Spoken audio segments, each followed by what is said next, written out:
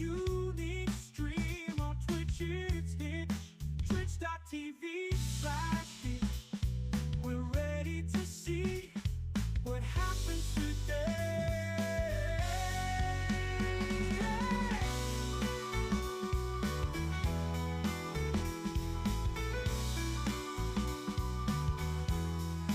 Trevor takes us round the world on his unique stream on Twitch, it's Hitch. Twitch.tv/Hitch. We're ready to see what happens today. Woo. Trevor's always on adventure. We're watching it live. Viewers can drop by, say hi.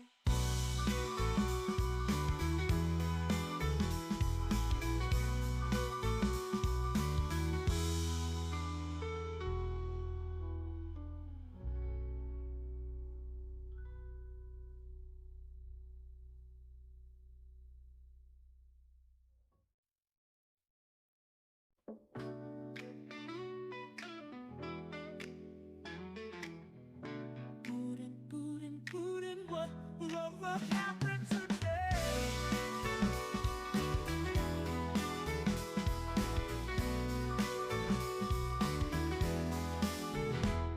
Trevor takes us round the world on his unique stream on Twitch, it's Hitch. Twitch.tv/Hitch. We're ready to see what happens today.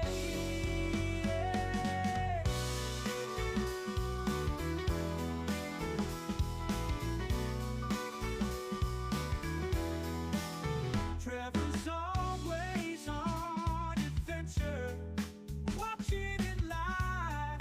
Viewers can drop by and say hi.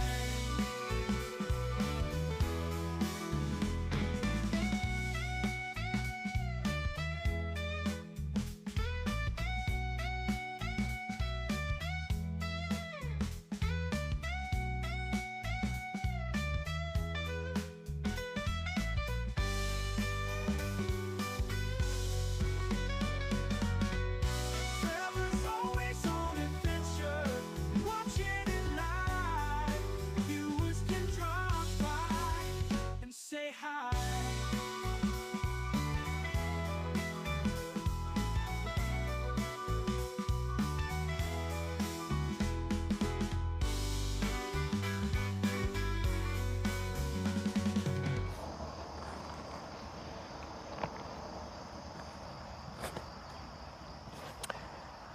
All right, good morning. Welcome to Twitch Plays Hitchhiking, Corning Redemption Tour, day 31. Morning. How's everyone doing this beautiful morning here in Kansas? It's really nice out. It's actually a late start for me for a tent night. I felt nicely tucked away, so I just chilled a little bit. I called Sarah because she ended early because she's taking a ferry to England. But anyway, we're ready to go now. We are in Hiawatha, Kansas, which is only like one decent-sized town away from Seneca, which is directly north of Kansas, which is where we're trying to get to, and then I have to hitchhike north out of Kansas, and then we can get back to the Twitch Plays aspect of this entire trip, where you can vote for every ride. Vote the direction we hitchhike for every ride. Anyway, that's coming up.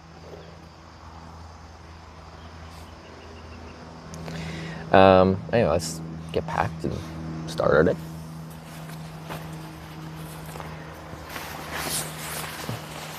I didn't think I'd feel so tucked away. I thought I was going to be starting at like 6 something, like being like, I am visible. I feel not so visible.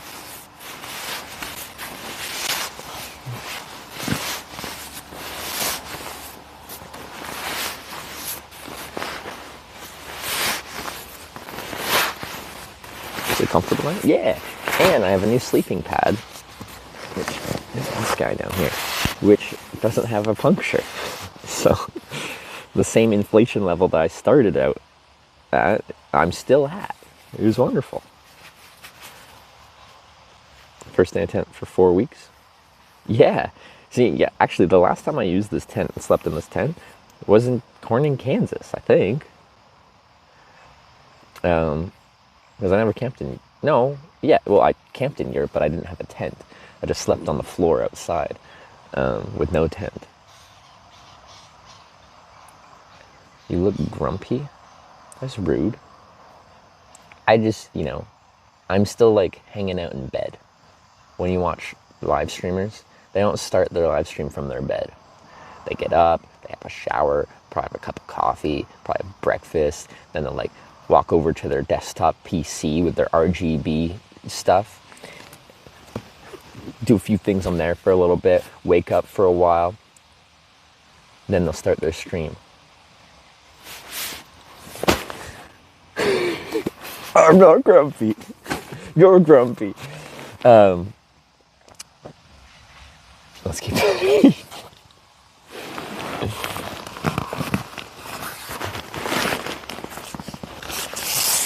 I slept on the upside down.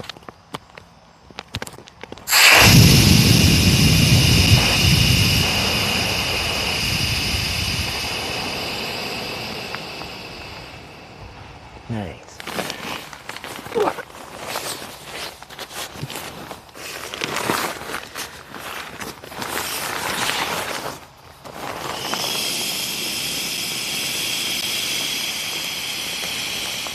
Stop me from getting RGB stuff for your streams so I can be like a gamer hitchhiker.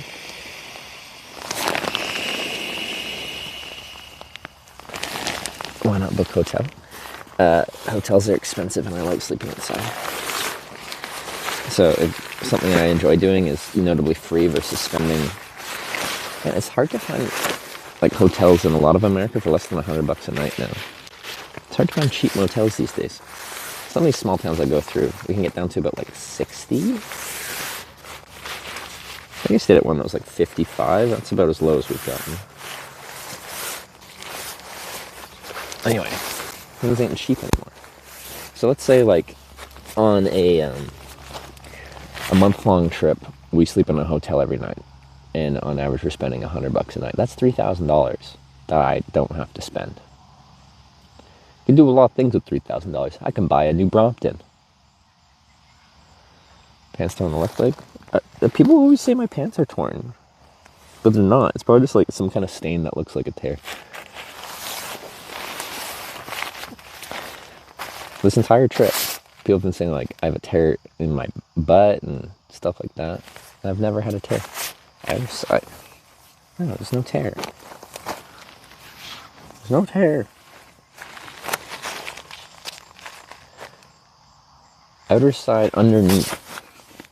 On my left leg? No, there isn't. That's the inside, that's the outside.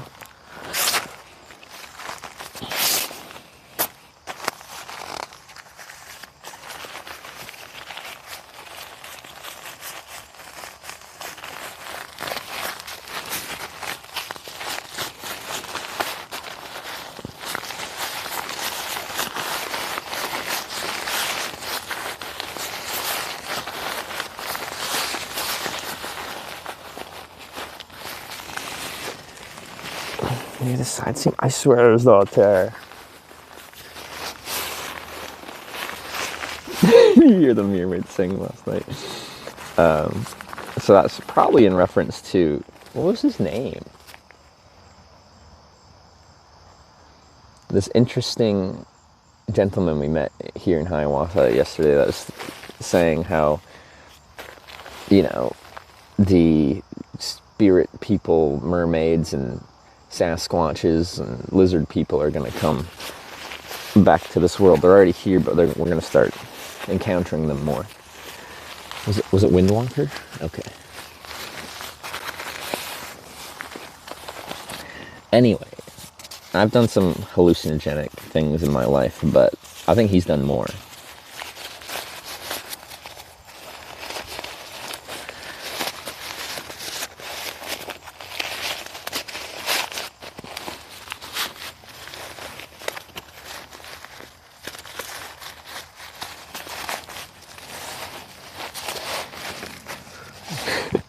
They exist, I am one, and then Sasquatch or mermaid. Yeah, which one honorific?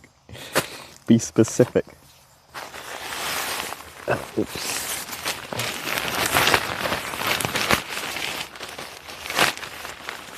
Oh, the shrooms? Me and Sarah did mushrooms and went to a Taylor Swift concert, and it was like one of the best nights ever. It was amazing.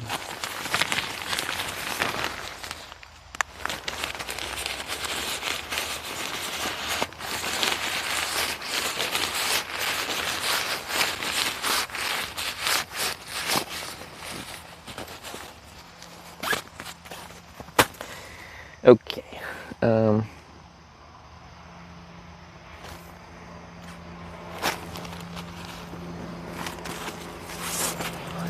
Tell Jay you survived. I did. I already talked to him because I would have probably regretted this, although I wouldn't have known to regret this. But we almost sold our second day Taylor Swift tickets to Jay and Miyoshi.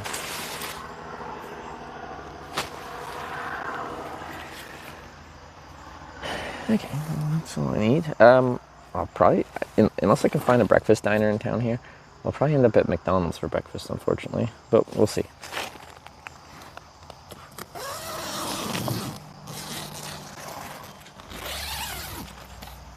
Lotus, that sounds fun. I did a lot. Like, it was, so like once we got let in, like you're in the stadium, but we didn't have like seats. We were just standing, front standing right at that. But we just went into the general admission area at the very back of the stadium.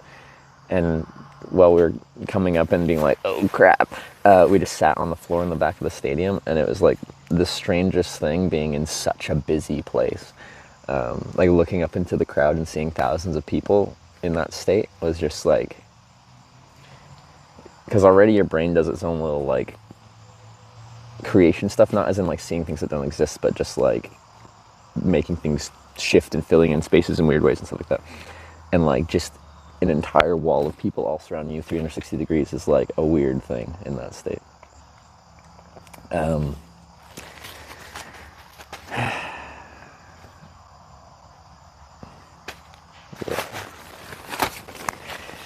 First experience with shrooms? No.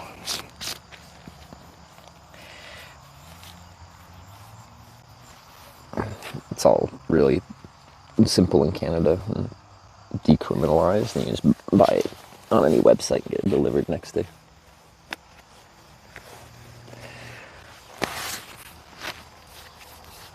Cheaper to buy in the Netherlands compared to if you bought tickets to Canada? Yeah, so this is not cheap, but it is in comparison to, because we wanted tickets for Vancouver. So I paid 360 something euros Miss Smousuk per just ticket. Resubscribed for 10 months. Good morning.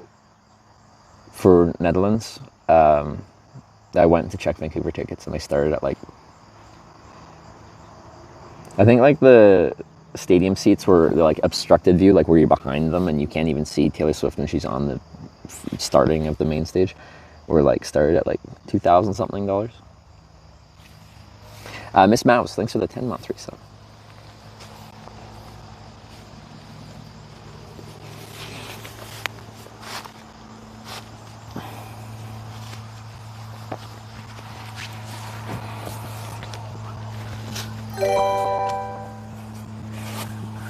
Strikes of Blue just subscribed with Twitch Prime.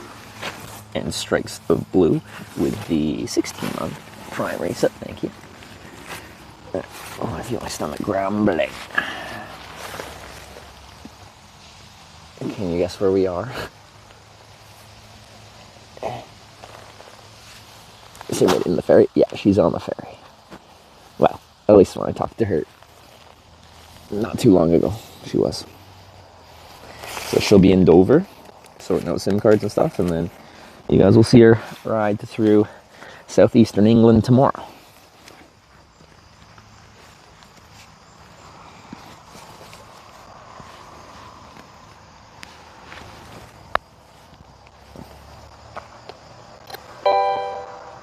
Can't behind a grain bin? Nope. Robert just resubscribed for 27 months. Guess Morning, again. mate, rollip wave. And Cropper with the 27-month reset. Thank you. Good to see you, man.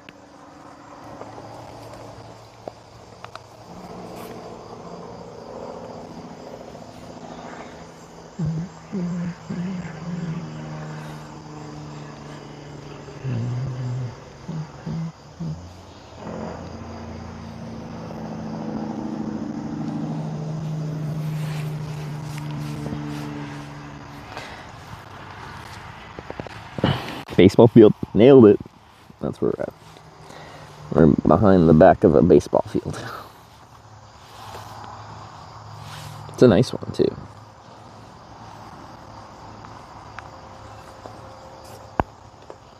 Sarah's not running a Schengen visa time. So, Sarah just left Schengen Europe, and she's now going to the United Kingdom, which is not part of Schengen. So, she was very much close to being out of time. I'm curious what her actual count was, but she was close to those 90 days. But now she is somewhere that isn't in that open borders agreement.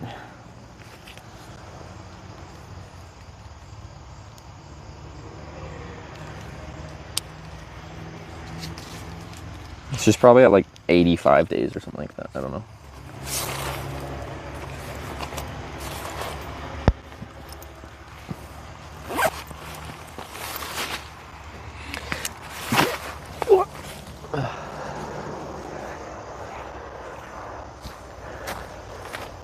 Anything going on? No. There's a truck pulled up there. Anyway.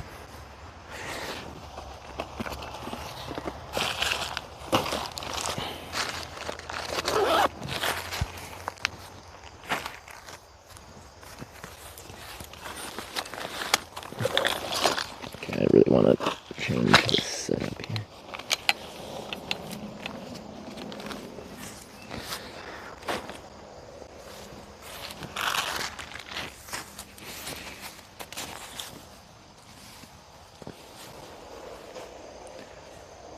Military planes flying overhead? Those are car noises. We are... Let's say they sound like they're going highway speed, but are we close enough to the highway to hear? It must be. They sound like they're going highway speed.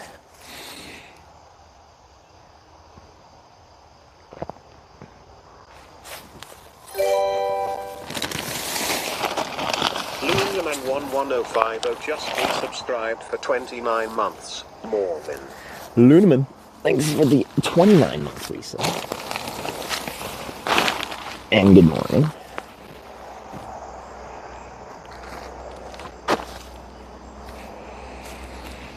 The manager of the Sonic, after I ended the stream, I was just chilling there for a moment, doing a few things while I was still charging a bit. And they came out and they're just like, hey, do you want this water? I'm like, sure. So I rode here and carried the water. They're very nice there.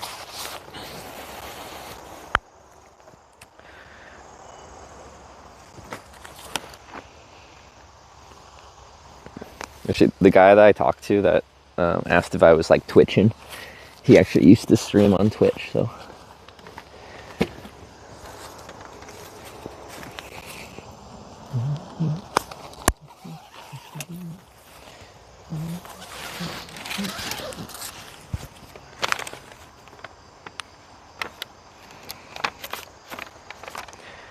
See, I hadn't used my sleeping pad. This was a warning label on the valve of it. Risk of suffocation. All right.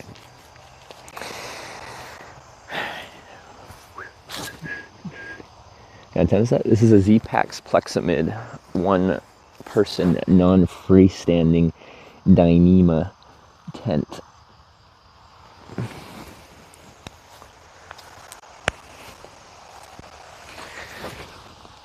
Those are a lot of words. I can describe what that means if you want.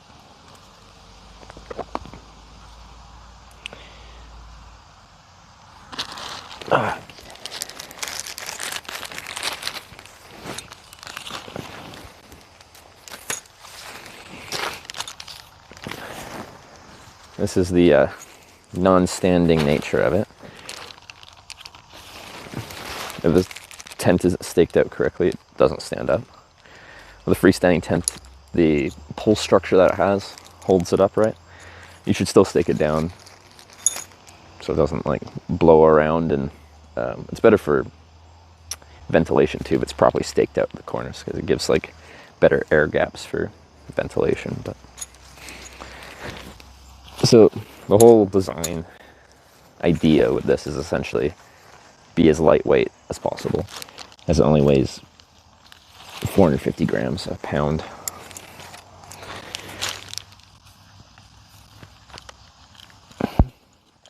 So I bought this after having tried the oh man, you are stuck. Come on. There you go. After having tried this backpack set for hitchhiking with the old Liveview Solo, I hired a company to like make me a custom setup, and I had to use these big like 50,000 milliampere batteries. Anyway, I spent like $5,000 on that. My backpack ended up weighing like 60 to 70 pounds with all the giant batteries to run multiple days of Liveview Solo streams on that. And I hated walking. Like I no longer enjoyed like standing up and going anywhere. And then after I decided I'd just go back to the cell phone stream, because all that weight and stuff just didn't make, it just wasn't worth it. And the stream wasn't that much better with the Liveview, the old Liveview. The new Liveview's nicer, but I changed my pack mentality entirely, where I went from like not caring about weight so much to like getting an ultralight backpack, an ultralight tent, and then I got like my base weight down, including all my stream stuff, to like just over 20 pounds. So now I was carrying around a 20-pound backpack instead of a 60, 70-pound backpack, and it made my life so much better.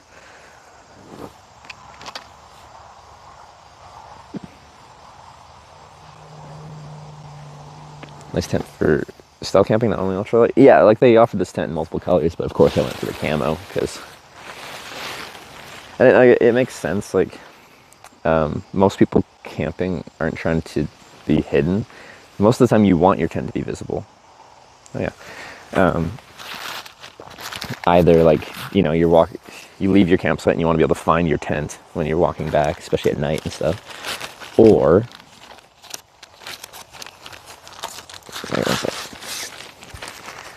in an unfortunate like search and rescue situation, you want like other people to be able to find your tent.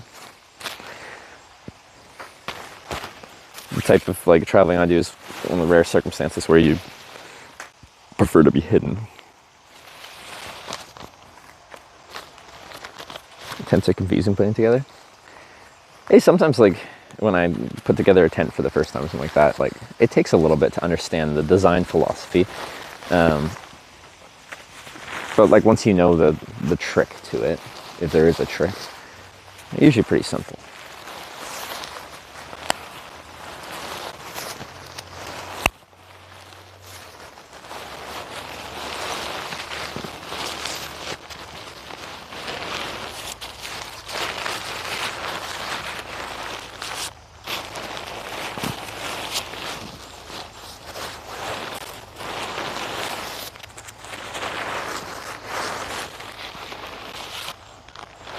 Someone want to see if there's a breakfast diner in town here? Have the most sleeping in 10 hours on Twitch. Probably. I'd be kind of surprised if I didn't. Like, the most amount of days on trips sleeping in a tent of anyone that streams like travel. Because most people that stream travel aren't really tent goers. And it does make sense for RL streaming because, like, notably we have batteries. And most people bring a lot less batteries than me because they just recharge their day's worth of batteries every day. They don't need multiple days worth of batteries.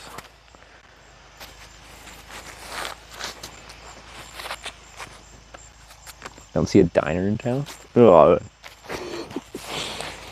I was saying Hiawatha was a nice town, but they don't have a diner.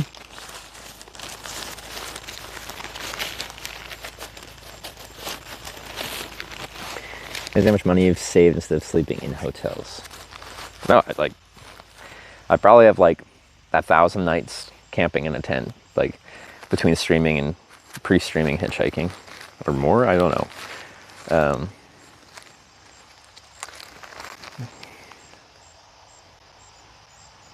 What's that? If we just said every night was $100, that's $100,000.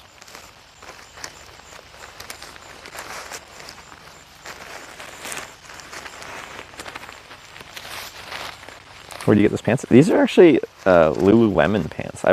For a long time I heard good things about their men's, it's like ABC pants or A to B or something like that pants. And I decided to give them a try. I do like them. They're a bit, I feel like these ones stain easier than other pants I've used.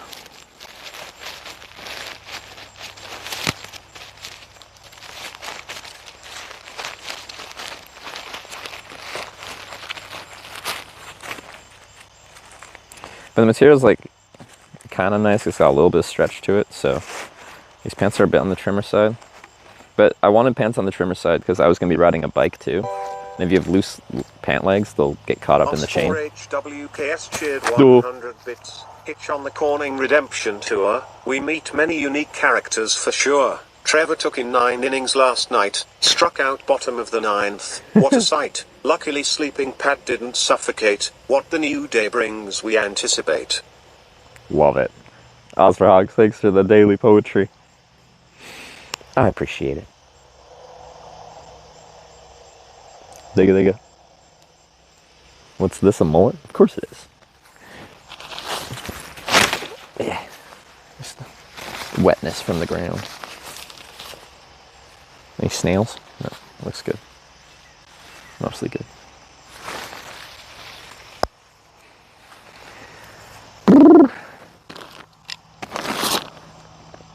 Alright, this one. Trevor, how are you? Mike, doing good. I do have YouTube going again today, finally. Forgot to turn it on yesterday, but I got it today.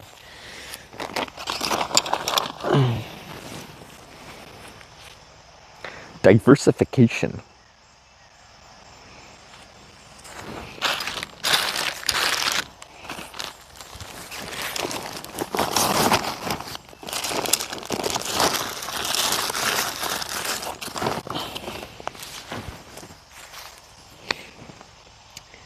Oh, it's Mikey of Twitch. Ah. Why are you Mike instead of Mikey? This is wrong. A Large Hadron Collider. Yeah, Hiawatha. Research capital of Kansas. This baseball field. Which, in my life of hitchhiking all over, baseball, especially baseball fields, have been like a pretty reliable place that I've camped at. This one's really nice because with these, like the back boards of this baseball field, it's really private. Most places I go to don't have a nice back of the field like this. They'll have a chain link fence, if anything.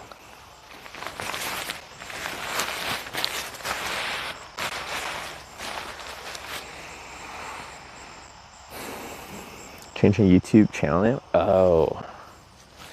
Because, yeah, I'm not used to you being just Mike.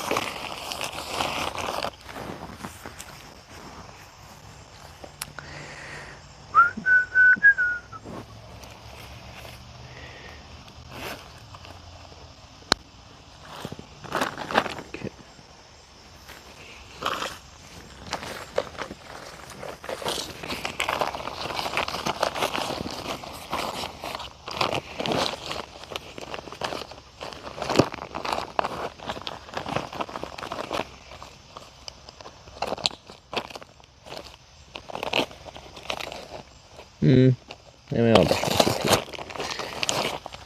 Let's do the responsible thing.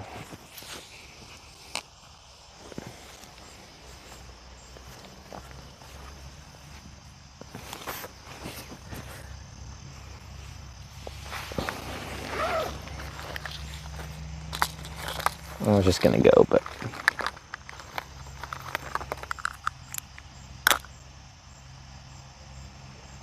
nope.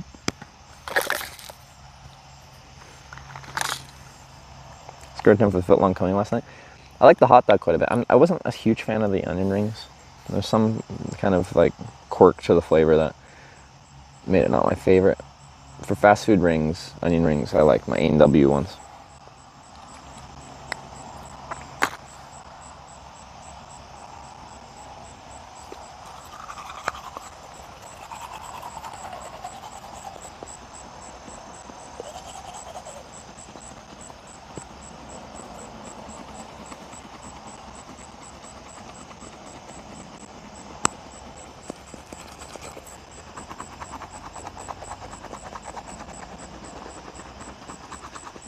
I didn't give it a score out of 10. 8.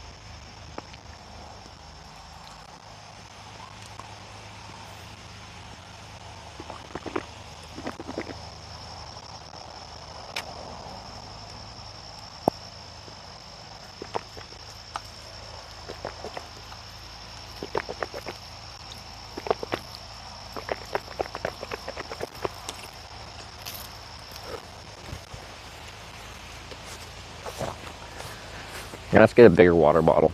I only have a half-liter one. It's too small.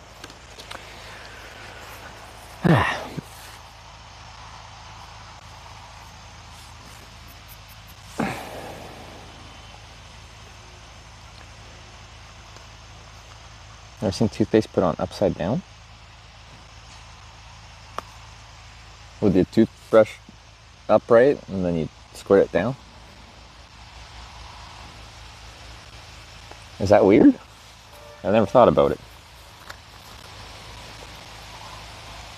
I brush my teeth on string frequently. No one said that before. See if I can get any more of this moisturizer out. It's empty, but I got a crusty nose.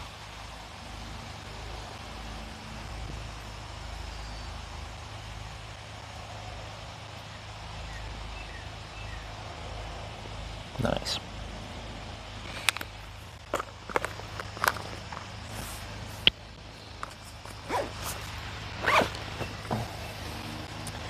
That was weird way. You do the opposite.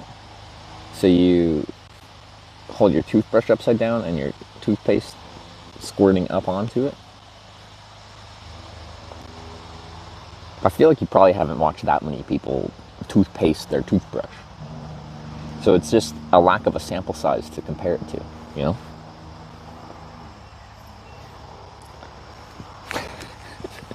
We're learning. The manlet's looking good? No! It's still a mullet. It's just a baby mullet. Don't call it a manlet. I'm offended.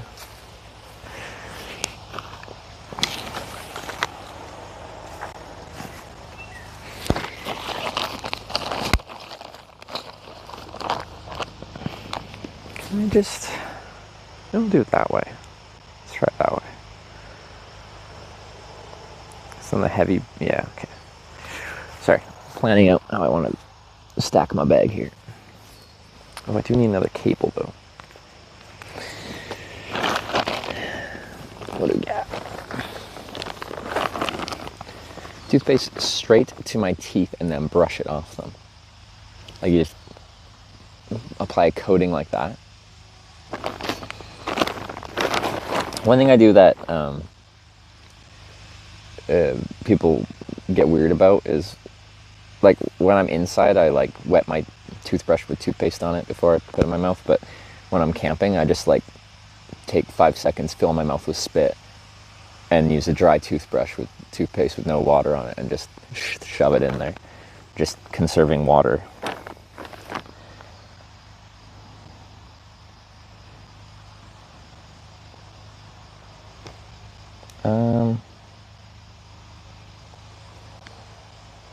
These are all long 6-foot cables. I need a 3-foot cable. Oh, whatever.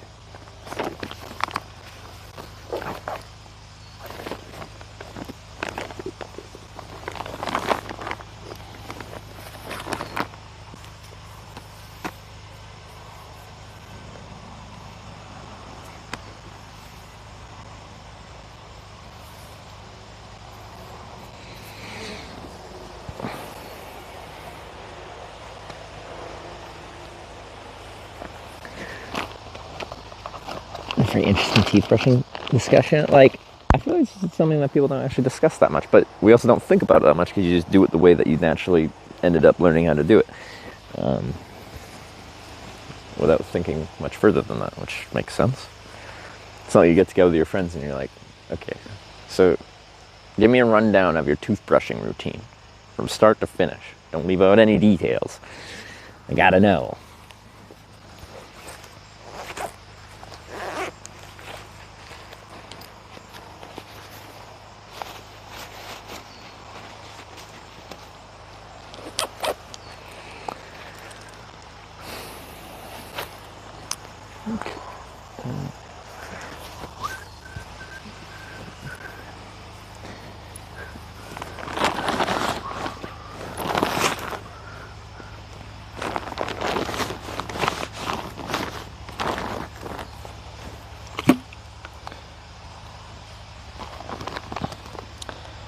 I have a sonic toothbrush that sonically cleans my teeth sonically.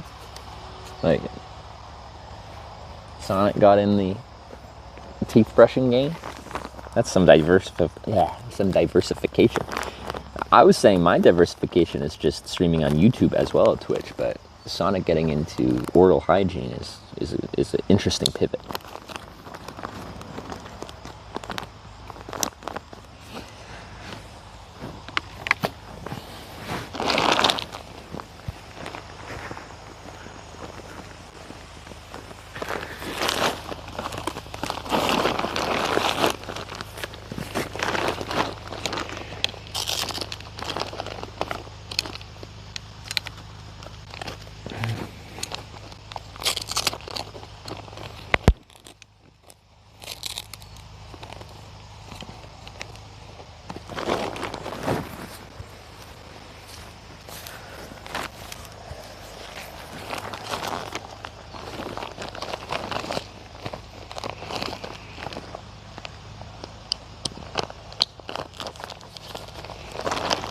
Twitch plays toothbrushing. Yeah, oral hygiene, it's important. My first sponsor on Twitch was a dentist. That's not a joke, it actually was. And when I was in Norway, where they're based out of, I could get free dental treatment as long as I live streamed it. Which was nice, because we don't get dental coverage in Canada. Like, not just for being Canadian, people get it through their work and stuff like that, but I never had a job that provided dental.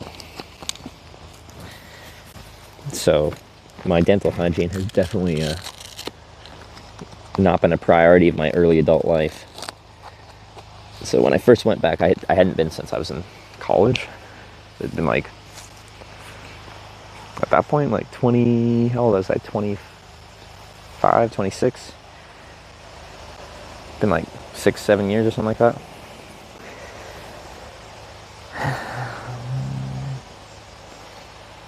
Okay, that's packed.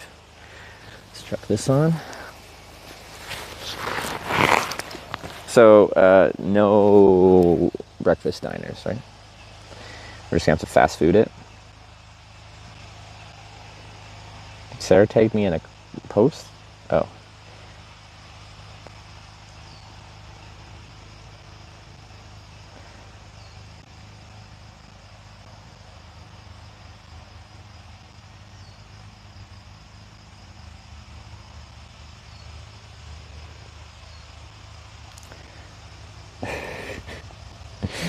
Now we're back on the drug talk.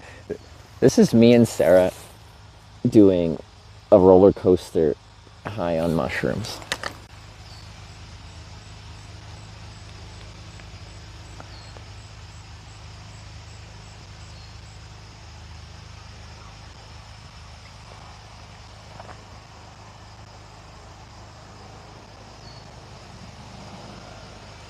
I just posted that on Instagram.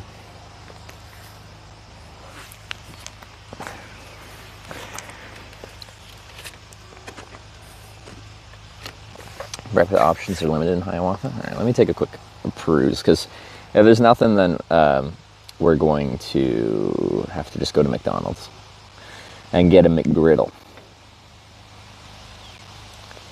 We are very close to that, so let's see. Subway, Sonic, Bread Bowl, but they don't open for breakfast. Casey's, McDonald's. Yeah, no, there isn't. Okay. McDonald's this. Casey's like makes like a breakfast pizza that was okay, but I think we're just gonna McGriddle it.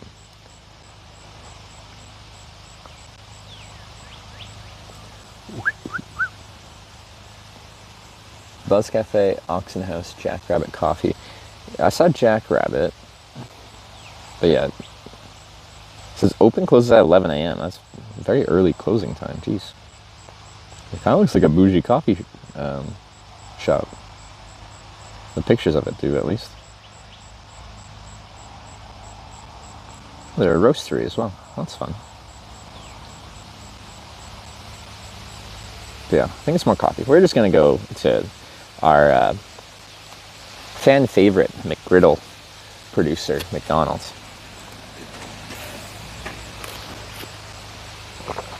Okay.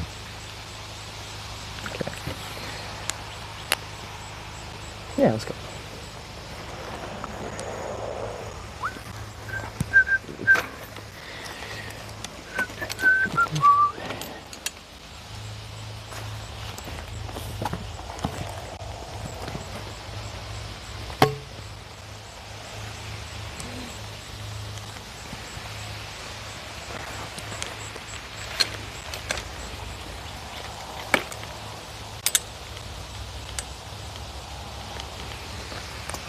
Stay.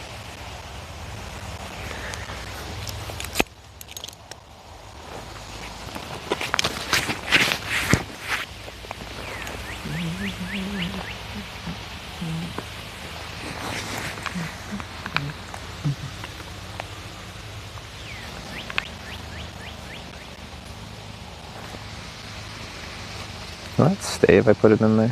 I won't trust it because I have my electronics around. Let's do something with the Sonic cup.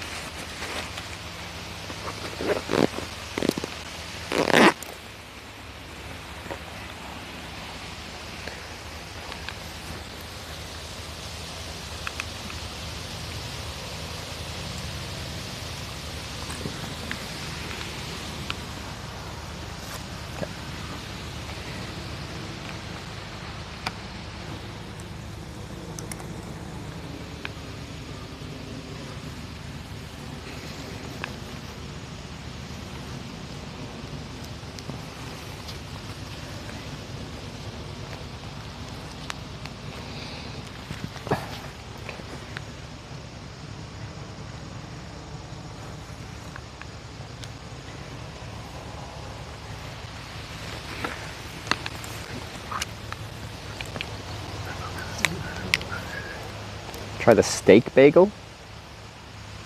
It's a steak bagel. I don't have the McDonald's US app. I have the McDonald's Canada app. It doesn't work in the US.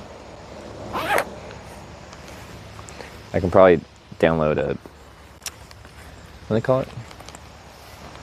An APK file for the US one. But yeah, my app store is Canadian, so they don't let you download it just natively.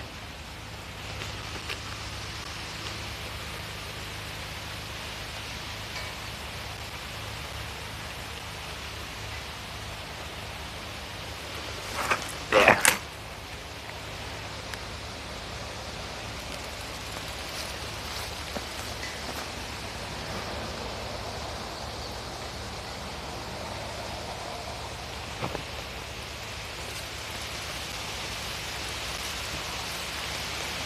Let's get out of here. Can I double check? Yeah, we're good. GPS reminder. Yeah, let's do that too. Yeah, and you can see where I am.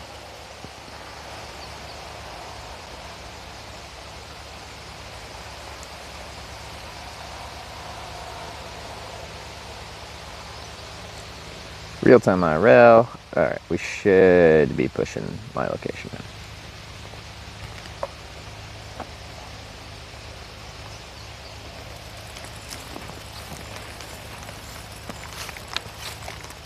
Probably a little bumpy. See my tire tracks from last night. So I rode past this. I couldn't tell what it would look like behind when I rolled my bike back here, but it looked like they had a nice grass clearing. So figured it should be fine for camping, and it was great.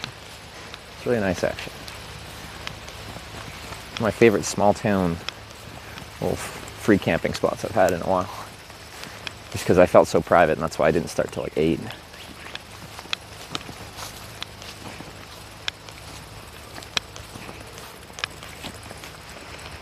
Did I put it in here? Yeah, I did. Okay. Such a thing again in Corning. Like, that's only open when they're doing like a baseball tournament, softball tournament, some kind of hitting a ball tournament.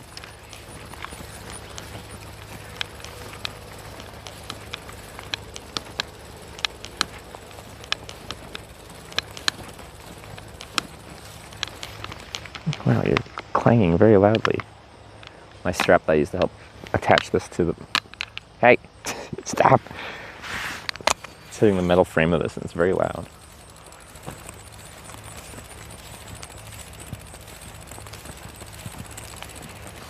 Bike helmet retrieval side quest. I just like don't know... I don't have contact info for the person who I left my helmet in their car leaving Corning. They know the stream, but unless they spontaneously are like, oh, I see this guy's live, let me see where he's at. I don't know how I'm gonna get it.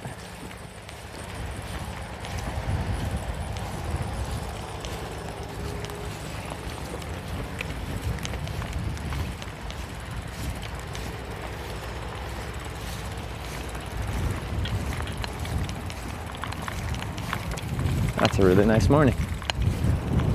Beautiful out. Nice breeze. Ain't too hot.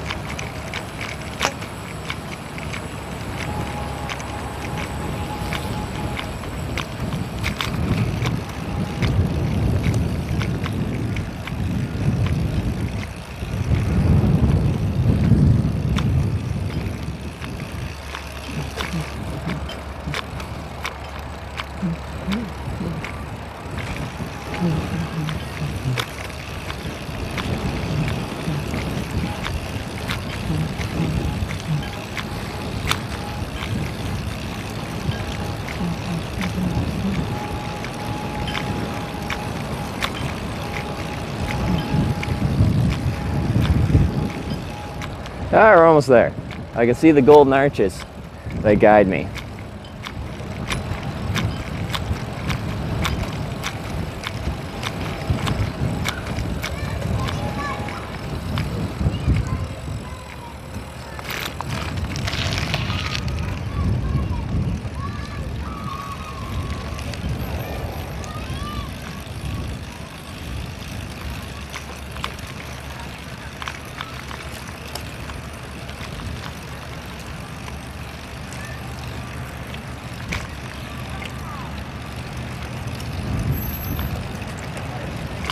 Looks busy. Oh, I'm in the wrong gear.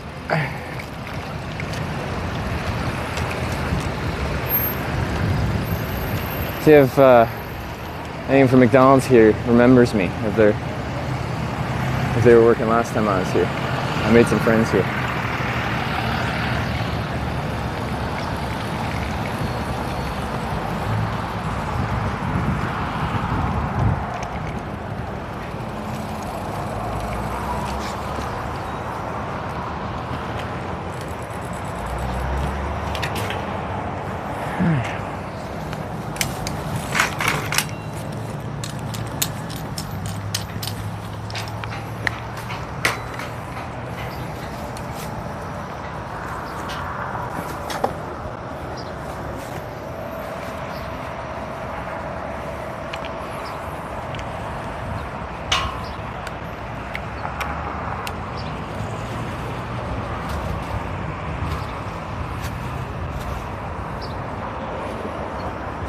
Cool.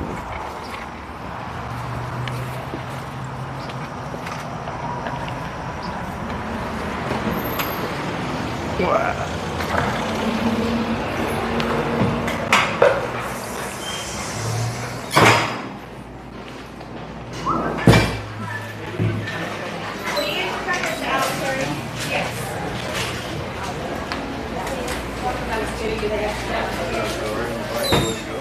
Ain't nobody gonna steal it, they don't know how to put it together. Exactly. That's the good stuff to turn too.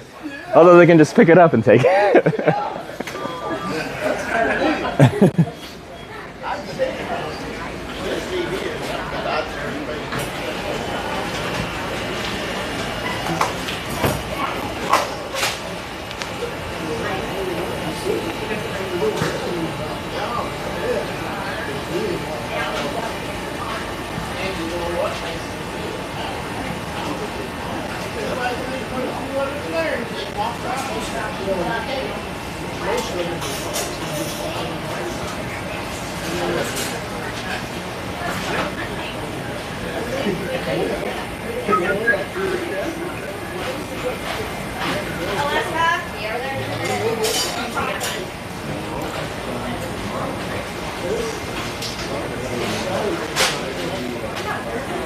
There's a seat. Yeah, there's a seat.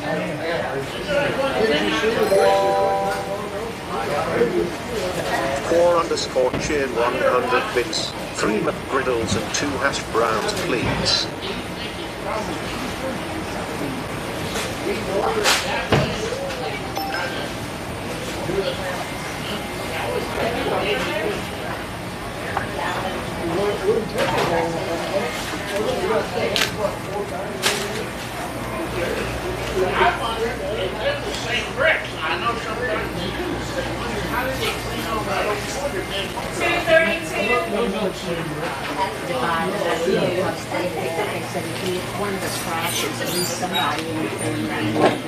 And that was very concerning.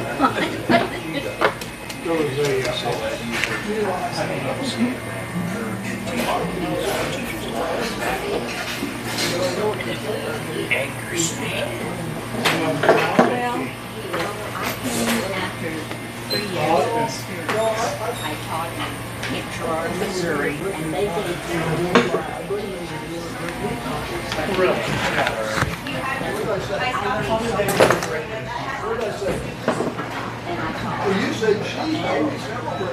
Jewish community, and all the kids walk home and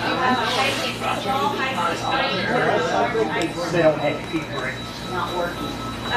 We got something that looks like it. They look like it.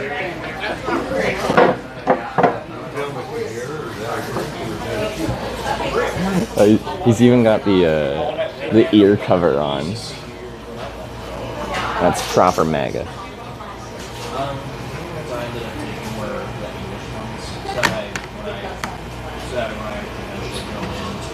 Where you been? Where you going? How come? Well, I'm Canadian. I started this trip in upstate New York in Ithaca, and I'm heading eventually to California. I'm going to every town called Corning, of all things. So there's one just south of Seneca here that I'm heading to today. What's it, Corning? Well, there's a long story to that, but I was in Corning, California on another trip, and I got stuck there for a very long time. And then, just because of that, I'm like, screw that, I'm going to go to every Corning in America, of which there's 9 of them, so I've learned. So I started in Corning, New York, then went through like Corning, Ohio, Corning, Arkansas, Corning, Minnesota, Corning, Wisconsin, Corning, Missouri, Corning, Kansas up here. Yeah. So. I've got a friend in Australia that came up and bought a bicycle in Chicago. Oh yeah? And rode Route 66 as much as he could to California. Yeah? I'd like to do that at some point. I rode my bike across Canada, but the most cycling I've done, because this bike is just to get around town. I'm actually hitchhiking across the country. But I rode my touring bike from Key West, Florida up to Raleigh, North Carolina, which was a cool trip. Like Florida was actually really nice for cycling, especially down in the Florida Keys, because they had like the old train bridge, but now that's like pedestrian and bikes only, and people that want to fish off of there. And then they have the separate roads, so you don't actually have to be next, like rubbing shoulders with car traffic and stuff. So I was surprised how nice it was down there for riding a bike. Was the price of air pretty high to keep your tires filled? Super high. I got a $20 bike pump. I want you to have a big expense there, Gas related. You know, transportation's free. I sleep in a tent, and that's pretty cheap. It's a low cost way of living. I thought you was at the convention, but here you're right here in Hiawatha, McDonald's. Just passing out the good word. I'm going to vote for you.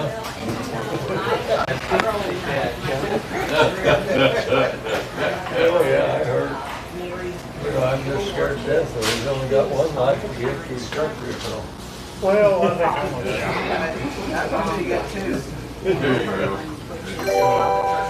I'm I missed FC War with 100 bits. 3 McGriddles and 2 hash browns? That's a lot.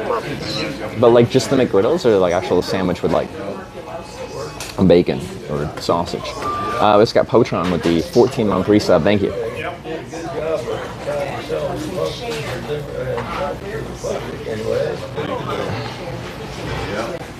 The conservatives, you know, the Christian conservatives, they don't have any choice. I mean, you don't go with the Democrats, they kill babies. You just gotta go with what we got. Thank God. Anyway, well, that's a good one. Rob could do it. I believe it. Rob is a champion. Oh, there's a person like standing over there. I just noticed that. They're having a political conversation. They're having a political conversation. You can't escape it. Small town America. It's talk of the town. Do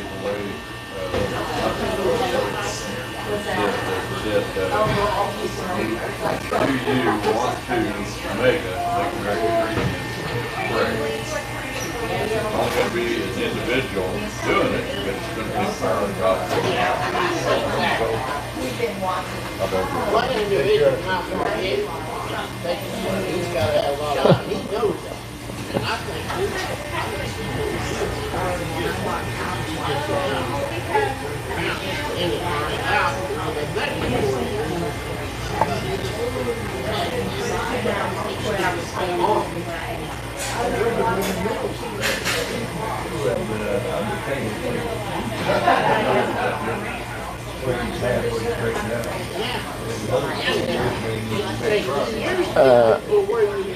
Rob could stop the politics in his tracks with his eating. It would have them standing in wonder. I thought you were going to say like he would just eat them if they were talking about politics around him. And I'm like, I don't think Rob's a cannibal.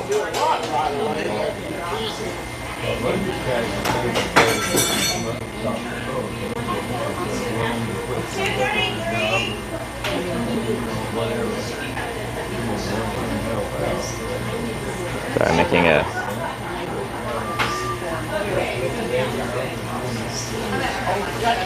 post on Discord.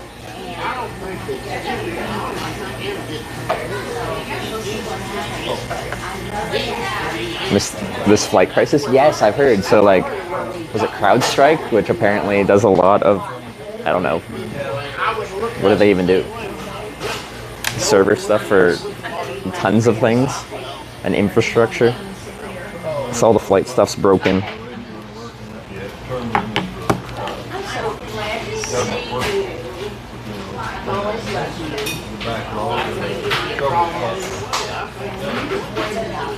Fancy antivirus software. Oh, is that what it is? All this is antivirus and it's like bricked. Well, apparently boot looped a ton of stuff.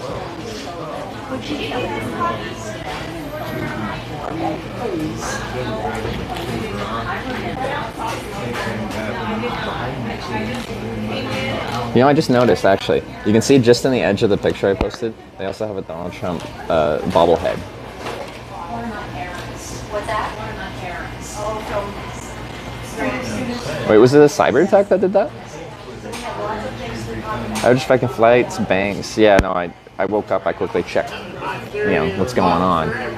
And people were saying how, like, tons of flights are canceled all over. So, yeah, if I came a couple days later, I could have been affected by this. Kirsty Ferret cheered 100 bits. Thanks for sharing your adventures with us. That's me. Firsty Ferret with the 100 bits. Thank you. Thanks for sharing your adventures with us. Well, thanks for adventuring with me.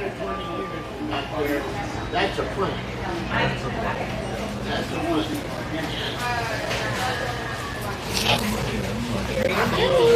Thank you very much. Can I get anything else for you? I think I'm good to go. All right. Thank you. You're welcome.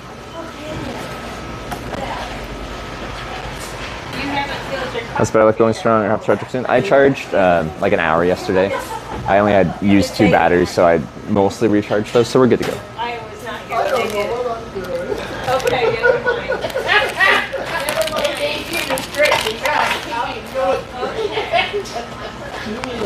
Now cyber attack has an update with cybersecurity tool Microsoft uses called CrowdStrike. Pushed the update last night, caused global outage for Windows. Okay.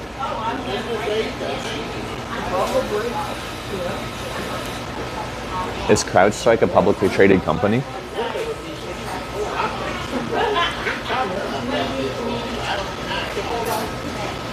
I'm curious. Them wiping out many important bits of how our society runs, even for a short amount of time, I don't know, it's still affected.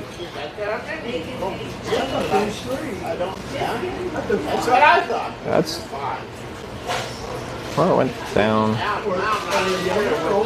like 10%.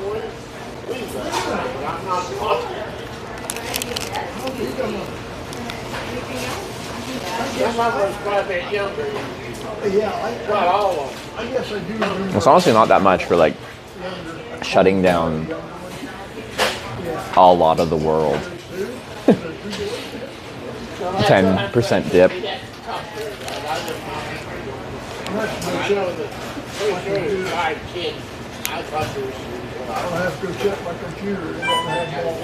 CrowdStrike is a terrible name. Yeah, it is kind of like a strange name for a large company like that.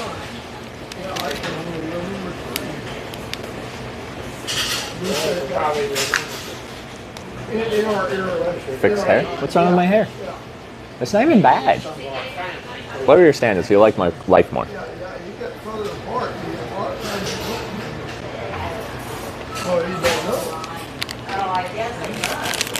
I had part of it right. I said, I think we was bad. Travel back and forth. Did someone forget their cane? I think they'd notice, as they probably used the cane. Brand new company, only founded in 2011. Yeah, it's over a decade now.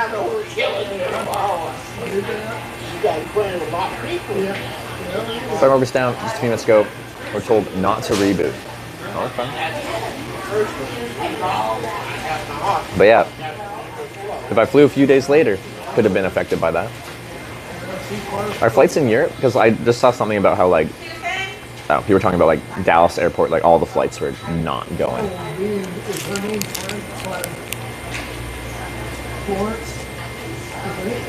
Funny how today's world is vulnerable. Yeah, one company pushes one update, and a good percentage of how the world works shuts down.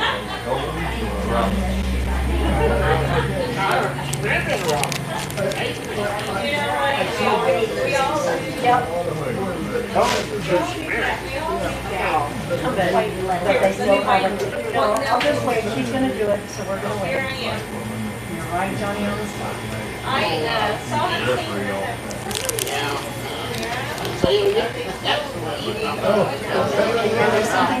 Line of work. Unfortunately, my systems were up. Dang, couldn't take the day off.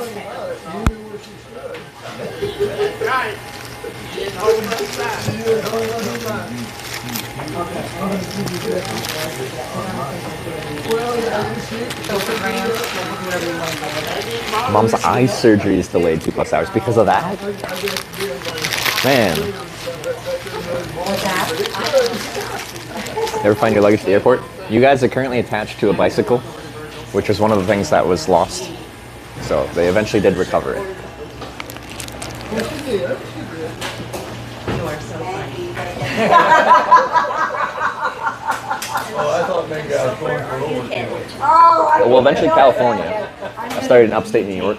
Did you? Yeah. My goodness. You're really committed. It's a big country, but I'm from Canada, so I've rode my bike across Canada before, so this is actually not as far as Canada. No, it isn't. But only by a little Well, bit. welcome to the States for this period of time. Thank you. It's been lovely so far.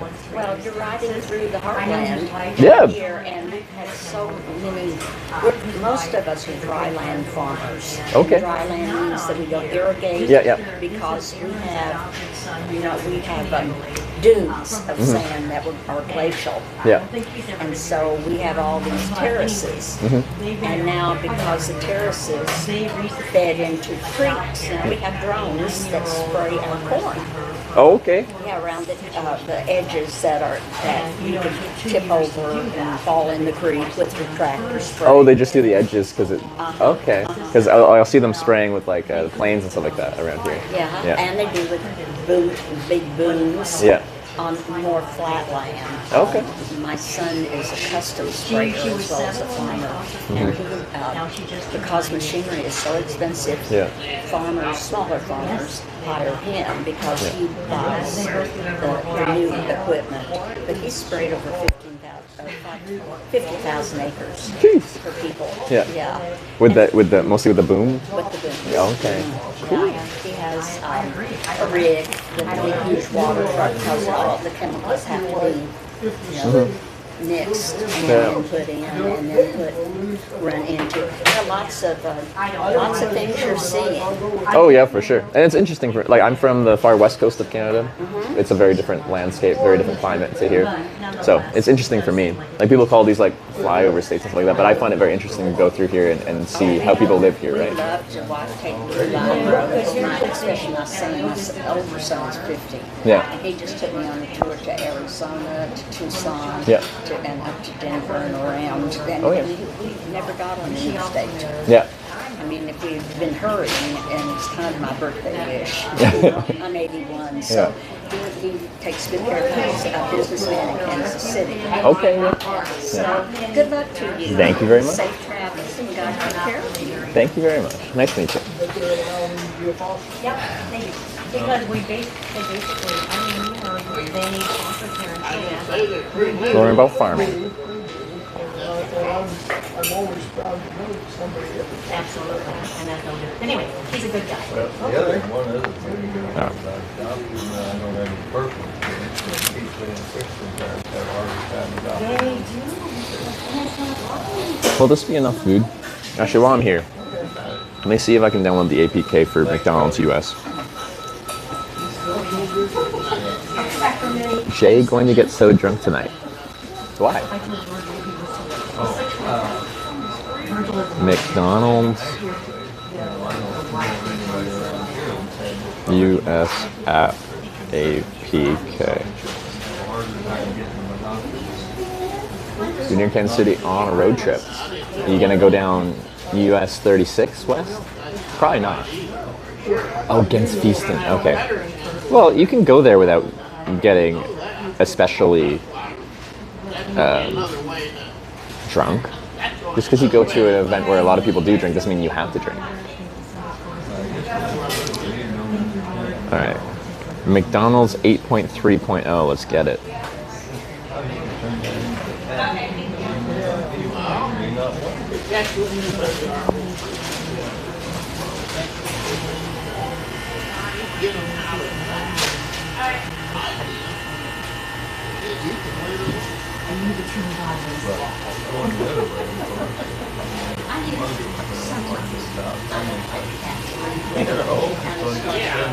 Download APK.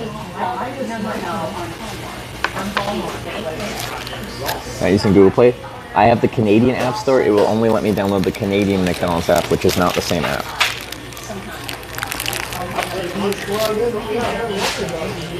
Which is why I don't have it yet.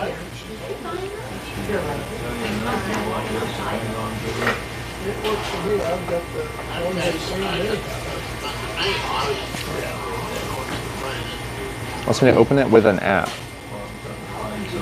But it wants like map apps. That doesn't make any sense. I've downloaded lots of APKs before, and they didn't tell me to do that.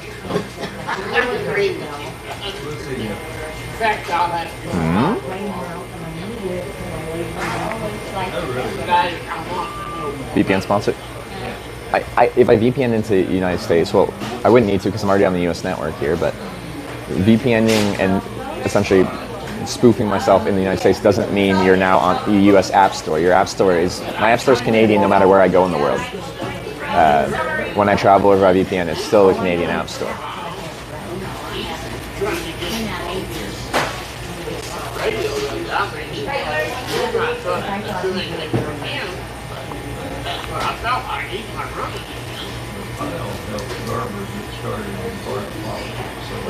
How do I download the APK, but how do I actually like get it on my phone? I thought I just install it. How do you get to watch movies from other countries like they keep advertising? That has nothing to do with your app store. That just, your phone knows where you are, and the content that you watch on Netflix changes based on where you're geographically located. And like if you VPN to spoof your phone and think it's a different country, then you can start watching from that country. But then Netflix and stuff will essentially blacklist like the IPs of the VPN addresses.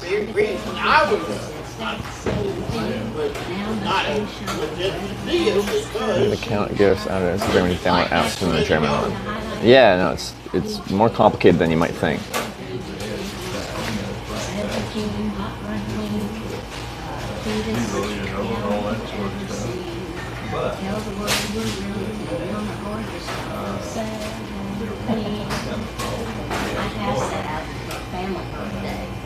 And everybody knew it.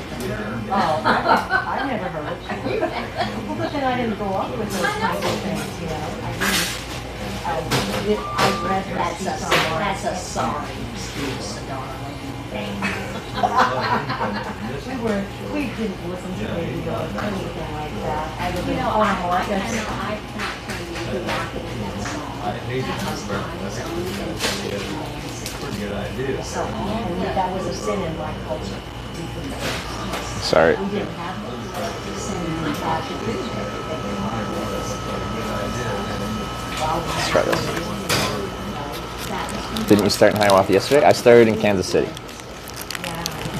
You know, and I know about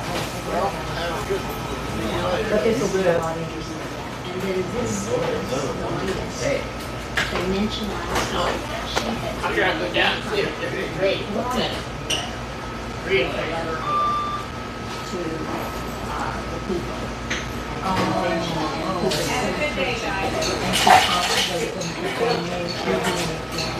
So, I thought that'd be something. Because you're always going to be using it, or giving you something that can enrich you. Favorite breakfast item at McDonald's? McGriddles. You have a good trip. Thank you very much. And if that joker running your country up there won't let you back in, you can just stay. Who's that? I don't follow politics, so it's all a mystery to me.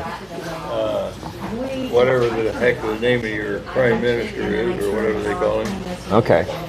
Yeah, I don't know. I don't even know, man. I find I'm happier if I don't follow it. Well, that works for some people, yeah. Well, be safe. I will.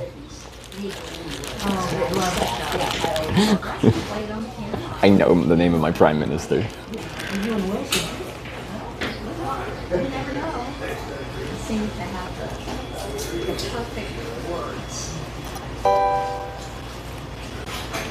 Jockerman just resubscribed for 47 months. Music, just everybody knows it. That's my age, I think. I'm just so bad. I know some of them. Did he actually not know the name of him either? American conservatives hate Justin Trudeau. I'm sitting there watching something, you can just pull it up on my phone and sing along. If that's what you lead with when you're like talking to a stranger, it's unpleasant. See that lady? She welcomed me to America, was telling me a little about the area. That's how you do it.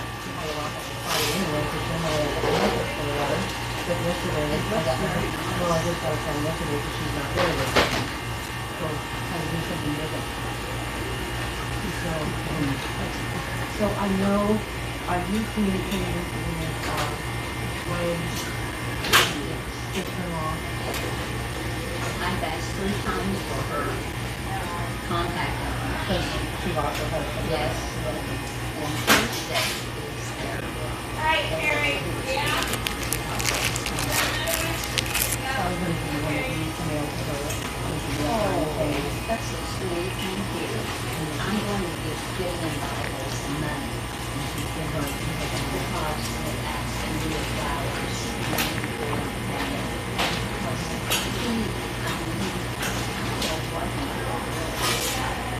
But they have to have So I haven't seen you since the time when I went to for Presley's dance competition. How am I struggling so much with this? I swear I've downloaded several apps just using APKs, and once I download, I just click on them, and it's like install. I clicked on it, and it's like, which app do you want to open this APK with? And it was like math apps.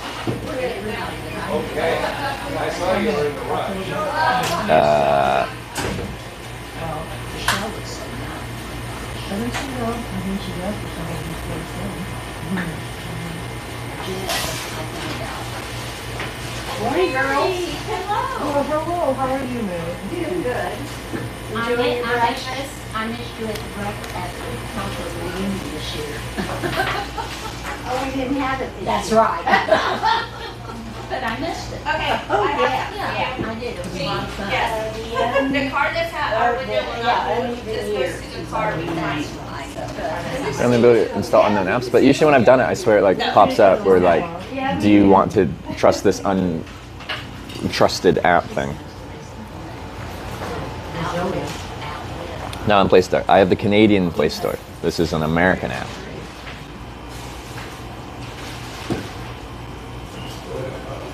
What does she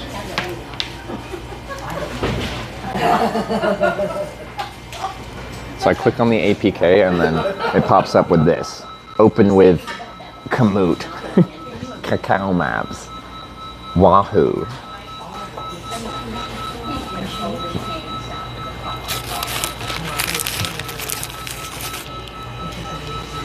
So I'm clearly doing something differently than before, but I swear it was just very simple before. Opens the door for her. Yes, it is.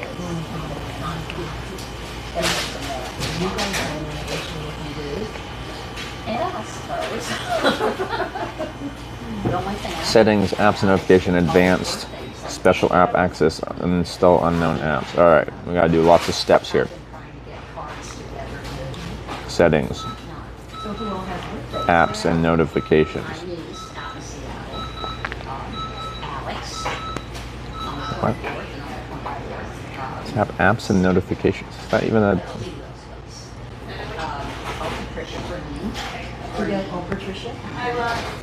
There's notification. There's apps. Okay. Permission manager, special access. Special access?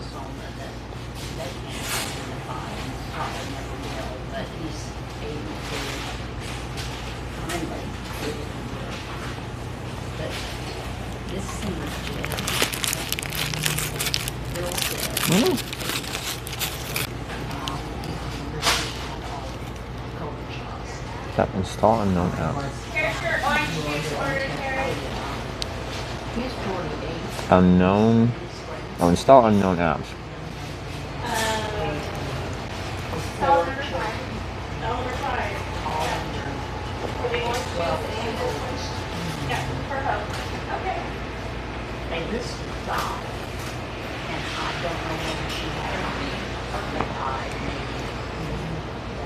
Now it gives me access to like choose apps where I can install unknown apps from.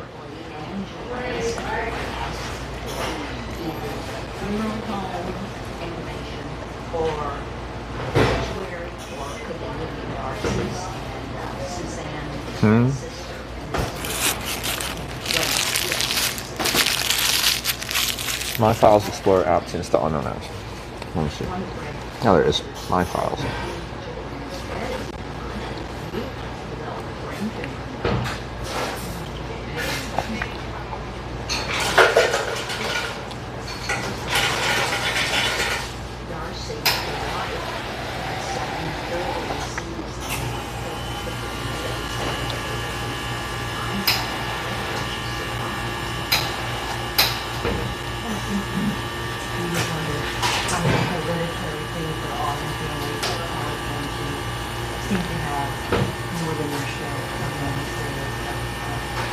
Here we go, downloading file. All right. Unrecognized file format. This one.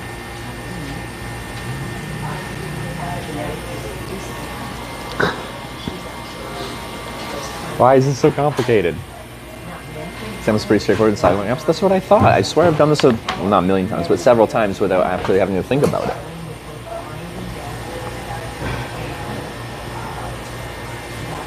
XAPK. I downloaded two. The other one is at APKM. I don't know what that is.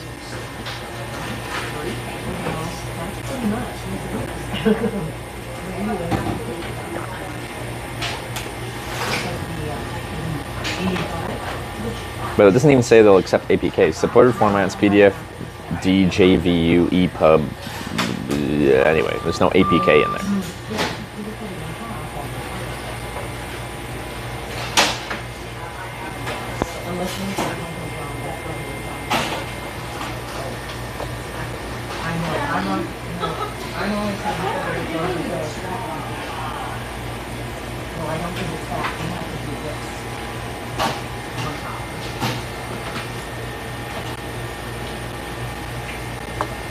Is this all for the McDonald's app? Yeah, people keep telling me to get the McDonald's app, and I'm like, I can't actually like get it in my app store as a Canadian. I have to like sideload it, which is, I've sideloaded apps before. It's not that complicated, and I don't know why I'm having issues with it. But anyways, over time, Matt, who's in his early 40s, actually Because what I've done is like when I was trying to, there's like a couple trips ago in the U.S. I downloaded like the T-Mobile app, and you could get like a free month of T-Mobile access, but you had to have the T-Mobile app, and you had to be in the U.S. So when I landed in the U.S., I sideloaded the app and got a free month of T-Mobile service with eSIM.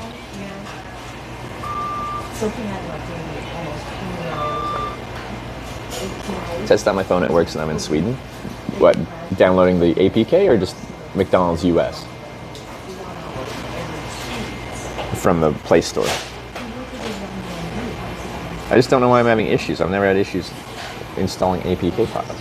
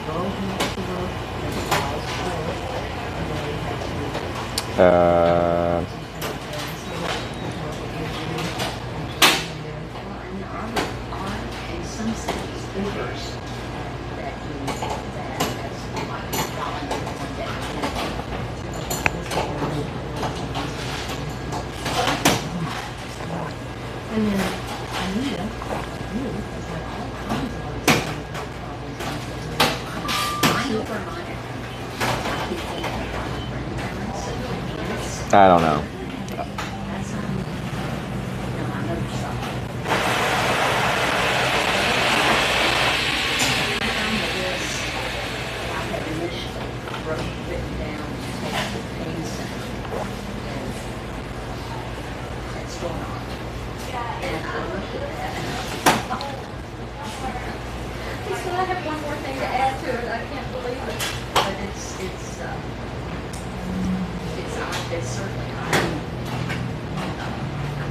One sec. Download APK your app on your Android device. Go to Me App Management APK. What do you mean Me App Management?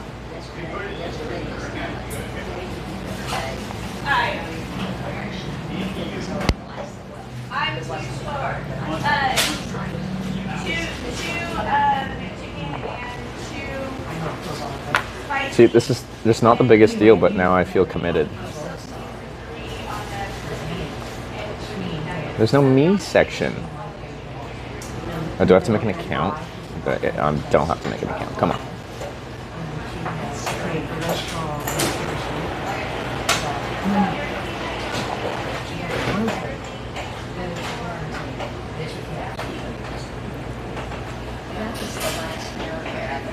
I'll give you my McDonald's code. What would that mean? Like, how to log into your account? I still need the app though, don't I?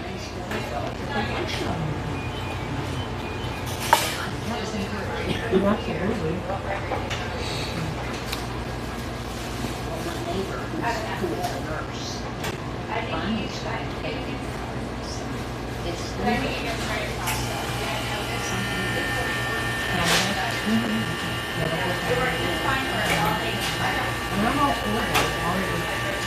can order at the kiosk and get free stuff?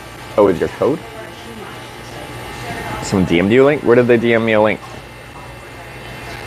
There's like 6 different places you could do that.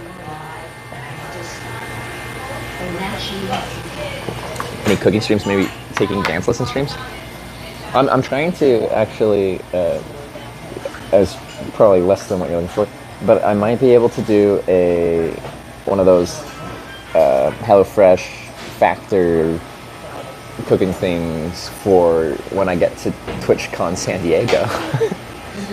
But no, like there'll be different things me and Sarah would want to do as just like side streams when we're back in Canada.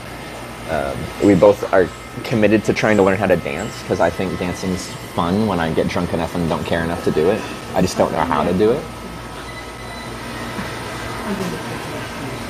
A whisper. People still whisper?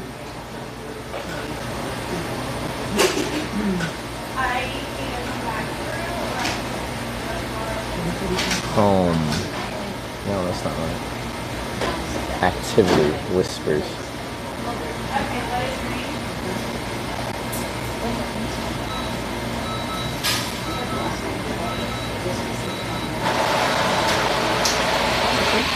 My phone's gonna be so confused. They're like, why did you download 3 different APKs for McDonald's?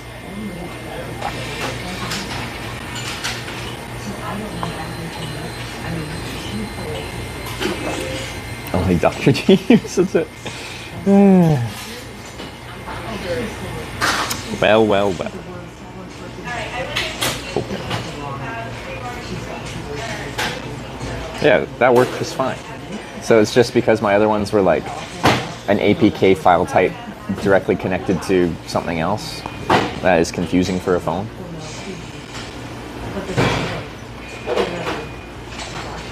Well, it's installed. It's trying to install.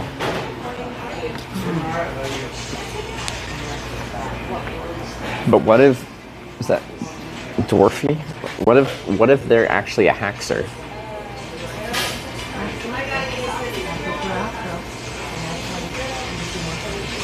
Sign in or sign up. I just continue to Google.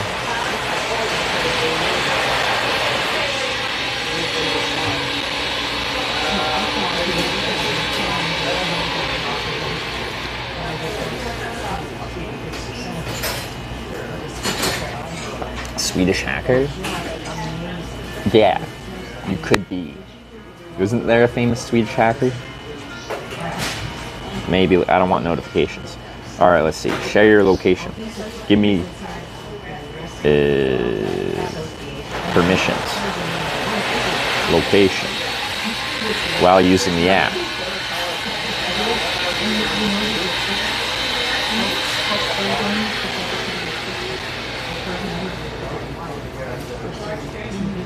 Now I've got 2 McDonald's apps. Every time I go to a new country, if they have their own McDonald's app, I should just have a wall of McDonald's apps. Okay, I want to see rewards and deals. Give me. No more watch. I would pay with link card. Maybe later. McValue deals. Okay. Free Big Mac with minimum purchase of $1. That's pretty good. What? 25% off any purchase of $6 or more. That's, 25% off. $3 bagel sandwich. $3 sausage muffin. Buy one breakfast sandwich or hash brown, get one free. Wait, was it get one free or get one? It is get one free. I could have gotten 2 sandwiches for the price of one. Free medium fries with minimum purchase of $1. What are we doing? What were we doing?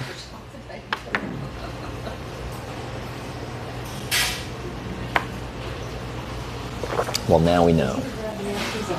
We, you? It's a group effort. Everything I do is a team effort. So through my successes, it's a we. Through my failures, it's still a we. All right?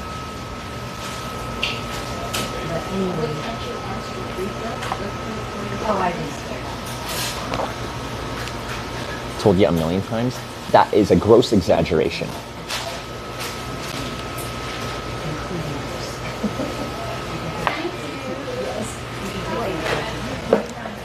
I'm gonna go to the bathroom. These kind ladies will watch my stuff for me.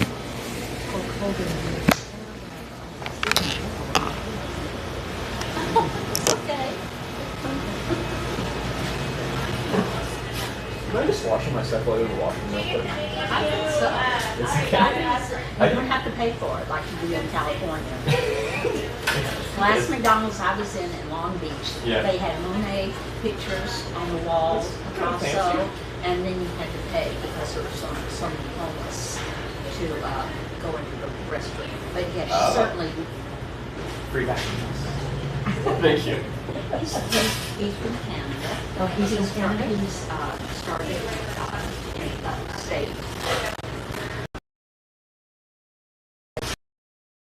Imagining, say to themselves, oh, I know. Let's take a baby, put it in the oven, turn it on clean. Oh, and let's make the mother watch.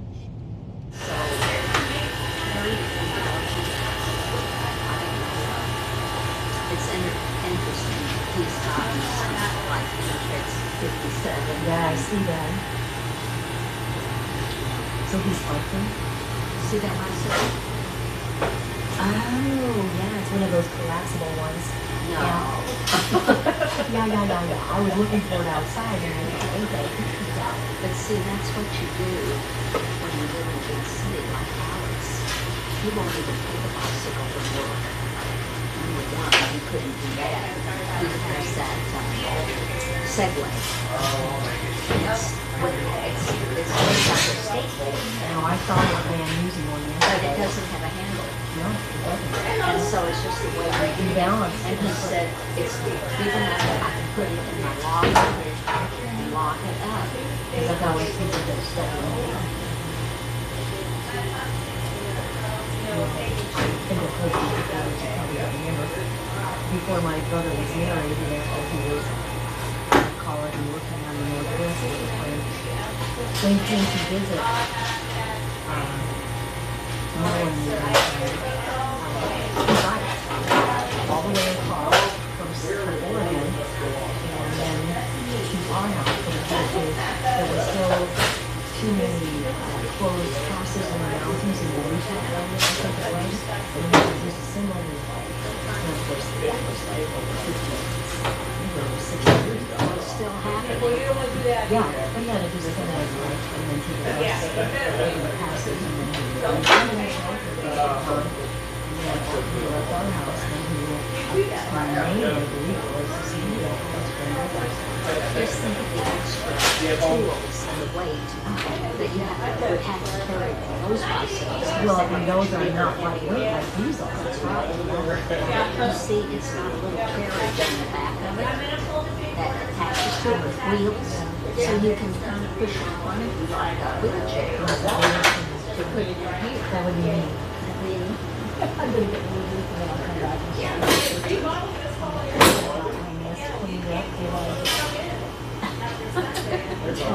It's not a pretty sight. You have more balance than I do. These people, I don't know if it's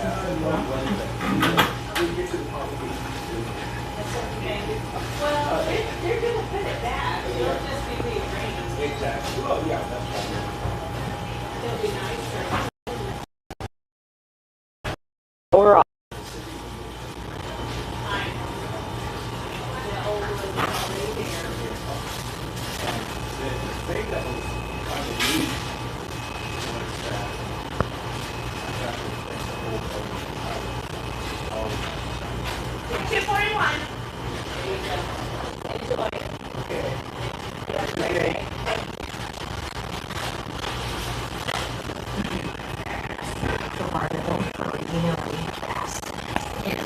South Dakota, but I'm very slow because I just can't shoot. No, I understand.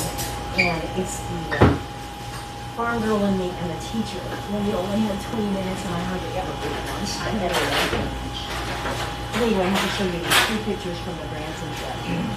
Did you hear that some of the roads are falling off into the lake because they've had so much rain that they're all well, we were lucky. We didn't have much rain at all. Well, and Grant just got back from Ocean Shores, Alabama last night, and they didn't have any rain. Okay, so this is just shows you how much Rochelle and her niece look like. They do. They have the same bone structure. Yeah, they do. And of course, Kirsten's hair hangs down to the middle of her back. So this is a funny picture. In Branson, you have the tallest rooster. So we are being photobombed by the rooster because we took a selfie. Oh, that's so cute. And this was the talent on parade was the name of the dance, and so this is a selfie of the four of us, you know, in between her dance competitions. Anyway, so Jennifer and Preston and these are two pictures of this is the dance that Preston substituted on the senior girl, and I decided she wasn't going. And so since February, Presley has been a sub-learning the dance, and I didn't know it. We didn't know it until the performance. She's the head. There was one other girl in red, and they were two featured dancers in that performance. And she didn't. Oh, this is a funny one. She's the second from the right. Look at her ponytail. Second from the right. With the horizontal ponytail. Oh, I see that now. Yes. I think you were looking at that. So it's second from the right. So I'm dyslexic. You know that. So and you might as well. But I thought that was so funny the way she's moving so fast. All right. So. And that long, yeah. We're right by the on-ramp, so we can go hitchhiking. So last time, rather than being on the on-ramp, we just walked out onto the highway. It's not limited access, so you can do that. We'll have to make that judgment call again today. She hasn't recently. That's her natural color. I mean, she just has beautiful hair. What's that? We're almost 10. What? Oh my, so she highlights it all. Blaze talked about us, good things.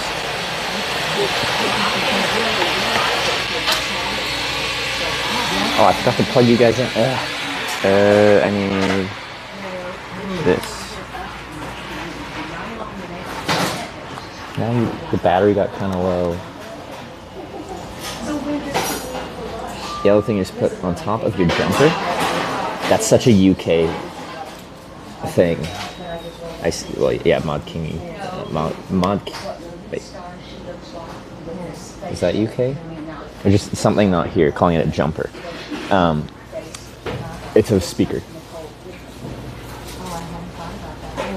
You're right, she does, yeah. Is that UK?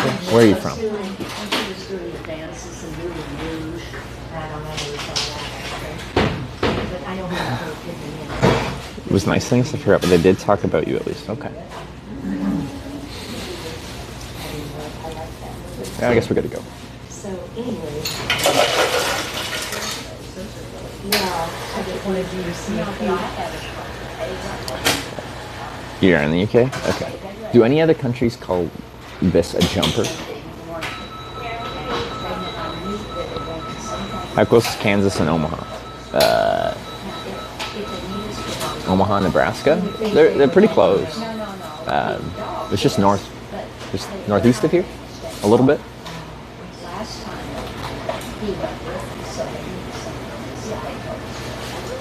And they told you you're a gentleman. Yeah, I guess. But anyway,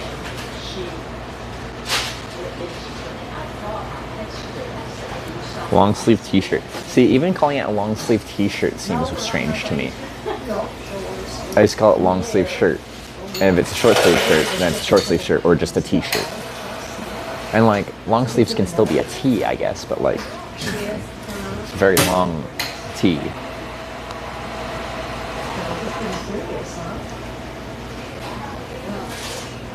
Ow.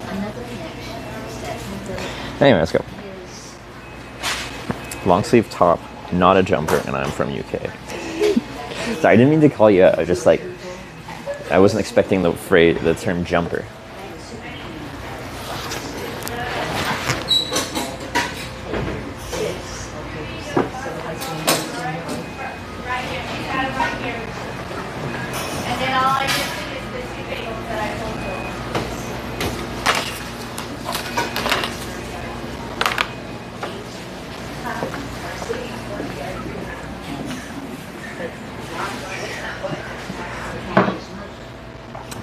Cliff Taint Cop.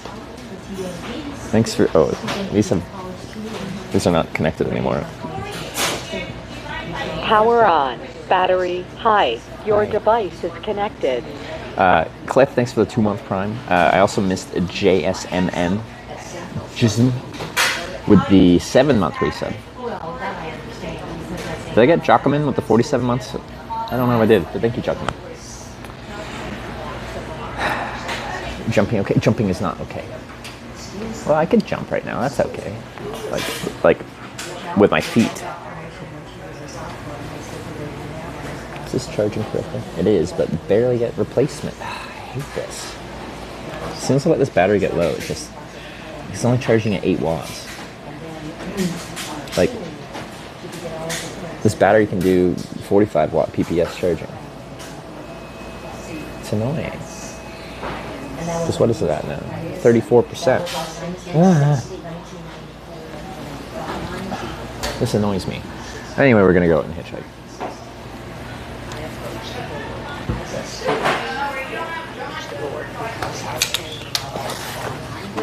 Wait, I need sunscreen. Yeah, we'll do it here.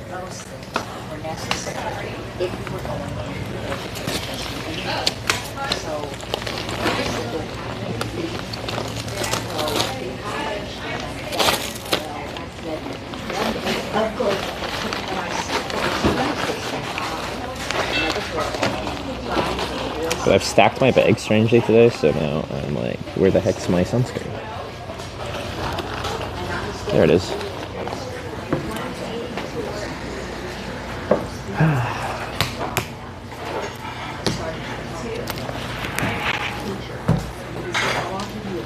Here in front of everything, one sunscreen? I know, it's so risque.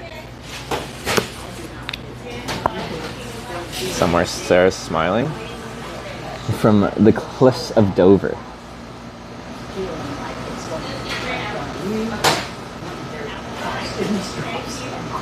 She should be in Dover by now.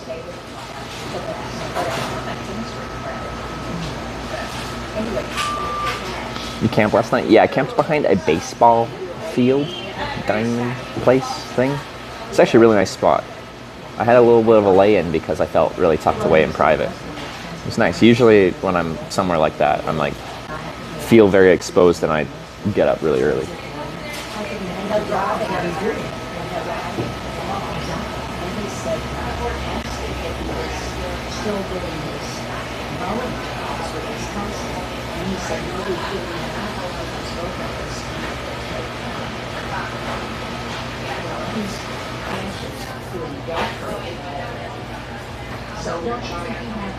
They're called baseball fields? Okay.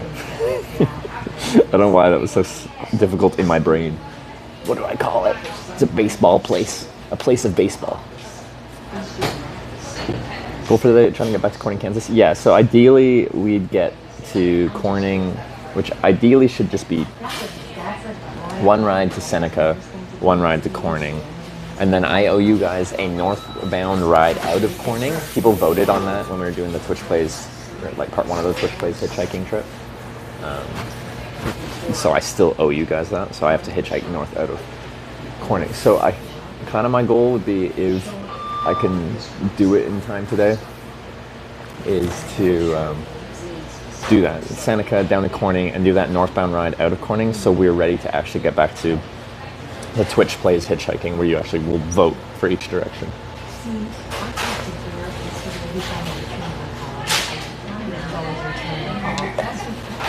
I mean, he will return my call, but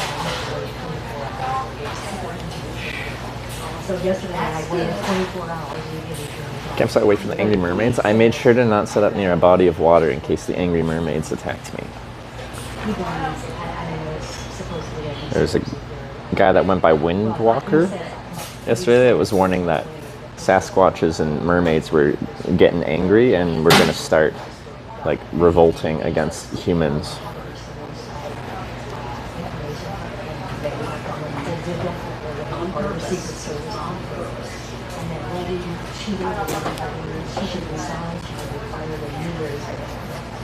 I was really surprised about mermaids. Do mermaids have like a cultural history of being like antagonistic? I thought they were like pleasant things. Maybe not. What's the lore on mermaids? I watched a documentary called The Little Mermaid. Ariel seems pretty chill.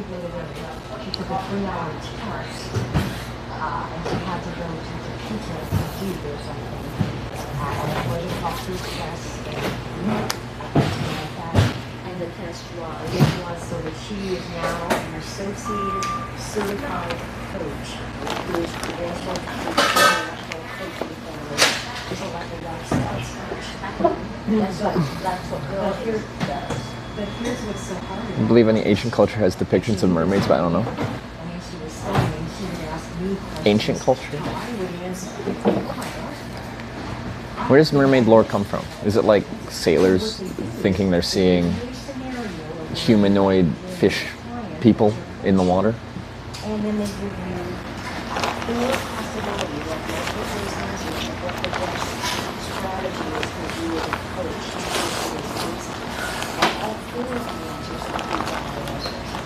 But you have to choose the least worst of the answers. Which is interesting. He said it's really not hard. And even the part of the master's exam, in days. Actually, they saw a manatee as a mermaid. Is that it?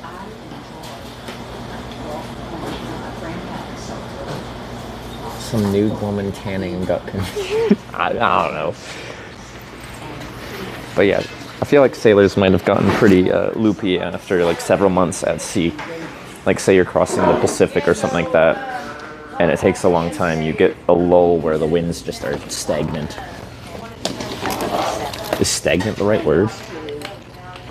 Yeah, they know the current term.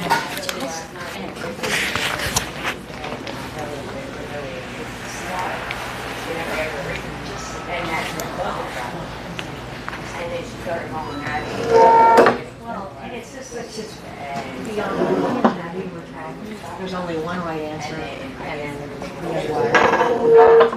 Sir, Yep. first name? Trevor. Trevor. Yeah. All right, I'm Varga. What was your name? Varga. Varga. It's the last Hungarian name. I'm Darlene. I stuck with it. Darlene. Nice to meet you, Darlene. And Varga, that's an interesting Have a name. safe I don't think I've met journey. anyone with that name. Probably because it's a last name. The last? It's the last Hungarian name. And fathers that have daughters first Yeah. in the family give honor to their mothers by Yeah. giving their daughters their mother's last name. Oh, okay. And it's very glamorous. I mean, shoemaker. Oh. It was part of the guilds that Yeah. took care of Yeah. what queen, European queens. Okay. So, Trevor, but I can't remember that. Trevor, how far are you headed south? It's California. To California, so Yeah. west. West, yeah. What part of California? So I'm actually on a trip going to every town called Corning, as strange as that is. So there's 9 of them. That's cool. And there's one, There's Kansas. just south of Seneca here. But yeah, no, I started in upstate New York. There's like Corning, New York, where they make glass and stuff like that. But pretty much all the Cornings are like pretty small towns. Yeah, So sure. every year I actually do a trip across America from Canada and then cross in and go to California for a convention. But this year I'm doing it where I'm going to small towns, and we picked Corning. There's a bit of a history there, but yeah. It's been fun because it gets me off the interstates and onto the smaller roads, into the heartlands, stuff And like you that. see Yeah. lots of pretty territory. Oh yeah, for sure. So I've been enjoying this trip a lot. It's a lot slower because you're not, getting several 100-mile rides down the interstate with truck drivers and stuff like that. We're just going town to town to town. No, those guys don't stop. If they're doing local hauling for commercial trucks, they don't stop. So Trevor, you don't do this every year, do you? This is actually my job, as strange as that is. What do you do with your job? So I broadcast hitchhiking on a website called Twitch TV. It's like YouTube, but similar. And yeah, if you can remember these 2 words, so Twitch, and my channel's called Hitch, and they rhyme. So Twitch Hitch. Hitch? If you just Google those 2 words, you'll find me. Oh, that was wonderful. Okay, that's You can tell you 2 retired teachers that just detail every detail. I'm sure you could give me even more Writing details. lesson Yeah. plans. Are you from Hiawatha? Or? Not originally. No. I'm from a little town called Highland. Yeah. About 15 miles this way. Okay. Yeah. And Louisiana and Arkansas, predominantly. Yeah. Okay. I'm originally from southeastern South Dakota many years ago. Okay. But she and I both taught in the Hiawatha school system, and that's how we got to know each other. Oh, through work. High Yeah. school Okay. teacher, she was an elementary Yeah, teacher. Yeah. our boys are both 50. Yeah. The town looks really nice from like a having families kind of thing, like the schools and the parks and stuff like that. Look really nice here. I don't know. Is it a nice town? It seems nice town. Yeah. Keep a lookout for each other. Yeah. Help each other. Yeah. Yeah, it seems nice. I like it here. That is wonderful that you can combine something really sentimental Yeah. with something else that you love. Yeah, no. We put up with that. And this is quite a gizmo. Yeah, so from a hitchhiking perspective, because that's what this trip is, it folds up so small that it can fit in anyone's car really easy, but it helps me get around town. So you basically hitchhike and carry that, or what do you do? So I hitchhike and it's folded up right next to me. When someone pulls over, I put it in the car, and then I get dropped off anywhere and I set it up like a bike and I ride it wherever I need to go. Because riding a bike 3 miles is so easy. Walking 3 miles in the heat is a bit laborious. Yeah. You're getting a cool spell right now. I know, it's lovely out. Yeah. Well, we'll pray that you have a safe journey. Thank you. If you see me, you can give me a lift. Okay. All right, you have a great day. Nice to meet you. Thank you. I want to give you something. Okay. When you get discouraged. Okay. Thank you very much. See y'all.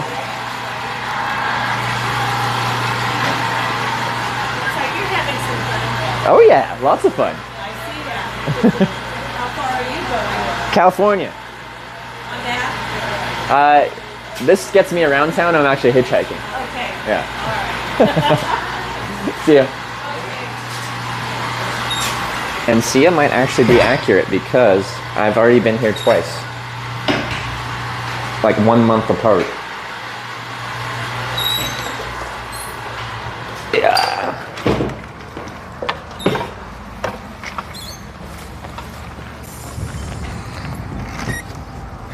Hey. I was given this.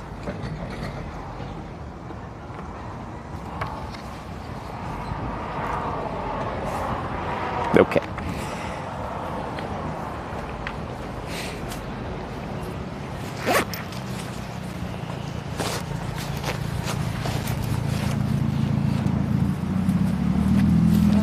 Spam hat time.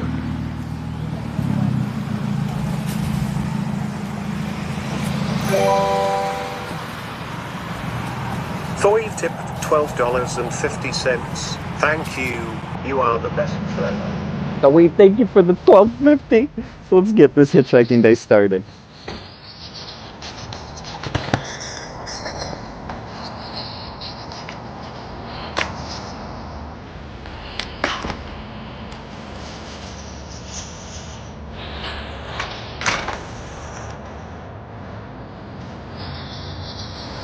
You're the best. Let us keep you down. Yeah, this way actually. We'll go this way.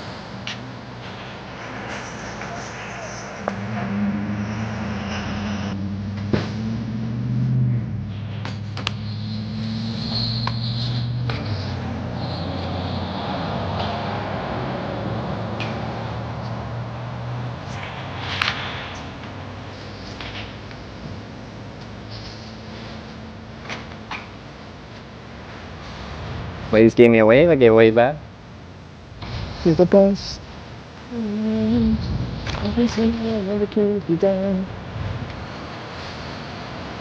Ah, 36 West. Big commute to get there. I think we're gonna go on the highway. I don't think this ramp's gonna be busy. That's what we did last time, it worked fine.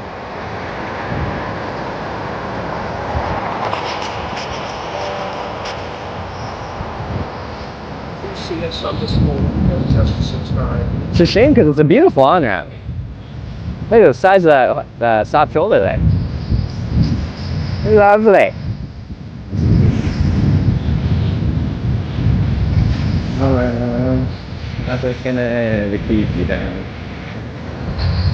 So, Route 36 here is not a limited access highway, so you can do whatever you want down it. If you watch the stream a lot, like I'm pretty much always hitchhiking from the on-ramps. I don't go out on the highways, but it's probably just gonna be slow. You need cars to actually get a ride, so. Like with that said, if I wasn't allowed to be out here, I'd be standing on the on-ramp, but I just would prefer some traffic. Wow. More traffic.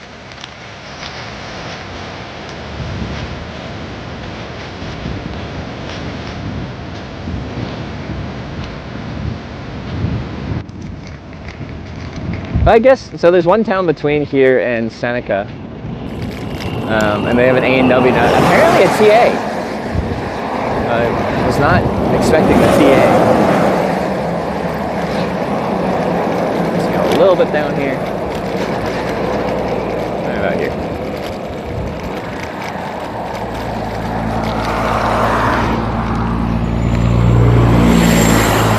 Pony Express Highway.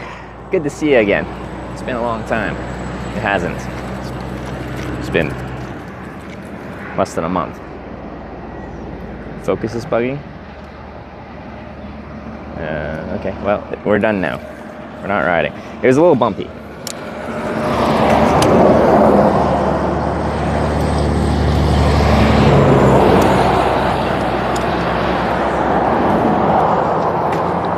You're the best around. Nothing's gonna keep you down.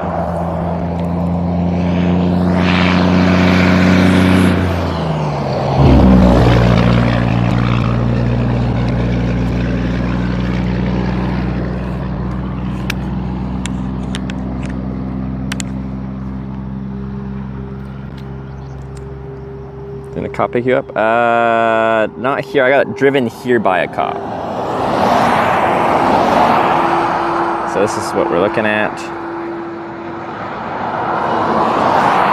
Last site's like kind of okay. They kind of come around a bit of a bend and stuff like that. Anyway, and then again, like this whole highway is neglected to paint all their lines. So this is a merge lane from an on ramp. It's honestly not the best in the world, but if people just pull over here, they drop a tire out here, then there's so much room there.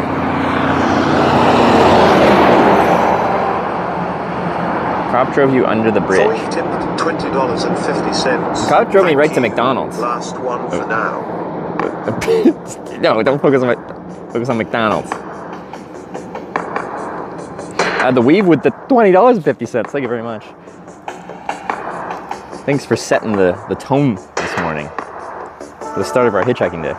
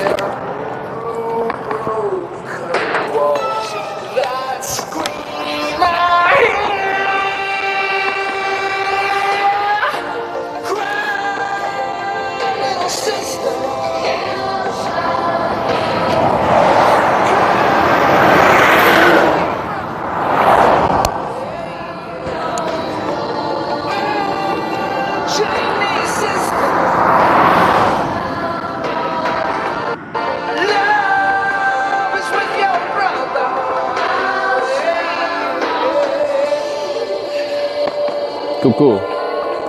Y'all ready to hitchhike? I need to wear sunglasses. Sun is in my eyeballs.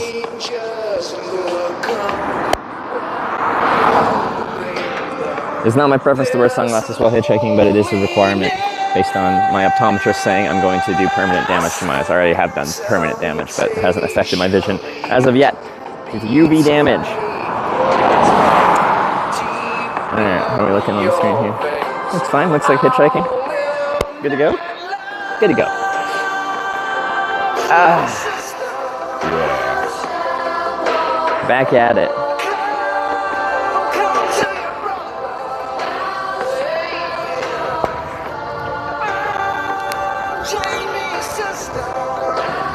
Car coming up the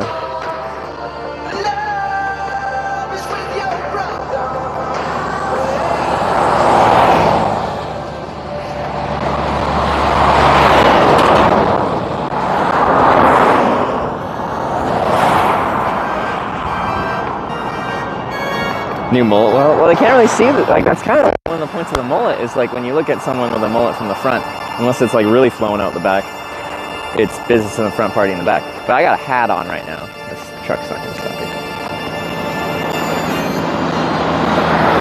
Lots of trucks down here. I'd be very surprised if we had a truck pull over right here. Not really a good truck stopping. Oh yeah, if we have them on here, we can start the timer.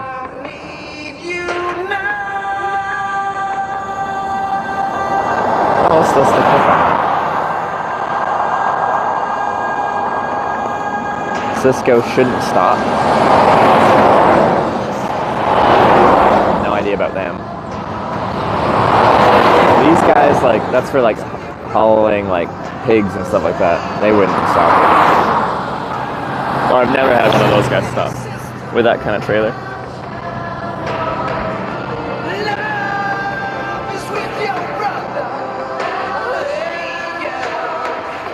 Can't see the Northern England fans going higher. I mean, it's too hot. So does England get like just like generally a very humid heat? Because I feel like when it gets to the high 20s there, it's considered like a big heat wave. But like here, the forecast high is 27, 28 today.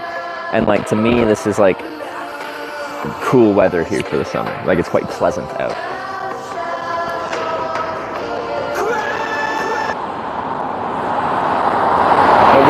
thanks again there for the tunes this morning. I do appreciate it.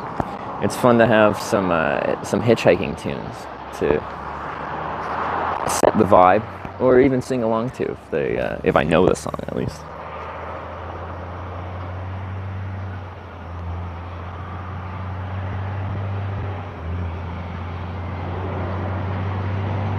Comes during the nicest jolly week I can remember. Yeah, no, it's super nice out, and not humid, and oh yeah, this guy's just giving her.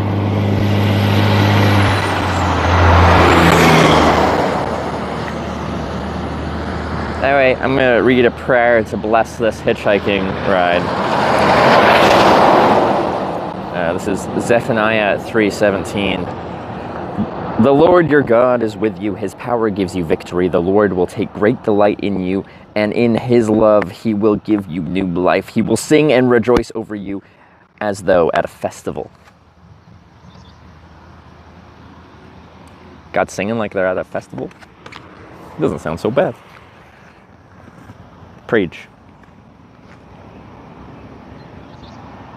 It's like all trucks right now. These day cabs, the truck you're about to see here. It's not going to work out.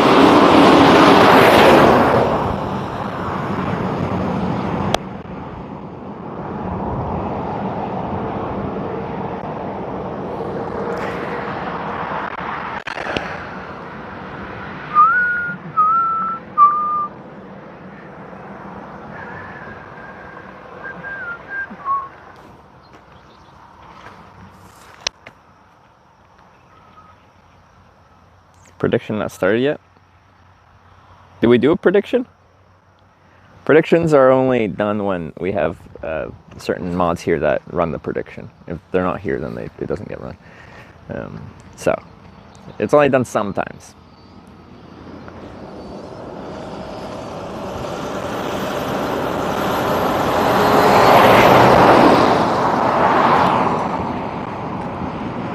We have it. Road seems quiet. Yeah, it is. So not particularly busy. I think guys, that's it. Someone's stopping at the end of the merge.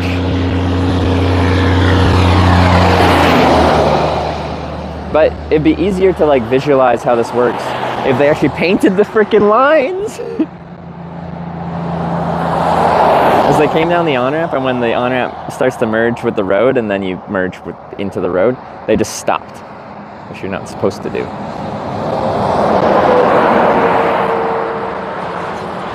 They're doing the same thing.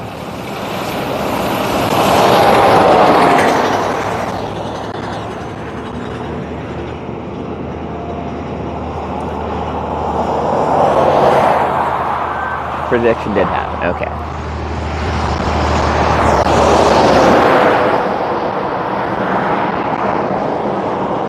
Yeah, they really should have the line span here because there's 2 lanes where I am right now. One for people that are coming up the on-ramp and need to go up to highway speed and merge onto the highway, and one for the through traffic. They're zooming. Yeah, earlier where I was hitchhiking on this highway, it was a 65 zone. I don't know if it's still 65 zone, which is over 100 kilometers an hour.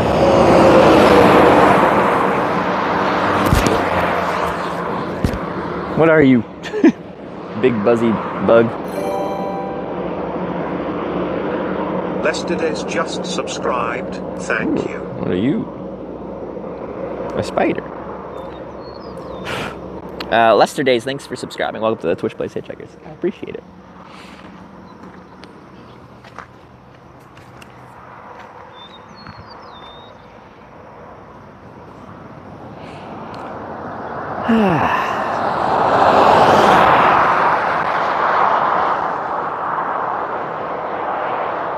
It's not a tick.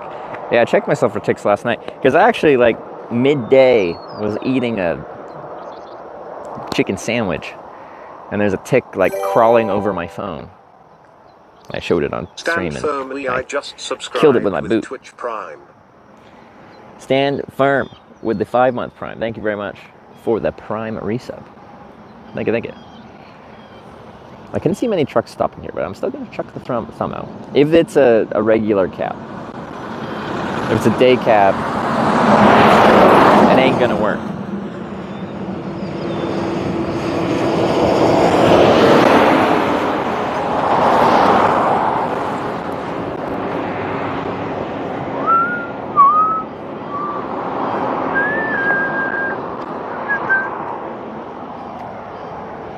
But yeah, I explained this yesterday, but I'm pretty sure there's a lot more tick activity this year than usual. So like, I've hitchhiked a lot in the US, and well, there's 10 years of hitchhiking all over the world, and other countries have ticks too. And I had pulled 4 ticks off my body prior to this trip. On this trip alone, in now 31 days or whatever, I've pulled 5 ticks off my body, actually embedded in me. So that's an abnormal amount for me. Traveling an opossum, keeping an opossum on leash. That'd be sick. Can you domesticate an opossum?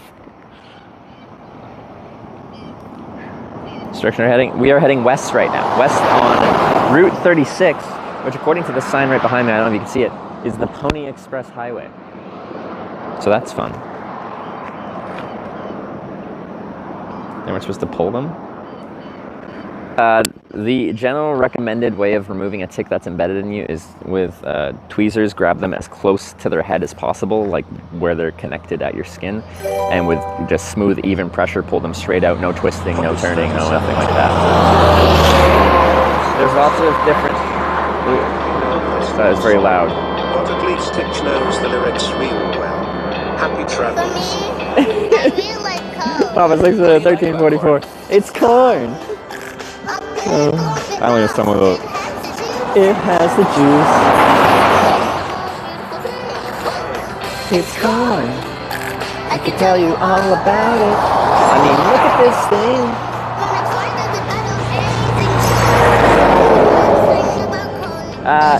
I know this one song, but at least Hitch knows the lyrics. They grab and twist. Twisting's gonna rip the head off. Now there's specific twick removing tools where you kind of like put the key of it, the opening of it, like at where the head is, and then you like carefully like spin it around, and it kind of helps like remove the head. So that is like in a way twisting it around, but with just tweezers, it's just straight out.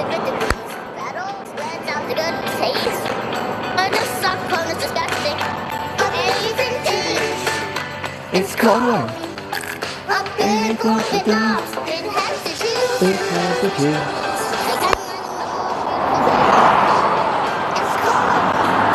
I can tell you all about it. I mean, look at this thing. When I put on butter, everything changed.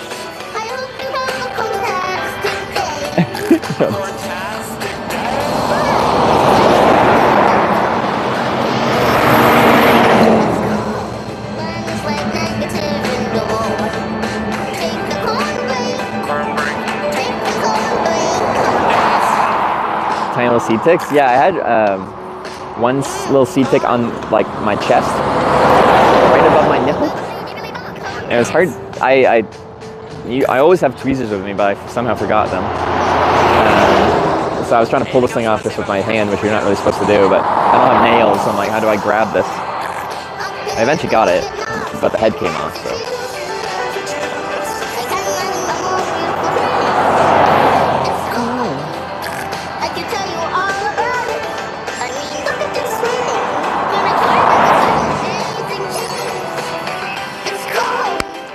Up in that hat. On the contrary, I think actually since I started wearing the spam hat, my ride wait times on average have gone down.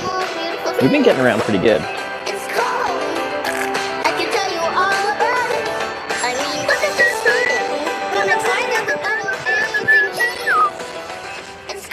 Where are you going? All Cornings in America on to, well, 8, but we have to go back to the 8th one because that's where I left off. We took this Corning Redemption trip, we took a break from it to go to TwitchCon EU in Rotterdam. And that ended up being a bit longer break than we were initially planning, but we're back at it. So where we stopped doing the whole Twitch plays where you vote for the direction of every single hitchhike was in Corning, Kansas. You did actually vote to send me north out of Corning, and I started hitchhiking north, but I had to eventually go and just in any way, shape, or form get to my flight south, well, south to like Kansas City, and then I rented a car, drove to Denver just to get to Europe. It wasn't hitchhiking. But anyway, I have to go back to Corning, Kansas, just to that guy couldn't stop. Just to do that north ride that you guys voted for, and then we'll try to continue all our way to Corning, California. A few thousand kilometers from here. South America, however many miles from here.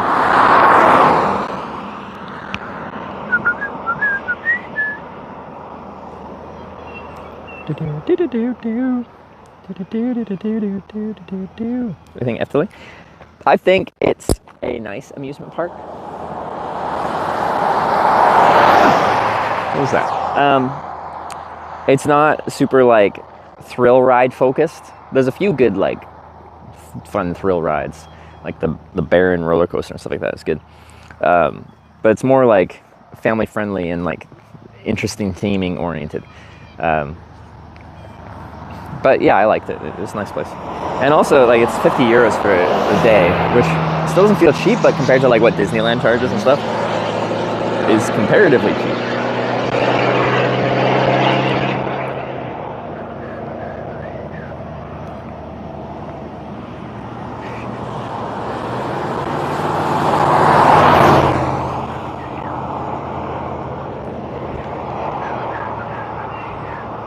Disney charge.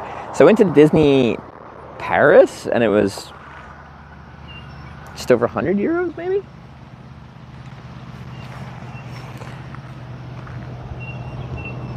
Now I don't recall actually. What's Disneyland and Disney World in US charge these days?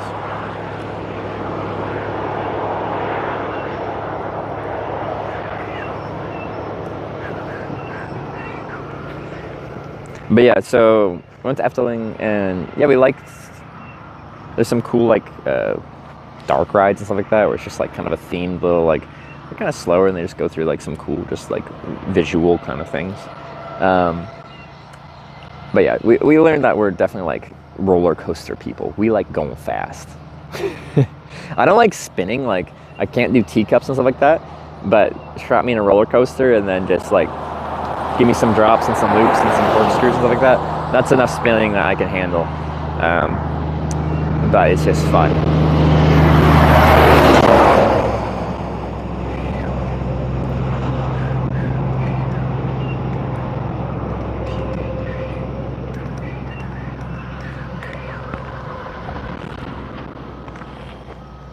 But we did the probably like the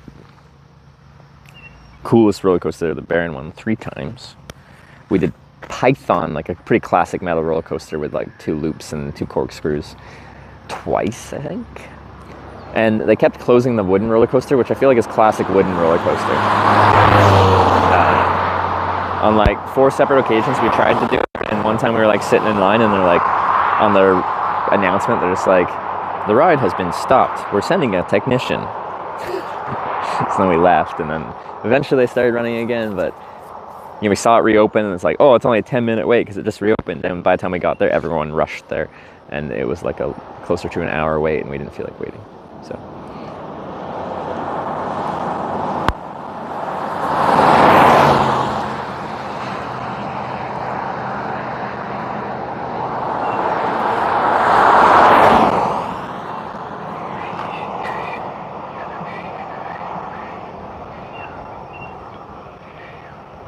Train that goes around the park. Yeah, we did that once too. It's quite a large park. Like it takes quite a, takes quite a bit of time to walk across it. So we were on one side where all the roller coasters were. We wanted to go back to do like the some night or dark ride thing. And that was the complete opposite side, but the train took us like right to it.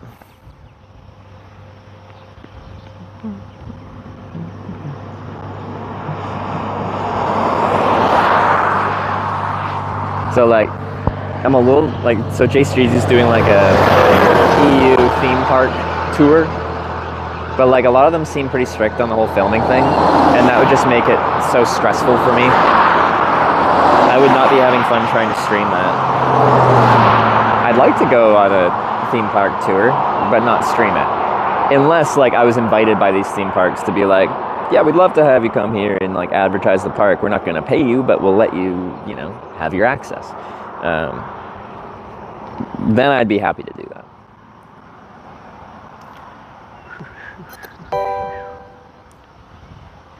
Epic_sheep just subscribed with Twitch Prime. Hitch hey. Epic Sheep with the 18-month Twitch Prime reset. Thank you very much.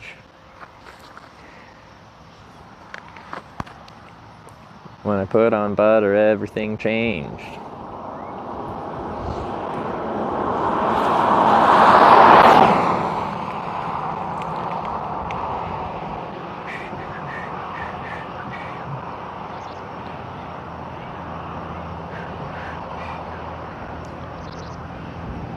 YouTubers get invited to things with their channels specialized.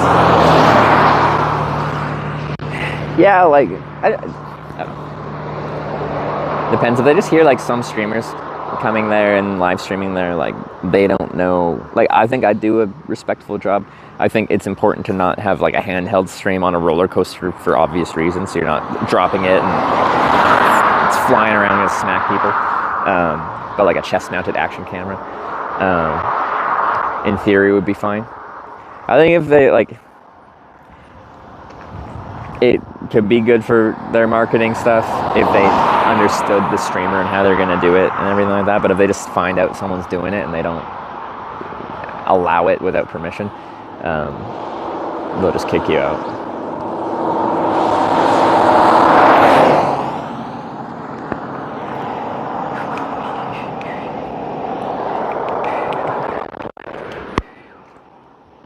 I think it'd be good advertising. And then people are like, well, last time we brought this up, people were like, what's the point of me going to a theme park if I've watched someone live stream all the rides already? And my response was, if you watch a romance movie, you don't say, romance is not for me, I've seen it in a movie. I don't need to do it in real life. I've seen what it's like. You gotta experience it.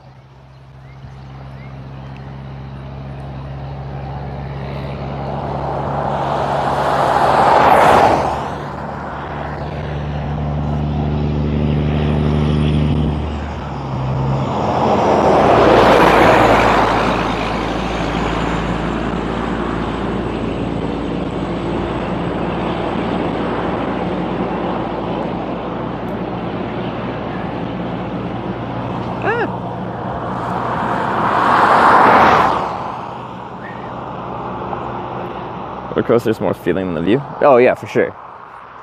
Because like, what, like, I watched some YouTube documentaries about like some theme park stuff, some famous rides or something. I don't know what I was watching, but like watching a video feed of a roller coaster just doesn't really give you a sense of what that's like.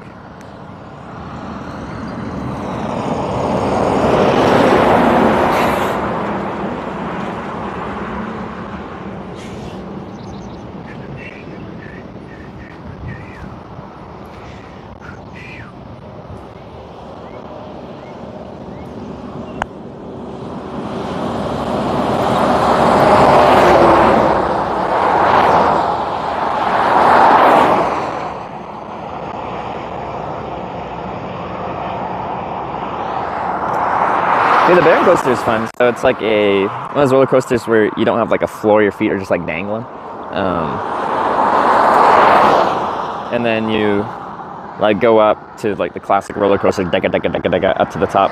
And then they like have you start to go forward and hang off the edge, but then they stop you while you're like hanging off the edge and you're just like looking down, and it goes down and into like a smoky pit and underground, and then loops back up, and then you do like a corkscrew and stuff like that. But just like that, hanging you over, stopping you, and then you're like dangling with your feet out, and you're like, it's pretty cool.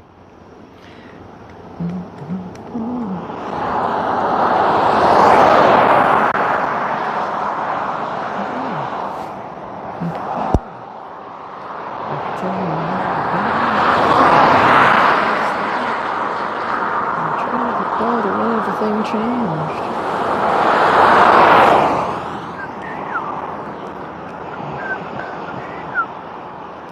But I went to Canada and started a new town named Corning. There is a Corning in Saskatchewan. I don't know what it's got going on, but maybe we'll have to make a visit. I live in Alberta right now, which is just one province away from Saskatchewan.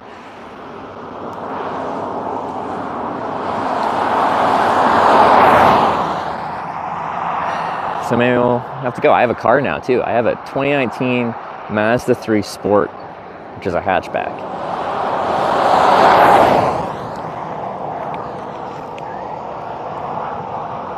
Cedar Point, Ohio is the best park for coasters. I got a real cool view of Cedar Point, but I haven't been there.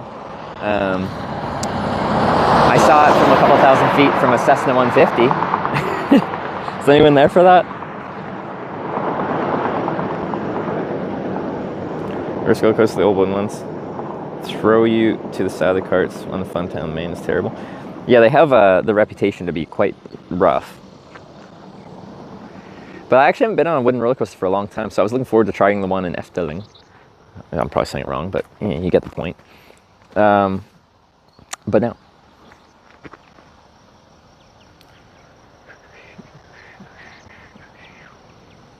Has a co-op, post office, gas station, and then rural homes.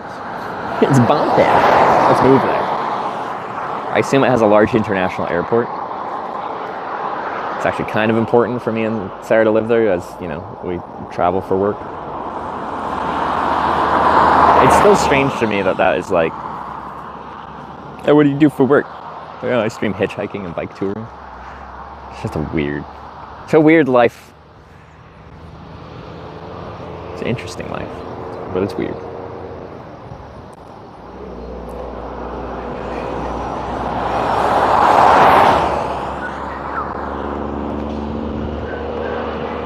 Made to England. England. Is that like a local term? How was the ferry?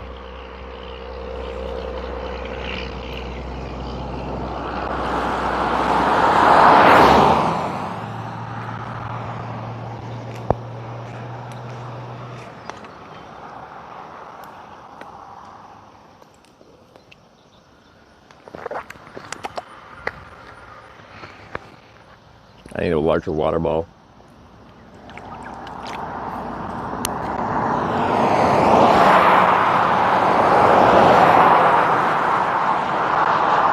Yeah, I was surprised. I got a message from Sarah pretty early this morning, be like, if you have time this morning, you can call me because I'm just waiting for the ferry. I assume she just wanted to like call me while she's on stream, but no, she'd already ended her stream and it was like 6 a.m. for me. So for her, it was what, like just afternoon or something?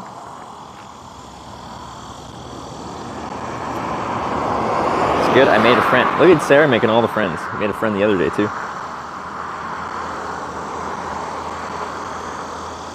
Bill Ryan, you telling me where to have lunch? A&W? All American food. A&W's, isn't it Canadian?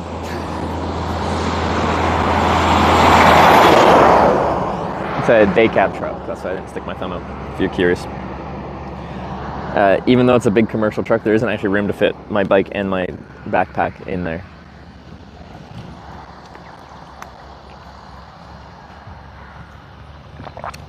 It's corn. I can tell you all about it. I mean, look at this thing. When I tried it with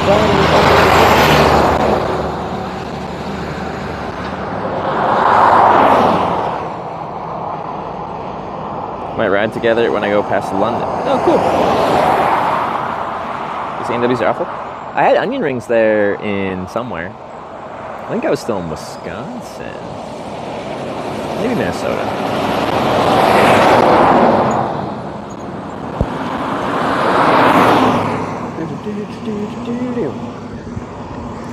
Hitchhiking in the USA, get picked up more or less often, average long wait, less traffic.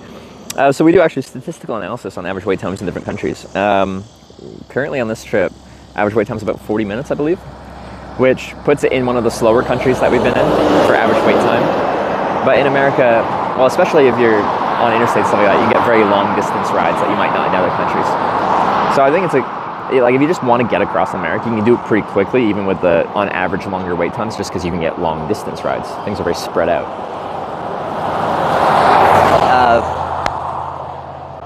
But then, you know, the countries where we have the shortest average wait time were like Ireland and Fiji at about 8 minutes. So there is a big difference in average wait times in different places. And US is, yeah, one of the slower.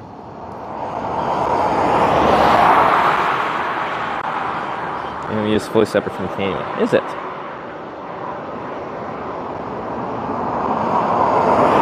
You've been to Australia? Yeah, I've done 2 hitchhiking trips in Australia. The first one was in 2017, pre-streaming. I hitchhiked from Gold Coast on the East Coast to Perth, through the middle. So from Gold Coast, I hitchhiked up to, Rockhampton, and then west through like Emerald and Mount Isa, and was that a Longview or Longreach? I forget which one. To the Stewart Highway, which runs north-south through the middle of Australia. Down Stewart Highway, went to Uluru and stuff like that, and Alice Springs, to Port Augusta, and then west along the Nullarbor, eventually to Perth. And then on stream in 2019? I hitchhiked from Melbourne to Brisbane and then up a little bit further to Harvey Bay. Because I went with Shook, Jesse, the real Shook one, to Fraser Island up there.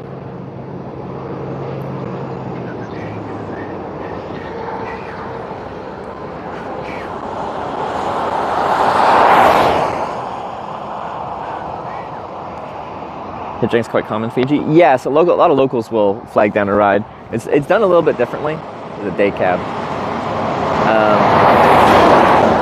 So like catching a ride with a local is kind of like an alternative to getting the bus, and it's expected, especially for the locals. I think I might have like gave some people a little bit of like change a couple times because that's kind of the culture there, but sometimes I kind of offered and they didn't want it. I'd have to go back and look at my VODs to remember exactly. But anyway, like you can just flag down a car and essentially you give them the same amount of money that it would take to take the bus to where you're trying to get to if they're going that way anyway. But yeah, you can get a ride like right away in Fiji. Since I was like a foreigner, they kind of treated me a little different, like in a good way. You're like, it's weird to see a Westerner hitchhiking. Because Westerners in Fiji are there to go to resorts. Like that's all they see of Westerners. I found Fiji quite interesting because there's two, it's very loud. There's two main like ethnic groups in Fiji. There's ethnic Fijians, and then there's Indo-Fijians, and they have like distinctive cultures. And I think it's close to like a 50-50 split between like 50% ethnic Fijians, 50% Indo-Fijians. Anyway, like I got to meet both, and I stayed, like I got picked up and then invited home to both the Indo-Fijians place and an ethnic Fijians place. So you get to learn a little bit about their culture and how they live that way. iJoy, thanks for the 4-month Prime. When I stayed with the ethnic Fijians in, what's the capital city?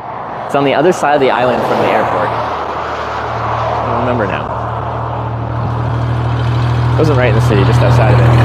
Anyway, I stayed at their place, and there's this, was it like kava root? Maybe it's not. It's some root, but they like, you take the root, you grind it up, and then you like mash it in water, and then you sit in a circle, and there's like a communal bowl, and you like scoop the slurry of root mixed with water, and you drink it, and it makes you like drunk. Suva? That was a cool experience. I think it's the only time I've done like a really like local drug culture thing. It made your tongue numb too, it was weird. Did not complete all the coinings? No, that's why we're back here doing the Coining Redemption Tour, a continuation of it. Suva is the city, Kava, okay, Suva is the city, Kava is the, okay. Oh, this is it.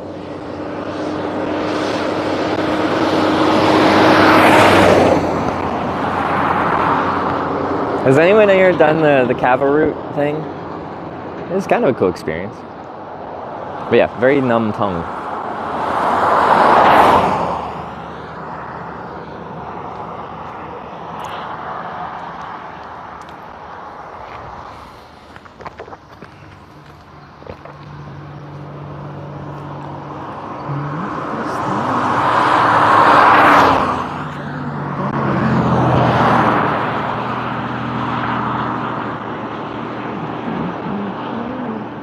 Me, it's okay.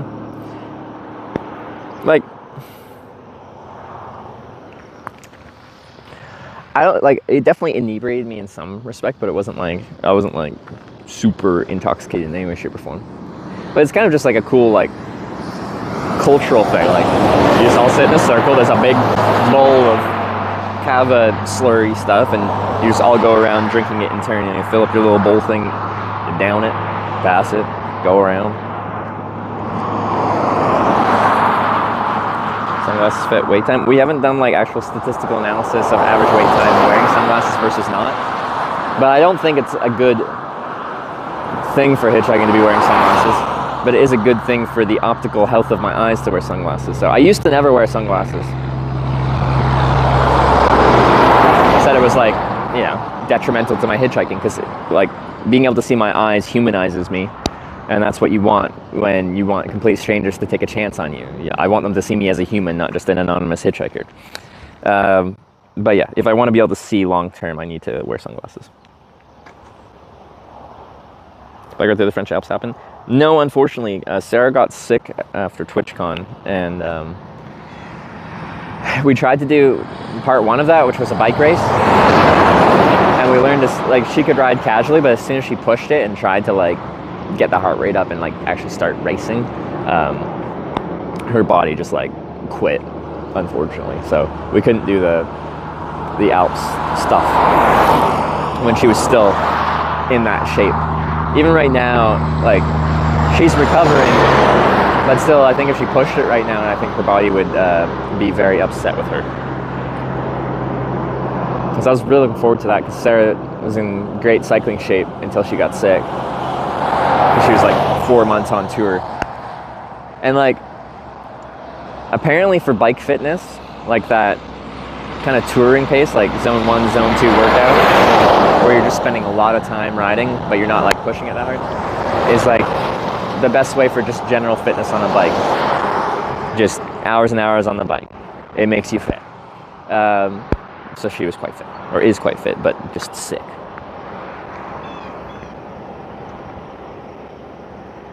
But yeah, no, I was actually really looking forward to that because just being a guy, I have a natural advantage, and then when we're doing cycling stuff, even if she's been touring with me or something like that, I just have that natural advantage. But I was not on tour, and she was on tour for 4 months, so it was probably the closest we've been to on like being equal or her being superior to me from a fitness perspective for cycling, especially on climbs. Her just being a good chunk lighter than me, her like watts per kilo kind of that she could put out while climbing, probably means she could beat me.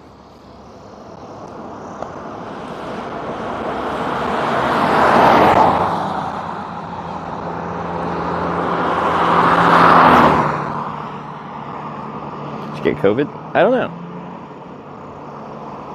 How many people got sick in some way or another? Like in some way, shape, or form, I think she's lucky that she didn't get, because a lot of people are getting like the norovirus thing, like, and that would be a very unpleasant experience. But whatever she got definitely lingered.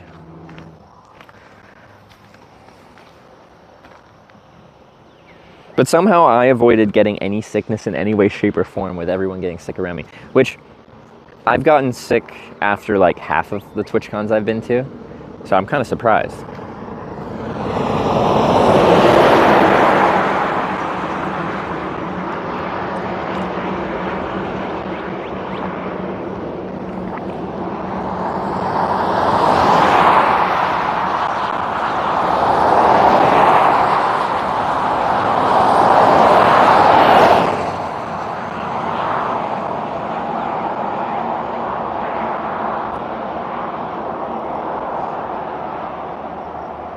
Hitchhiking across America's probably exposed you to a lot. Maybe. But I think a lot of times, like the types of sicknesses you run into, like, they're kind of like geographic based. So if I got a cold here, It'd be different than the strain of cold that's running through in EU, so my body wouldn't be as prepared to like fight that off before I get sick.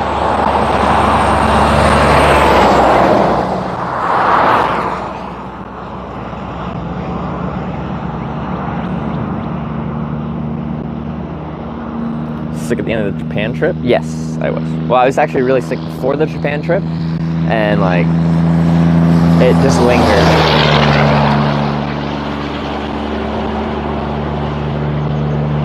Someone said COVID I didn't get. That happened at the same time. Sarah got COVID in 2021, 2?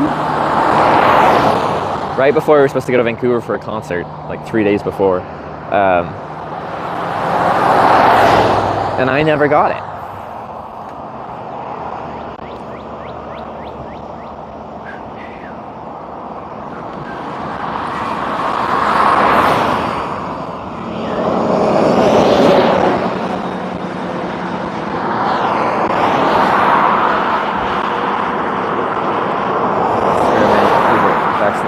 I don't think it prevents you completely from getting it. It just prevents, like, your body knows how to fight it, and therefore, when you do get sick, you're less likely to have a very bad case of it.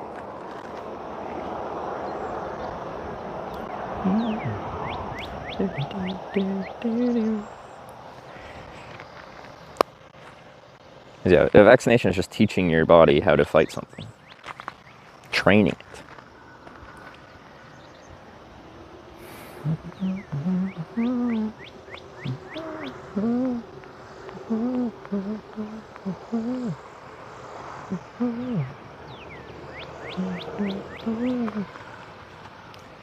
Yeah, they're not going to stop.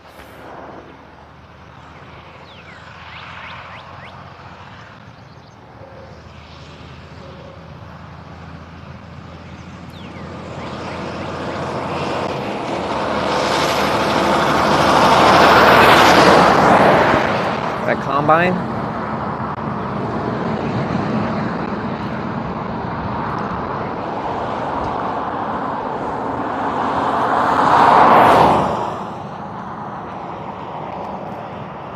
How's it out there in Kansas State? Not super hot. High today is like 27, 28 Celsius. Sorry, that is metric speak. It is like mid to high 70s. It's not there yet though.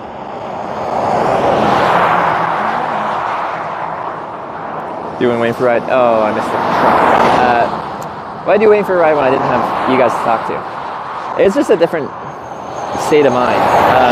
Like, streaming hitchhiking is entertaining because there's always something to say, something to talk about, conversation to be had, a question to answer. Prior to that, it's just me, myself, and I, and me interacting with cars in what you see here, just like eye contact, if you could see my eyes. But anyway, look where the car, or where the driver is, a little nod, a little wave, and continue on. But there wasn't much going on in my head, but I say I found it like therapeutic or like meditative in that I just kind of enjoyed the process and I didn't really think about the time. It just kind of went by.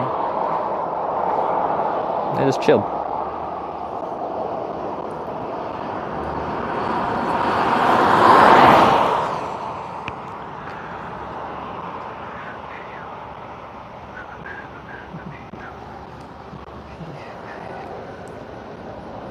Actually, this is one moment where like polarization will become where the sun is right now.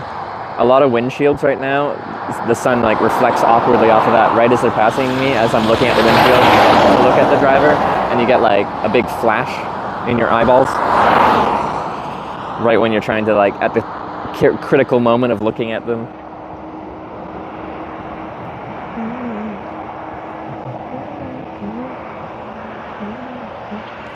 Twitch plays thing would work. Had a few hats swap between chat. I don't know what you wore.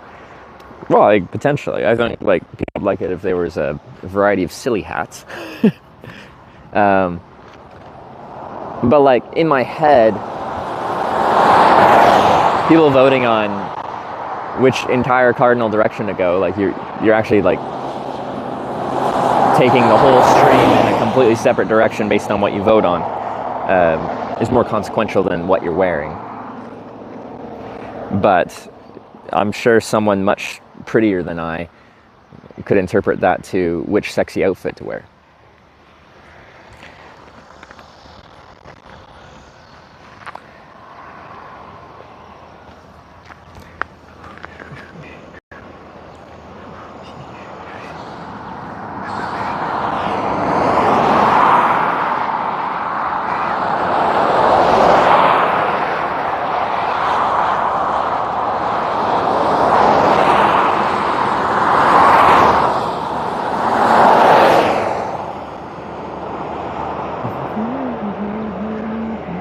Had those mint pants been picked up in no time?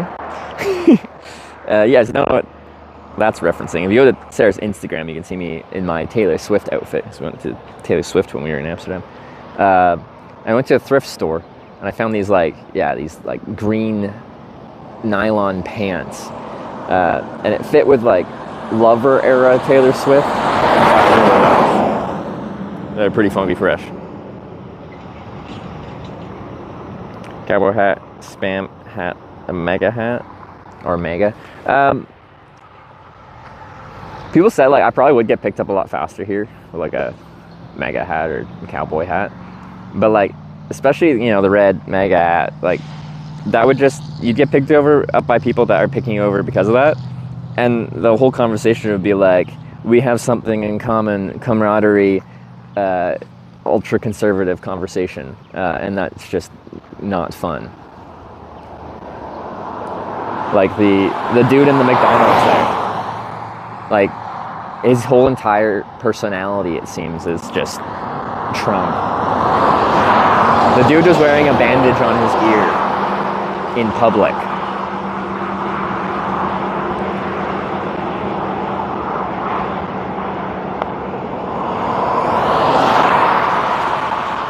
And had a Trump bobblehead just sitting on the table.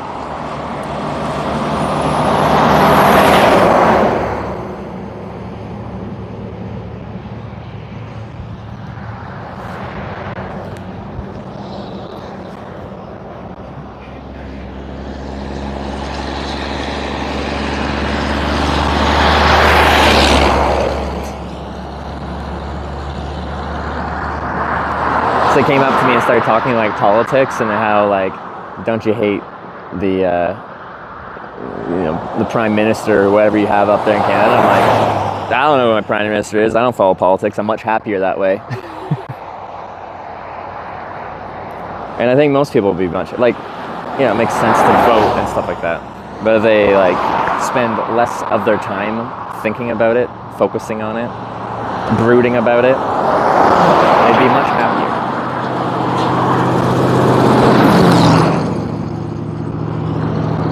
It's just because they sit there watching the news all day.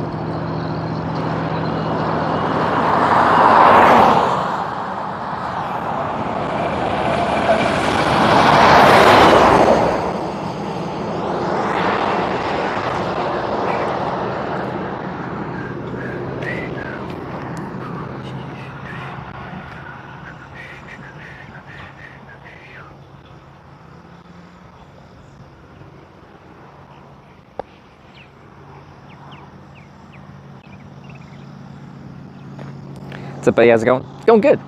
We've had, like yesterday and today, it was like, this perfect weather here for like Kansas in the middle of summer. Well, we were in Missouri yesterday, actually, for most of the day. But anyway, it was really freaking hot here until a couple days ago. So we've had some nice weather. It's pleasant to be outside. Come this weekend, it gets a little variable. Looks like there's some potential thunderstorms. It shouldn't rain all day, so we should be able to travel through it, but it might get, you know, a little annoying at times, but right now it's just gorgeous. The hitchhiking's been good. We caught 4 rides yesterday. The first one took a while. Oh, there's a big industrial drone. I don't know if you saw it. It would have ripped by really fast, but big sucker. Or for spraying fields around here. But yeah, 4 rides to not get very far. But like, that's the kind of hitchhiking that honestly is my favorite. It's just when you're getting like short, like few minutes to like max 30 minutes an hour kind of ride. Because you're just in and out of cars, and I compare it to like speed dating, where you're just like in and out meeting a lot of people, and it's just kind of fun to do that fast socialization. Because the most exciting part of hitchhiking quite often is the first, like, initial introductions and, like, figuring out who they are, what they stand for, what their passions are.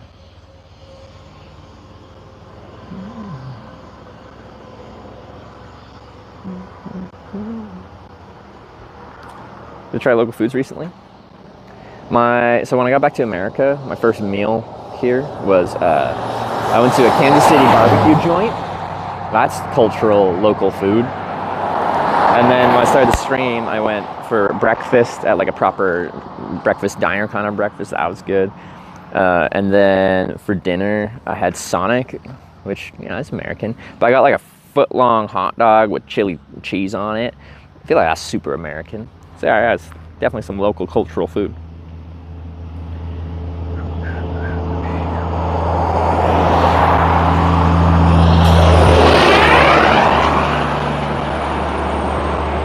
Watch the first 10 minutes of each ride. Yeah, no, like it is the most.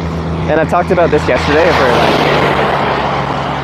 you can look at the statistics of the stream and see viewership based on what's happening. And my viewership slowly climbs while I'm waiting for a hitchhike ride.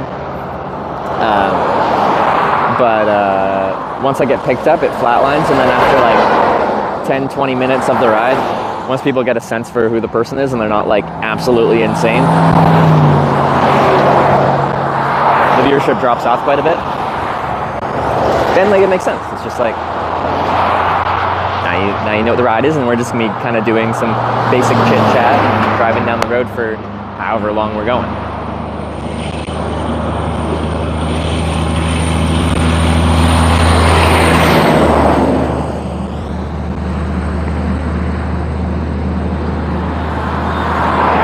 So where did the term glizzy start becoming a common thing? I feel like I never grew up having a hot dog called a glizzy. What is this?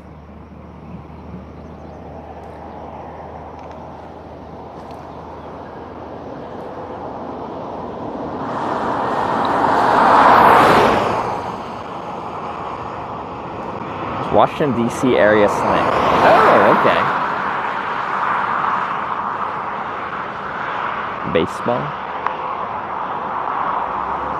Ooh.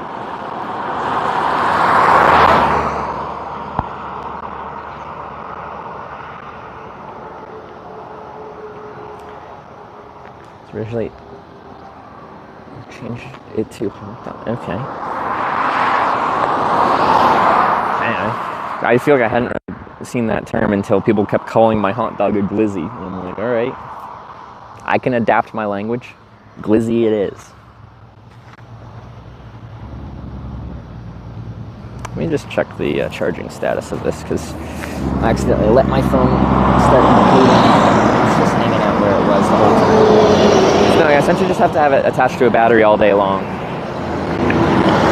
The phone won't charge at much more than like exact replacement value for how much battery it's using. Which it shouldn't do. It should just actually fill itself up, and then we can unplug it and run batteryless for a while.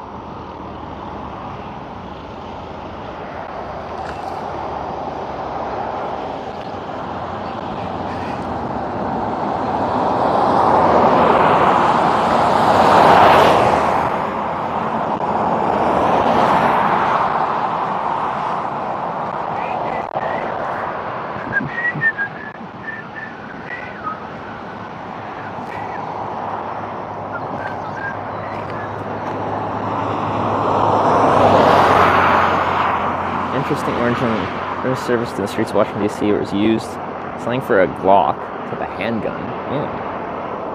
Connection to hot dog came later, likely due to the shape resemblance of hot dog to the barrel of a gun. Okay. Yeah, alright. That is an interesting backstory.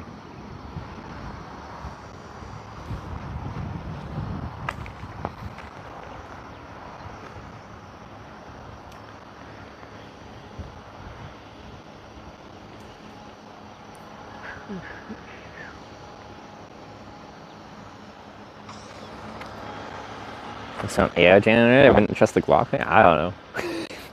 I didn't even know it was the term for hot dog until like yesterday. So it's all brand new to me. But Twitch chat is known to spread disinformation.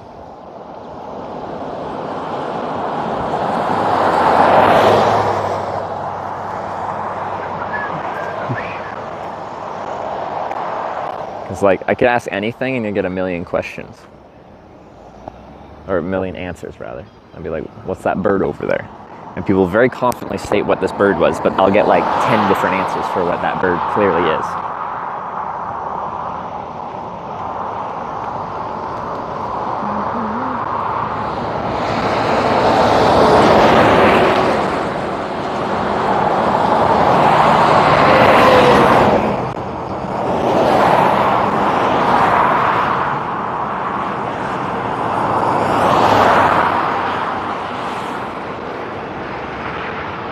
Still have that corn song stuck in my head. Why is there so many catchy corn songs?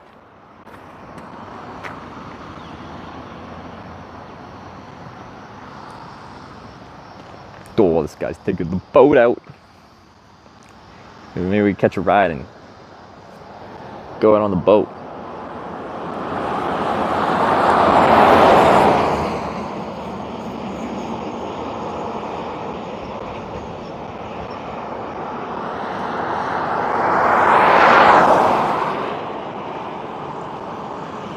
I think that's probably some kind of like hawk or something like that. I think it's like using the wind to kind of like hover over the ditch along the highway here, looking for mice and stuff.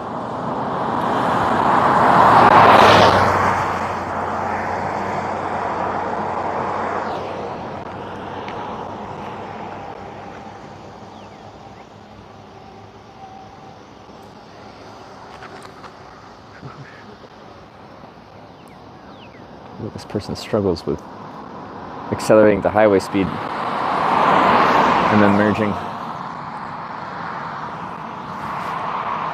It's not even close to 65. I've been hit by a bird. I have had a bird poop on me like 3 times or something like that. I don't trust birds.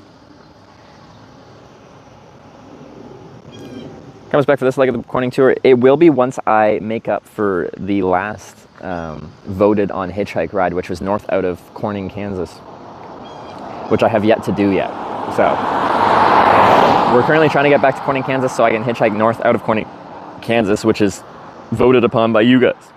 And I have to do that before I can get back to voting for the next rides, essentially. So we're just like straight up hitchhiking back to Corning. And then my ride north out of Corning will be what was voted upon by y'all. And then after that point, voting's back on the menu here. On the asphalted road. I was here like a month ago and it was the exact same thing. They just, in the last town we were hitchhiking at before, 2 towns ago, it's the same thing. They recently resurfaced probably the road, and for a long time they're just not paving it, or painting it rather. This one at least has a center line.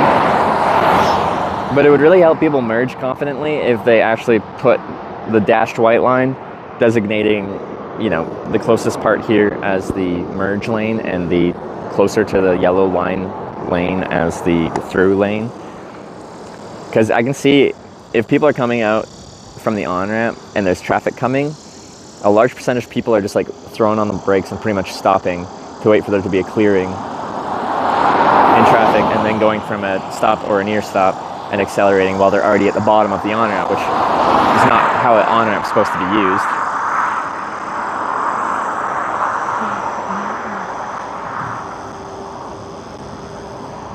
Fairstream gives protection from weird people offering rides.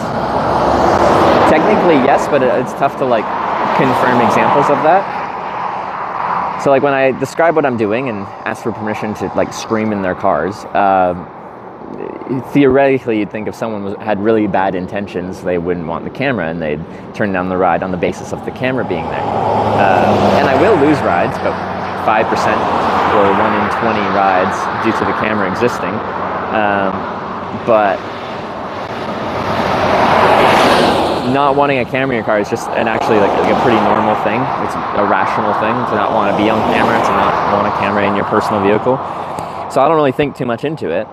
But like, you know, technically one of those people that didn't want the camera could have been not wanted to give me the ride because they're like, oh, I was going to do some illegal shit.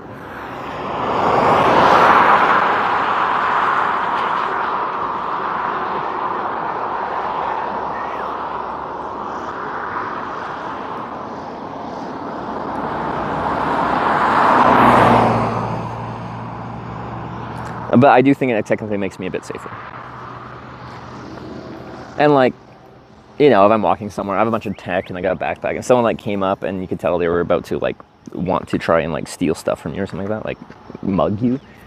Like, the mentality I have in my head is to just like, you know, pull up the camera, get them on it. It's just like, you're live in front of 3,000 people all over the world, including people all around this area right now. Some people might even know you. What do you have to say to the world? And you'd think if they were a rational person, that would be a deterrent and they'd switch gears. But if someone's an irrational person, that won't do anything.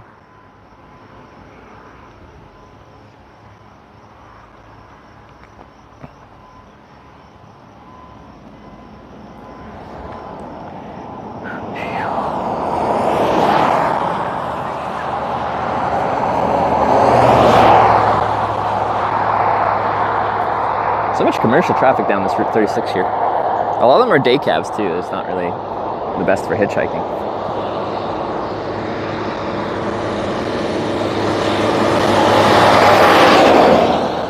Day cab. But I'm just not going to. Maybe picked you up as character and a half? Which one? I get picked up by a lot of ex-cons.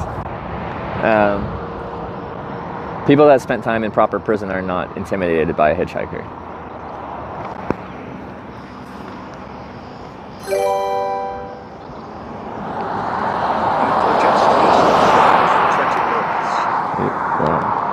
Eucala.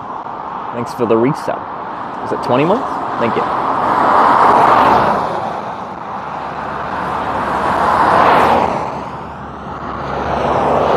Look at that. Those truck drivers are age here local region. Yeah, so I really would be surprised if I got a commercial ride down this highway here. And you can see, when you can see what they're hauling, a lot of it is agriculture based or livestock based. Ethos behind it, why do you hitchhike? Well, I've been hitchhiking over 10 years now.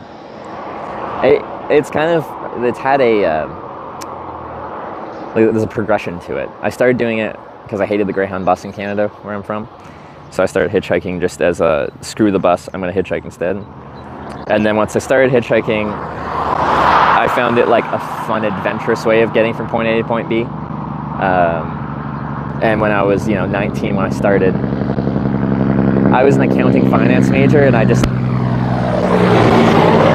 really wanted some kind of adventure in my life. I was scared I was going to finish my bachelor's and get my CPA, my Chartered Professional Accountancy designation, get my first job, and then like never live. So the hitchhiking was kind of that for me at the beginning. And then as I've done it more and more and more, yes, I still love the adventurous aspect in that I don't know what's going to happen that day or who I'm going to meet or what the story of the day is going to be, because it just happens organically. Like, people will eventually pull over and then I'll see what happens, and I like that. But something that's grown a lot more over the years is my interest in people in general. The type of people that I'll pull over, and just like learning a little bit about their life and what motivates them and what inspires them.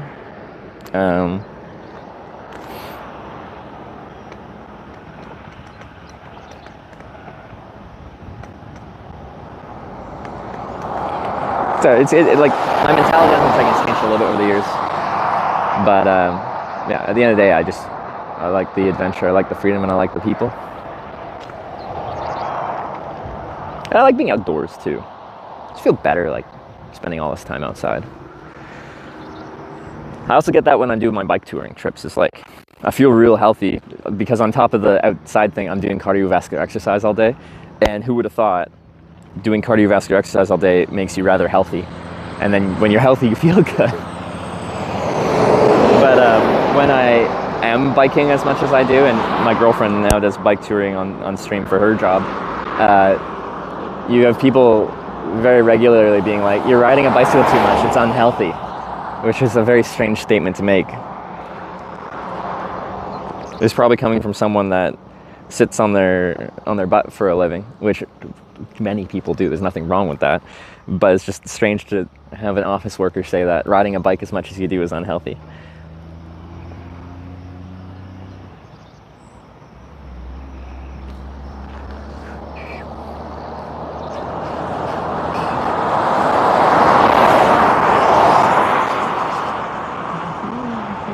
this full time? Yeah. Well,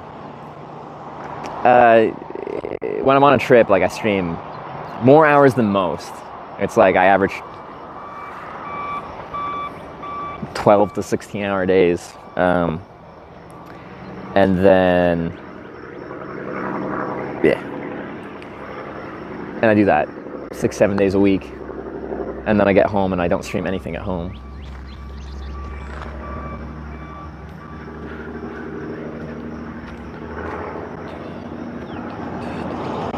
Makes Sophie feel better return to lifestyle. Maybe, I don't know. It's just strange when people are just like, riding a bike's unhealthy.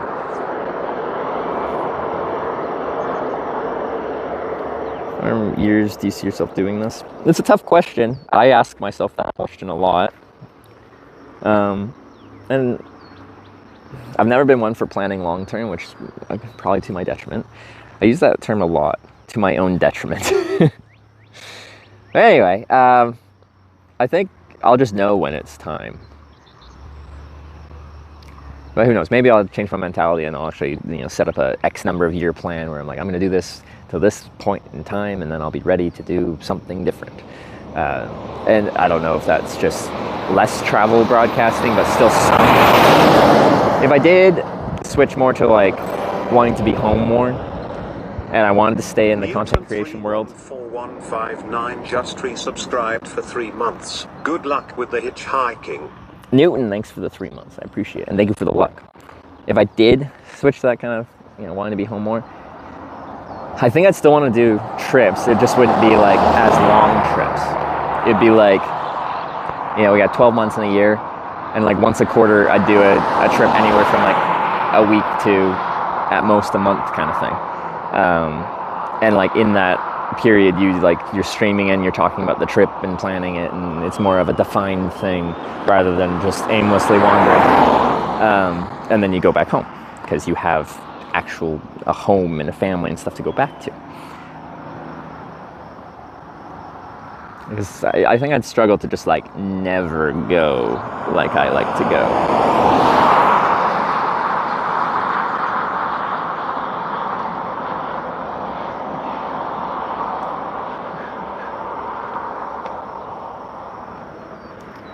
Supposed to go climbing today, but it's raining. Is there gaming? Why don't you go to Corning? Sorry that you missed out on climbing. Do you do it like indoor climbing as well? I feel like I like climbing. Maybe I should get into it. I need to work on my flexibility too. So I'm not very flexible. I feel like just being comfortable in your flexibility and in your body is like an important part to climbing.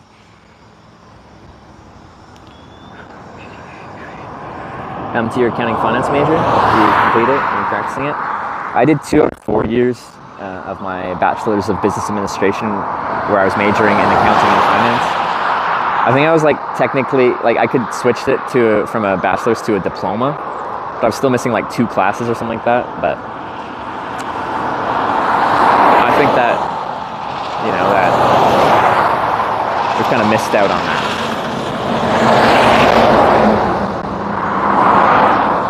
I think credits do expire eventually.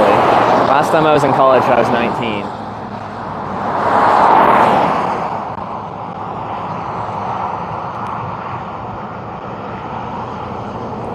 Oh, super fun, man.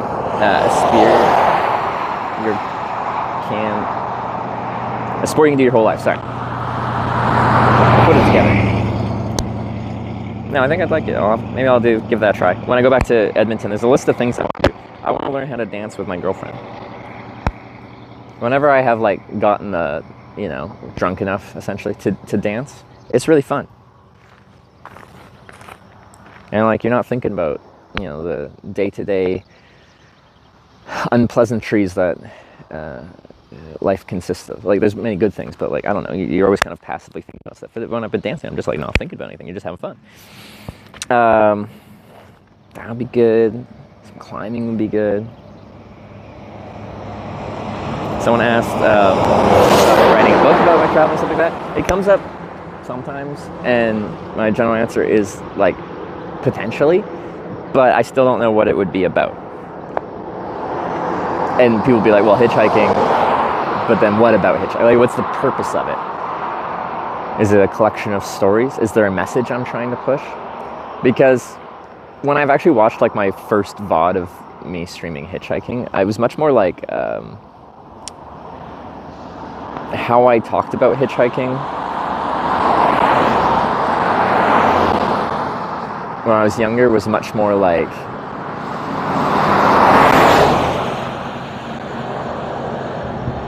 almost to the point where like I wanted to promote it, where I was just like, hitchhiking's not as dangerous as you think it might be, to the point where I like, you could almost say I was like promoting it, which for a long part of the 6.5 years I've been broadcasting is I've been very clear on like, you might think it looks fun to do this, but if you ask me if you should do it, my answer is no.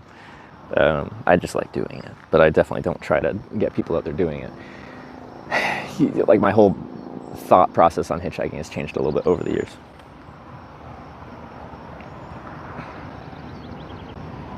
But anyway, yeah, I just don't know what the book would be.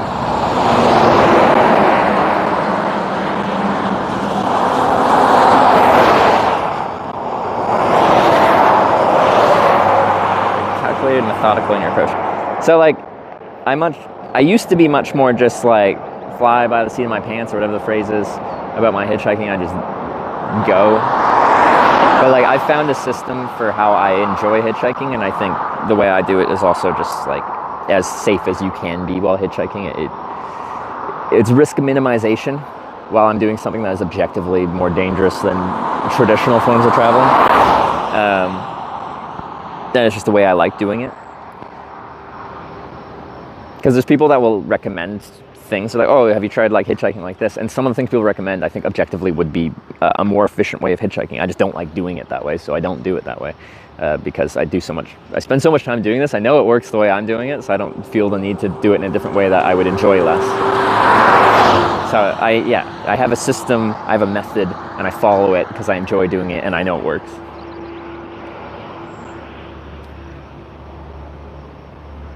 Experience girls get more rides more quickly? Yeah, and it makes sense. And sometimes that's for like perfectly good reasons. So I've talked to girls that hitchhike solo, and like you get a lot of people that are pulling over for like a solo woman hitchhiking that are like, they're pulling over because they feel like you're in danger and they're rescuing you, and that is inherently a kindness. Like they see someone and they think they're in danger, so they pick you up and take you out of danger by their standards. That's a kindness. But you're also getting people that are pulling over because they see a woman and, you know.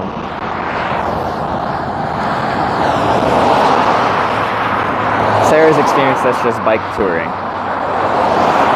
You get to see the unfortunate realities of traveling as a woman, especially solo. So there's good and bad reasons that people are specifically pulling over more quickly for women. And it's hard to control that as a woman when you're hitchhiking. But like, I met this one lady that hitchhiked solo, and she would only take rides from other women or like whole families, like, you know, like husband, wife, kids kind of thing. And if a guy or a group of guys pulled over, they just politely turned down the ride because they knew they wouldn't have to wait very much longer for another car to pull over, and they just, you know, turn around a lot of cars till they found someone that they were felt safe with.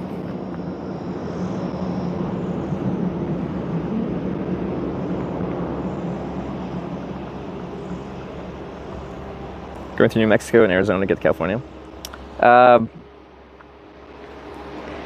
Yeah, there's two ways to go. Usually when I'm hitchhiking to like TwitchCon, I go down south around through New Mexico and Arizona that way. So this trip, I'm trying to go to Corning, which is kind of central California on I-5. Here, so I'll give you a walk around real quick, and then we'll continue working on it.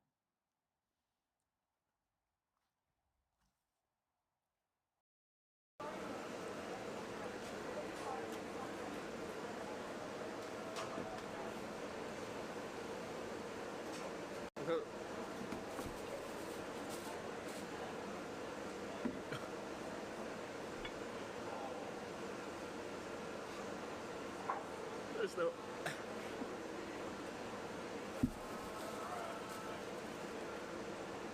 I already lost.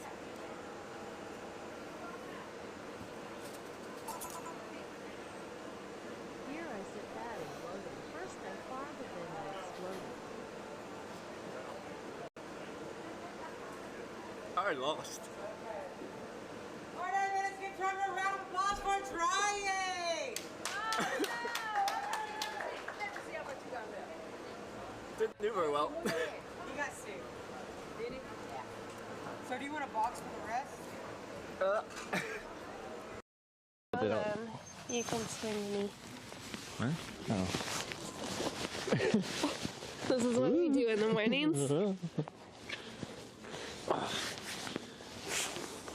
Thanks.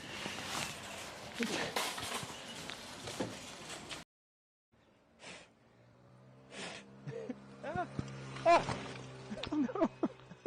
There was a bug that was biting me, so I hit the curb.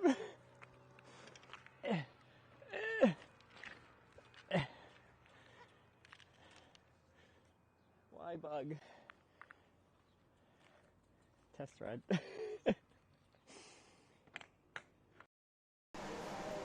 We're like Oktoberfest. I've been there for. I have, yeah. No. Yes, I have. In Munich.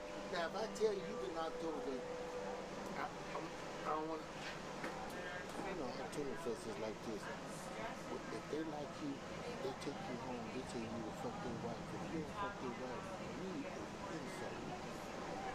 I can tell you that didn't happen on my trip to Oktoberfest. You ever heard about that? I've heard of that, yeah. Okay then, so now you know I ain't lying. Yeah. Excuse me. Now you know I ain't lying, right? Yeah, they say, I love you, I like you, I want to take you home, I'm going to give you the best thing I ever have. And you turn it down, oh man, you never turn that down. Canada, Andy. Andy. Oh, how did I end up here? Looks like it's pushing bit right now.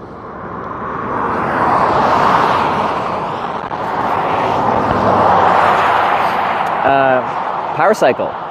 Turn it off and turn it on again. That's all I did. Did a hard refresh on the broadcasting app and it came back.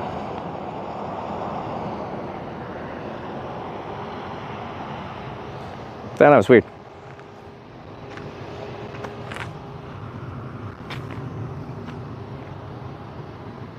Okay.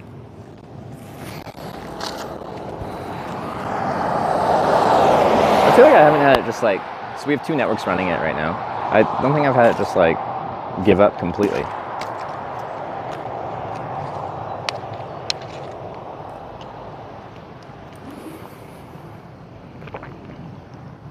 You love the clips though? Yeah. 6.5 years of hitchhiking and bike touring. You end up with a few interesting clips. When Sarah first started her stream, like her own channel, and then she got a server which had like, you know, the scene switching to clips when you lose connection kind of thing. When you first start a channel and you haven't really traveled for that long, so you haven't accumulated that many like clips of interesting things that have happened, it's tough because it's just like it started and Sarah used to fall a lot. So a lot of times the clip reel was like Sarah essentially like going uphill and then running out of steam and then not catching herself well and then just like tipping over and going oof. So it'd be like 3 in a row of Sarah just being like oof, oof, oof. Anyway, now she's gone so many places, had so many experiences. She has a well-defined clip reel now that she's been streaming for however long, 2 years. But yeah, when you start and you haven't streamed for very long, what do you show?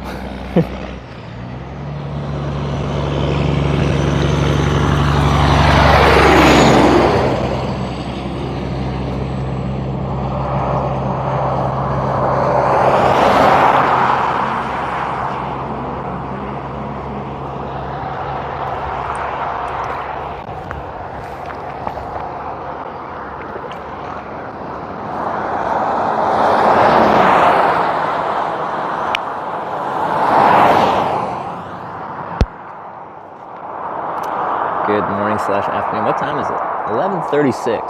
It is almost afternoon. I kind of got a late start for what a wild camping night is in a town. I started like 8 a.m. Quite out because I was like behind a baseball field in the town. But I felt very privately tucked away, so I allowed myself to like not rush out. Because quite often those are the nights or the mornings where I'm starting at like 6:30.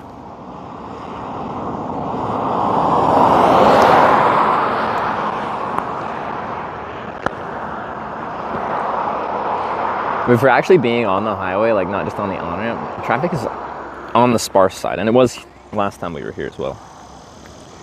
No jet lag? I think I'm into this time zone fine now. Like by the time I set up my tent and stuff like that, it was like, what, 11:30 or something like that? Maybe? I was out real fast. Crawled in my tent, check myself for ticks real quick, and then like sometimes I'll throw like on a YouTube video to relax, just like be awake but turn my brain off for a moment before I fall asleep. But no, I was just right out. I was tired, and then I slept through till like 6, and I woke up and I'm like, nah, I feel private. I'll have a bit of a lay-in. Progress and growth are a big part, makes our channel entertaining. Yeah, I agree. I think because you actually saw like the start of Sarah's progress when we did the tandem trip, and the reason we were on a tandem and not on 2 separate bikes for that trip was because Sarah was too scared to ride her own bike. And then 3 months of riding as the person not in control of the tandem bike, but as the stoker whose entire job is to provide power, got her comfortable being on a bike, and then she wanted to try riding a bike, so she borrowed my bike and she did her first tours. But objectively, when Sarah started touring, she wasn't the most adept cyclist, and I don't think that's a bad thing to say. It's like she didn't have much experience actually riding the bike, and you could tell that because she fell over a lot, and most of them were very minor. Essentially, like she'd be going uphill and run out of forward momentum and unable to keep herself going forwards, and then she'd just topple over because she's no longer going forward, so she can't balance anymore. And one of her issues was when she was like really trying to go uphill and she started to slow down, she kind of like panic, and like what you need to do on a heavy bike is just apply the brake and stop and put a foot down. But she'd forget the whole brake part, so she'd start to try to put her foot down, and she would, but then the bike would start rolling and she'd like panic and try to grab the brake, and then in the process just kind of topple over. But anyway, like you can see from where she started to where she is now, she's much more adept. She knows what she's doing. She has lots of experience. She has many thousands of kilometers of solo bike touring experience now, and I'm very proud of her.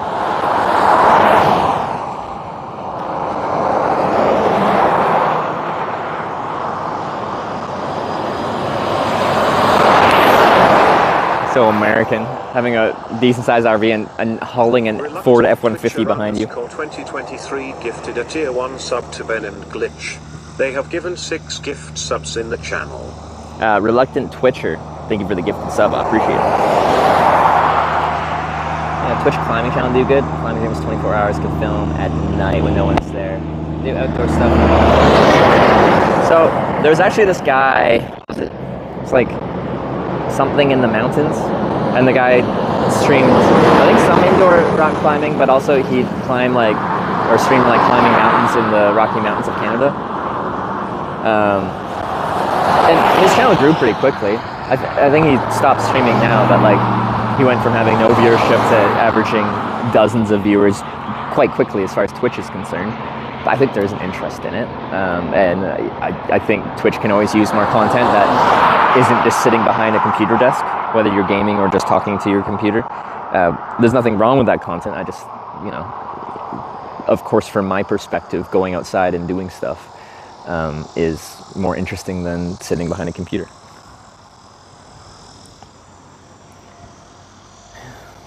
Does anyone know what I'm talking about? It's like Ryan in the Rockies or something like that. I guess Service in the Rockies, that's awesome. I think he focused on climbs that were like within line of sight to the town. So you have like the town of like, where's he? Was it like Banff or something like that, Canmore? And like there's mountains flanked on either side, and you just focus on like stuff you could do within line of sight to the closest tower. And all you do is like, you do a little bit of analysis. You can go to websites and see where the cell towers are, and then compare that to a topographic map, and kind of see where you'll keep line of sight to a tower.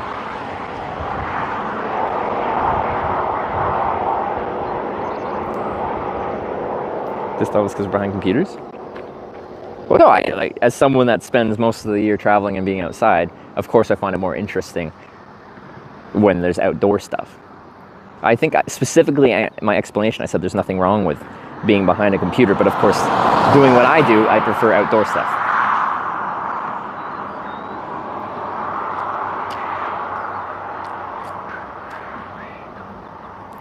Nice scoops in Colorado. Beautiful. Went through, last year for TwitchCon Vegas, we went through I-70 through the Rockies in Colorado, which is there's more beautiful places you can go than just straight through the interstate through the Rockies, but it's still, even on the interstate, it's a beautiful bit of land there.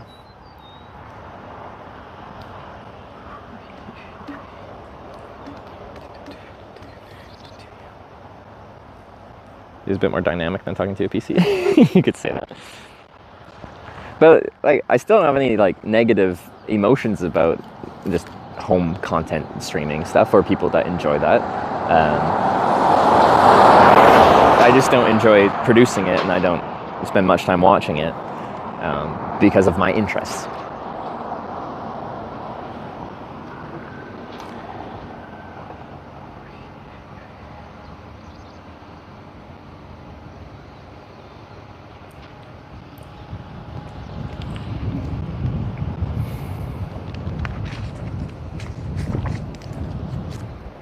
Flying to Calgary a few weeks for brother's wedding. I'm gonna go to Lake Louise for a day. Ooh, nice. In a few weeks, there's a chance I might even be in Alberta at that moment in time. That completely depends on, once we get back to the Twitch Plays Hitchhiking, how you guys vote. I'm really curious when this trip will be completed. If you'll let me complete the trip.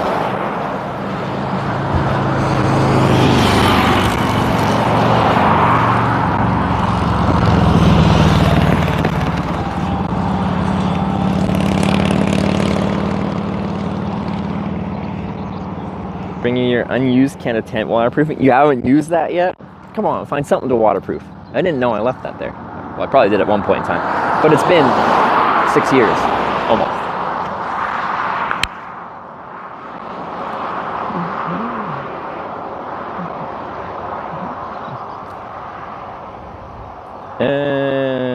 What country state is the smoothest or best maintained road so far? No, I know it's a reasonable question. Worst is Michigan, but what's best?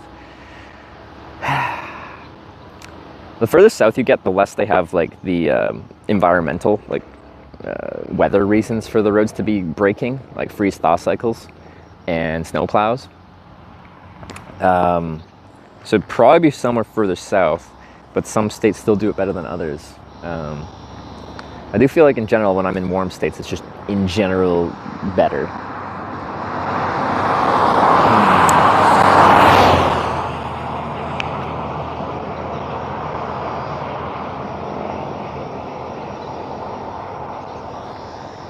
I don't know.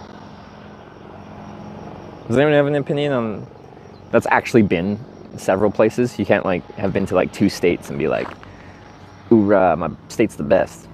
Like actual well-traveled opinion.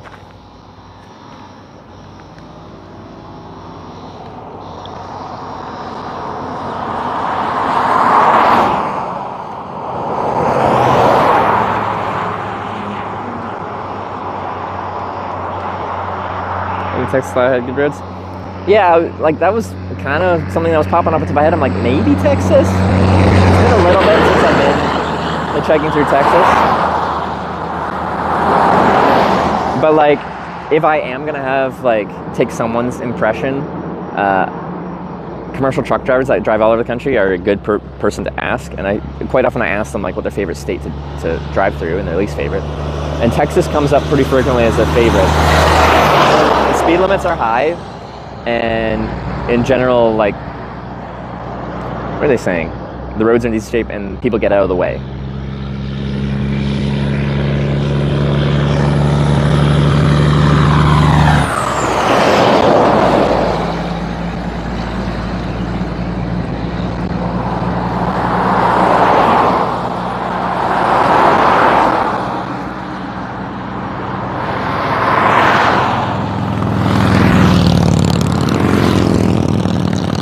Give me a big wave, so.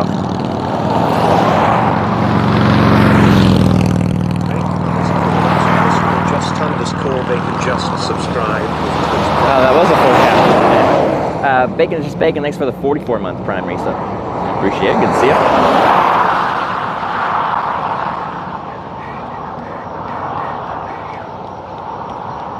No one's to pick you up after 5 minutes?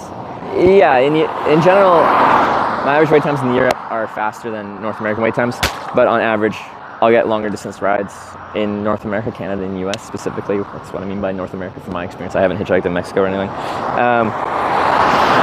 But that's not 100% true. Like, the country with the longest average wait times of anywhere we've actually logged wait times was Spain. Now it's actually close to the US on this trip. It's I think it was like 44 minutes average wait time in Spain, compared to about 40 in the US, so they're close, but Spain was still slower. That also doesn't mean I didn't like hitchhiking in Spain. In fact, I had a good time in this beautiful country, and I met some really cool people, but just the reality is, on average, you'll have to wait longer. And I'm not the only one, that's not just a personal experience. There's a whole hitchhiking Wikipedia. I don't know if it's much updated anymore. I don't go on there very often, but I used to a lot. And for different countries, they'll have like a country page to talk about like recommendations hitchhiking in that country, and then in specific cities it might have advice for getting out of cities and stuff like that. It's a very useful resource. But the whole like country page for Spain was like, a lot of it was like, say if you're in France and you want to get to Portugal, here's the best way to get a ride directly from France through Spain to Portugal without ever having to set foot in Spain, because Spain sucks. Hitchhiking in Spain's horrible. So apparently it's a well-known thing.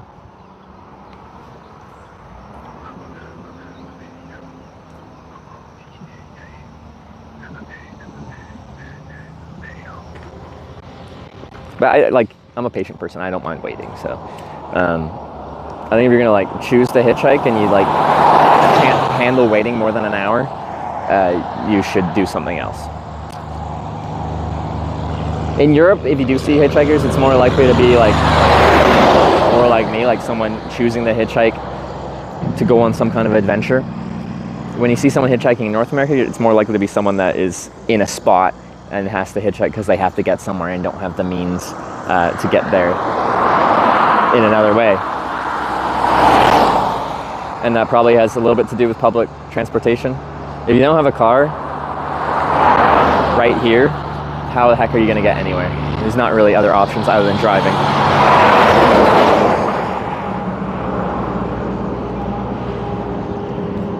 Yesterday, same guy who believed lizard people? Yes. At least the one in 1.5 hours. I don't know what our wait time is right now, but yeah. Like I wouldn't be surprised if we wait a while here, but that's part of hitchhiking. We had just over 2-hour wait yesterday for our first ride, and then we got picked up. It's just part of hitchhiking. It doesn't bother me, especially when the weather's fine.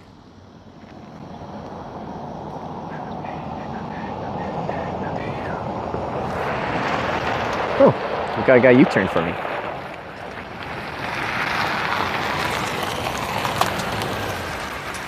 Where you heading? I'm trying to go to Seneca and then Corning, but anywhere west kind of helps me out. I can get to Hiawatha. Is that the next town down here? That's the next town over. Yep. And is there like services there if I got caught out there, like a gas station or something? Yeah, Okay. yeah. All right, cool. Yeah, I'll take a ride. Pull over. Yeah, sure. Thanks, man. I gotta ask about the camera first.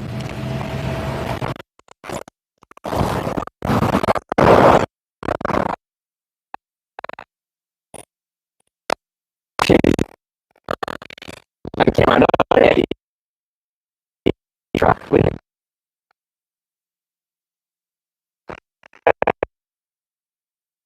You want my stuff? Truck? Yeah, collect it in the truck. All right, sounds good. See, like, that's an example, if you've heard that, of someone that's just like a little hesitant, and then you just emphasize, I don't have to show you on camera. Yeah.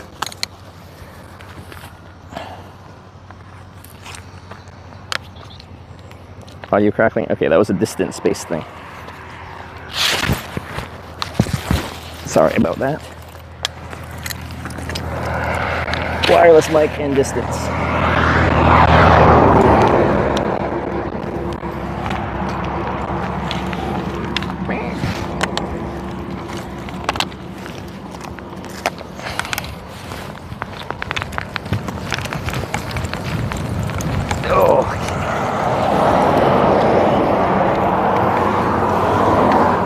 Oh no. Okay, well, you're gonna do that for a second.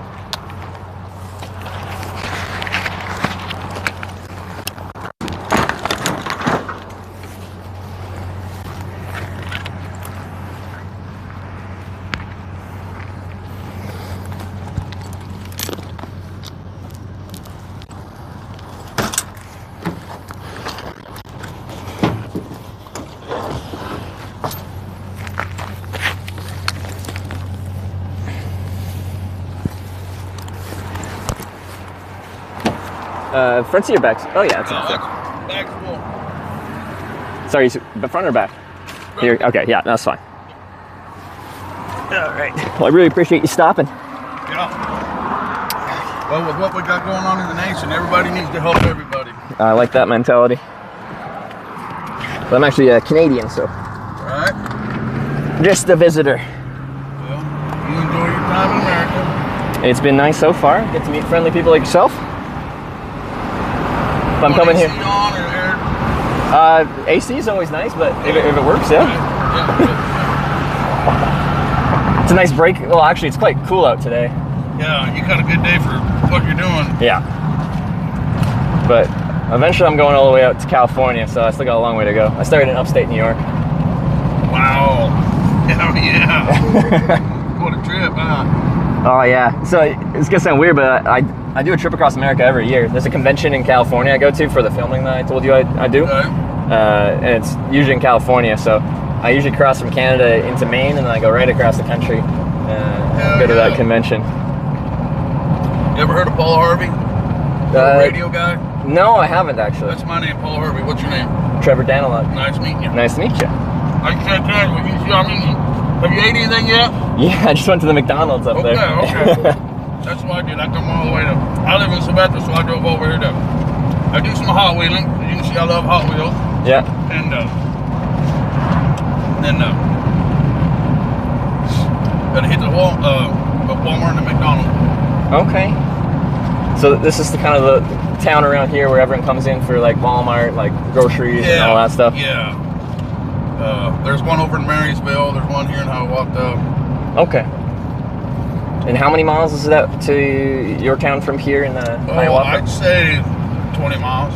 Oh, is it? Okay. Yeah. So that's close to Seneca at that point, isn't it? Yeah. Yeah, and you'll have another 18 to 20 miles to get there. Okay, about halfway. Cool. Yeah. Sweet.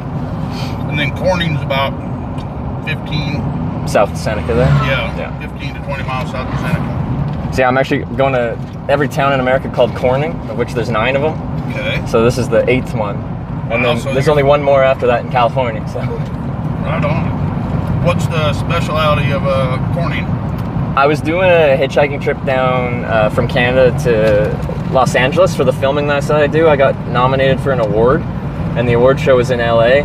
So I was doing a hitchhiking to this award show trip, and I got stuck in Corning.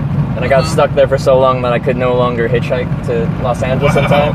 So it's called the Corning Redemption Tour, because, you know, it's kind of like, screw Corning, I'm going to go to every single Corning in America and see what they've got going on. Pretty much every Corning is a very small town. Yes.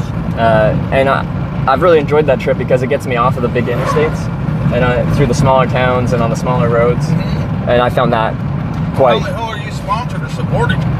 So this is broadcast on Twitch TV, but it's like YouTube where if people watch your program, you'll make like ad revenue and stuff like that. And through just enough people watching and other monetization, you can make enough money to Well, but keep in mind, I hitchhike, which is free transportation. I sleep in a tent, which is free accommodation. So like, I have a pretty low-cost lifestyle.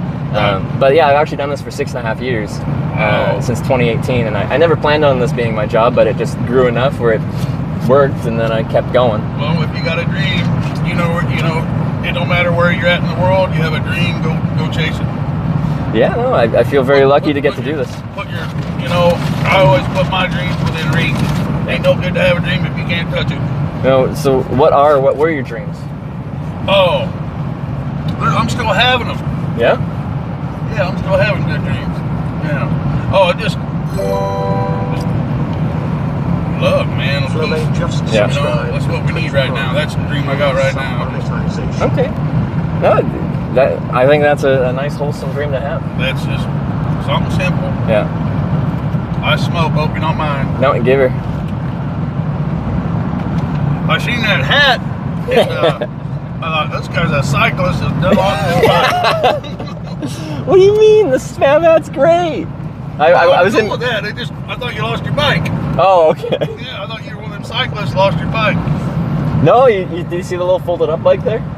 I thought it was a wheelchair, then I got to thinking, this guy's walking, he's carrying a wheelchair. So it's a folded up bike then, Yeah. okay.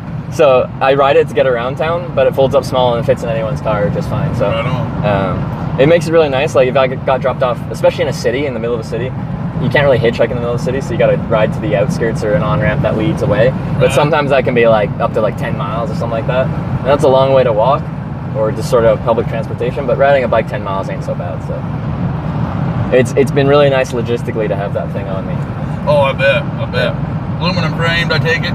It's actually, the center frame is steel, and then the outer like triangle and stuff like that is titanium. And then there is the lightest weight option for this little fold-up bike is full titanium. And then I guess because it's just a stronger material, they need less of it. So this one weighs about 23 pounds, which for a bike ain't too bad. Yeah, ain't bad. The lightweight one's 20 or 17 rather, and then there's one that's a bit heavier than this, a bit cheaper. That's I think like 27 pounds. Which, like, this one being a 5 pounds lighter than the 27 pound one, makes a difference when you do have to like carry it and chase down a car. So how many days how many miles do you trek a day? It just depends on the help or your energy and ambition, or depends on, like, hitchhiking is very like luck based, you could say. It's like, because it really depends on who's driving past. I drove by you at first and I said, what's going on with this guy? And I was thinking, wait a minute, this world needs love. I'm gonna go back and show this guy some love. I saw you doing the U-turn. Well, I saw you came back around and did a U-turn at me. I'm like, he must have driven past and changed his mind. But yeah, so it depends on the class of road too. If I'm on an interstate, I'm much more likely to get like a single ride that might go hundreds of miles. Right. On a road like this, you're likely to go next town. Yeah. So it depends on several factors, but I'd say my average is anywhere from like 60 miles to 600 miles. And that really depends on what type of roads I'm on and just how lucky I am. And like if I actually hitchhike all day or if I start late or something. But you've met some weirdos in the last 6 years on the road, haven't you? Yeah, but like I have learned to love the weird. Yes. You gotta accept it. Yep. Make it their place. Because when I started hitchhiking, so I've done 6 years with a camera, but 4 years before that, just because I kind of learned to enjoy this method of traveling. I started just doing it because I hated the bus, and then I started to love the adventure of it, and because every day is an unknown, I don't know where I'm going to go, what the story is. But as I've gotten further and further into this, one of the things that's most important about my enjoyment hitchhiking is the people and like their story and what motivates them, and you just get the entire spectrum of types of people that will pull over, and I've grown to really love that part of hitchhiking. It's just like, I don't know who's going to pull over next, but I'm really excited to meet them. He's passed away now 2 years ago, but a friend of mine, he lived in Sabetha, and he would hitchhike down to Texas. Oh yeah. And he would do missions, Christian missions down there, and he would leave here and then go down there, and then you wouldn't see him for a year or two, and then he'd come back, and it was just one of them things he loved doing, and he said the same thing about his experiences of travel. Yeah. You just don't know what the day's going to bring you every day. Yeah, and like, there's that sense of adventure. You wake up in the morning, probably a place you've never been before, and you set off in a direction, and you'll meet people you've never met before that you'll probably never meet again, and end somewhere that you've never been before. Everything is new, everything is different, and you could never plan it. Like it just happens as it does. Are you keeping a journal, writing a book? So I do the broadcast, like I said, with the video, and then like when I started 4 years ago, I thought I'd like document it in some way. On one trip I brought like a journal and I started writing in it, but I found at the end of the day I was too exhausted to like take my thoughts and feelings and put them down, because you're just exhausted. And then 6 years ago I thought the most authentic way to show it is to just show it in its raw form. This is just broadcast as it is. People travel and so are you live now or yeah, so it's a live broadcast that goes all day from my tent in the morning to my tent at night. So people are hearing us. Yes. Right, yeah. Right on. How you And then going, there's like a chat room and people can talk to me. And they can, because I have a microphone on my collar here, they can hear through that. But yeah. That's quite a journey you're on, my young man. Quite a journey. I love it. Yeah, no. Do you usually pick up people when you see them? Or? Very rarely. Yeah. Yeah, very rarely. Yeah. Okay. Last time I had opportunity, my grandson took to the Children's Mercy Hospital when he drove by these two people walking. Yeah. And the other grandparents were following us behind us. He's a minister and his wife, and they picked the individuals up. They dropped the girl off, and then the guy, I didn't know this until we were at the hospital, and I come out to have a cigarette. This guy that we seen, that we drove by, he was standing at the bus stop at the hospital. Yeah. I said, how the hell did you get here so fast? I said, we drove by you. He says, you're here 5 minutes after we're here. He goes, well, car behind you picked me up. Well, we get back in and I tell the other grandparents, the preacher man, about what I just experienced, and he says, yeah, I brought him down here. Oh, okay. Yeah. Said, cool.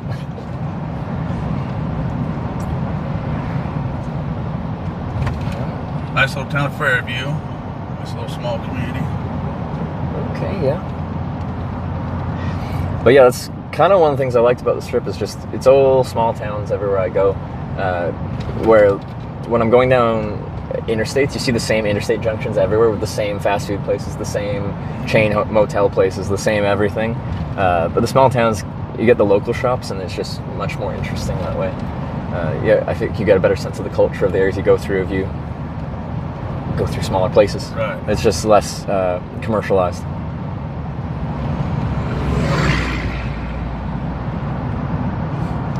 And I assume most towns out here are like farming towns.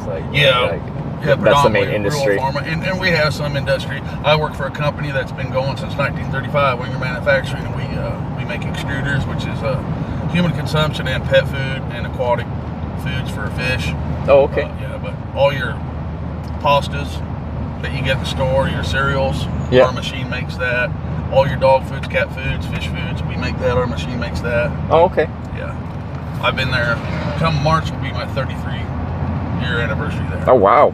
I went from being a 15-year-old podhead to when I turned 22, I had my job there, got my life straightened out, and been working there ever since. Okay. Yeah, I had a moment with God, and we fixed it. So. At 22? At 22, yeah. So, between here and Seneca, what's the town you're going to? Sabetha. It's off the 36 though, right? Yeah, oh, it's north. The north 4 miles, yeah. Oh, okay. Do you think it might actually be better for me to just get a ride from Fairview? Because like the junction you head north on, does it have anything on it? What I'm going to do is I'm going to take this food and drop it off with my buddy. Yeah. And then I'm going to take you on to Seneca. Oh.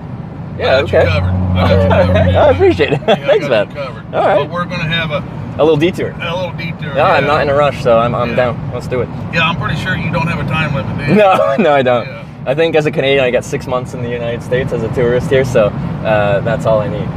Well, if I can't get across the country in 6 months, I'm doing something wrong, I think. Well, that's pretty good. I mean, because, you hear people about running across America, bicycling across America, driving. Yeah. This is the first for me knowing someone that's hiked across. It's a lot faster than biking or running. I can confirm that because I rode a bike across Canada a few years back. It was my pandemic activity because hitchhiking was too social when you weren't supposed to all that. So I bought a bicycle and just rode east until I ran out of east. But yeah, like at most I'd do like Well, I think my best day was about 100 miles. But most days were more like 60. And like country Canada in total is like near 5,000 miles to get across. Because there's a lot of kind of eastern Canada that starts looping up to like finish the east coast of Canada. So yeah, it's a big country. It takes a long time. It took me like 3 months.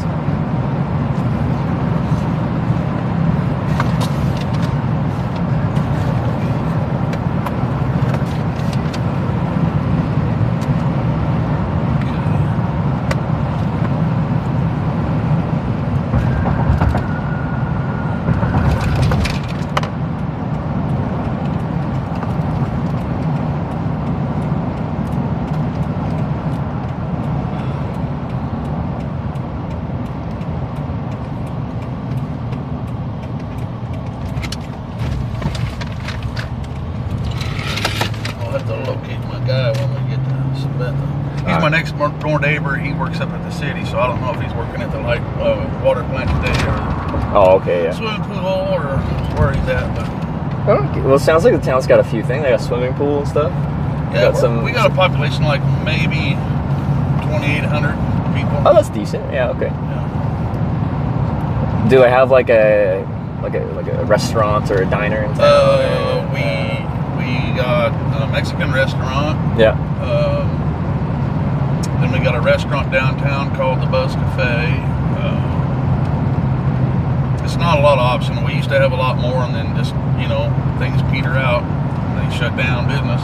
Well, a lot of the small towns, whether it's a farming town or one of the Cornings I went to in Ohio is like a coal mining town.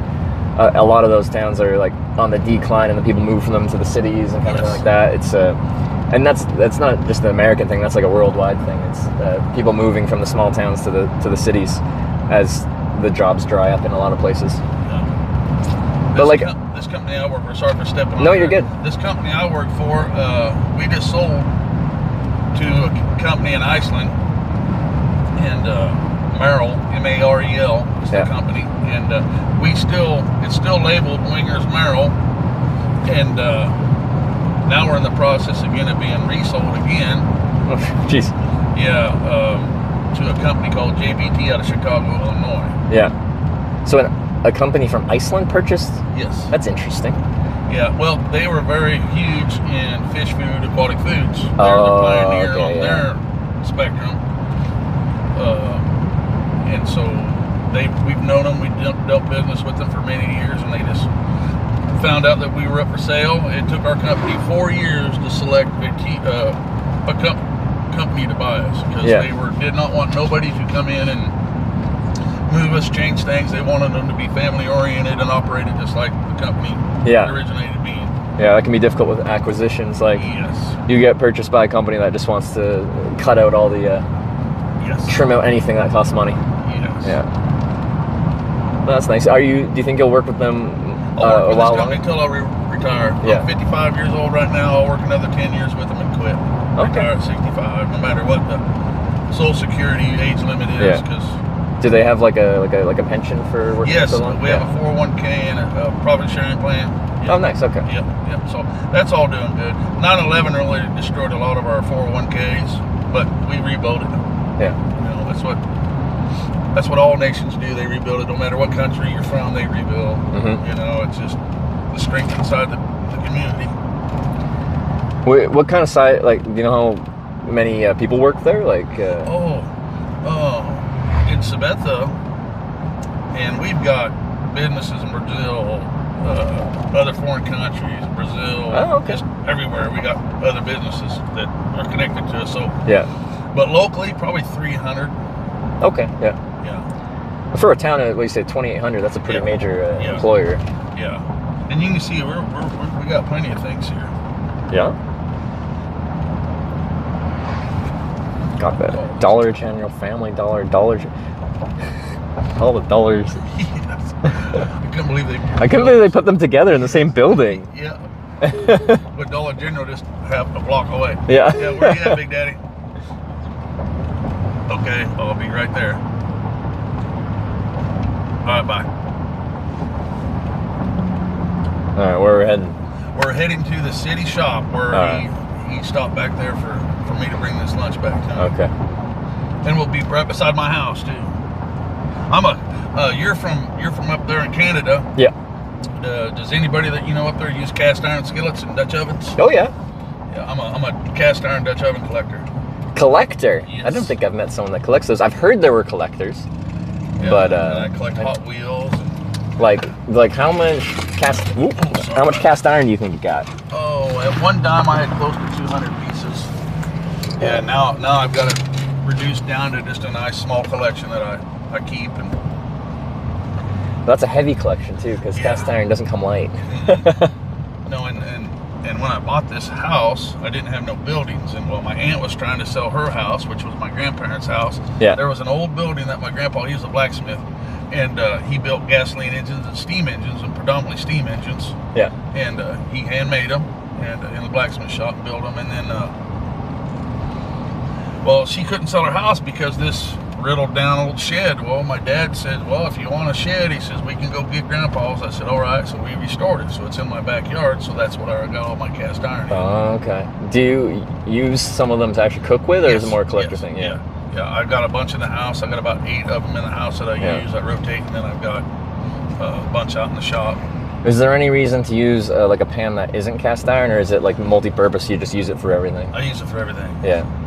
Because I've heard they're very universal. I actually bought like an old thrifted one because it was real cheap, and I'm like, I heard these are great. I'm gonna re-season it and use it, but I just moved and I haven't pulled it out yet and got it seasoned and stuff. I re-season skillets for people. I restore them for people. It's a fun little, neat little art. Yeah. If it's super old, do you ever have to like break it right back down to the raw? Yes, I do that with all of them, Oh, except for a few of them. If I meet somebody that's a grandma that's in her 80s and she's had that skillet her whole life and she's never cleaned it, by God, I'm not going to take the love off of it that she fed her family with. I'll leave that stuff on there and I'll continue using it. But if I'm at a garage sale, flea market, something like that I know there's not a connection or find any history to it, then I go ahead and strip it back down and I'll pick up in that in a bit. Okay. It ain't no biggie. You can tell I don't keep a clean truck. I love to fish. You got the rods ready to go if you ever get the urge to get out there.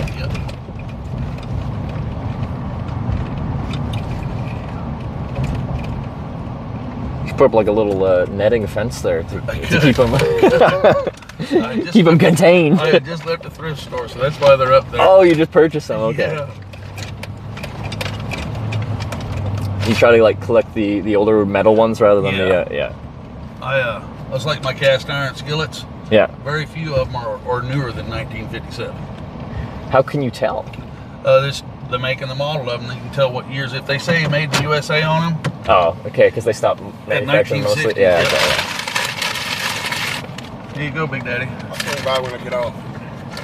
Tighten you up. You ain't tightening me up, shit. Did you get a Coke? Nope, you didn't say Coke. Did you? Yeah, you said you want a drink? I said, yeah, if you want a whole Coke, I'll take one. But if not, I don't give one. Yo, you thought I said tote. Tote. Oh, all right. There's a tote in there. I feel it now. I can't remember your name. Trevor. This is Trevor. This guy's hitchhiking across America. So I picked him up. He's hitchhiking across America? Yeah. Oh, he's videotaping this whole way. And so I thought it was pretty cool. All right. Yeah. What channel you got? I broadcast on Twitch TV, so it's like YouTube but live broadcast.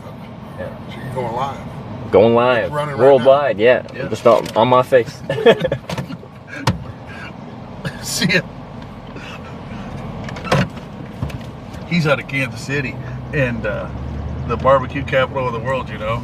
Yeah, no, I flew into so this is actually part 2 of this trip. I did. I made it to about Kansas City, and then I had to go to Europe for a convention that I go to every year.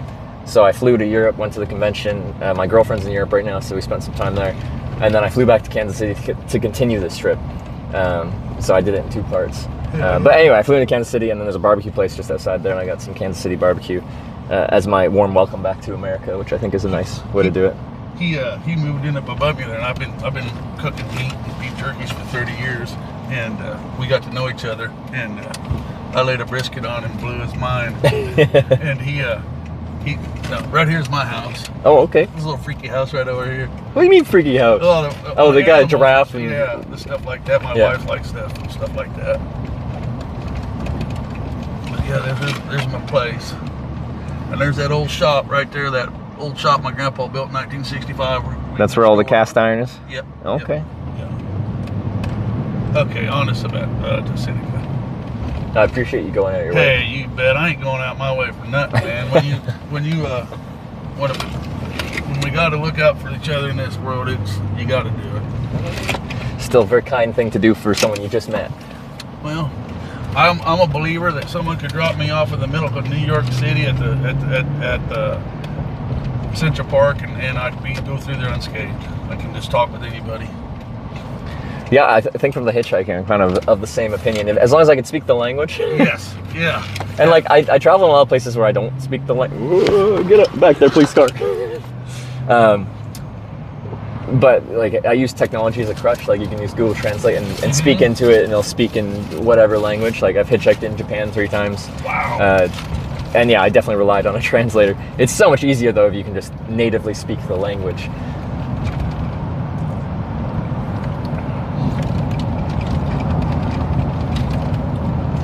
Because yeah, for the Europe trip I just did, I flew into Denmark, and then the convention was in Rotterdam, Netherlands. That's pretty easy traveling because, yeah, in Denmark they speak English, like speak Danish, but they also speak English. Germany, a little bit less English. But I was so surprised I got picked up near Hamburg by a guy, and I was like trying to say, sorry, I don't speak German, and the guy just like spoke back in like American English. Just being like, yeah, I'm from Boston. And he lives in Germany because he works in ship manufacturing. So Germany's huge for that. So that ended up being very convenient. That was most of my way through Germany was in the passenger seat of someone from Boston. Well, that made it a lot easier for you. Oh yeah, for sure. Well, this year, take us back to the highway we were just on. Okay, yeah.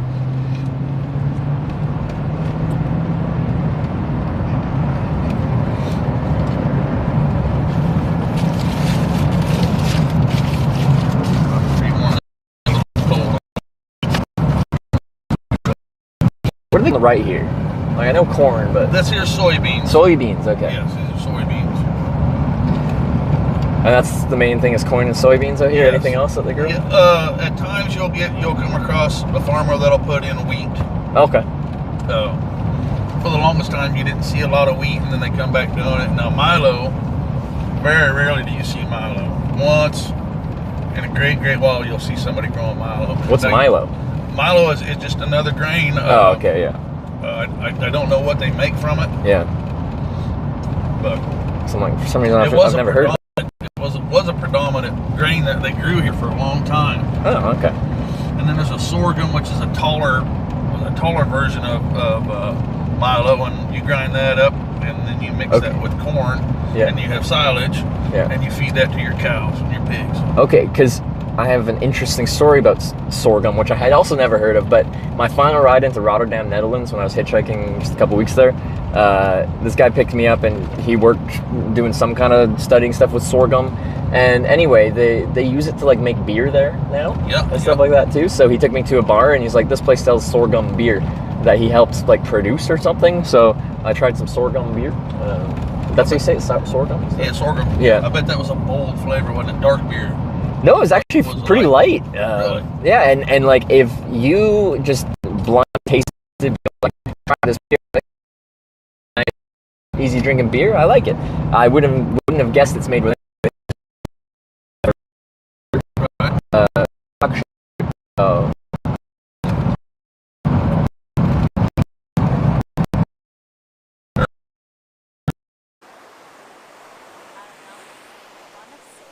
You don't want to sit? What do you want to do?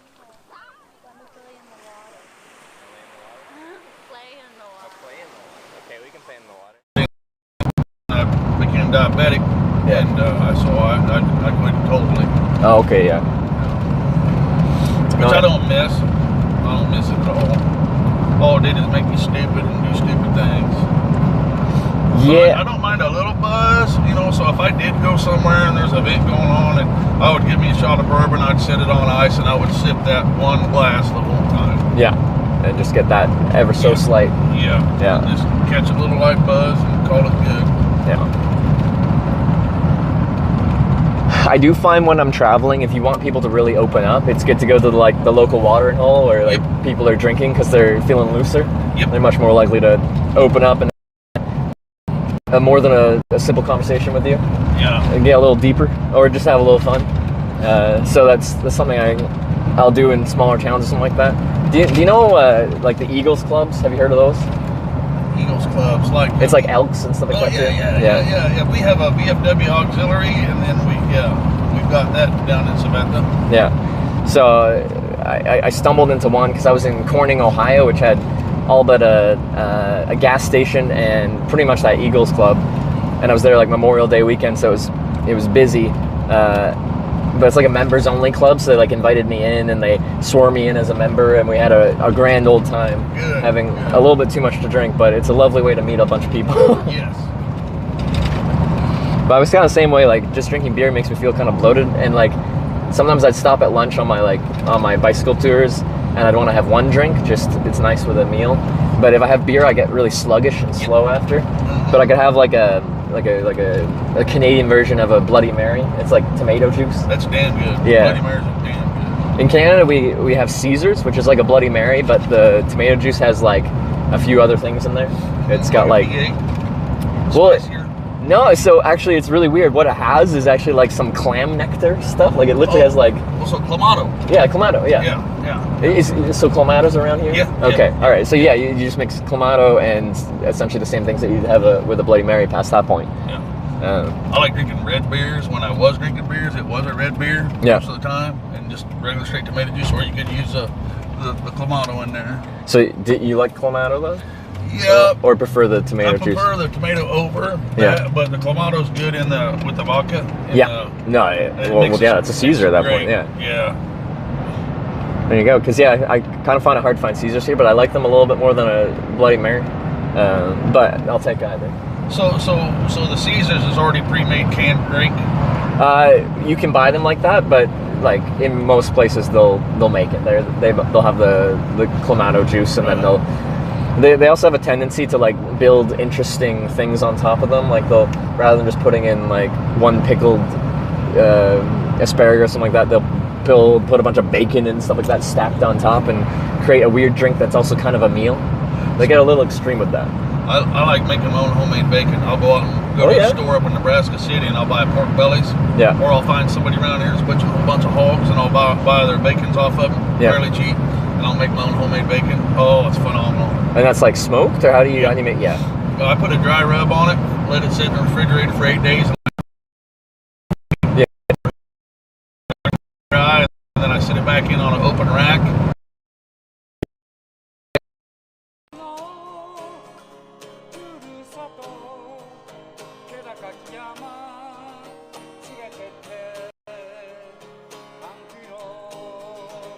It's good, man. It's good. Yeah. I don't think I've met anyone that makes their own bacon too. That's cool. How'd you get in? Because you like do barbecuing and stuff like that. You said you made brisket for your friend and stuff like that. How'd you get into that? Just well, before I moved down here I left home at 15. I went to Colorado. I hustled pool. Okay. Oh, did you? Yeah, I hustled pool and jumped around bar to bars wherever they let me in. I played pool, make money, but I ventured out to Colorado, and then I moved back here. And when I turned 19, I started butchering. That was I roofed houses and shit like that, but I thought, man, that's tough work. I didn't want to deal with that too much tough work. I mean, I needed it for my body to stay strong and all, because I was in bars. You know, things happen in bars. But and when you're playing for $100 a game, things people get heated. Yeah. So you got to be tough a little bit. So that helped me with that. But I got into butchering. This guy said, hey, I need some help butchering this hog. So we went over to his house and butchered this hog, and then I kind of liked it, and so I worked at a couple processing plants and then a couple grocery stores. Yeah. And this old man that I worked for in the grocery store, he made his own beef jerky. Yeah. So that's how I learned to make beef jerky, and then I modified it as years went on. Okay. And and can I also ask now, like, so when you're hustling at pool, like, do you do that thing where if you're playing a casual game, you like okay. I learned early in my career, if you want to get beat up real bad, you hustle somebody. Yeah. You're better off just looking the guy straight in the face and say, look, I'm good at what I do here. I'll play for any amount of money you want to play for. That way they know right off the gate what they're in for versus being sucker punched or sniper. Okay. So then it's not as such an aggressive ending for that person or me or him. Yeah. So I just tell them up front, I'm really good. Play for $100. You go from there. You know, they lower it to $20. If they don't play, they don't play. Did you ever get like counter hustled? You found someone that was actually? Yes. And I told him, I said, please be. I said, now that I know you, I said, I'll know not to get caught in your trap. But I said, be honest with people. Is what I told him. I said, just be honest. He was younger than me, and I said, just be honest with people. Yeah.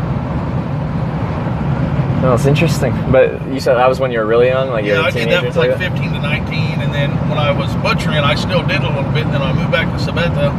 And I was 21. I still did a little bit then, and then I met the love of my life, and she did not like people in bars. Fair. So she didn't tell me that, but you get a vibe. You sense something when you love somebody. You sense things, and you pick up the feeling, the vibes that they like and what they don't like. And I slowly changed my path, what I was doing in life, so I could be with her. She never told me a single thing what she wanted me to change, and it just been with her 30 years. Oh, that's lovely. Yep. She had been previously married though, and with a man, and they had 4 children. So I got 4 stepkids and 7 grandkids. So when you came together, she had like 4 like young children. Yep. That's a tough thing to come into. Yeah, I didn't have a job, and now 4 kids. 4 kids and a woman, and my dad worked at this company for 17 years prior to me being there. Yeah. And I would call that guy every 2 days. I like that job. I like that job. Well, he got to where he wouldn't answer me because he started getting his call screen. And so then I started meeting him at work every morning. Every morning I was beating him to the door. He goes, "You want a job bad, don't you?" I said, "Yes." And he said, "All right." He said, "I'm gonna hire you." He said, "Your dad don't have nothing to do with your hiring, you're firing." I said, "Cool, best way to have it." And he goes, "I'll give you 30 days, see if you work out." 2 years later, I said, "Hey, Jack, do I have a job?" He goes, "Oh, yeah, you got the job." I said, "Well, what about a wage increase?" So we went down, got the paperwork, got a wage increase going, and I was only making $5 an hour back in 1994. Really? 94? Yeah. Yeah, 1994, so. The year I was born.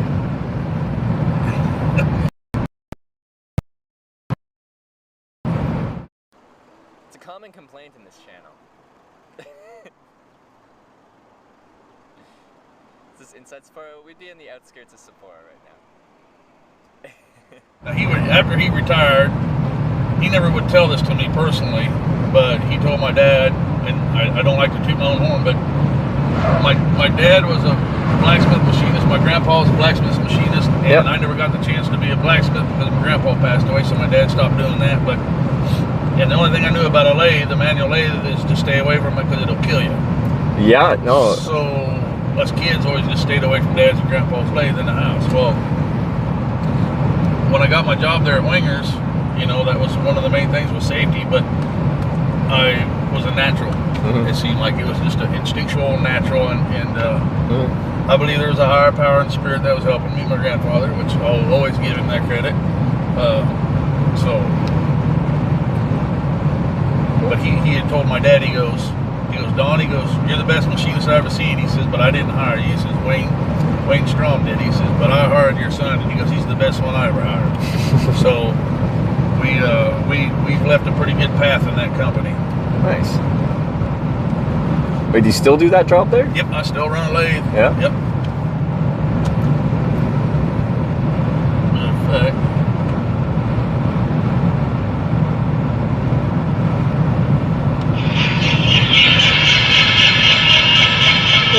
that's running my lathe right there. That thing looks huge. I can't tell scale, but it looks big. Here's the part on the pallet. That's 24 inches across from flat to flat and 16.5 inches on the round to round. 26 inches in diameter, corner to corner. 4 inches thick. That's a big piece to be standing in front of with no covering. I'm standing 6 inches away from that thing all day long. Yeah. You know, it's and like, so in this many years, no mishaps, because they are known to be very dangerous blades. Yes. I've had some close calls still. Yeah. To this day, anything can happen to anybody. So you got to stay on your. I mean, you got to stay crisp. Yeah.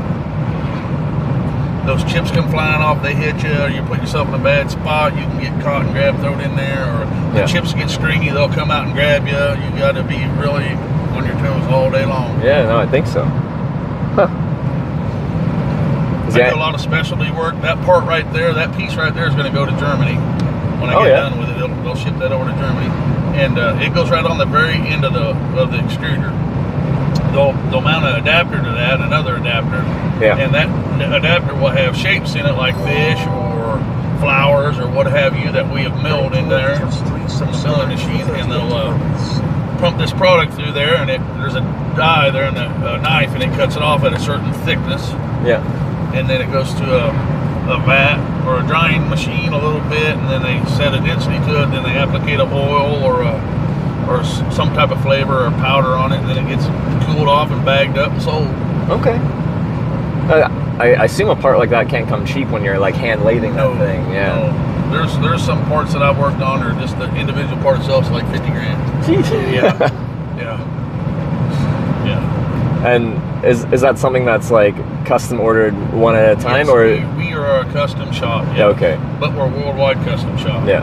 They're trying to turn it into a, lack of better words, like a lawnmower factory where you're repetitively making the same thing. Yeah. But it don't fit for us because there's just so many different buildings that these people put their stuff in. So the configurations of the whole assembly of everything, your machine, your dryers, the thing that sends the product into your machine, they got to be set up different ways. So there's a customization you got to deal with. Yeah. Okay, now I'm not real familiar with Corning. I don't know where the turnoff is. It's just before Seneca, like so 63 Highway. I think so. Yeah, right before this McDonald's here. Yeah, there's a 63 Highway right here. Yeah, if you drop me off at that junction, then I can just hitchhike right on. Yeah. I even got a cardboard sign that says Corning on it because I'm going to enough Cornings that might as well make a sign for it. Yes. Well, it's been a treat meeting you, and you as well. Bet. Cool. I'm glad you're out there doing what you're doing, and share this experience with the world, man. It's better than my day already. Yeah. No, you as well. You've lived a very interesting life, and thanks for sharing a little bit of it with me. Well, we've got to do that. A book with one chapter sucks. That's a good phrase. I might add that to my repertoire. Use it up. Yep. All right, man. Well, until next time. You never know. I might pass through here again. If you do want to see what I do, I usually have business cards. I don't right now. But if you just remember these 2 words, Twitch, Hitch, the website's called, we can write it down. Yeah. You just write that business all right down on there if you want. Gotcha. You'll be able to do it faster and neater than I can. Yeah. Well, maybe not neater, but faster. When I write it looks like chicken shit. Scratched up. I'm trying to do it slowly because mine looks horrible too. Okay, so your Corning is 12 miles from here, yeah. That ain't far. No. And there's nothing between here and there, so it should be a direct ride. So that's twitch.tv/hitch. So that's a web link. Okay. And you just put that into any web browser, like on your phone, Safari or Chrome or whatever, or on your laptop or whatever. You can just put that into your browser. I do more TV than I do anything. Would that be on TV? They might have like an app on your smart TV or something like that. Okay. But that would be Twitch. Okay. So the website's called Twitch and my channel's called Hitch. And if you just search those 2 words, you'd find me as well. Right on. All right, man. Well, I appreciate the ride. No, I should be okay. I gotta be able to haul my stuff. I'm carrying a lot of stuff now because of that bike. That tote of yours is pretty heavy. Yeah, it's all the batteries and stuff I used to run the broadcast. It adds up. All right.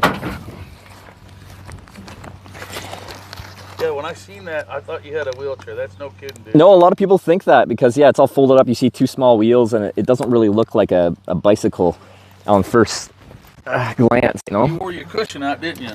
On the bike? Yeah. No, so this is a leather seat, and it's leather from the beginning. It's actually meant for long distance bike touring. I took this off my touring bike because, like a good pair of leather boots, it breaks into the shape of your butt, and it actually like forms to be a kind of a extension of your body, which actually makes it quite comfortable. So, like when you're riding long distance, you usually wear like padded shorts and stuff like that, but I don't even feel the need to a lot of time because the seat's so comfortable to me. All right. All right, Thank you, Trevor. I'm gonna hug you, man. You Yeah, take care. good. And you have a good one out there and stay safe. All right, see you, man. It was a pleasure. Share love out there. Will do, will do. What a guy. All right.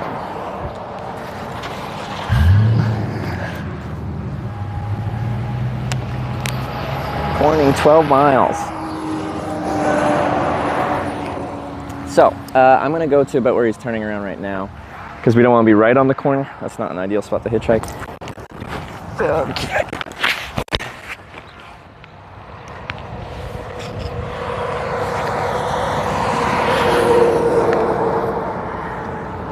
Watch me walk away.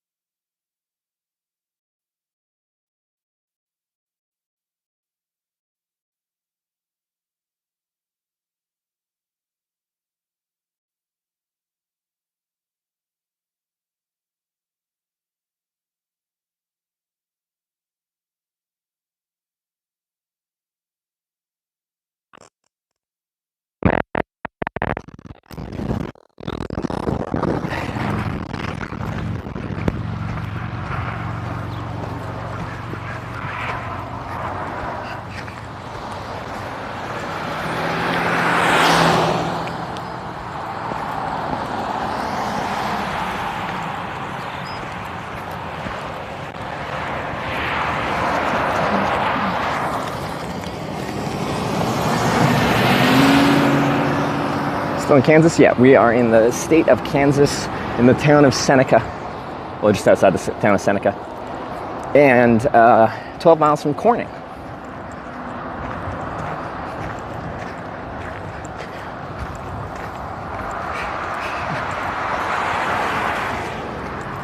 Let me show you here in a second.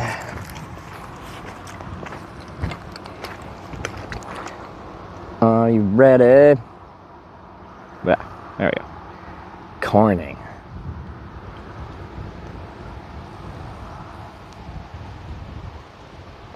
And, very conveniently, we're surrounded by cornfields. And the corn's very tall right now. I don't know if you can tell the scale here, but it's very tall. Alright, as we're looking at, it's a good hitchhiking spot. Cars have to make a 90-degree turn to actually get onto this Route 63, I think it is. That means they go slow, and then they come along here, and there's a nice soft shoulder here to pull over on just before this Corning sign. And I have a Corning sign, so that's nice as well. Somewhere here is the instant pickup. Yeah, it was the first vehicle that drove past that stopped last time I was here, so that's always a good thing. Let's see if we can make it 2 for 2 into getting into Corning. Getting out of Corning was much more difficult. We kind of struggled. Okay. Where's my corn? There it is. It's gonna be hard to get the sign in the light right now. Like, it'll be kind of in the shade. But the sun's really high, so people won't be blinded, so I shouldn't be fully silhouetted.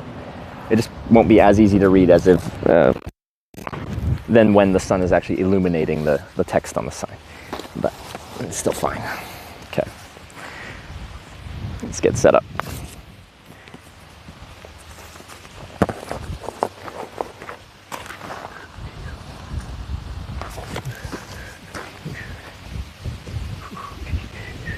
Whoa. Okay, I thought this was falling over. It's not.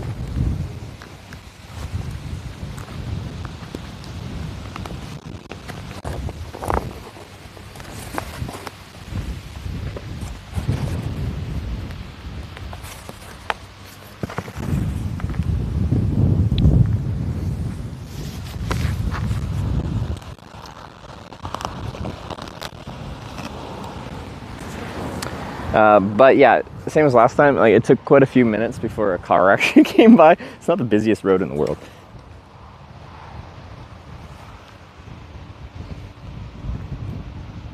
I missed a few subs. Let me see if I can.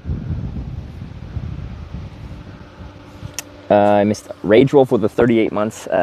Kenny Spinney with the 8-month resub. Flowlade with the 3-month prime, I think. And I got Bacon, I think. Okay. Am I in frame? It's really hard for me to see.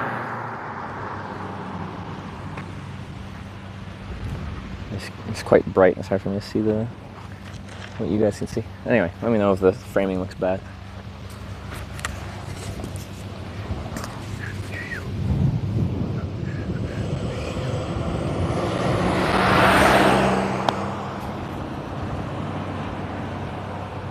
Going to Elmira? Where was that again?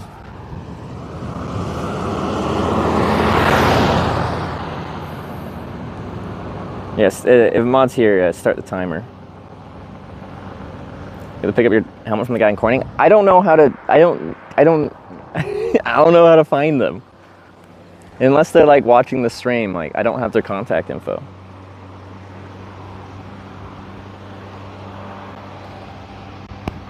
So like they could be watching right now, and I get to Corning, and they're just like waiting there for me. But like, there's a good chance I'll have no way to figure out who it was. Because when I get there, we'll rip around town once real quick, I think. But like, I'm gonna hitchhike north so we can get back to the Twitch Place Hitchhiking, and hopefully do a vote today. So we can properly be like doing the Twitch Place Hitchhiking thing, not just getting back on course.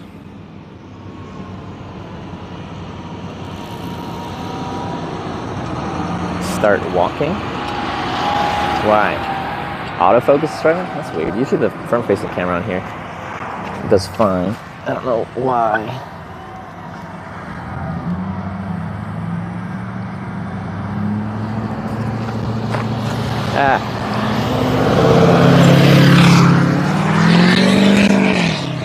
Okay.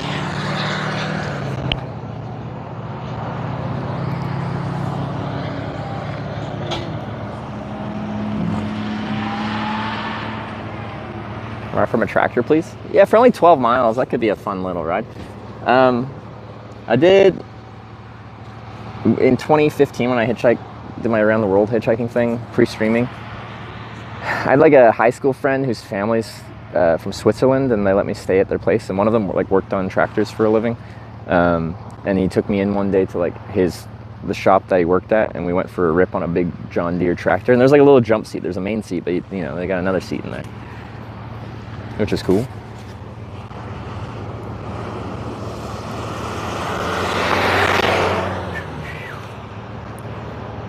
It's by Corning, New York. Oh, yeah. I was curious. That name sounded really familiar. Elmira? Did that go through there? Or was it right next to Corning and I kind of got to ride like past it, but right to Corning? I think it was that there's this that picked me up. I picked up a hitchhiker, and she was going to take me to Elmira, I think. But then she's like, "Oh, I'll just drive the X number of miles out of my way to take you to Corning."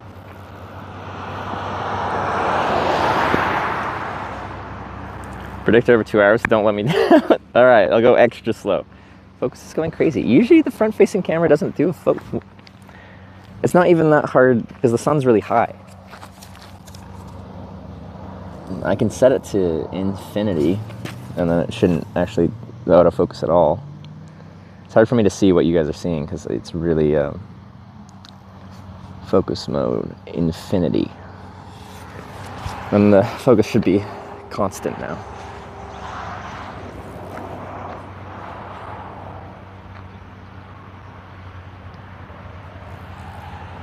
Oh, we could buy another Mountain Dew Code Red from the vending machine.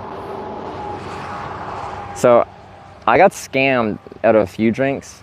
They said like the price is like $1. They're actually really cheap from the vending machine. And I put my dollar in, hit it, and then it would eat the money, assuming it was vending it, but there was nothing to vend.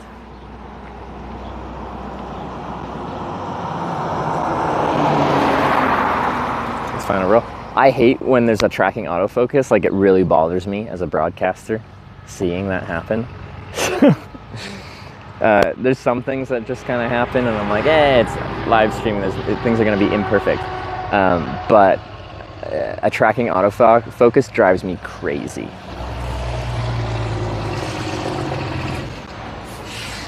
Have a corner mount yet for the channel? We should have a corner mount, shouldn't we?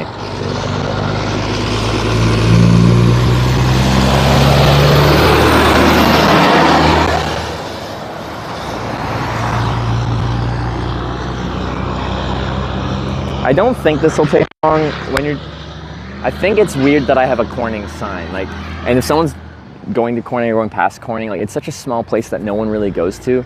Seeing someone hitchhiking with a Corning sign when they're 12 miles from Corning, and everyone going down this road is going to Corning pretty much because there's nothing between here and Corning, I think will inspire a quick ride. Last time we got the first car.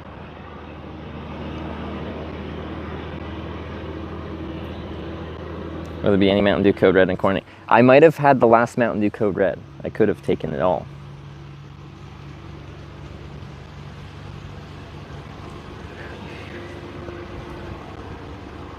Been miserable here last week. Well, this week it's been incredible.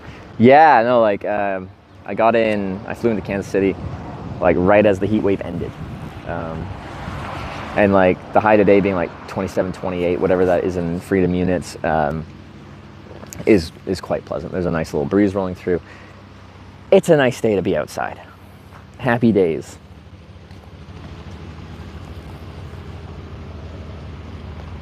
Boo, 5 minutes is up. Well, I appreciate your optimism. People that are perpetually pessimistic, I find generally less pleasant to be around. So, stay optimistic. It didn't work out this time, but in general, you'll be a happier person.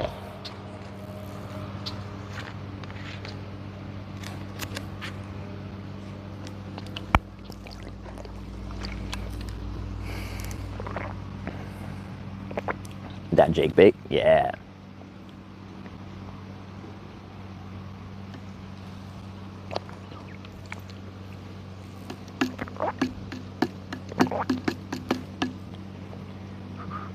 You see corn? It's very fitting that there's a lot of corn around Corning. There's been quite a bit of corn around a lot of the Cornings, which is quite fitting. A lot of them have been small agricultural towns.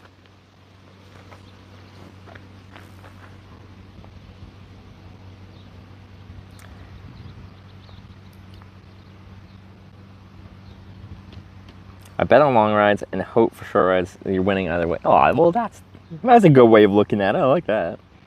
At the last Corning already? No, so we've already actually been to 8, but we're going back to number 8 because that's where I left off the Twitch Plays Hitchhiking part of the trip. In fact, we were last in Corning. People did the Twitch Plays like voting and voted north out of Corning, and I never actually caught a ride north. I tried to. I didn't get picked up that evening where I tried to. And then the next day I'm like, I have to get to Denver so I can fly to Europe so we can go to TwitchCon. And then we didn't hitchhike out of Corning at all. We got like assisted by a local who drove me to another town there, or that I hitchhiked to Topeka. And then we got a viewer that drove me to Kansas City, and then we got a rental car and drove myself to Denver. None of that was hitchhiking. Well, actually, one of those rides was hitchhiking to Topeka. But anyway, it's beside the point. Actually, our one hitchhike ride to get down to Topeka was really cool. It was like this young guy who was like a drug addict and stuff like that. And then he ended up having a kid, and he turned his life around. He did some time in jail. And now he's like really turned his life around, and now he's like the manager at a Taco Bell, I think. Anyway, I gave him like $100, and I'm like, "You're doing good. Keep going." And like, I think he's about, or does he have a kid? Or no, he's about to have his first kid.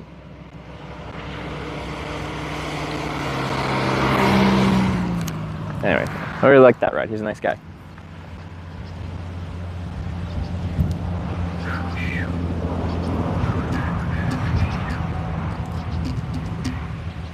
His car's full of lettuce. Yeah, that's the one.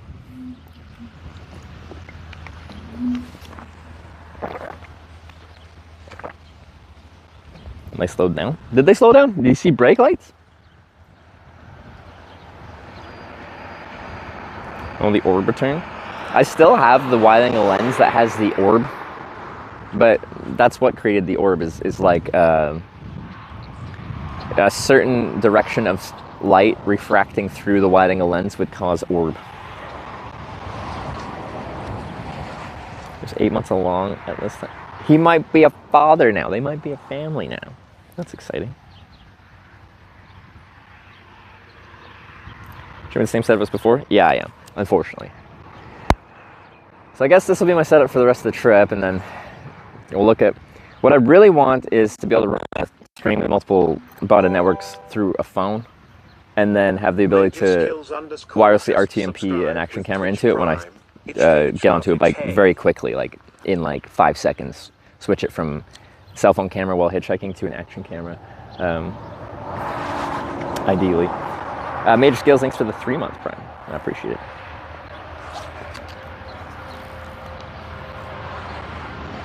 Or the cars. It's just not a super busy road this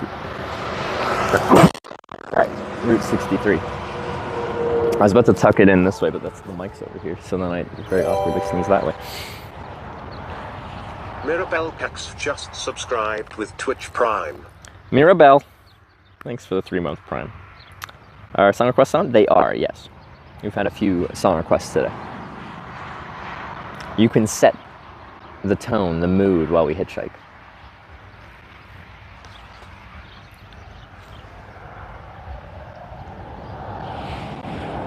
Ever hitch a sub? Like with a subscriber? No, you like a submarine? That'd be cool. I think that one's a tough one because you don't meet too many submariners that could just get you on a submarine. There's like a YouTuber guy that does like educational YouTube stuff, I think, that got invited onto like a US nuclear submarine. I don't think he could live stream on it, but like he did some filming of what he was allowed to film. I'm sure some of that's very classified. Genray004 just subscribed with Twitch Prime. Jen Ray, thanks for the 3-month Prime. Got stricken because of the musical. Like my VODs just get muted when there's music that's noticeable enough that it automatically detects that it's copyrighted, kind of thing. So if you watch the VOD over and like there's decently loud music playing, quite often there will be no audio for that section. And that happens via media share, but it also happens when you're just like eating at a restaurant or something like that that's playing music. Smarter every day, yeah, that's the one.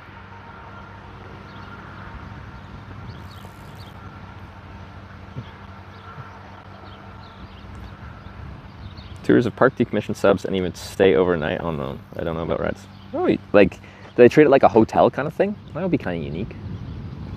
There was an old ocean liner in Rotterdam that they use as a hotel nowadays. It's Cali next destination.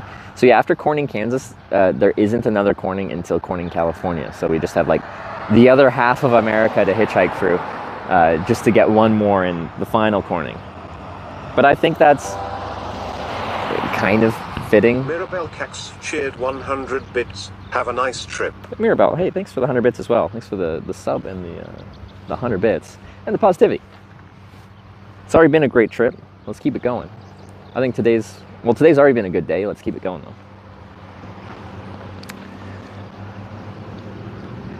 though. Ooh, let's get the sign actually initiated.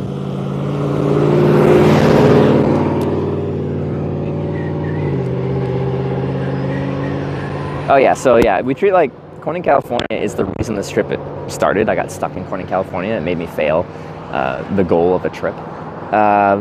So then we decided to hitchhike to and through all Cornings in America. And we've been doing good at that. But 8 of them are on the eastern half of the country, and then our final boss is what we're calling it. Corning, California is on the complete other side. And I think it's fitting that it's just so far away from all the other ones that we have like a whole pilgrimage just to get to the final one.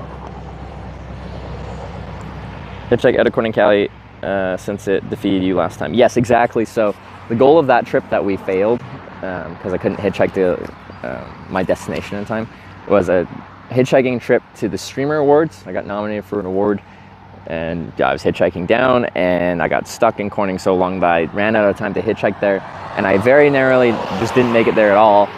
But I got a last-minute flight from Sacramento Airport, and had a viewer drive me to Sacramento Airport, and made it there just in time. Like, I landed, got an Uber from there to my hotel, had a shower, put my tux on, and showed up 30 minutes late. So, yeah. So on this trip, we'll be doing the Twitch Place hitchhiking all the way to Corning, California after this year. And then we'll still be doing the Twitch Place hitchhiking down to Los Angeles. And then at that point, we'll have considered, if we get there, the Corning Redemption Tour completed. Mission accomplished. What's next after this trip? It's a good question. I don't know. It also depends on how long this trip takes. Because this trip could take long enough that, like, TwitchCon in San Diego is September 20th or something like that, so what, just under 2 months from here. It could take that long. So I could be getting to LA and be like, well, I got to go down to San Diego right after this, which would be a bit of an underwhelming, like, hitchhiking to TwitchCon trip. What's next after Corning, California? Provided you get out of Terry, lol.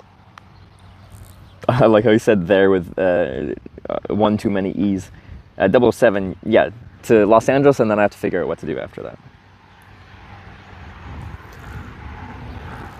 We go to Corning, New York for the sign picture. Maybe. Or we go to Corning, Ohio for number one Corning of the trip, potentially. We also really like Corning, Iowa, though.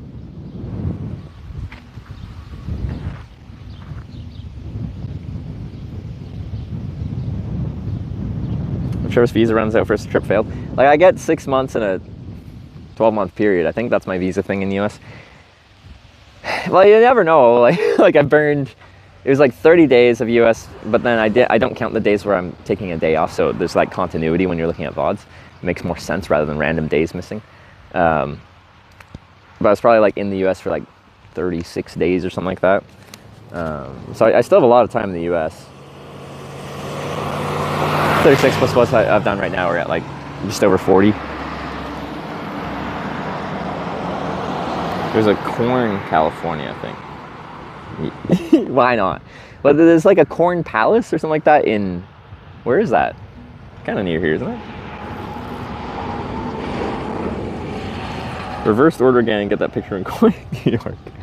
Yeah, so yeah, we've taken a picture at all the, you know, welcome to Corning signs. Well, most of them aren't welcome to Cornings. They're literally just a green sign that says Corning on it. Although some of them had a nice sign, like Corning, Iowa had a nice sign. Corn Palace in South Dakota. Yeah, that's the one. But yeah, I forgot to do one in Corning, New York, a picture, that is. We didn't start very strong, but we've done well since then. I should post them on Instagram so they're easier to find. Because I posted them on Discord, but like, it's hard to find pictures from, you know, a long time ago on Discord.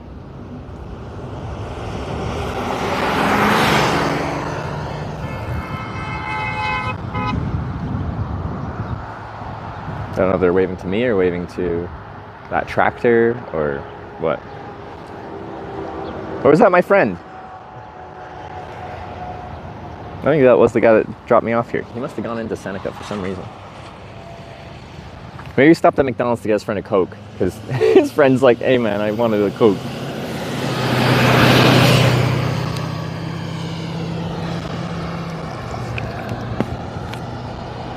It was a black pickup truck, which is what, you know, the guy that picked me up was driving. But there's a lot of black pickup trucks.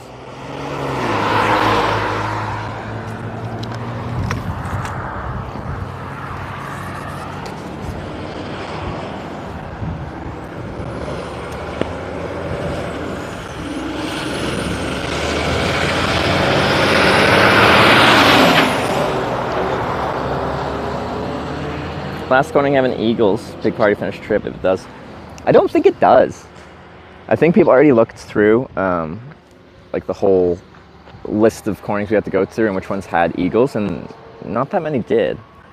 It's kind of surprising for the size of it that Corning, Ohio did, of all places. Have any other ones had? They might have been the only one that had an Eagles. Maybe Corning, New York?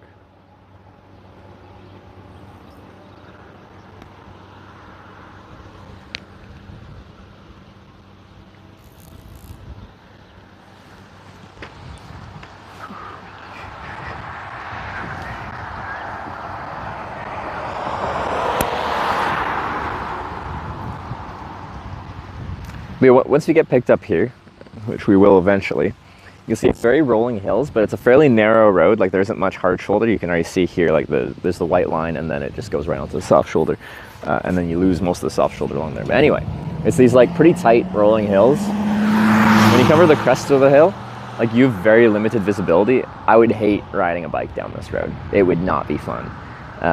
Because if you time it wrong and a car like me as the cyclist come over the crest of the hill, and then a car is coming up at like highway speed, they can come over the crest of the hill and you're on your way down the hill, but by the time they come over the crest of the hill and see you, like they're right on top of you. And if you time it wrong with oncoming traffic too, then they have nowhere to go. It's not a safe road to ride down.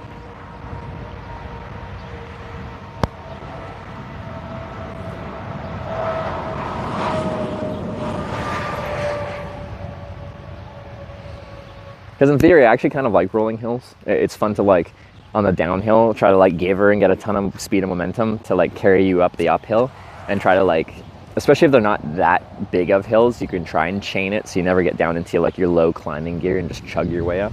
You can carry enough speed where you can kind of just keep it going.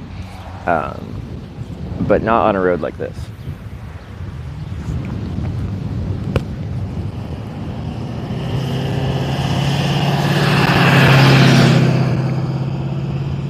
Closest eagle to Corning, California is Chico. It's half hour away. Okay.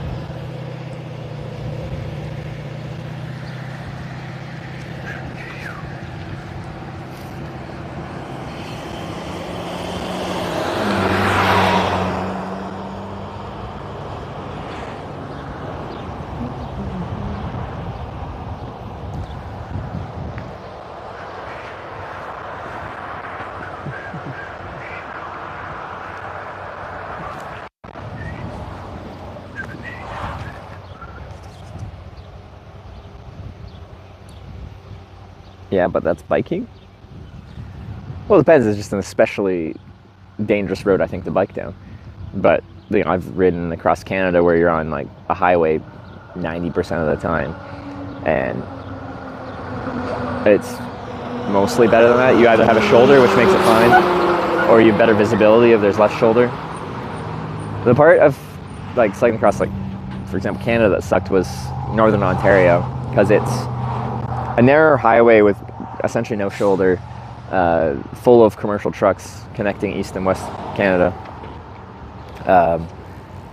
And if it gets timed wrong and there's a commercial truck that comes around a bend and sees you and there's oncoming traffic, they don't really have anywhere to go. So you really need a mirror there, because there will probably be times as you're crossing there where you'll have to just bail off into the very loose gravel, like not jump off the bike, but just brakes on and turn and come to a stop.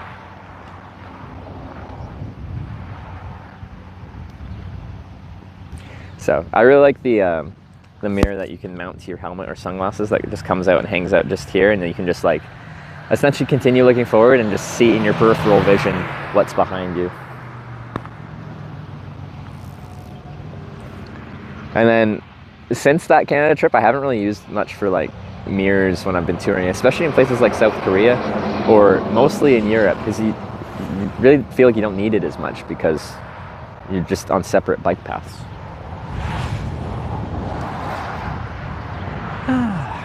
That's cool.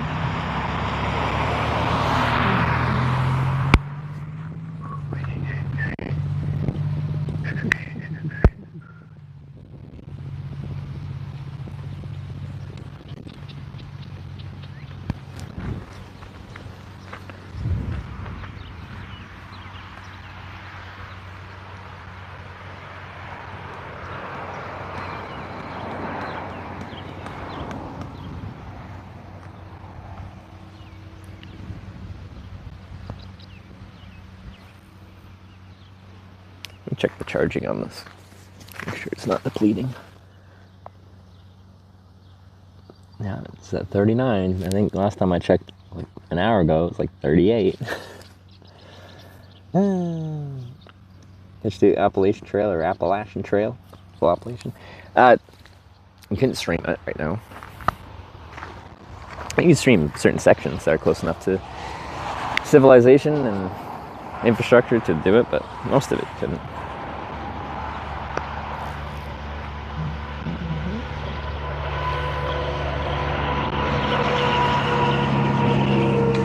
South Korea and the Netherlands, just plain different? Okay. What are you trying to say? You can travel through most of Europe just being on separated bike paths.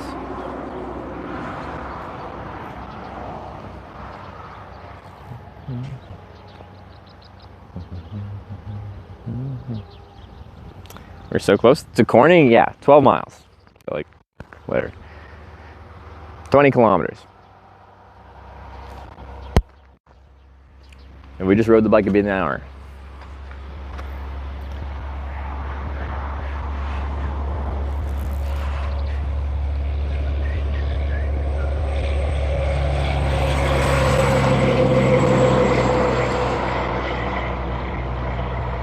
Could walk that? Like there's a good walk. You could.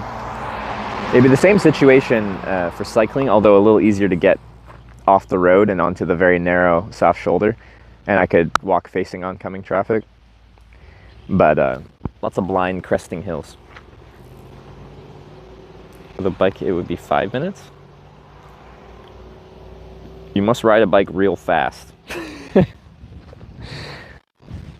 real fast.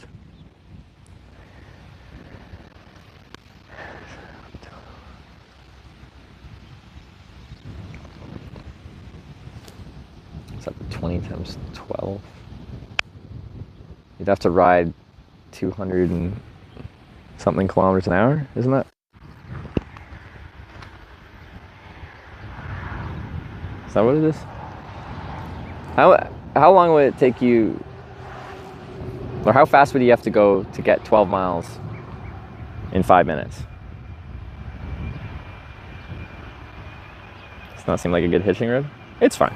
Pretty much everyone driving past me will be going to Corning, so because there's not really anything between here and Corning, so traffic's less sparse, but every car that drives past is a very good opportunity. 144, that's miles per hour.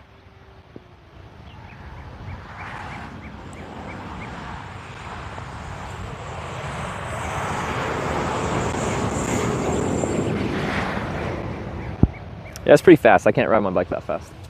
But I'll keep training. We'll get there. Oh, what are you doing? U-turn? Okay.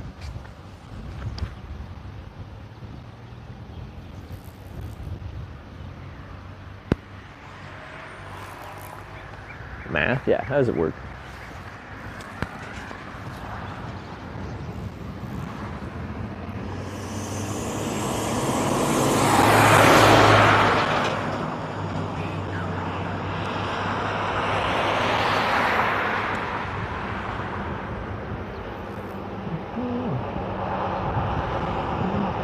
I used to be good at math. Math was like kind of my thing. I was not very creative growing up, but like math and numbers and anything that was like rational and had a clear right answer and a formula or like a system to come to that right answer made sense to me. And anything where it's just like, use your creativity and go. I was like, I don't know how to start doing that. As I've gotten older, I've gotten, well, apparently less good at math. And I guess slightly better at creative endeavors.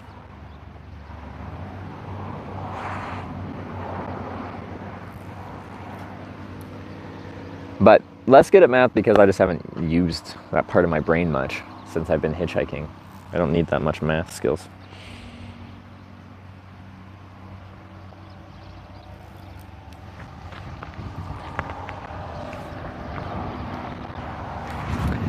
Also, apparently not very... I haven't gotten much better spoken. Less good at math.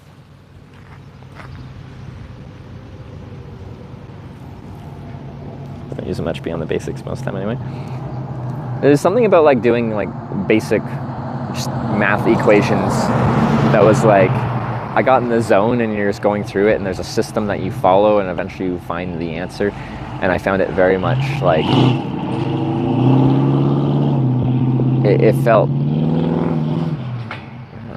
therapeutic in a way. It was just, I say like hitchhiking felt therapeutic. It's like doing maths when you know how to do them. Felt very rewarding.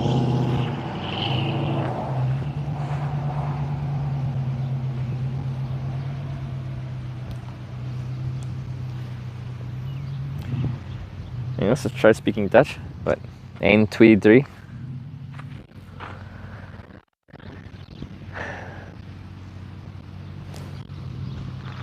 If I run out of water, I might have to go to McDonald's and refill.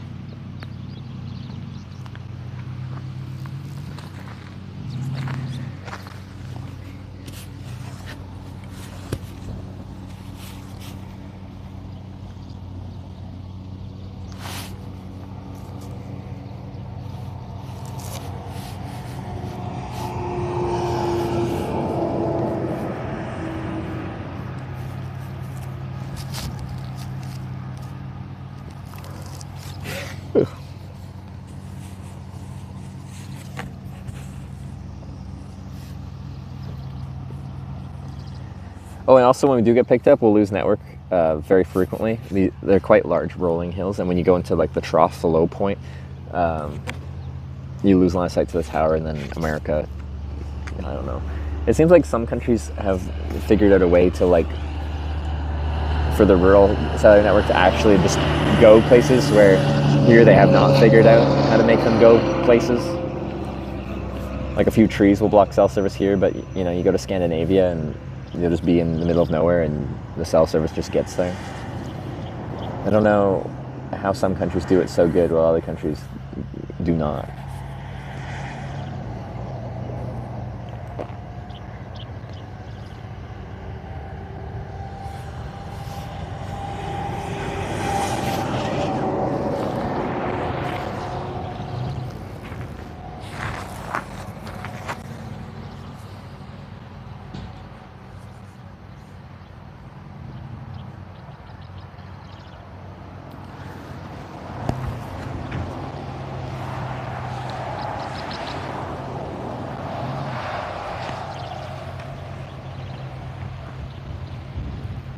For piers of some type? Yeah, I don't know. Like that's definitely what they use for tunnels, to put it through places where you wouldn't expect there to be cell service. But like, just like really deep into the woods and stuff like that. It's just like something about like the wavelength they use that seems to just penetrate better. And they have low wavelengths, like T-Mobile's low cellular band is 700 megahertz, I think. Or is it 600? And then Verizon stuff use 700, 800 megahertz. That's a pretty low cellular band, or low wavelength, which should penetrate through things pretty good, but it just doesn't seem to as well.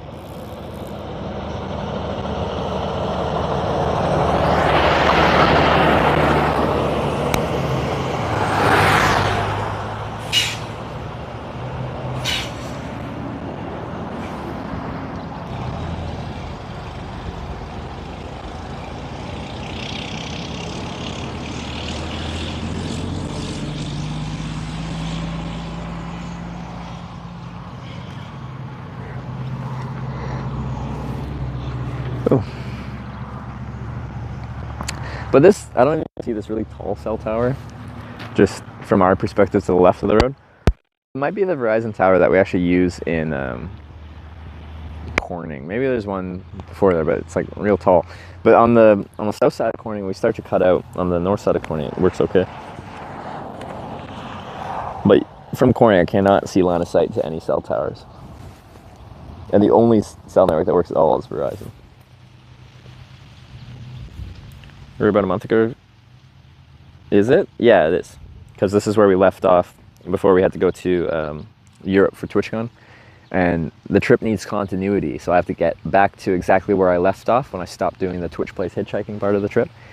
So we can continue where we left off. So the trip needs to, you can see the entire trip by exact rides from here to here to here to here. All Twitch plays, all voted on by y'all.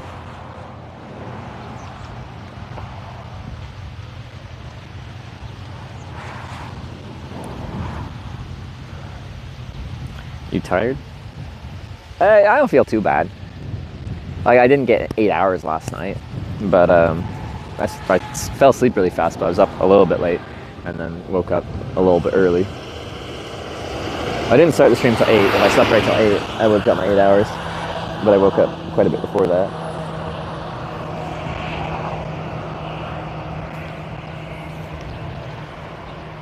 If you just load up a save file and Twitch Plays Hitchhiking. Yeah, there you go. I think I was talking to Ivor about like how I like flying, but I also just like international airports. I think I described a big airport as far as like the type of people there and like just the vibe. It feels like, I think I described it as like the loading screen for the entire world.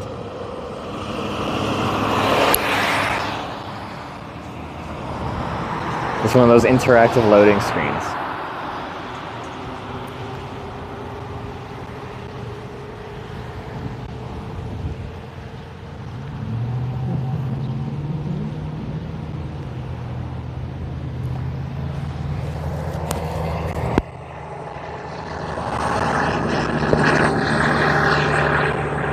Airports are great. I find them interesting. They have such an interesting mix of people. People shopping business, people for pleasure, just all different types of people. It's when they're just people watch, taking the ambiance and the organized mayhem, or probably today with all the tech crashing stuff, disorganized mayhem.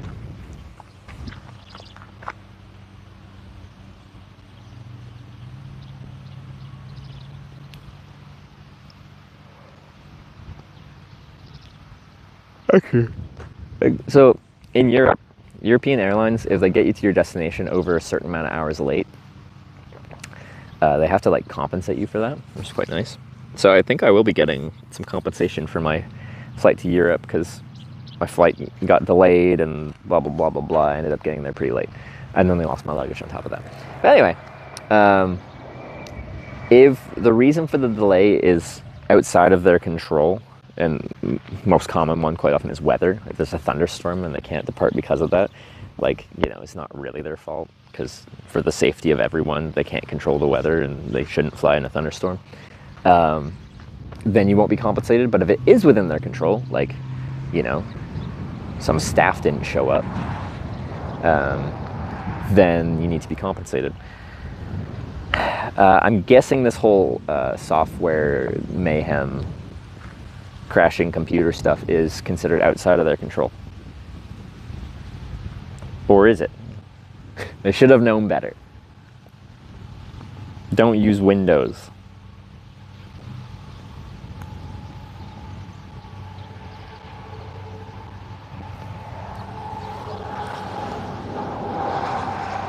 Tall buildings, some just... Oh, install cell towers. Oh, for infrastructure. Yeah, and like you said, like some weird looking trees and stuff like that. I remember being in some swanky places in like Spain, and yeah, they'd make fake trees that were actually cell towers.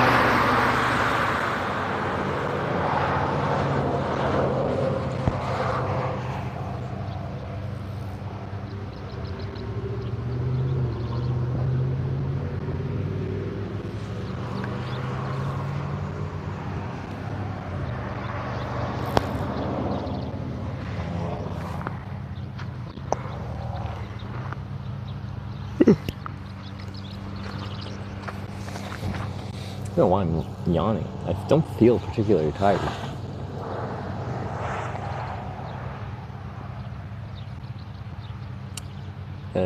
Southern California has a lot of fake palm trees that are cell towers. Okay. Like, sure, yeah, like a basic cell tower isn't really the nicest sight to see, so it makes sense to disguise them.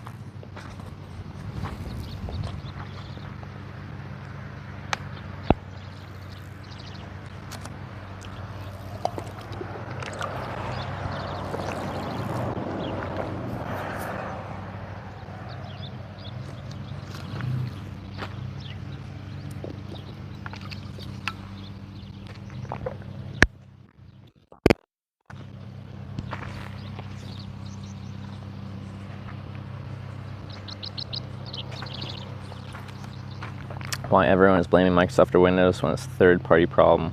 That's what I'm scared to ask. But like, I guess Microsoft or Windows like hired or contracted CrowdStrike to do whatever the heck they do. So it's like they're working with a company, and now people are saying they should have known better. I'm really scared when I'm potentially working on sponsorship deals and you're dealing with a brand that you don't really know that well. For like example, like a VPN company. Like I would do a VPN sponsor. I use a VPN when I'm traveling. Not all the time, but for specific reasons, I'll use VPNs here and there.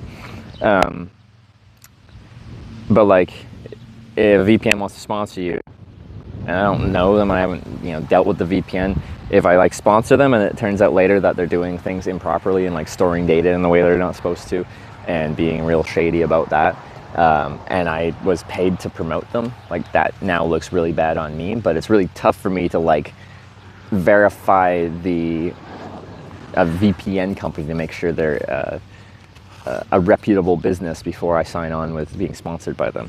So I have these thoughts, whatever, it's just like, this company wants to sponsor you to like do some stuff. It's just like, what if they turn out to be assholes?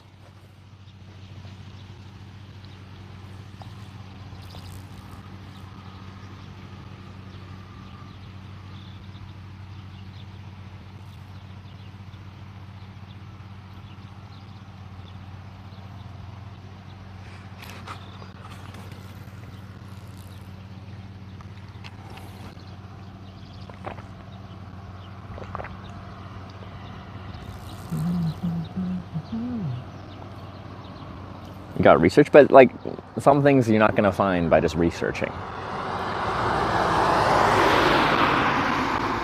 Like it's just like an internal thing of how the company operates that isn't publicly broadcast or researchable. Eventually it gets found that they do things unreputably, but like how do you find that out?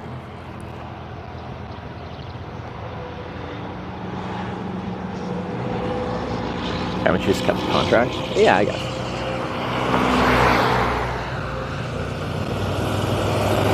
But it still like affects your reputation because people do the same thing. That they're like, well, you should have known better.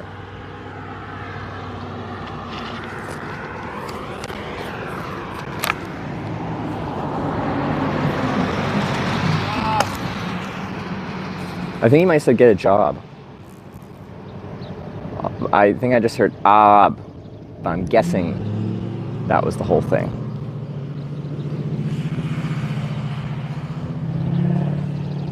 Mr. with an illegal tint on your windows. Little does he know I have a job.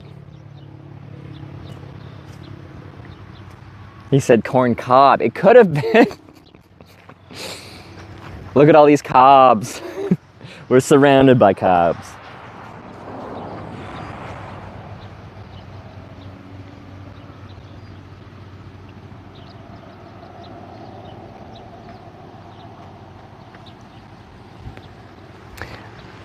But anyway, internally at CrowdStrike, I feel like that team that pushed the update is probably catching a lot of flack right now.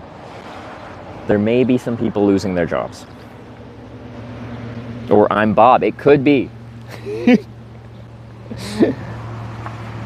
Of all things to yell out your window.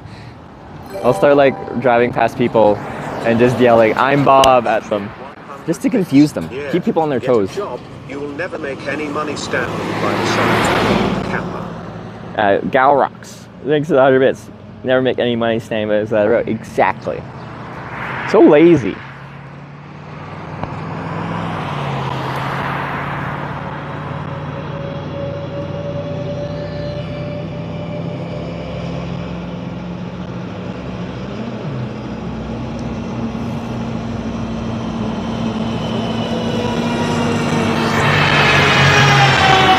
I like these tall tractors.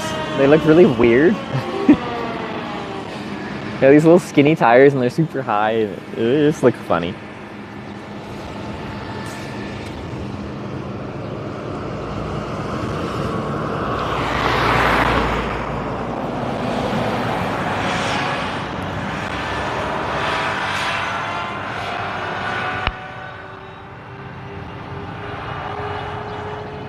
We're gonna ride on a combine? No, but I'd like to. That'd be cool. You don't really see combines much driving down the road. Tractors, like other types of tractors, yes, but I feel like you don't see combines. They're usually like on the back of a truck getting hauled somewhere.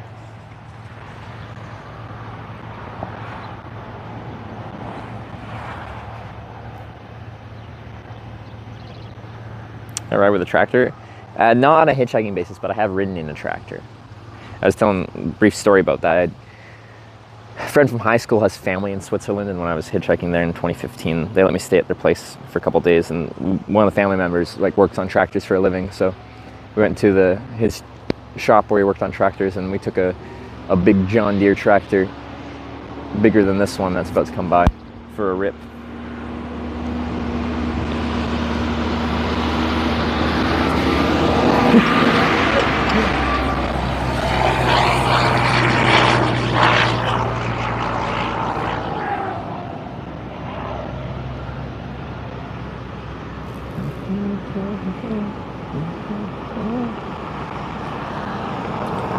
In kind of season, you'll see more, but they won't be on the road much. Are they just not good for driving around the road, or just like they're too big and awkward? Why did they not drive them down the road, but they drive other tractors down the road?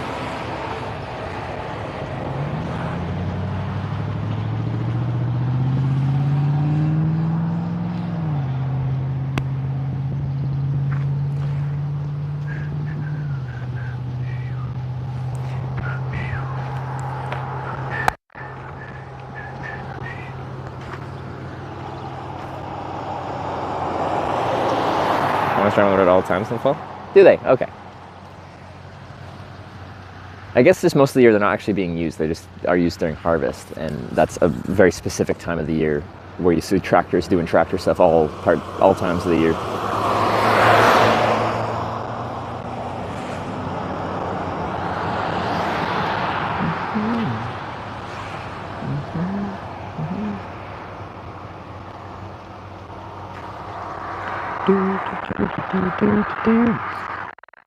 All these like small farming towns I do find interesting, but like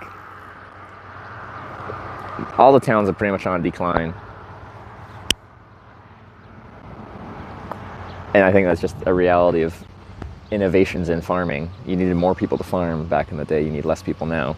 While we're on the topic of combines, those things are great, they do a great job.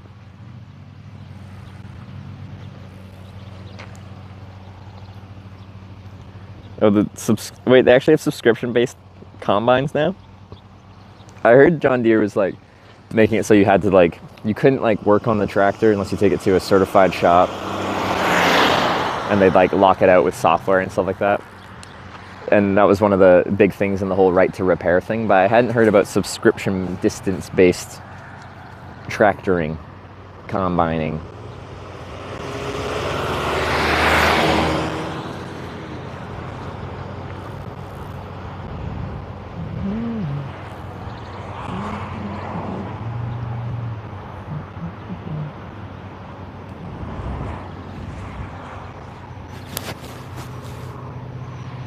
They got rid of that, did they?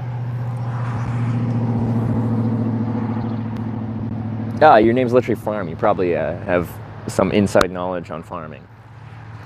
As everything I say about farming is from an outsider's perspective that learns a little bit as I travel through regions where they farm and I meet farmers and stuff like that. It's the same with like, I pick up knowledge about truck driving because I meet truck drivers and I am interested in the industry, so I ask them questions and then I learn a little bit. But I wouldn't say I'm educated on either topic very well. Maybe more than the average person from a non-farming, non-truck driving family, because most people don't really have an interest in learning, but still not particularly educated. Cars have two like subscription for heated seats, folding mirrors. I've heard some cars are coming out with that. Wasn't it like Mercedes or something like that wanted to do a subscription for like unlocking the performance package for their car?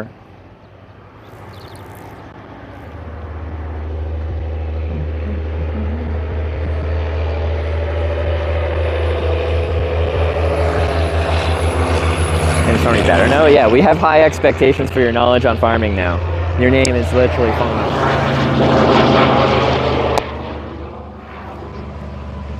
That truck was quite loud. It had straight pipes.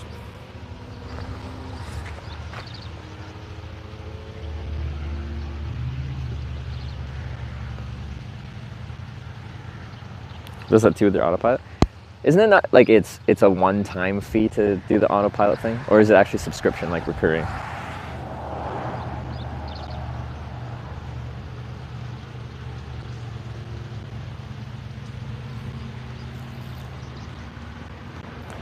Thoughts about this coming in written on his hat? No, I wish. That'd be funny though. I just went to the Spam Museum. Spam is like a processed meat product that's quite popular in certain areas. And they had a cycling cap in their merch store, so I thought it was funny, so I've been wearing it.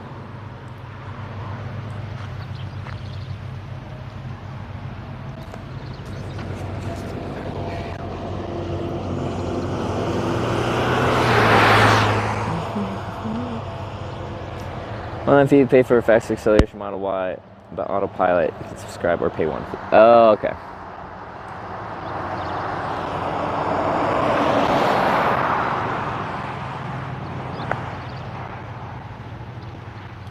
I think it's best when you stand here with us. I think actually, for quite a few people, the favorite part of my streams is when I'm actively hitchhiking. And I think it's really fun too, because it's like, well, this is like, I compare hitchhiking to fishing sometimes. This is when we're actively fishing. Like I've casted my whatever into the water and I'm waiting for a bite. I'm waiting for a car to pull over. And it's just like, there's suspense there to me of like, fish do bite eventually. Cars do pull over eventually. What's gonna happen when a car pulls over? What's gonna happen when a fish bites? And like I try to be careful with that comparison because I don't like the comparison to the people that are very kindly pull over to me as fish, but like just the mentality of. Are you a nice person? I think I am. I'm Canadian, so we're known to be nice. You're what? Canadian. Canadian? Yeah. Where do you going? Who are you going to see in Corning? I'm going to every town in America called Corning, so this is the 8th of 9. I started in upstate New York. Okay. Is that okay? So I make a live broadcast about what it's like to hitchhike in different countries. I've done that in 30 some odd countries. I just film the whole thing. You don't care? Okay. We're going to hurt you back. No, I would never. I'm really verifiable with this. You can look up everything about me. Do you want my stuff in the bed of the truck here? Yeah, sure. All right. I really appreciate you stopping. Thank you. All right.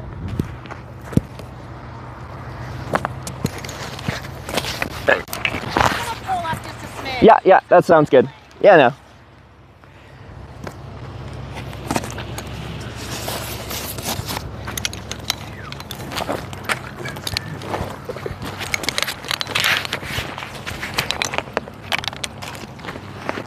Come back, feet.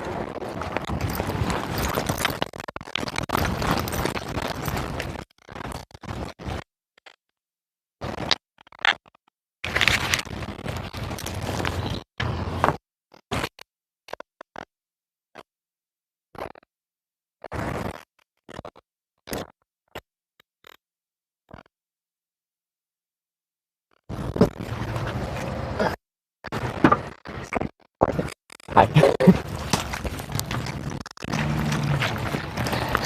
There's a baby in there. I am very surprised he pulled over. So they got a baby.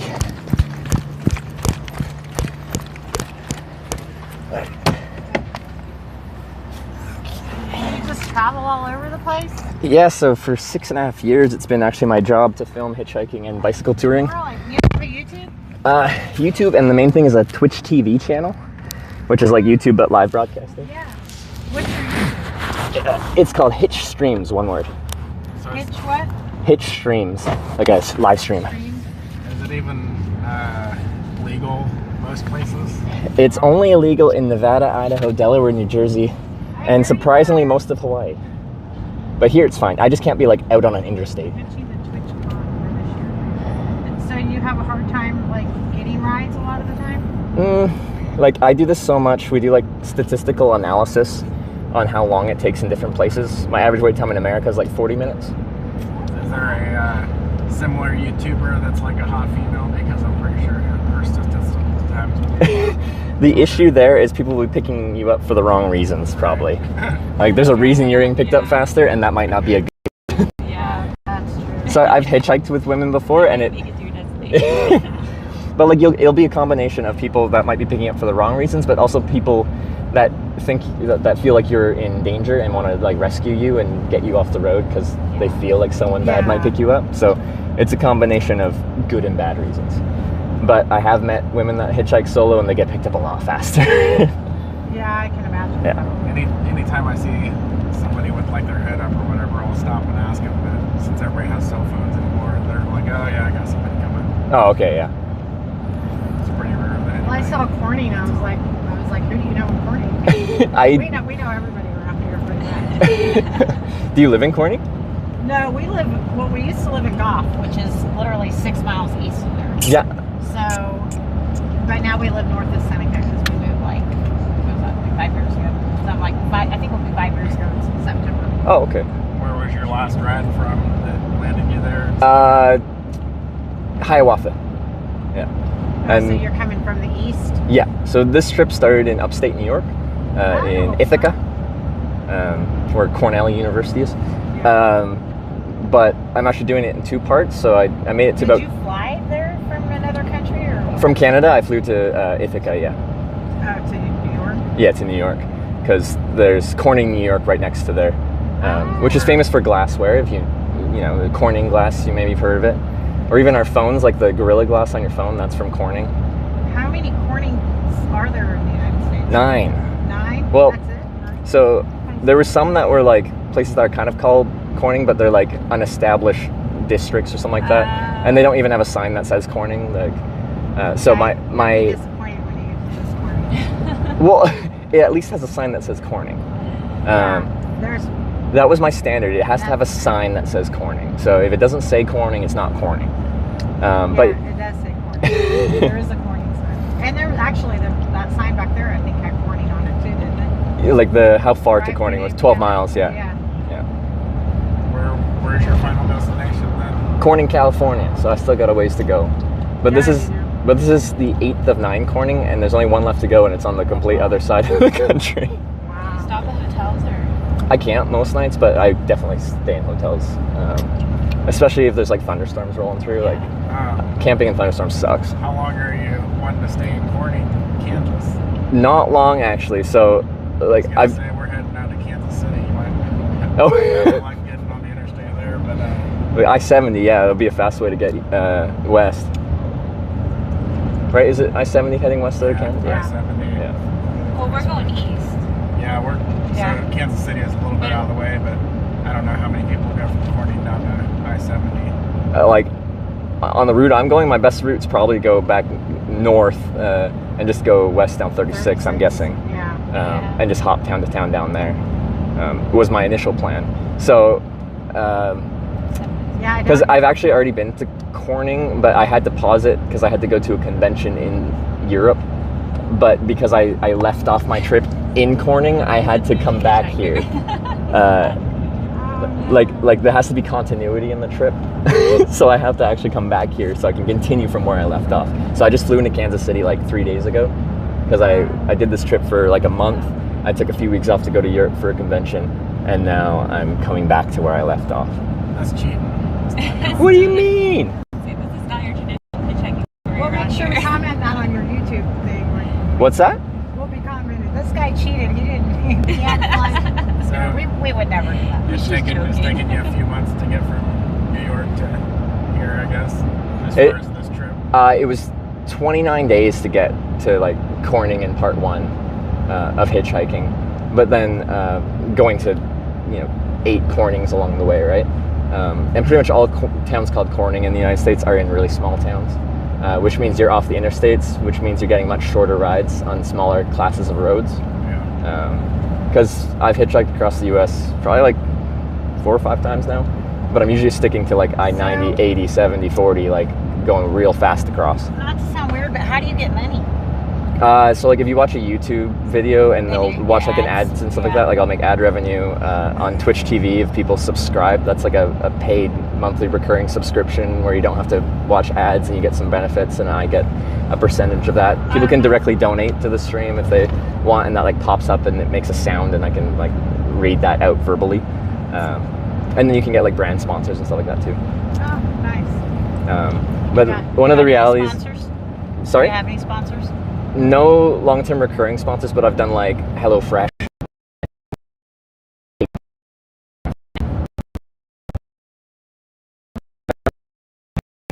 Replay. Yeah, I did it with my girlfriend, and like it's kind of fun to like have like a set, easy meal to make where they give you the recipe and have all the ingredients for it. Go along with you? She did. We rode a tandem bike through Europe for 3 months a couple years back, and now she does her own solo bike tours all over the world. Oh, she does? So she's in England right now on a bike tour doing her own broadcast. Oh my god. Like we met up in Europe for that convention I talked about, and she rode her bike there from Greece to the Netherlands, which is like on opposite sides of Europe. So like she's hardcore now, and I'm very proud of her.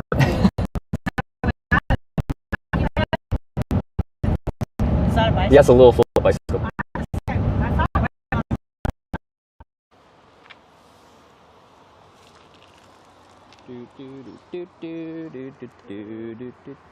Oh yeah. Oh yeah. Have you had lunch yet? No. Miles to get to the edge of the city to hitchhike out of there. Walking 10 miles takes forever, but biking 10 miles ain't so bad. Yeah, like this is made for like commuters. You can have a tiny little apartment in a city, and then when you get to work, you can bring it inside and just put it under your desk. You never have to like leave it outside anywhere. That's nice. Yeah. So I love this little bicycle. It's a little.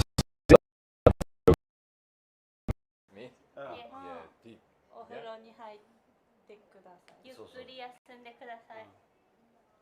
take a bath. Like a little clown-looking bike, but the sign of the city that you hold up definitely helps, because a lot of times if I see hitchhikers, well, I'm not looking homeless. Yeah. Too, but if I don't know where they're going, then a lot of times I won't stop because I'm only going like maybe another 8 or 10 miles anyways. yeah, that makes a lot of sense. Like I don't always make a new sign for every place I go, but if I'm going a long way down to if I'm going down Interstate 70 West and I'm planning to be on there for like 1,000 miles, I'll probably make a big Interstate 70 West sign. And I think it signifies that I'm just going a long way west. Right. So if you're only going one exit, that might not help me, but if you're going anywhere well west, that would help.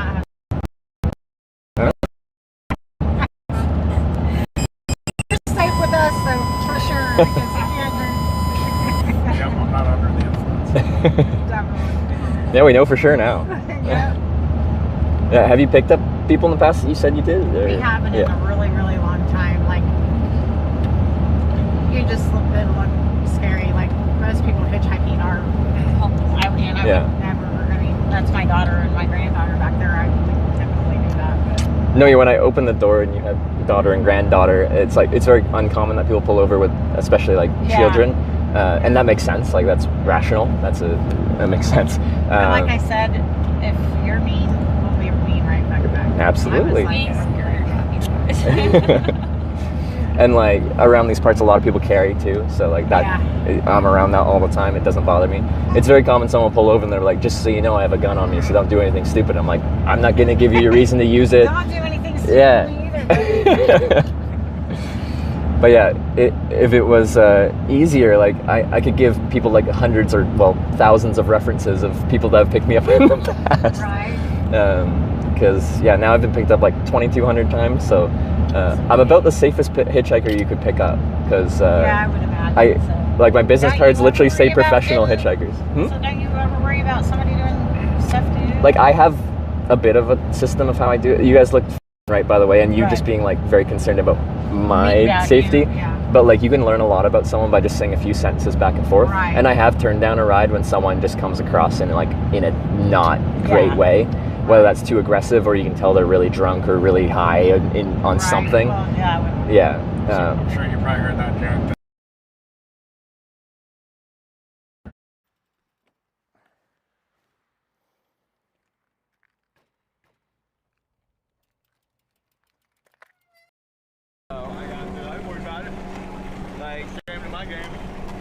First thing that actually came to my mind when you were doing your stuff came to my mind.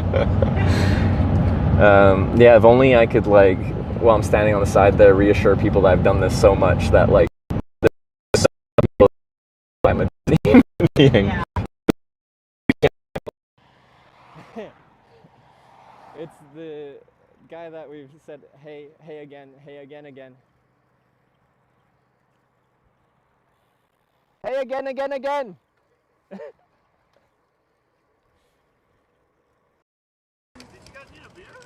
A beer?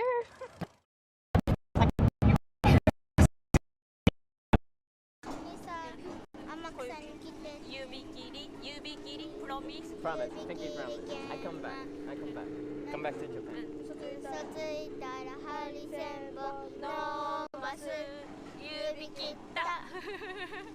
Is that a promise? Promise Promise. song. Yeah. A promise song. Ah, I like that. No promise song in Canada. Ah.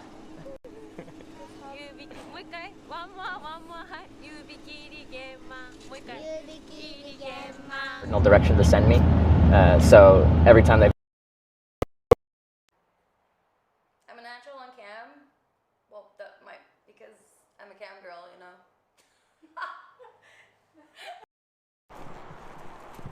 California plates. I'm not going to show the side of the truck.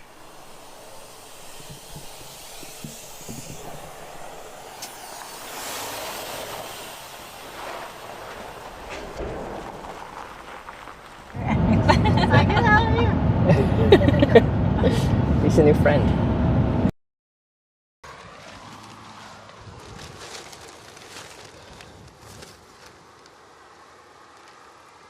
What? Helicopter flying?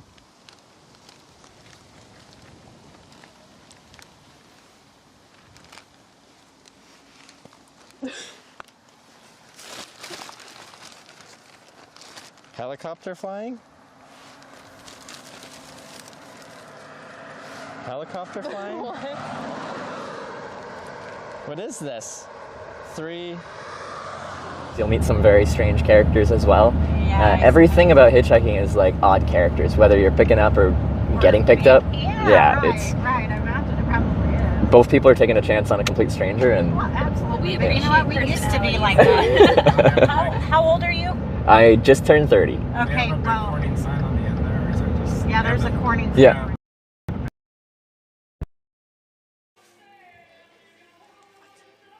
They charged me 153 euros for that sandwich and a beer?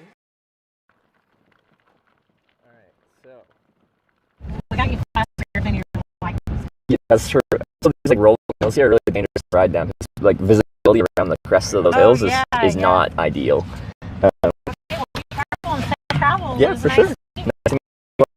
Then you know where to find me, and then you know where people is Twitch TV and the Twitch Hitch you can find me. Thanks again. Grab myself out of the back, and then I'll be out of here. I need that.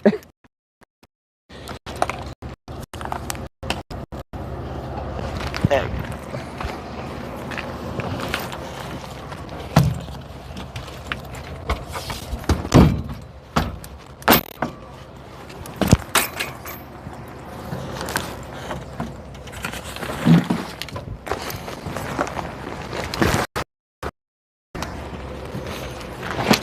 All right, good to go. You guys have a great day, and thanks again. Be safe. See y'all. Bye.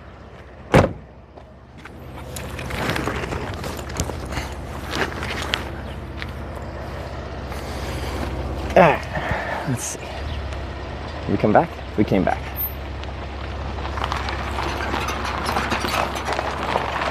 All right. We're back in Corning. I did say, like, I've already done this route, so I know the internet's really bad between here, Seneca and Corning, and it just kind of works around Corning, and everywhere around here is really bad. Here's our corn towers. We made it. You get a code red? I think I will. Just to remember where we've been, the experiences we've had. Well, they were super lovely. You probably got like 25% of that ride.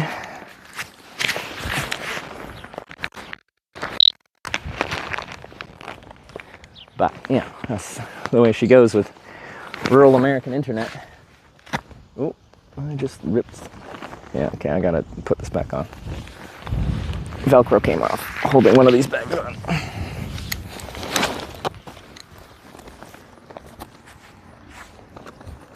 You can buy corn here. You can't really buy anything here outside of a Mountain Dew Code Red because there's no businesses open in town that sell anything outside of a vending machine. There used to be a couple bars in town. They're no longer existing.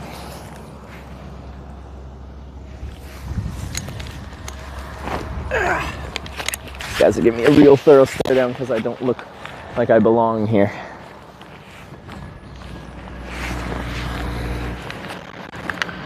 It's corn.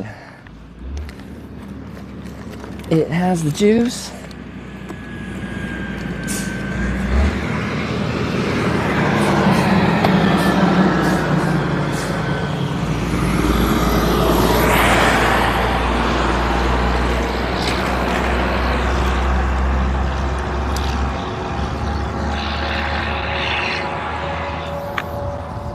So we're almost back to where you guys can vote. We were here before I left for the TwitchCon trip, and y'all voted to send me north out of Corning. Which means I still have to hitchhike north out of Corning, because I haven't done that yet. So that's what we'll be doing in not too long. But first we'll do a little spin around town.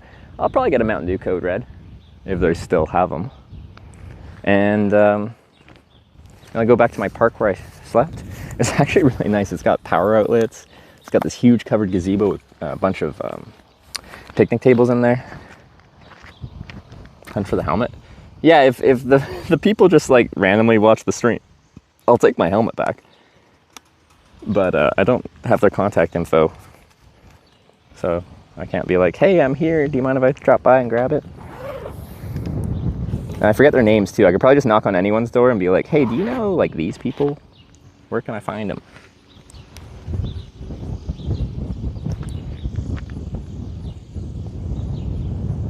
Oh, the vending machine might rip you off. Yeah, the only one that actually dispensed was Mountain Dew Code Red. I tried to just get like water, and I think I tried one other thing, and it took my money but didn't give me the actual thing I paid for, much annoyingly. Yeah, this quick release is dying on me. There we go. That's opposite the vending machine. Their uncle or something like that. Oh. Yeah, there was some kind of connection there, wasn't there?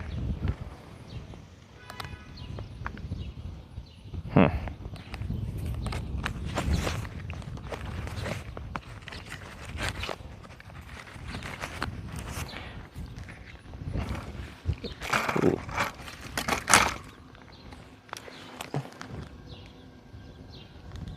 So much corn? Yeah, it's corn. I can tell you all about it. It's gonna be bumpy until I get on the paved part.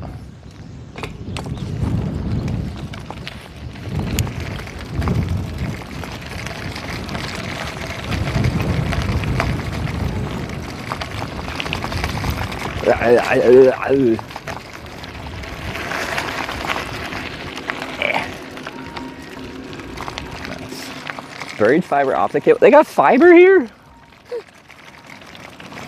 Is there another reason for there to be a fiber optic cable if it's not for like fiber internet?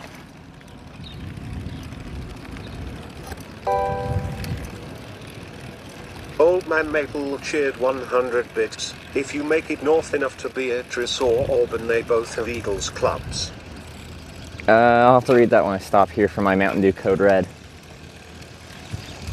Something about locations of Eagles clubs near here.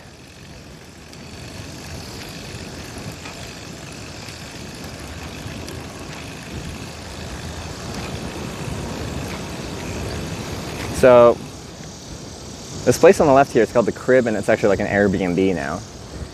And I think it's like the only business in town is an Airbnb. Yeah, it's kind of nice. Corn crib.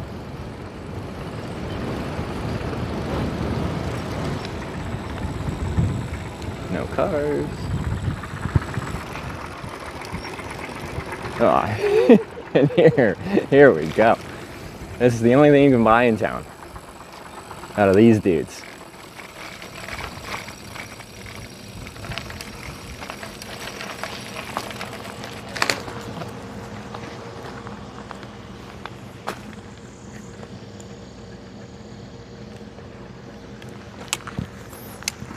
So of course we gotta buy something. most important.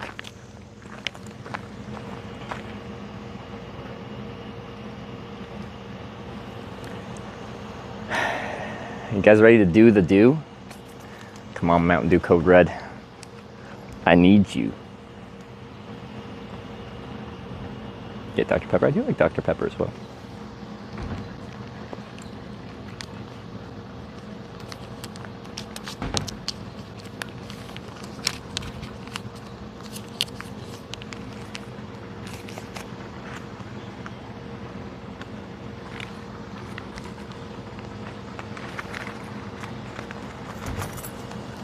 If I can find my money. Oh wow, I need to actually put it properly in a wallet. So it just got crushed.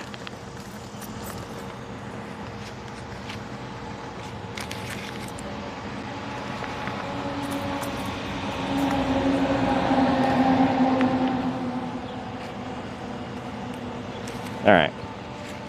So, do you think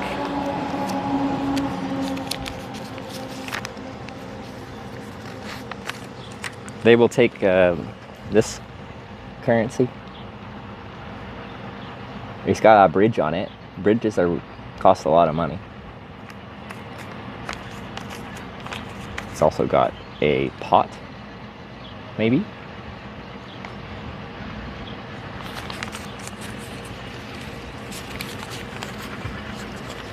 They won't? Are you saying these vending machines won't take Danish kroner? They must hate money.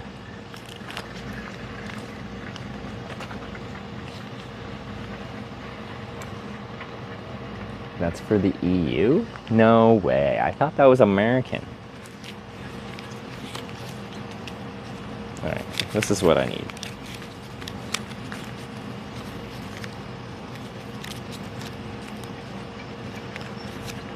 Alright, this money is actually the right color. American money is green. Here we go, now we're talking. This is the right one, right? It's got the color of money in there, right?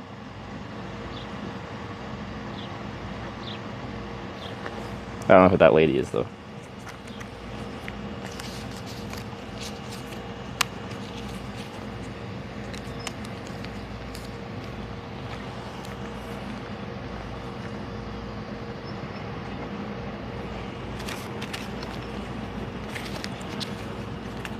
Oh, dropped the dollar.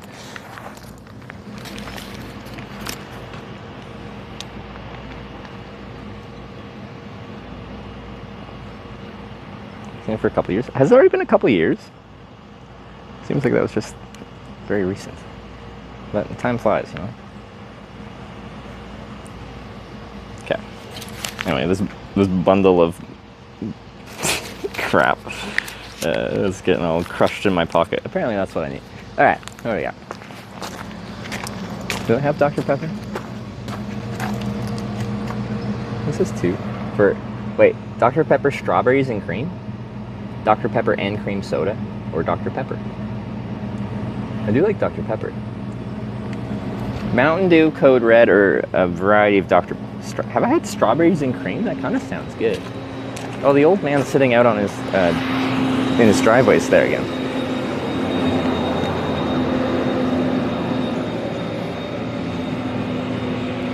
Code Red. We all gamers.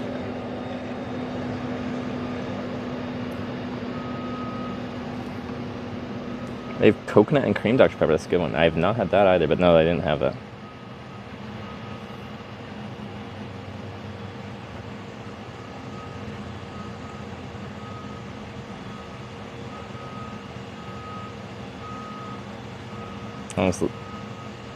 How long was that long wait today? Yeah, when we were leaving Hiawatha, what did it end up being? 2 hours or something?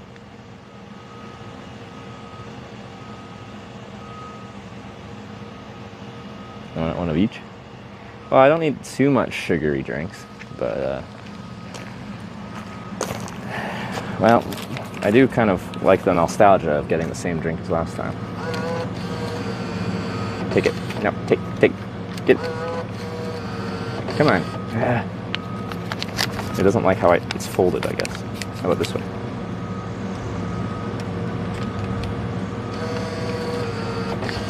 No, go.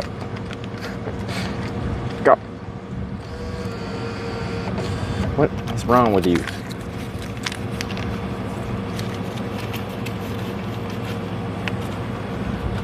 Okay. Let's try to fold it so it doesn't have that big crease in the middle.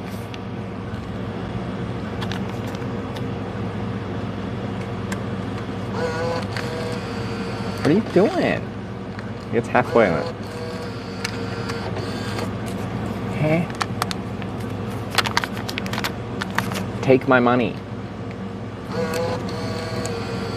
Okay, this is... How about you? This might settle which one we go for. Yeah, that one can actually handle money. This one actually wants my money. The other one didn't.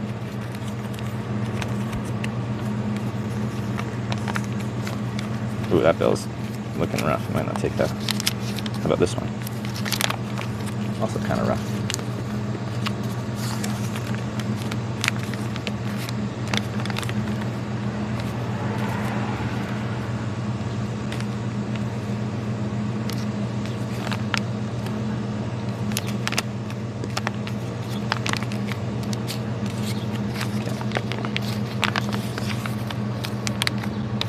Sorry, I was just unfolding the bills. I'll crinkle it. Can I accept it? Nope. I really need to handle my money storage better, apparently.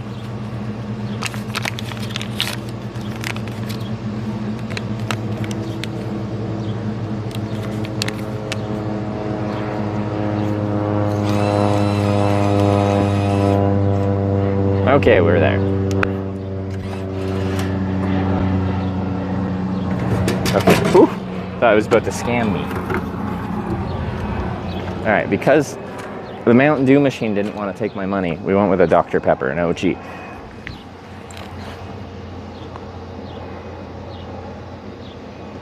And last time was no water? Yeah, I didn't want to risk it because last time I tried to buy water and it took my money and didn't give me water. It's like vending. And then it didn't vend anything, and I was a little bit upset about that. Anyway, let's go to my park that I was at here in Corning, and then, where I camped last time. I'll sit in the shade for a moment, drink some Dr. Pepper, refill my water bottle, and then we'll go from there. Probably hitchhike north out of here.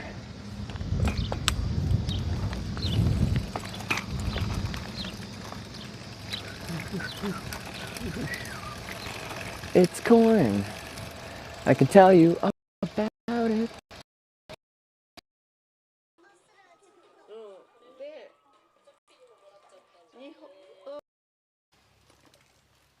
Alright. You ready? Not really.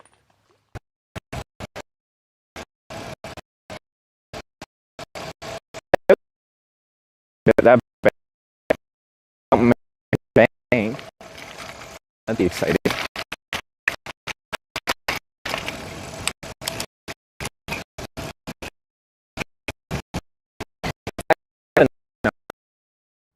So again, this happened because I was cycling across across Canada. At that point, I was in Saskatchewan, and I ran into another guy cycling across Canada, and he. This guy has a no step on snake sign.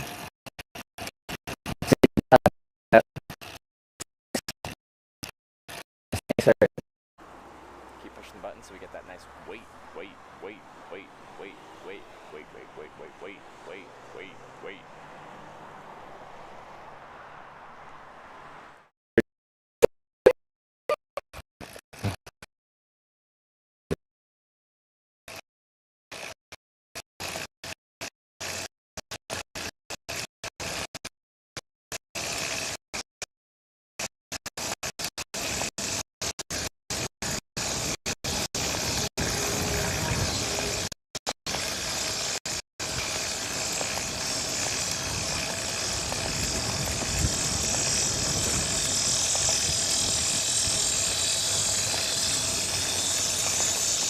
The cicadas are back.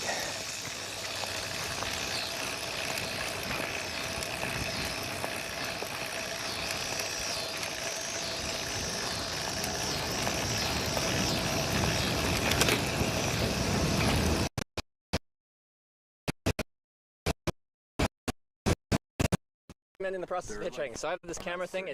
That's fine? Bag in the back seat? Whatever, buddy, hurry up. Obviously, that'll be us, but... Actually, you know what? I got something else I'm going to do. I appreciate the ride. I'm going to... Alright, here's my park.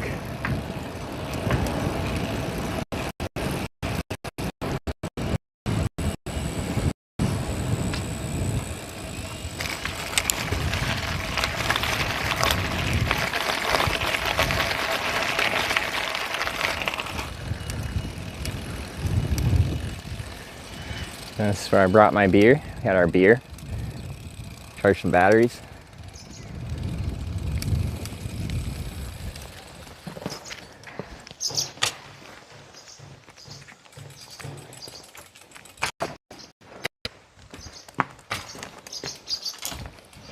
There's now a branch under here.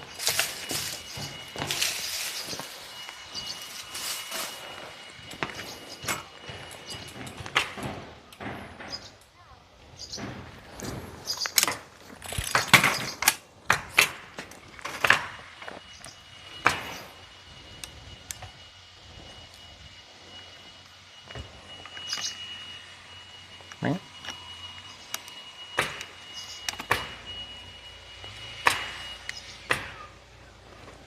Right.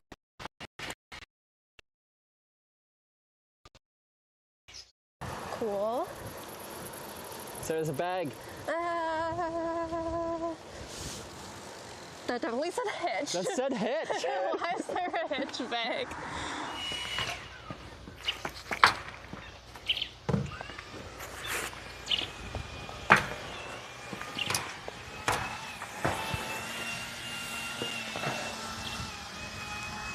Oh, and of course the internet just started to decide to cut in and out. Why? I've streamed here before. This needs to be on. Oh, jeez. I was losing my money. Let me switch this to Verizon because AT&T doesn't work here.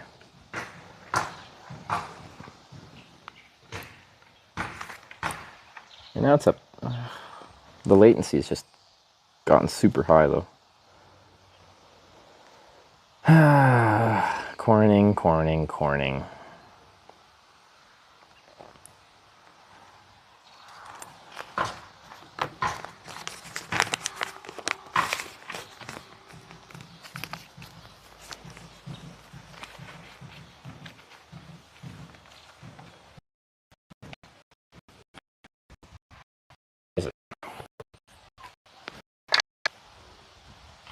Yeah, my latency's insane.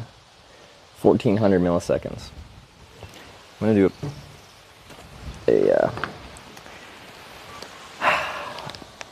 airplane mode reset maybe. Oh, now the latency's down to 100 milliseconds.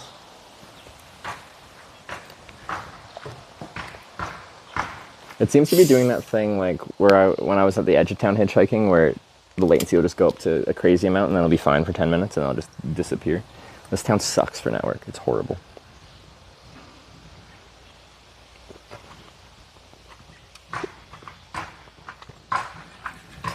But I did need to come here anyway. I needed to refill my water, so.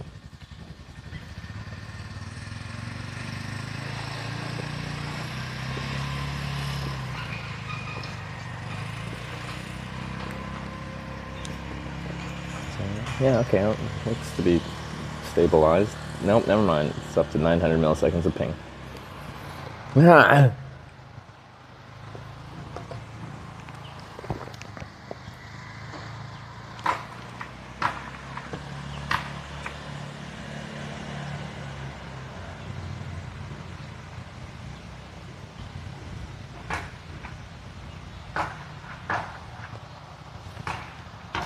And now the latency's back down.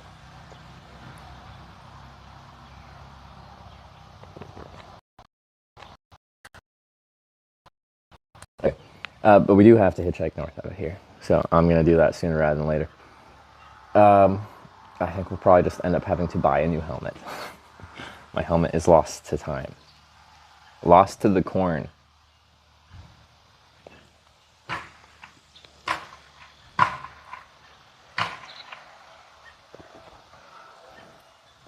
where are we at? 2 o'clock, so we got lots of time to get out of here.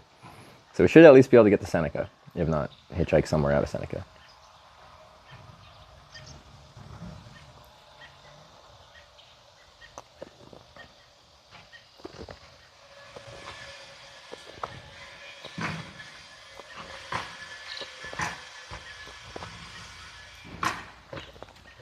Such food looked good last time. It was good.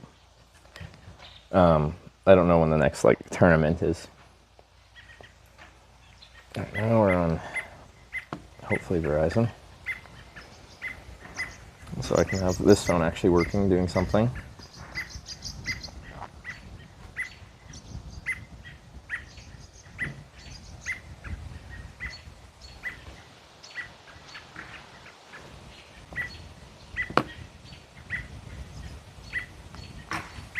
Make the time for my spam cam? Yeah, when I was at the spam museum, I saw some.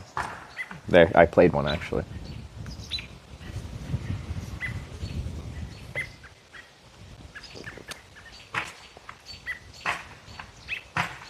Hitting up the Clemens Center. I don't know what that is. I just need to hitchhike north because you guys like voted on me hitchhiking north. This is Twitch Plays Hitchhiking. I have to. It just needs to be continuous, the whole country of Twitch Plays.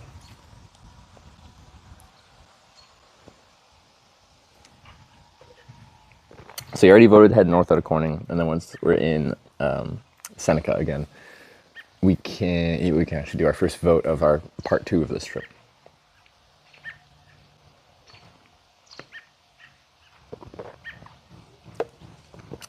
You'll be back where you spent your somewhat uneventful birthday.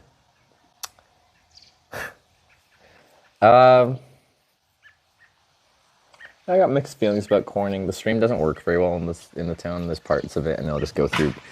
The internet will just freak out sometimes and just stop working. And then everywhere around here, the internet doesn't really work. And when I'm doing a streaming trip and the internet doesn't work, it makes me, oh, there's a bird's nest over there. That's nice.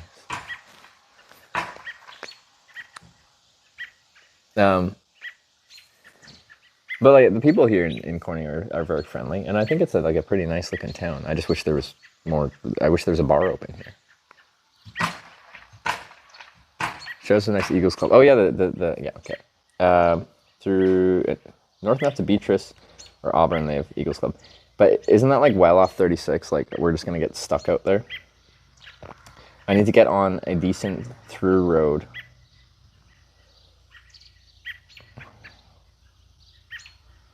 To start heading west. Like that's what I want.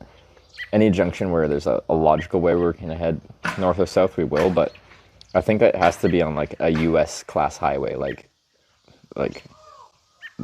36 with that kind of US shield sign. Or if we get to a place like Marysville has 77 south. But if it's like really small roads, we're just gonna kill the stream.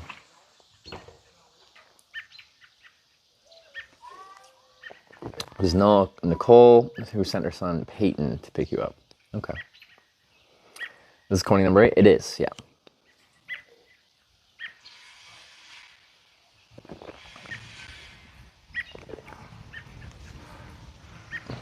Beatrice. That's on Route 77. What was the other one?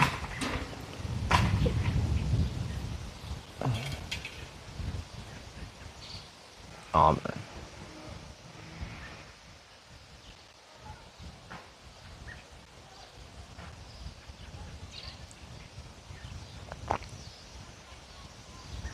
I don't know. But yeah, I think that for the most part has to be our limitation. Like, we can't do those small classes of road because it just kills the stream more than usual. Oh, north, south, add north. Oh, to show, yeah, no, this was voted on. Yeah, because this is, since we've been back, this is the first one that's been voted on, but this was voted on, near a month ago. And then after this, we'll actually do live votes.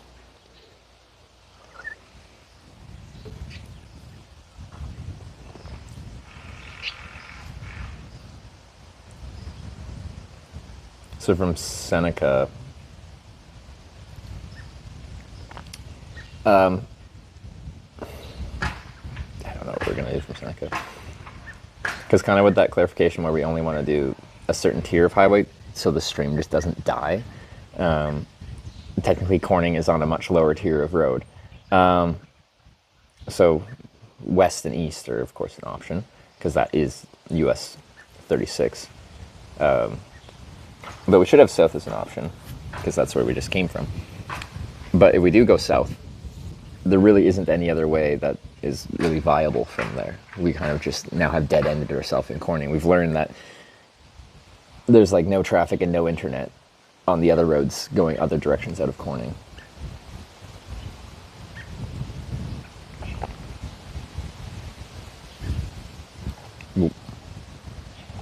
On the old timer value 2, or start over at 0. It was 131.49 for going north from Corning. Yeah, it's a continuation of that ride. Because, like, it's still the ride that people voted for. I tried for apparently an hour 31, and we didn't get a ride, so I guess it's a continuation. I don't know. I think that one was voted for, but I'm guessing that vote is lost to time. Had to avoid Nevada and Idaho? That's correct, yeah.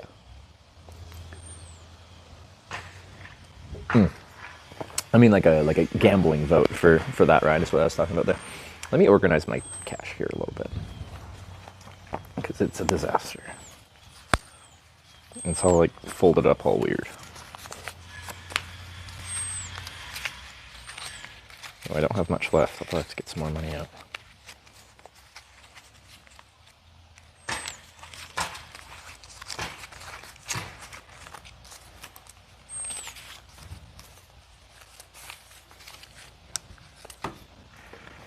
Something like that, and then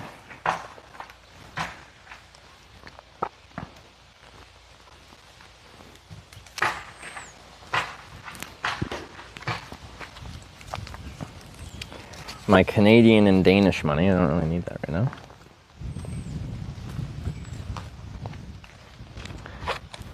I missed the vote.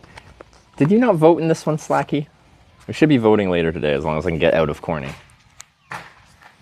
Just excited to get back to going. Me too. Me too.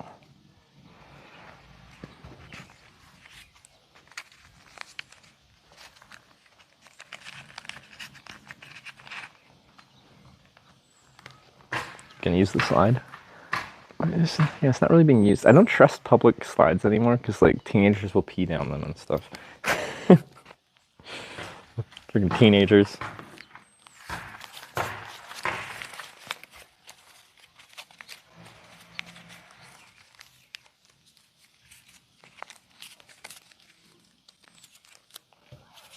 Okay. We got Bacho_Grand raided my stream with 20 viewers. Bacho Grande, thanks for the raid, and everyone. Welcome to Hitch, where we are in Corning, Kansas, our 8th out of 9 Corning in America, where we are hitchhiking through. But the big thing about this trip is every single ride we hitchhike, you guys vote which cardinal direction to send us, northeast, southwest, if those are options. We can only hitchhike if there's roads that actually go in different directions. Doing a new prediction on the continued timer. Oh, we could potentially do that. Because I think people did a prediction on the old one, but that was near a month ago because we took our break for TwitchCon.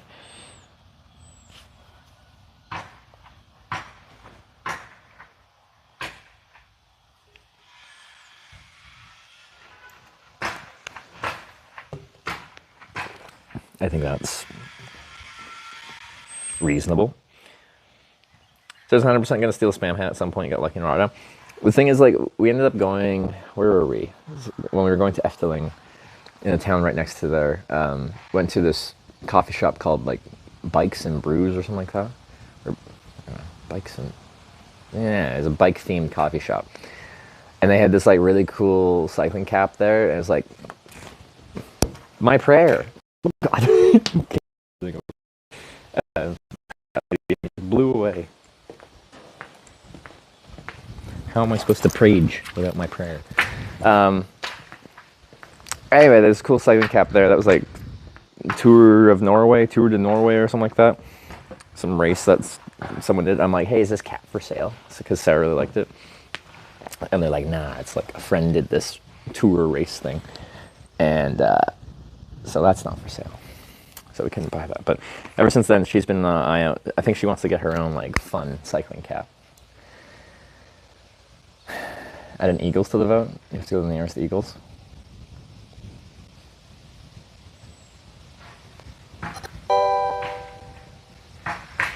A_I just subscribed with Twitch Prime. It's corns up. AI. Yeah. With the 2-month Prime. Thank you very much. This is actually like printed on like laminated plasticky paper. I was expecting a piece of just like basic paper, but not that real stuff.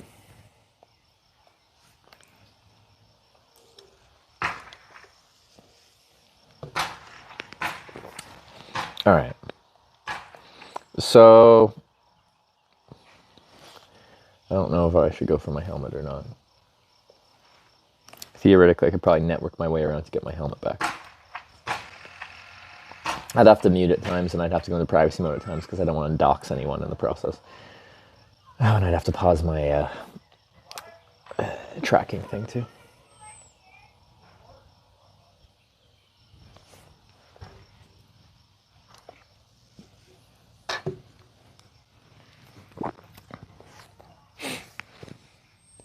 I don't know, what do you guys think? Should we try for the helmet or just hitchhike out of here?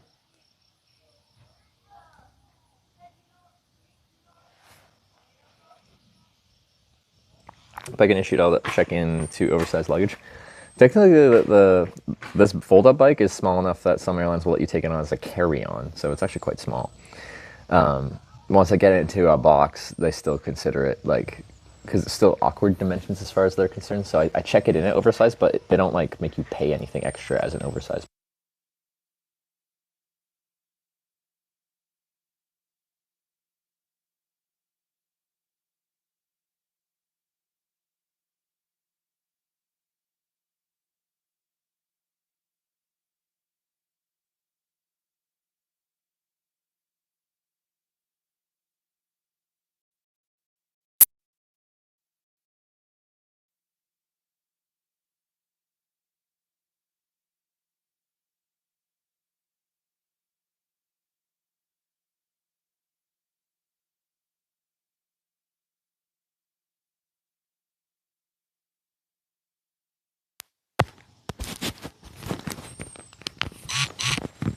Must be 6 hours.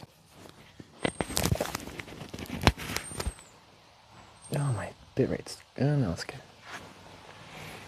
What was I saying? Oh, yeah. The checking bags was an issue in Brussels because when I went to check my bags in, they're like, oh, sorry, Brussels has a policy where you have to have official wrapping on your on any boxes, since it's not a normal suitcase. Like, you can't have it wrapped in tape. You have to have it wrapped by an official wrapping service. And then they have to put a sticker on there that says, we wrapped this, and we certify that it's wrapped okay. Which cost me 26 euros. I was annoyed. Just had a spam commercial on Twitch. Did you actually? Spam's paying for Twitch ads? Spam should freaking sponsor me. Tanya. Where's my agent? If Spam is literally paying for Twitch ads, then they must have someone in marketing that actually understands the value of Twitch. That's a thing. What's that? Just an airport scam? Oh, never mind. My bitrate just crashed again. Okay, recovered. All right. I've seen those wrapping services, and like for some stuff, it makes sense to like get things extra wrapped or whatever. I think. I've never used one before because I know you're just paying money. But yeah, they don't like tell you that when you're flying out of Brussels. It's like, if you're flying with anything that isn't a basic suitcase, you need to wrap it with our official wrapping service. That's good things to know. And like, say you're like, on a bit of a tighter deadline, you're a little bit behind schedule, and you wait in line to check your bag in. And then they're like, sorry, you have to go wait in another line and now wrap your bag at another business so that it's able to be checked here. Like, tell them beforehand so they can plan ahead.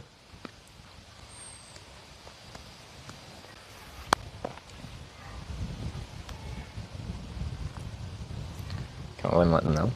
I'll let my agent know. She knows how to talk to brands. I don't know how to talk to brands.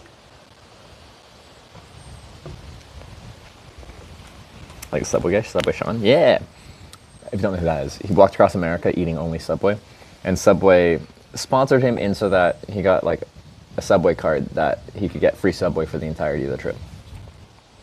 Which is pretty cool because like he didn't have any following before that, right? So, although I don't think he started with free Subway. Didn't he get it partway through?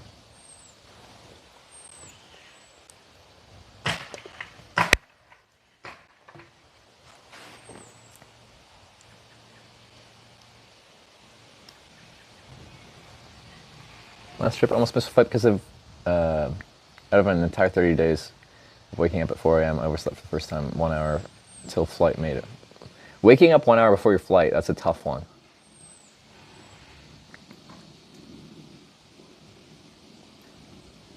Day 55, the card and the Tool baby carriage. Oh, that's cool. Wait, Subway branded baby cart? Oh, they did that too? That's cool.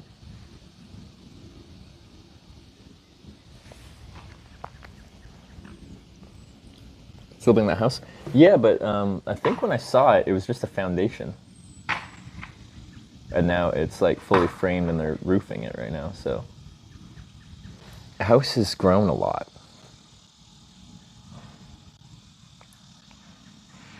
Had solar panels that didn't really help, it was just heavier. Oops. I wonder what the solar panels they used. Because like, wait, Subway actually built it for them? Or just the Thule carrier thing came with it. I've learned solar panels aren't all equal. There's different tiers of solar panels. The solar panel I used for the Norway trip was awesome. It was a good solar panel. But I have two other solar panels that I bought for different trips. I used a 100-watt solar panel when I was doing the island survival stream. And I had a 30-watt foldable solar panel for that I just brought with me on some trips to try and recharge batteries as I was just hitchhiking, standing in the sun. And both of those were very disappointing. Their output was very not great. Not as advertised.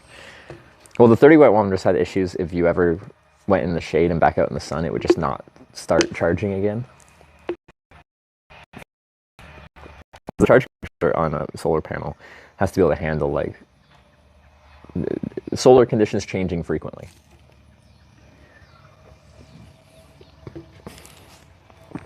And that one did not.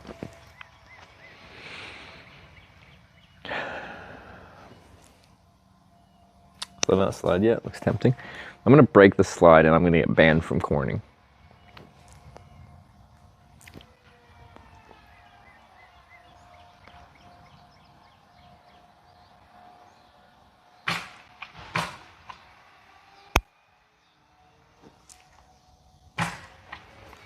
They invested quite a bit in this playground.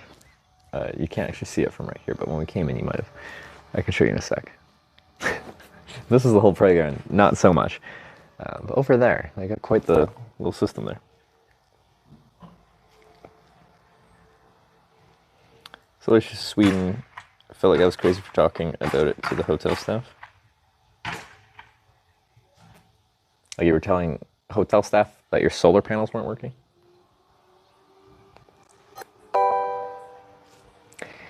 I feel like I'm crazy talking to people sometimes because I just...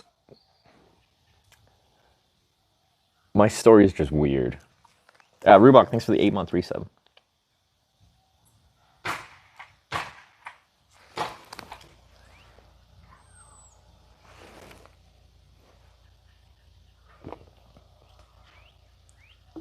Solar flare caused some GPS issues.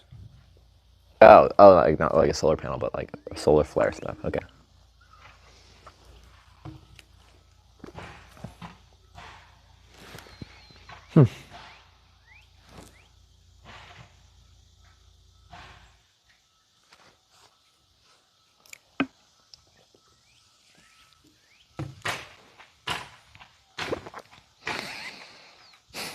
I'm gonna go refill my water bottle, and then we'll.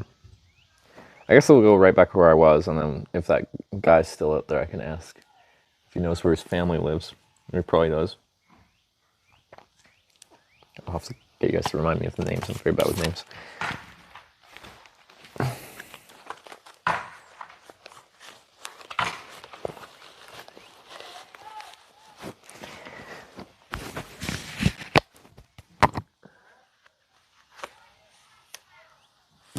Be right back.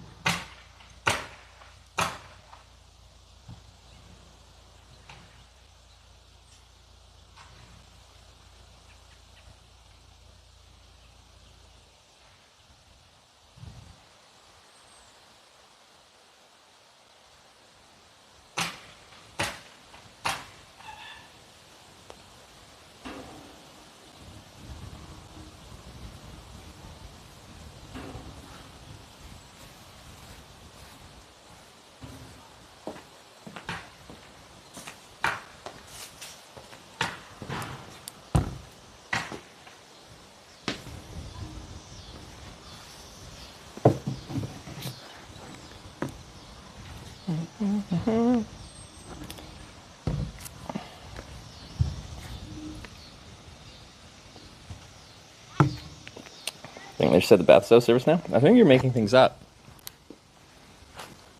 And it's not the bathroom I was going to. Behind the bathroom is just a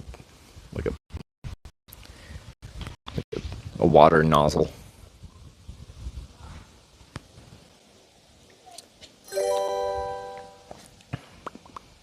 Thor Eve tipped Anyway, $30. this is full of water. Thank you. Time for a little Right. crazy.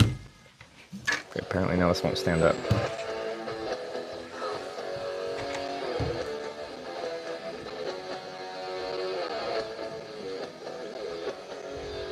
Come on. Oh. The Weave, thanks for the $30. We're getting crazy here.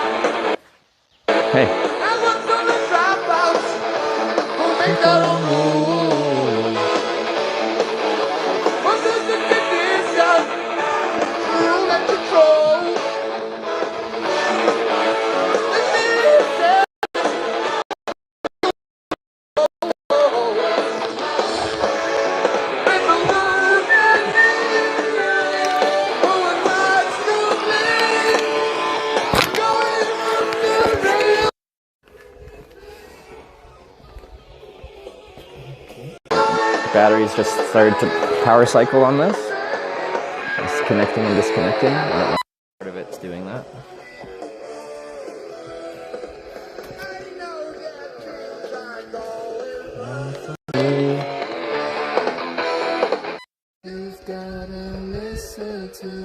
Okay, so it's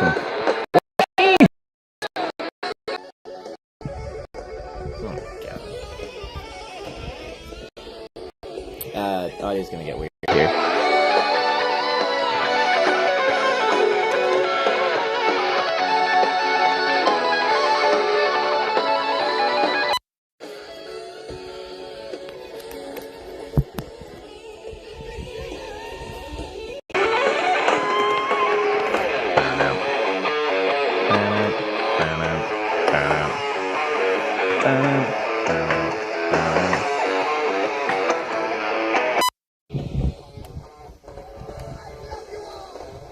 It keeps continuously connecting and disconnecting.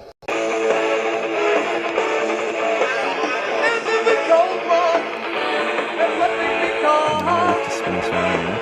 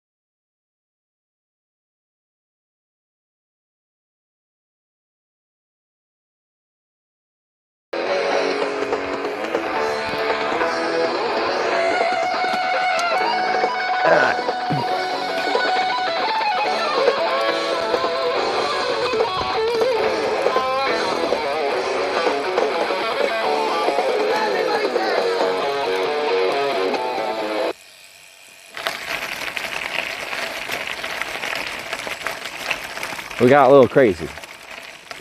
A little crazy train. It's a lot of trains here.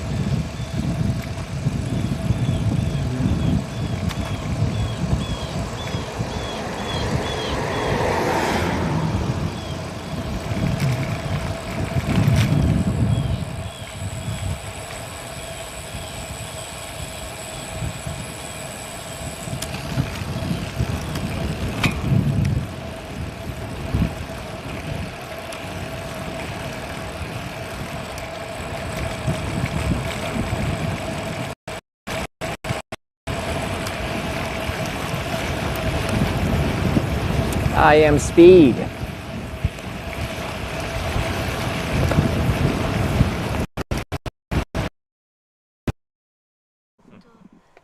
it translate? Yeah. Okay.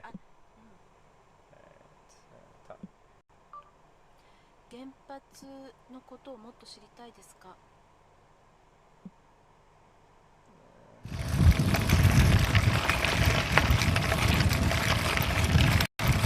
What were the names again? Who am I asking for?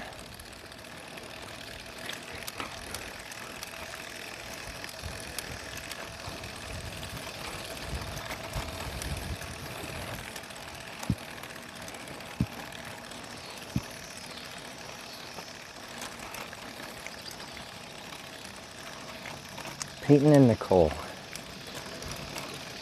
I have to mute for this, though.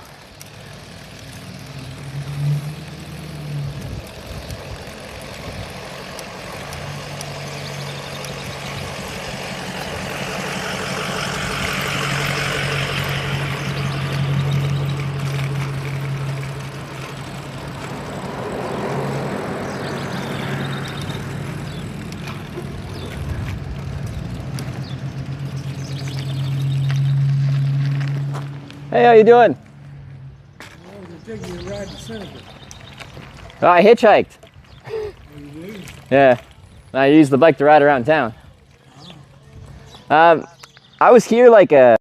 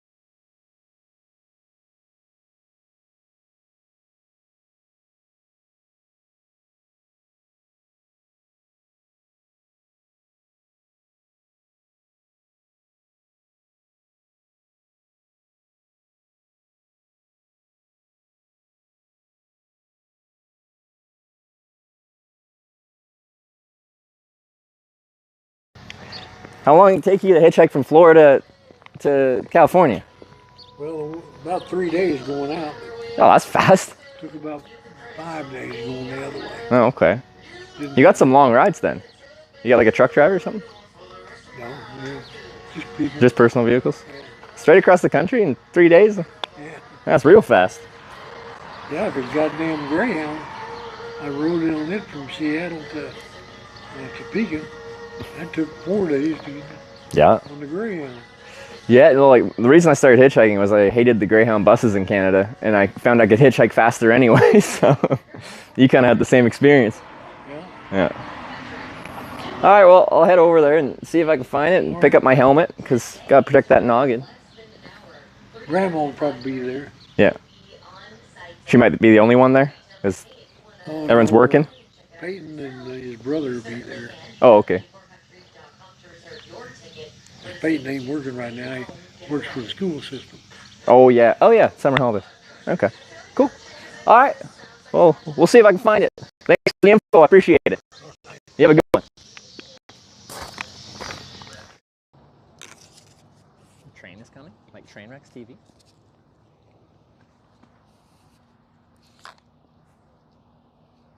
Has he resorted to hitchhiking after he can't gamble? See you, man.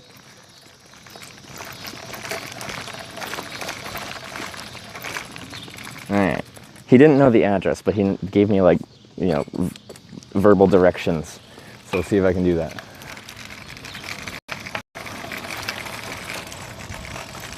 Yeah, it's so bumpy. You switched to ingest. Have we been cutting in and out this whole time? Corning, please. This town.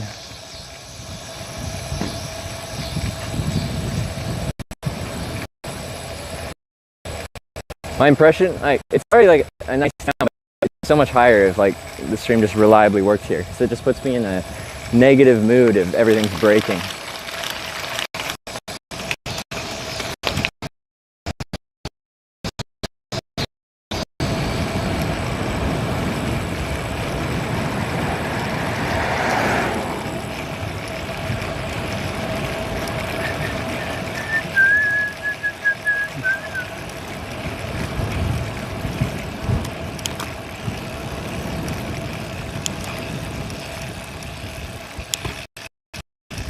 Doo-doo, doo-doo, doo-doo, doo-doo, doo-doo, doo-doo, doo-doo, doo-doo, doo-doo.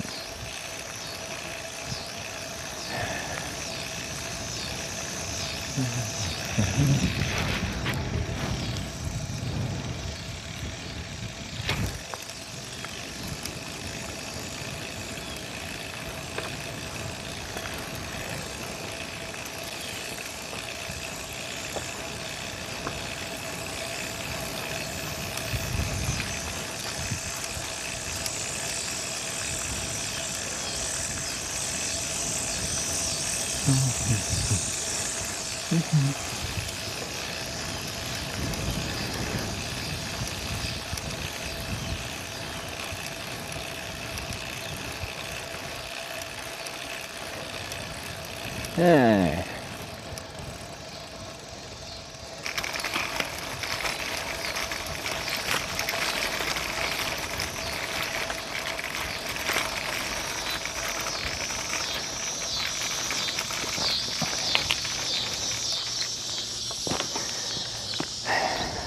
I think it's somewhere close in here. It's gonna go into privacy. If the stream's even working.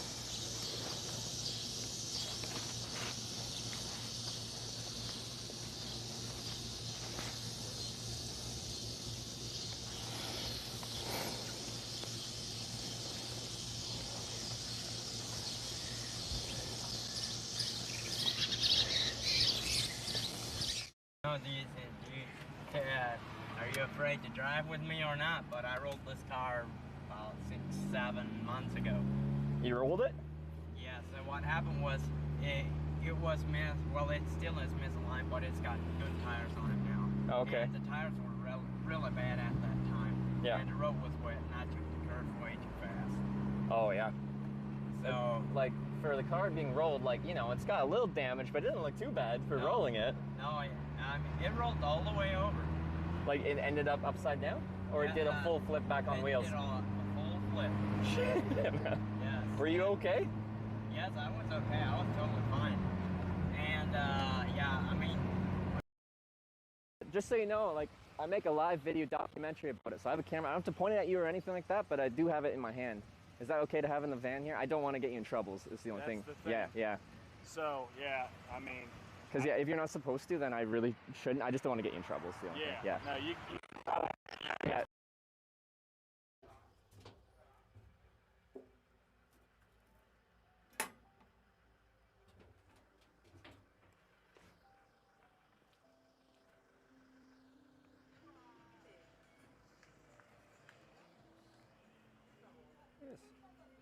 Dam Yang Dam. Now we just have to re-get Hyanga Park. And it'll be completed. Fully completed. Before I hop in, this is gonna sound weird, but I make a live video documentary about hitchhiking in different countries. Okay. So I have a camera with me. I don't have to point it. You can just be on me, but it's on my in my hands. Is that okay? All right. My car's a wreck. We just were in Chicago. I'm a hitchhiker. Why do you think I would care?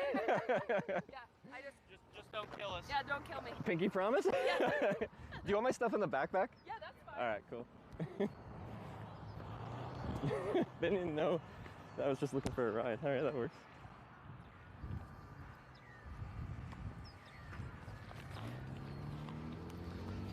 Do it. I said it is not, and then you said I. Yeah, that's end of sentence. No, no, no. Yes. I didn't say it is not. You say it is not. It is not? It is not? Yes, I? Do it. You are the problem. I can't. Uh-huh. Can't. Believe. What? I am. Seeing. And. What? I. Am. Hearing. Right. Did you say right? Right. Now. Should. We. Call. Somebody. To. Help. Me. Out. Or. Should. I. Grab. A. Dangerous. Stick. To. Poke. The. Ghost. In. The. It's like, this is this because of this, but you have to look up the definition of everything. Or highway section. But what means the entire width between the boundary lines of every way open to the use of the public as a thoroughfare for purposes of vehicular travel. But the shoulder's not used for vehicular travel. Roadway means that portion of a highway improved, designed, or ordinarily used for vehicular travel. Which is not a shoulder. Except the berm or the shoulder. Except the berm or the shoulder. If a highway includes two.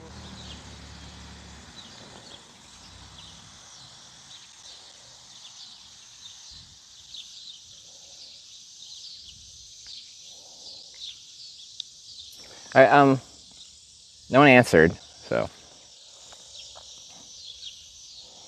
I don't know if it's home or if, they'd be like, who could be knocking on the door? So, not really sure.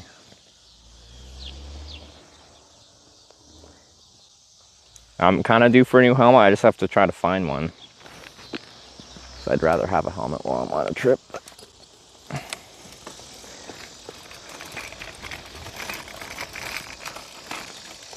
I feel like helmet's just like had a lot of wear and tear on it. It's seen a lot of things. Right place. I think I recognize the Jeep. Diamond_back_D just resubscribed for 9 months. Hello Hitch. Diamondback D, thanks for the 9 months. And hello. Peyton picked me up in, I think it was a black Jeep.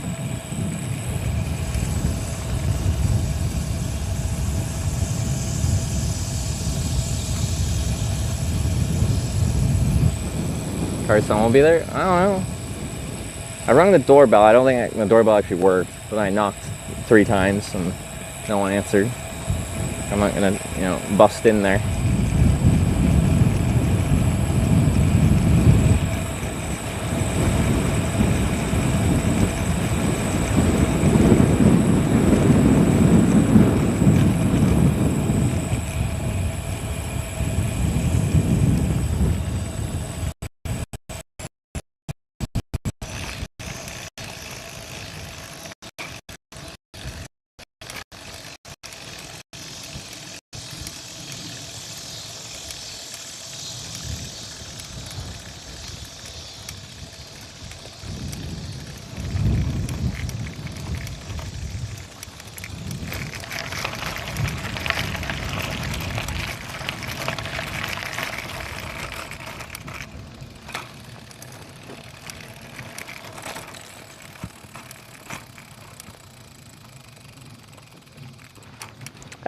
I'm just gonna hitchhike out of town, and we got stuck for a while. Maybe one of them will just drive past.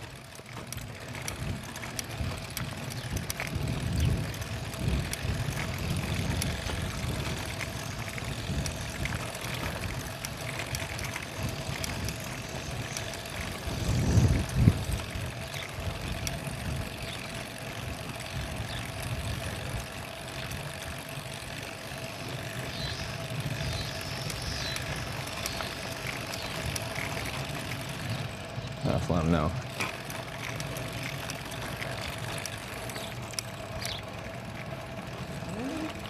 I think I found it. I found the Jeep, but no one answered the door. Yeah. Grandma might be down here at her house. Oh yeah. There's a gray Honda, Yeah. and she's down here. Oh, okay. 'Cause yeah, I just saw the black Jeep. I don't know what else was there. What's that? Is that black Jeep there? Yeah, yeah. It's not a big deal. I just was passing back through town, so I thought I'd see if it was still there. But yeah. Anyway. I thought maybe Nicole might come by. Well, if she does come by, I'm just going to be hitchhiking north out of town, so tell her to stop by there. Anyway, thanks for the help. Have a good one.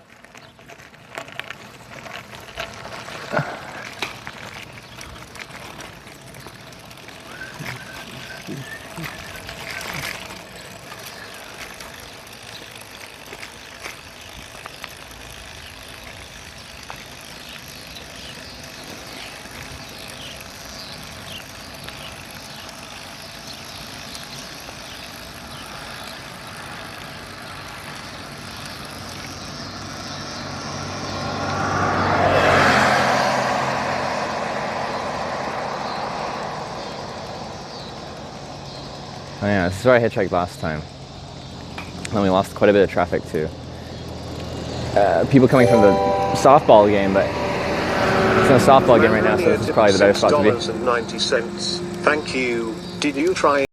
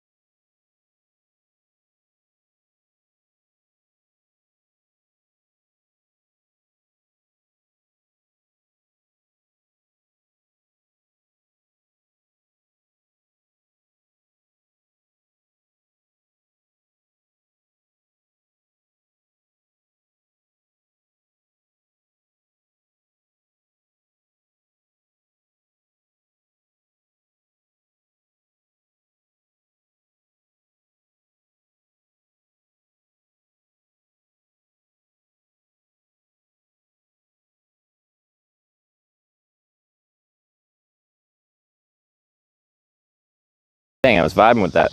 I have to figure out who donated that. I missed the name, but I like the song choice.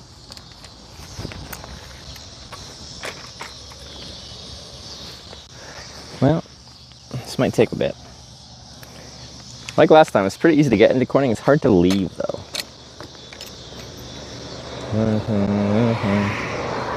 If the answer is no. What are you stuck on? Oh, there you go.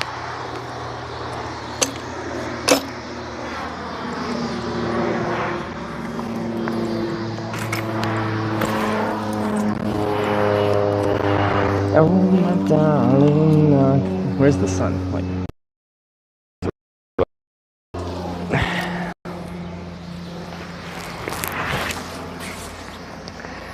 if the answer is no. Oh my Twitch chat.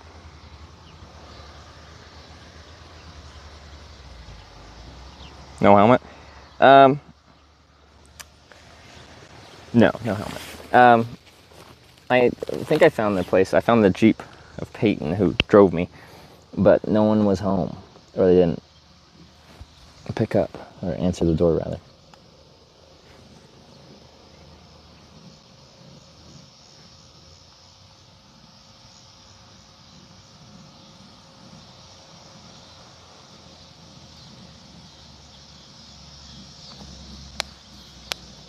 that helmet sentimental? No, it's one of my like tools of the job. It's a tool that's meant to be used and eventually discarded once it's past its usefulness.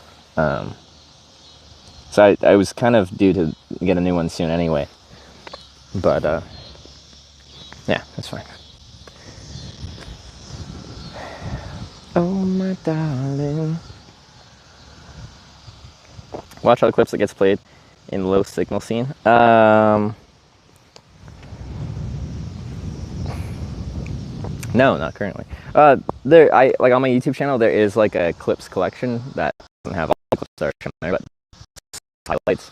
Now those were made back in like 2020, so there's 4 years that haven't been added to that. But you can see a collection of clips. They're separated by region. So there's like a US one, but I think there's like a Asia and Australia one, and then there's a Europe one, I think. Or most viewed clips. Or you can just, through my Twitch channel, go to most viewed clips all time and the non-featured clips.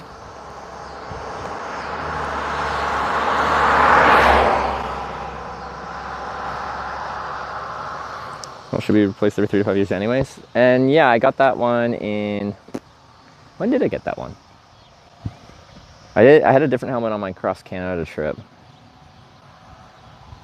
I got it at Black Friday, but I don't know if I got it Black Friday like 2020 or 2021.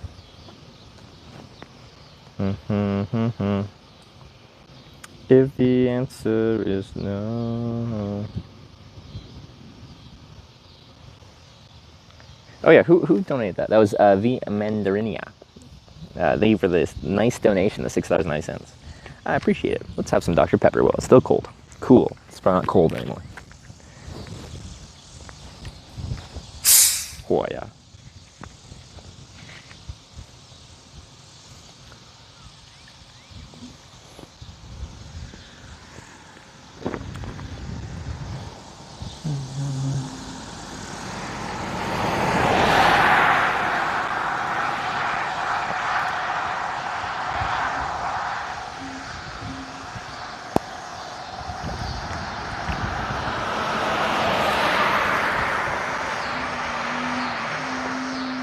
Ooh, we're making the bottle whistle.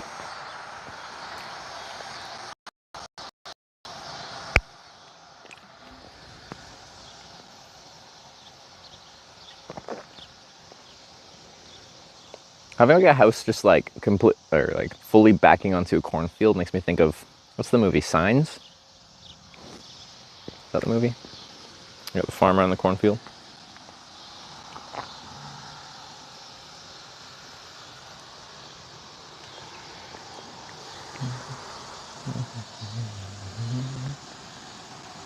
Looper? Yeah, that one too.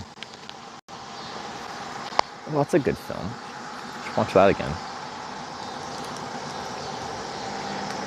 These trucks, like, they don't really stop. Let's see, like, has this got a man lift on it? Yeah. They probably work for, like, the power company. Interstellar? Yeah, they're growing corn. Wasn't that farm actually filmed in Alberta? With the Rocky Mountains in the background? And for the film, they usually don't grow corn there. I think it's usually wheat or something. But they switched crops because that's what Mr. Nolan wanted.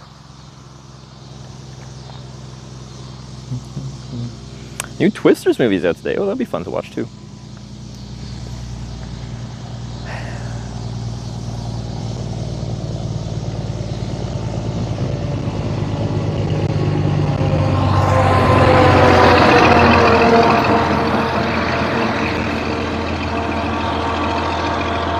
Guardians of the Galaxy is the best movie for you?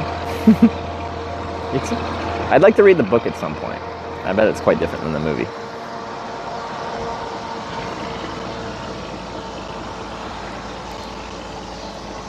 Not free time.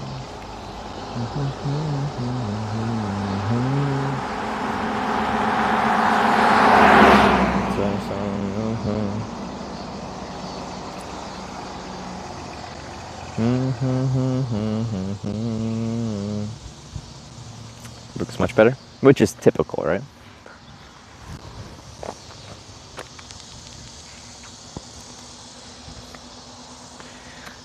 What movies are better than the book? I'm sure there's some examples. Movie Joyride fits you. I don't know if I've seen that. Maybe I should.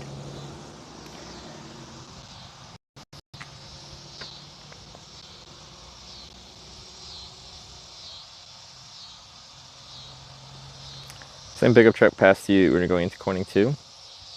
You think? A lot of pickup trucks look very similar though. Unless you recognize the license plate or something.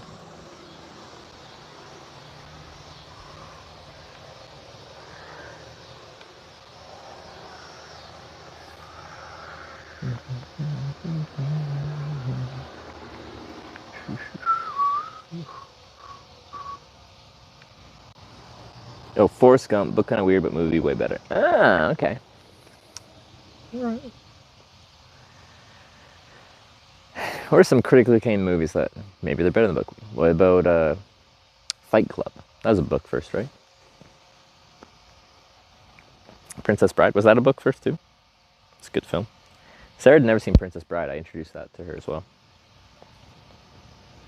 Round Forest Run. Sometimes, I feel like I've done it for a while, but I used to frequently compare my...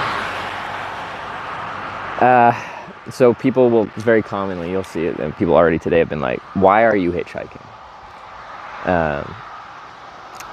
And sometimes I'd compare it to that scene in Forrest Gump, where people are like interviewing him as he's like running through some town somewhere, and interviewers are like, why are you running? Are you running for world peace? Are you running for women's rights? And he's just like, I just felt like running. Yeah, that has been kind of my... Why are you hitchhiking? I just felt like it, alright? Do you like horrors? I'm not a big horror movie fan. I don't mind it when I'm like conscious and awake. I'm a rational human being. I know they're not real. But when I'm like in the process of falling asleep and asleep, that rational part of my brain turns off, and apparently, I don't remember my dreams, but I have like sleptwalked before after watching a scary movie. So apparently it's not good for my sleeping brain.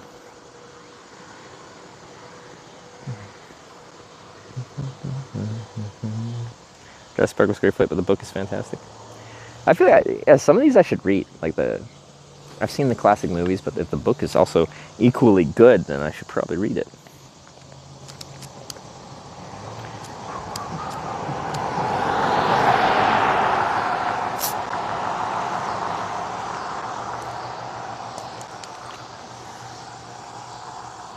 Okay, so as we're hitchhiking north here, before we left to Europe, this was the last voted on, like Twitch Plays hitchhiking wise, direction that was voted on. And you guys voted north. And I am finally making up for that right now. There was a very big delay between the vote and me actually getting a ride. I did try for an hour and a half, but then I didn't. I ran out of time. I slept here. And then the next day I just had to go and catch my flight to Europe.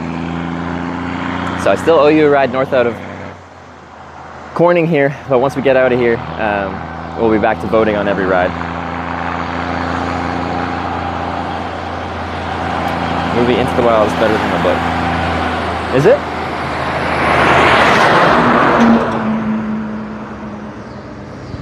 Hitchhiking's like a box of chocolates, never get what you're gonna get. That's a good comparison too. Da-dum, da-dum.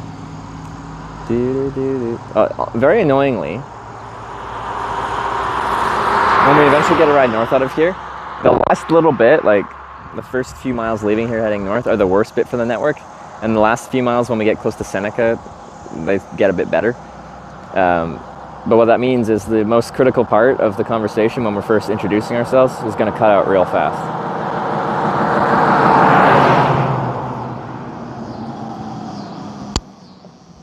How far to last Corning? It's over 2,000 kilometers still. I don't know how many miles.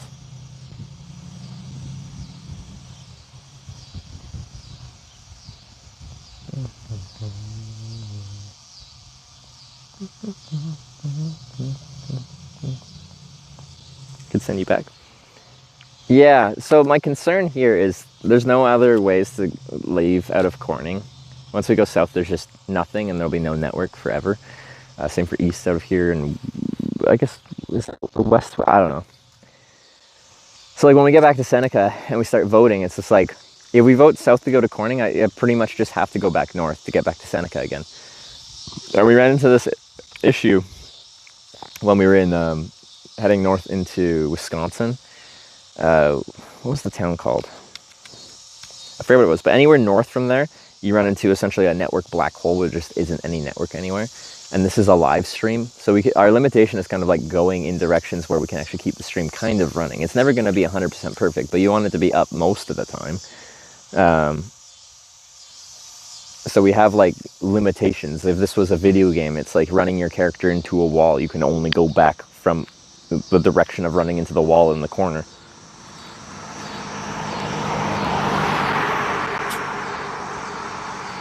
How do you get back to Corning from the airport? I hitchhiked here from the Kansas City airport. Well, yeah, just next to the Kansas City airport.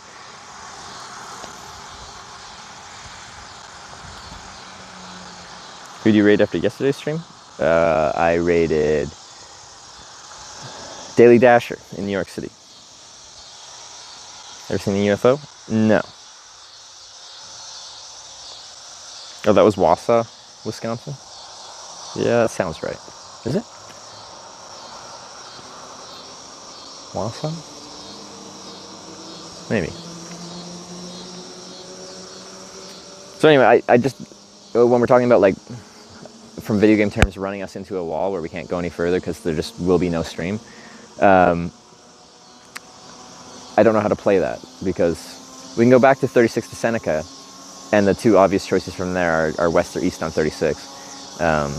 I'd like to have south in here, but a vote for south would be a vote to hitchhike back south to Corning and then immediately hitchhike back north to Seneca again.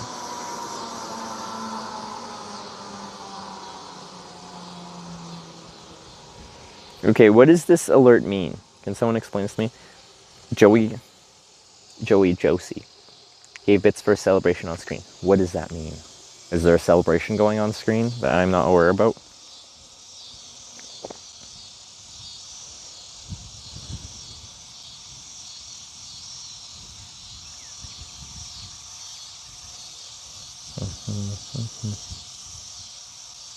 It floats about 100 of the float on screen of the emote all over the stream. Does it? I didn't know I had that enabled.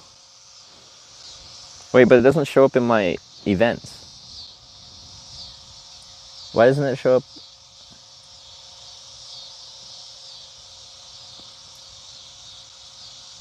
So I don't know how many bits they tiered. I can't properly thank them.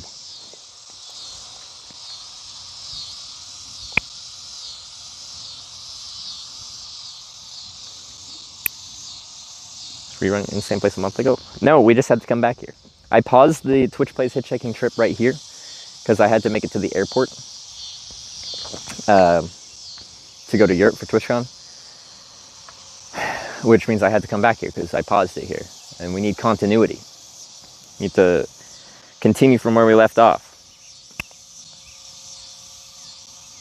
Gave bits for a gigantified emote?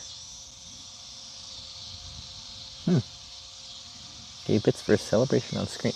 Why doesn't it tell me how many bits? It's just, as far as I can tell, an anonymous amount of bits. It could be 1 bit. Well, no, it said bits, so it must be 2 bits or more. But it could be 2,000. I don't know.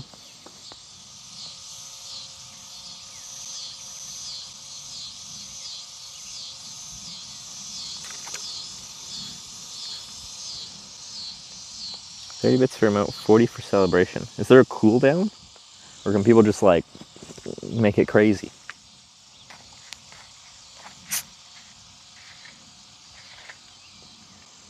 $2 hours on the bet, not count until 3 hours and 30 minutes on the screen time.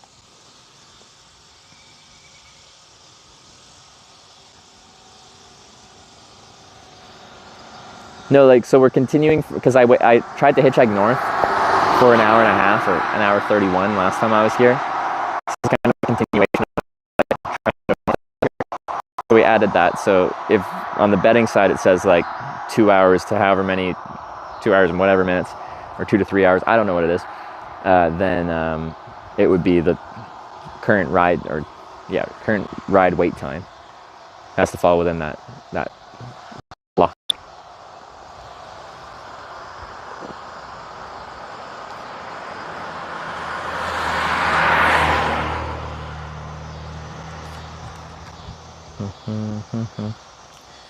You're missing the Gen Festival? Well, yeah, last time I got body slammed there, like literally like picked up and thrown on the ground. Thanks to Sarah.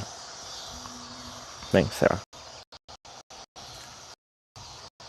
So I left Europe specifically before the Gänsefiesta, so I didn't get body slammed because of Sarah again.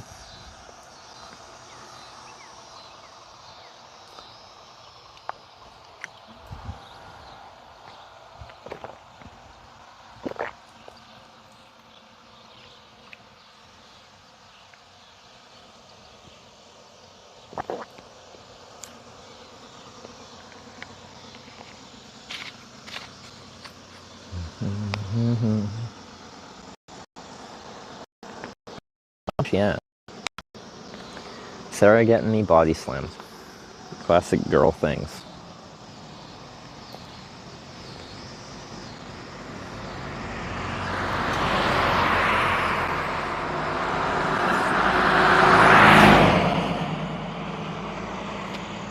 They say anything before body slamming you?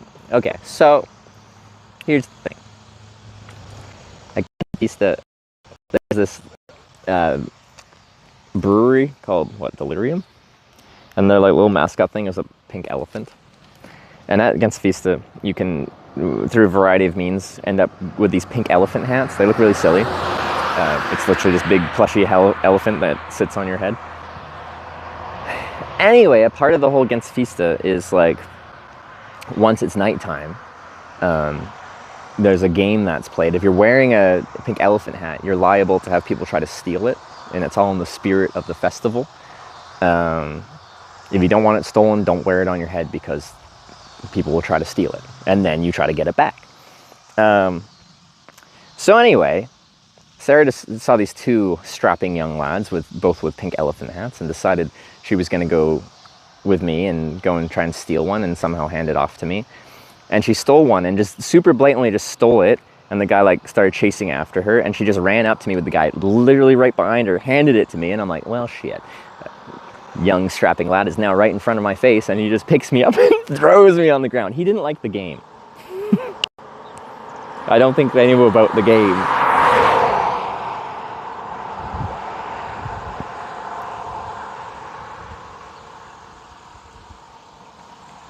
They were very mad.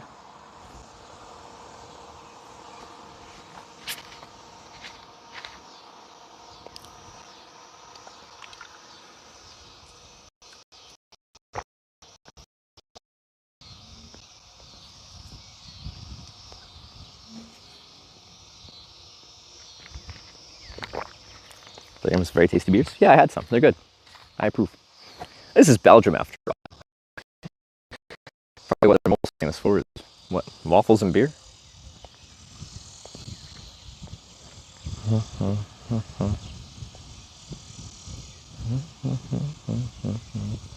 Had a game plan. It was a bad game plan, as you could see by the execution.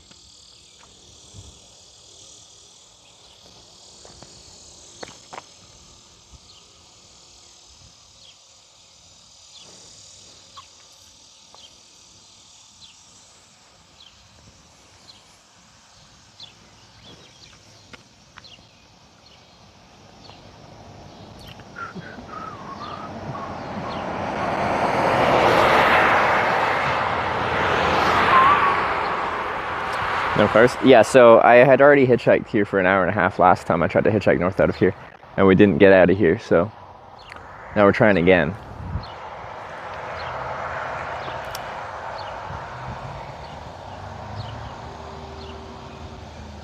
Consider not having corning in your life anymore after spending some time apart. Hey, this corning trip, like, there's been a variety of types of cornings we've run into. Some have been amazing, some have been less than that. But if anything, it's gotten me more comfortable with Corning as a place that exists, you know? I had only known Corning as Corning, California, and I had a bit of a, well, a negative impression of Corning, California.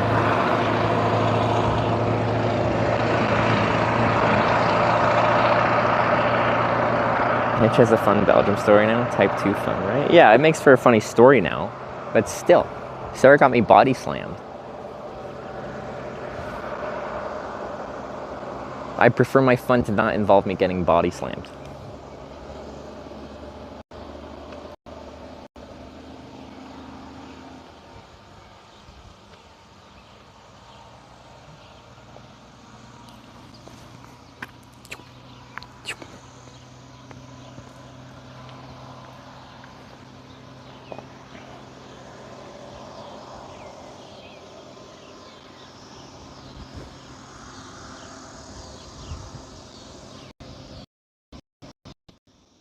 Why do you get body slammed? I literally just told that story. If you're on YouTube, just scroll the little bar back like 3 minutes. So they're just keeping you safe? No, it's dangerous. You can get seriously injured getting body slammed on concrete like that.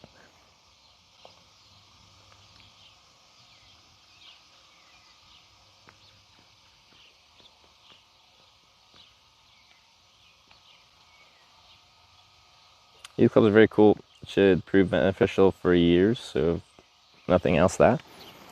Yeah, actually I want to go to the Eagles Club. There's one in the greater Edmonton area where I live now, so.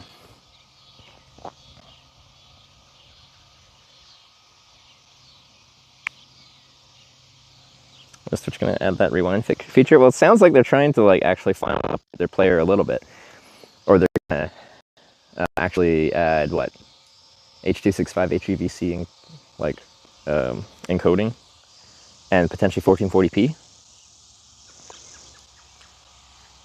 So like you can actually have a clean looking feed with that level of encoding, because H.264 just does not do it at the bitrate that Twitch currently allows.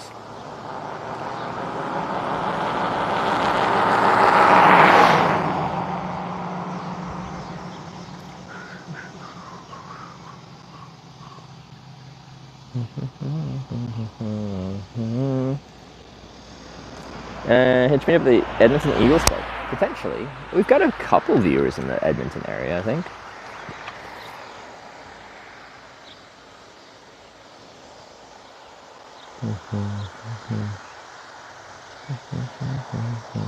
So another Brompton today, thought of you. I hadn't really seen any other Bromptons until me and Sarah were like doing our little rides from Rotterdam to Belgium. And then we saw quite a few. And when we went to the theme park on like trains, we saw a few and stuff like that. Event called with the elephant hats against the Fista, or something like that. Oh, missed that time. Oh my darling,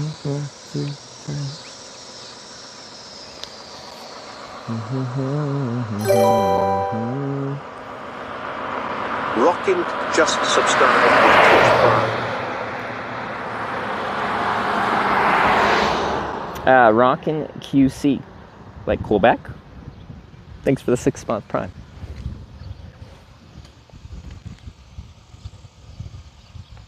First FC UK, that'd be populous, maybe. I think you can get them for a reasonable price there too. Wasn't there some kind of like bicycle incentive? Maybe it's done now, where if you like buy a bicycle, you can get part of it back in a rebate or something to promote healthy lifestyles.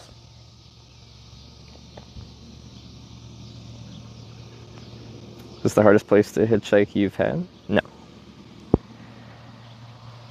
The hardest day of hitchhiking, just exposure being out there wise and not very many cars wise, was probably from just outside Dawson City, Yukon, of the Dempster Highway, at the start of the Dempster Highway, in like late winter. It was minus 38 Celsius that morning. And it took me 4 hours to find a ride. I've had longer waits, but not in that extreme level of winter conditions.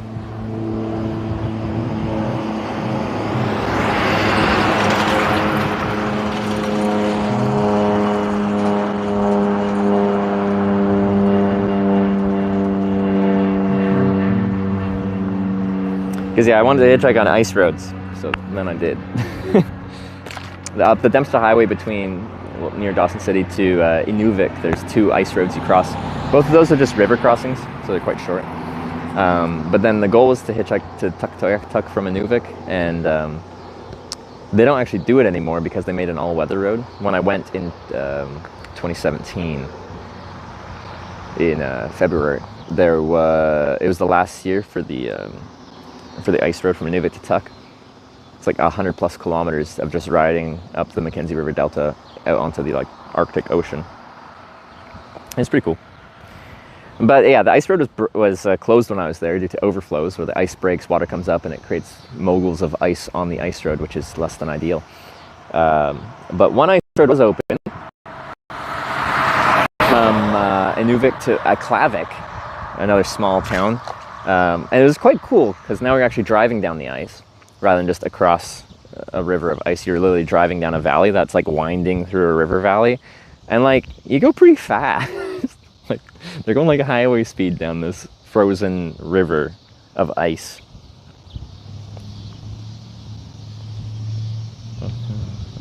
Direction are we hitching? North. This is north. That's where we're going. Bike to work scheme at my work. You can borrow the money and pay it back through your salary.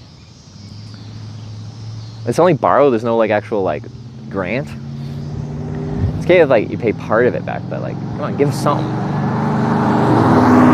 I guess an interest-free loan is something, but come on.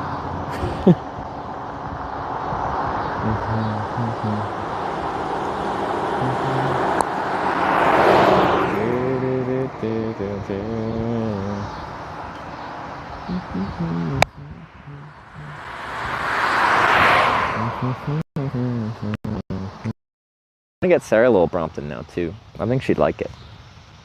They're very convenient. I should also get a bike rack for our car back home in Edmonton. But until then, a Brompton's much easier to chuck in your car than a full-size bike. Long way today? Well, okay. So this is kind of a weird one because we already tried hitchhiking north out of here before I went to TwitchCon in Europe. And this is a continuation of that. So the timer that you see for this wait time is a combination of 1 hour 30 and then it's counting up from there. You don't pay the tax. Okay. I know what the taxes are there. Taxes on bikes in Canada, at least where I bought my bikes, is minimal because they try to not tax things that are healthy, apparently. I forget what the actual tax rate is, but it's less.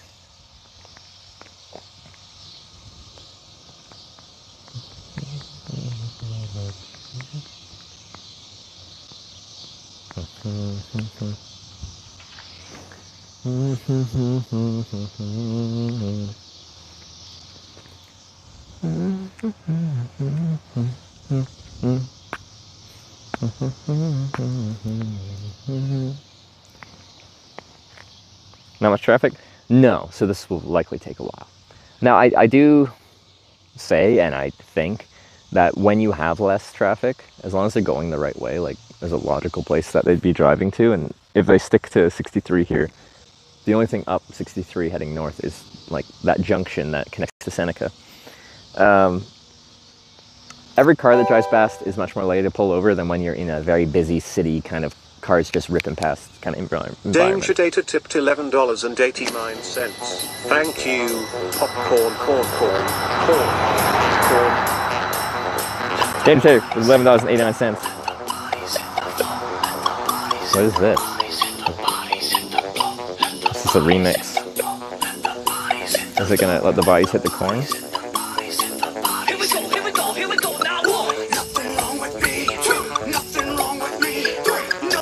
I feel like this is gonna get weird at some point.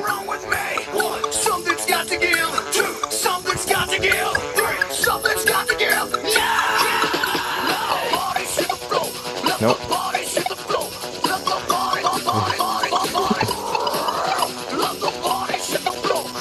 I don't know if I like it or not yet.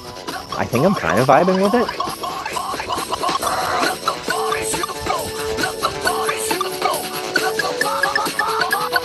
What is in the background? Like, what is it set to? It's a mashup or something. Is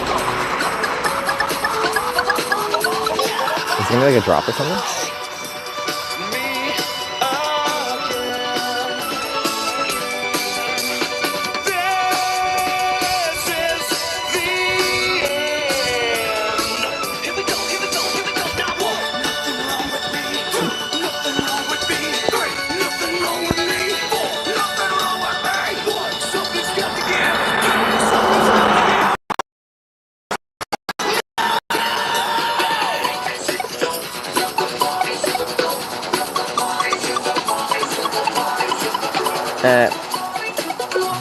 Think in percentage how much the hat reduces chance of successful hitchhiking. I swear my wait times have gone down since I started wearing this hat. So, opposite of what you think. The thing is, why is it lagging? It's a song, it shouldn't lag. The thing is, when you're hitchhiking, people are scared of you. If there's anything on you that makes you look less intimidating, that's probably actually helpful. A spam hat probably isn't intimidating. The song is Popcorn by Gerson Kingsley. Okay.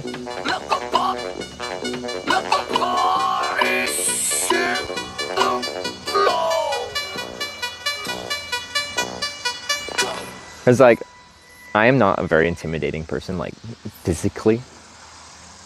I'm not especially tall, I'm not especially broad, I'm not especially strong, and you can see that.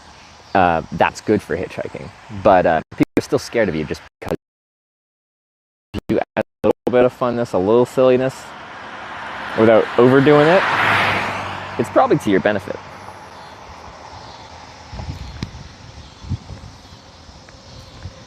How much Code Red is yet to drink? I tried to buy a Code Red, but the machine wouldn't take my $1. So they had another vending machine, and it took my $1, and I got a Dr. Pepper instead. I tried to recreate the Mountain Dew Code Red experience.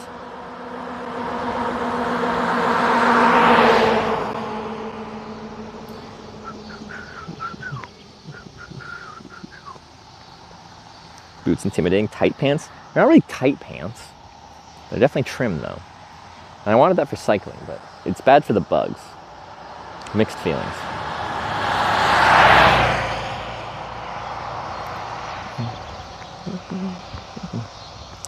What a few fights have you had to? You got the stamina? Well, like, most street fights don't really get to the point where, like, endurance gets in. As soon as someone starts getting tired, then it ends up in a grapple. And then once you're, like, in a grapple on the ground, people just pull you apart.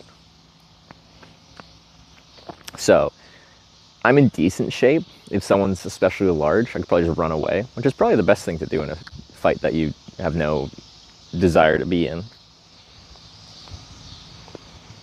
I'm not really concerned about my pride and looking like feeling like a man by beating someone up.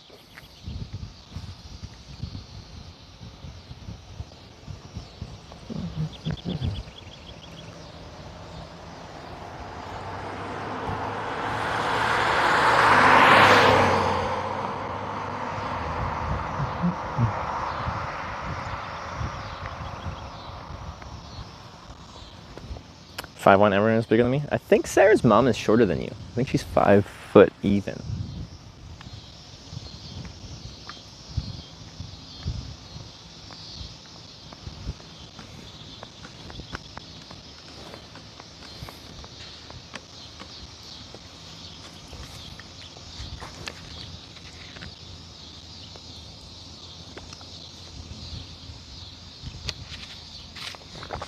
You better stand your ground. What, in a fight? Well, under certain circumstances. But if it's just like someone posturing just me, like, I have no interest in being in a fight just because some guy's being an ape. And just like beating their chest kind of thing. Like if there was someone to defend that I felt like I just had to, then sure, but for just pride, no.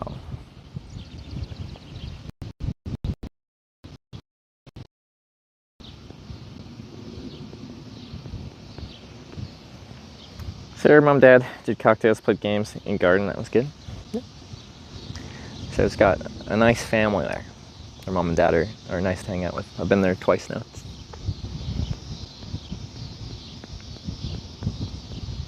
Why did you get dropped there? Because I had to come here. This is Corning, Kansas. One of 9 cornings that we have to go to on this trip. I had to come here. And I actually have been here, but this is where we paused the trip before I had to go to Europe for TwitchCon. And now we're continuing from where we left off, which requires me having to go where we left off, which is here.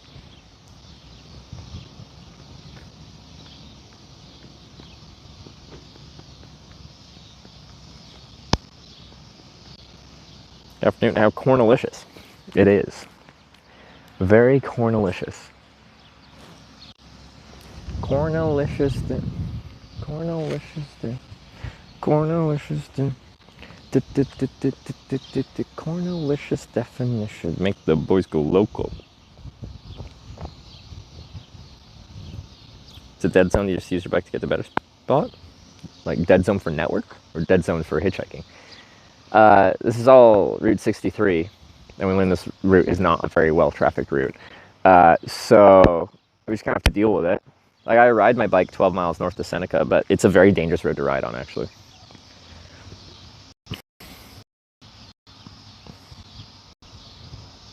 Storm chaser, I was close by, gonna pick you up and see some storms. Is he chasing right now?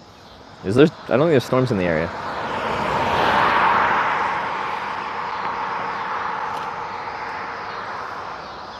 Like, he lives in Nebraska, I think, which isn't too far from here.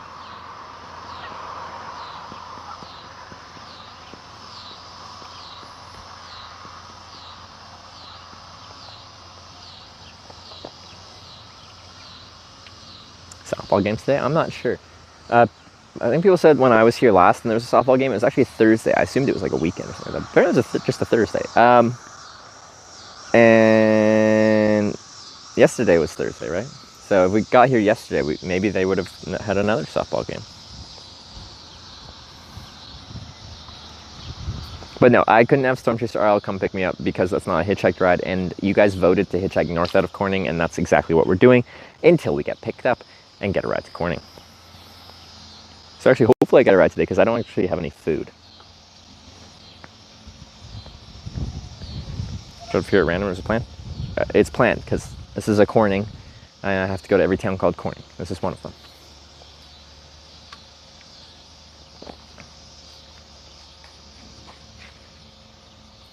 Chasing enhanced risk in Nebraska. Oh, okay. I think come tomorrow and the next day, there's a bit of a chance of thunderstorms here and there in this region. No jerky left? Hey, what happened to my jerky? I brought it to Europe, I think. Probably got left in a hotel room or something. Maybe I ate it. Could have been something I just snacked on when I was drunk.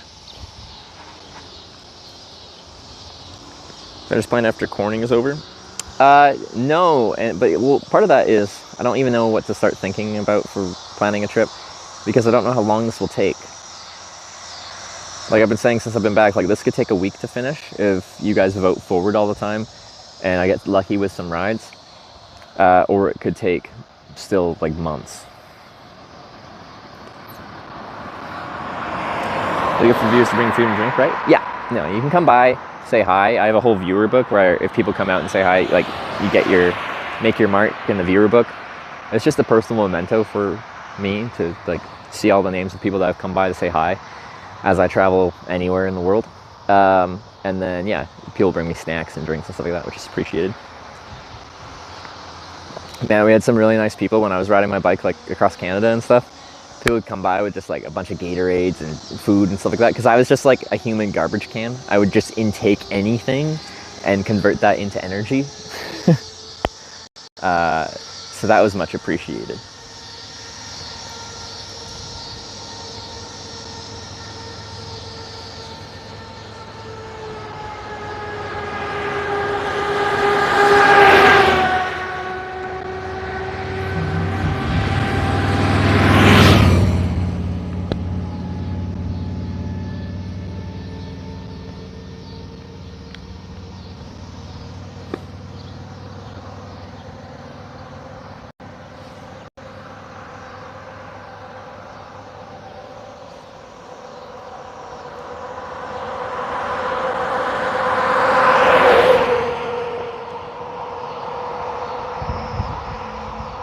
Corn should be in season right now. Good eating. Is it? The corn is really tall. You can, yeah, you can see it over there, right? It's taller than me, but I'm not particularly tall. I'm like average for this region. The longest continuous hitchhiking trip you've been on? Like 7 months. When I hitchhiked, this is pre-streaming. It's my round the world hitchhiking trip in 2015. So I hitchhiked across Canada from west to east, flew from St. John's to Dublin, Ireland, hitchhiked around Europe for like 4 months, all summer long. In September, I think, crossed into Russia from Latvia into Russia and hitchhiked across Russia to Vladivostok, and then flew from Russia to southern Japan to Fukuoka and hitchhiked from Fukuoka to Tokyo and then flew home. And it was about 7 months, I think. On the stream of like continuous hitchhiking trip, I think was my first one, and that was about 4 months of straight hitchhiking, and that was through all 50 U.S. states. It was that.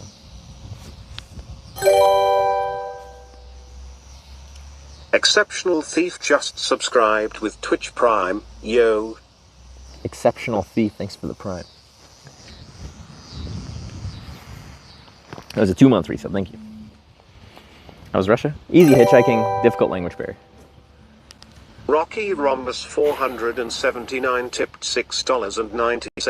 Whoa. Thank you. Rocky Rhombus with the nice donation of $6.90. Yo. Thanks for the tunes. What do you got for us?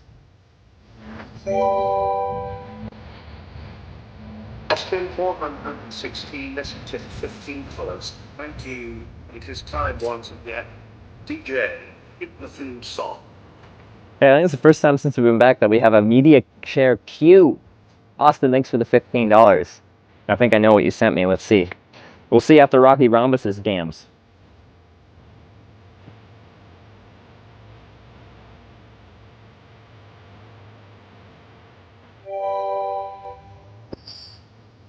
Stuback 62 just subscribed with Twitch Prime. Watch out for those children evil. Sex bomb. Wasn't expecting that.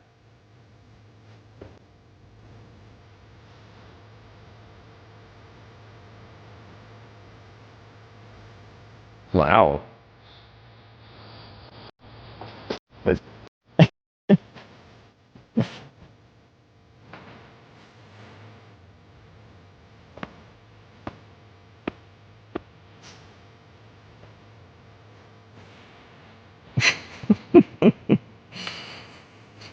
fight the jam.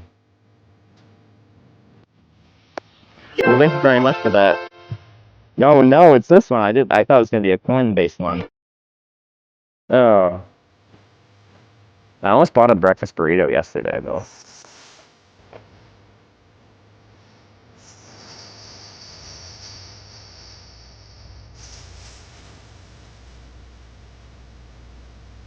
Ads started playing.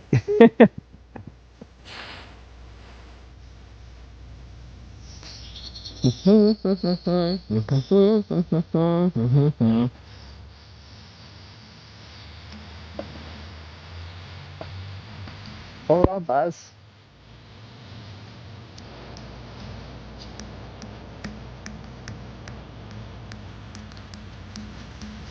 I'm in love, I'm in love, I'm in love, I'm in love with you. Young, breakfast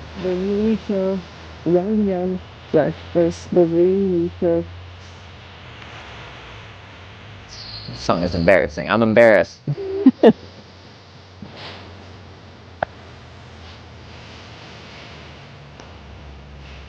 don't know. I like regular burritos. They're pretty freaking good. I do like breakfast burritos though too.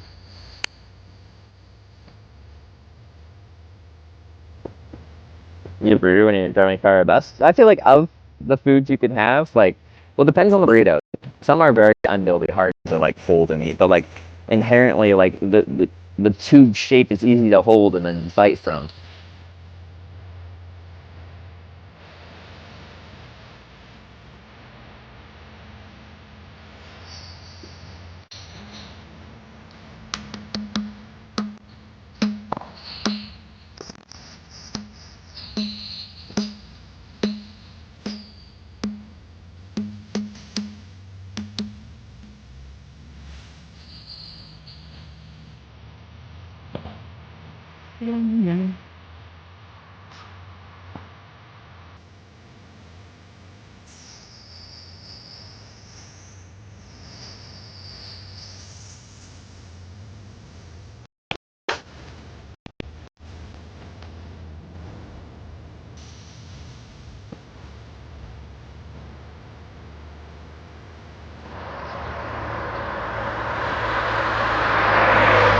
I like cars of this era. They're so simple.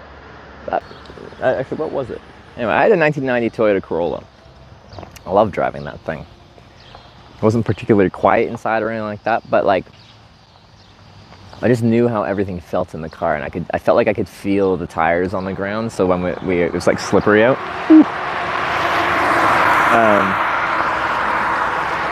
I felt like I had to feel how much traction I had just by like feeling the road through the gas pedal.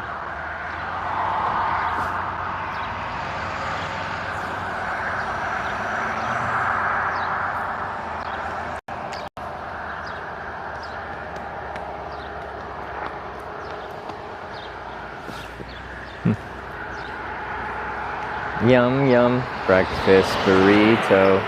Yum, yum, breakfast burrito. Well, at least there's like water in this town. I don't have food in this town. So if I get caught out, I can get water. Well, shucks.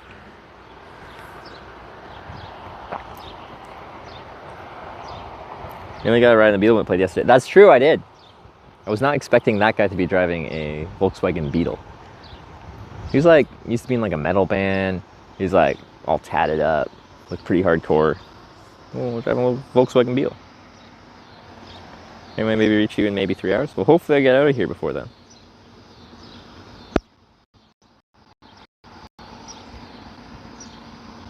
It's your go-to karaoke song. Do I have one? Like probably Country Roads. It's hard for me to not sing that song. It became that on my first streaming hitchhiking trip. It wasn't really before that, but it just kind of fit with the vibes of the trip.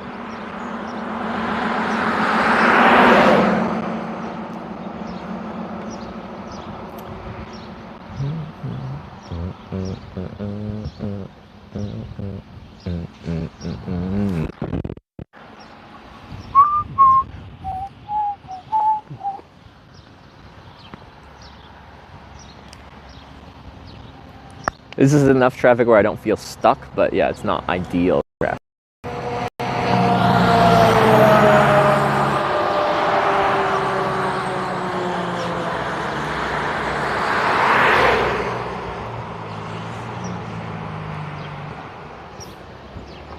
Ever count the cars till you get a ride? No, we don't count cars unless I get picked up by the first car, and then we're like, hey, I got picked up by the first car. Well, maybe like within the first few cars, people are like, oh, it's only like 2 or 3 or anyway, a small amount of cars that drove past before you got picked up. But we never just start counting cars. Now, it's not to say we shouldn't. Maybe we could try it for fun. Chat can just actually here. This would be a perfect place to do that. All right, starting right now. We're gonna count the cars. Every time a car goes by, start the count. Austin, thanks for the $16. I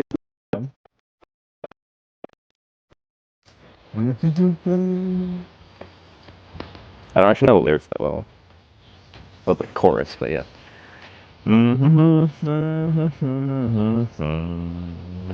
This makes me think of Oktoberfest when I was there.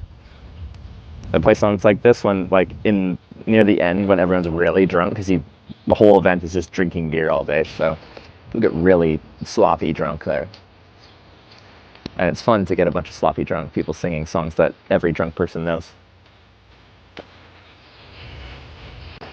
Touching hands, reaching out, touching me, touching you. Sweet Caroline, ba, ba, ba. Goodbyes never seem so good. I've been blind, to believe they never would.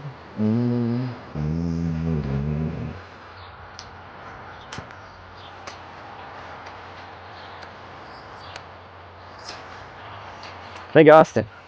We got the tunes to keep us company while we're in a rather desolate hitchhiking location.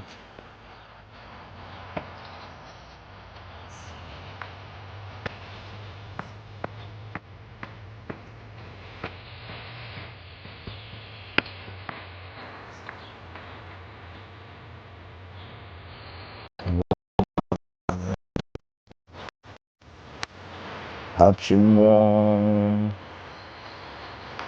reaching out, touching me, touching you. Go count the cars. But the first since we started to count, I want everyone to count and chat. We gotta keep the count going now. That could be like the count. 1 car. I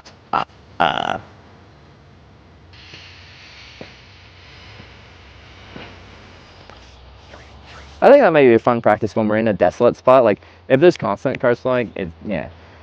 But if every car matters, then yeah, we can count it. Sweet Caroline, because never see so good.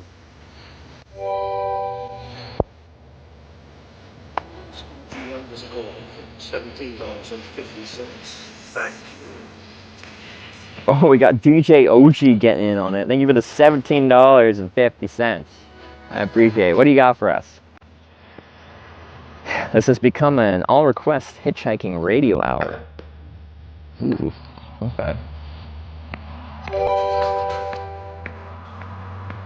Bouncing_Pony just resubscribed for 23 months. We got Bouncing Pony with a 23-month resub. Oh, we got some Frenchies. Funky fresh tunes.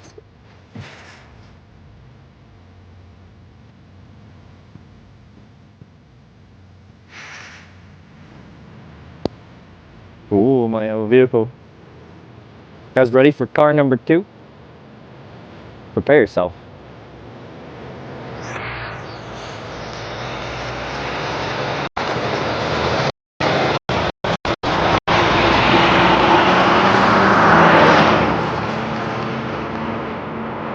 Let's see it.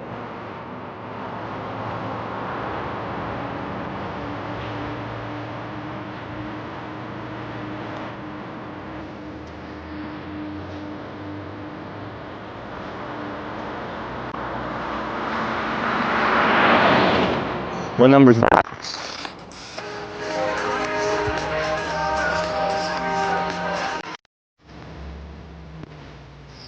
Oh, now we're counting.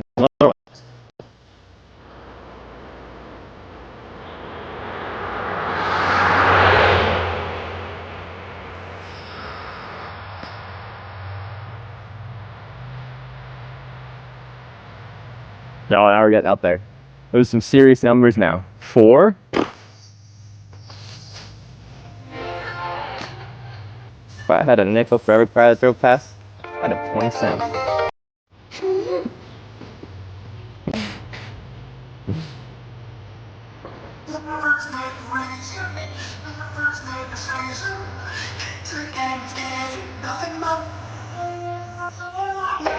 Yeah, cars or vehicles. Do 18 wheelers count? Yeah, 18 wheelers count. No, that's 20 cents. You gonna keep it going? I get 5 cents for my car.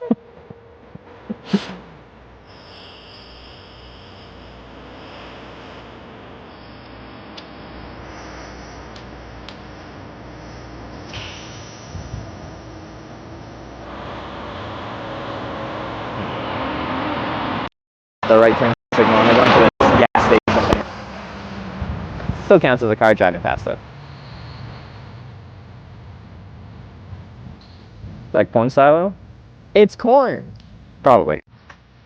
I don't know how to identify a silo that holds corn versus another thing.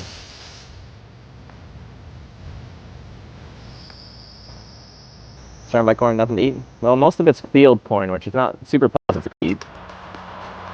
Although, it gets processed into things that we consume.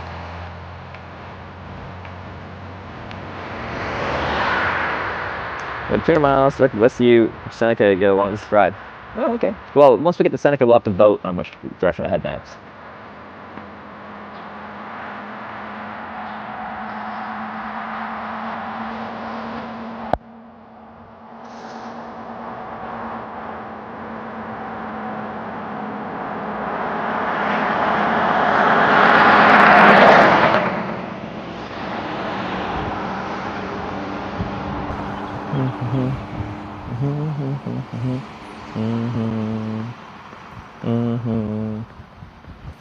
Doot doot doot doot doot doot.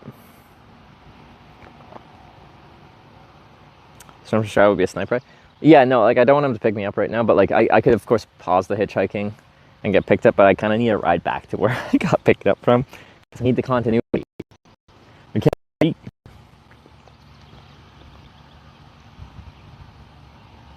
So he did pick me up and went storm chasing for a day, but he picked me up in the town. We went storm chasing for a day and then came back and get dropped off at the town.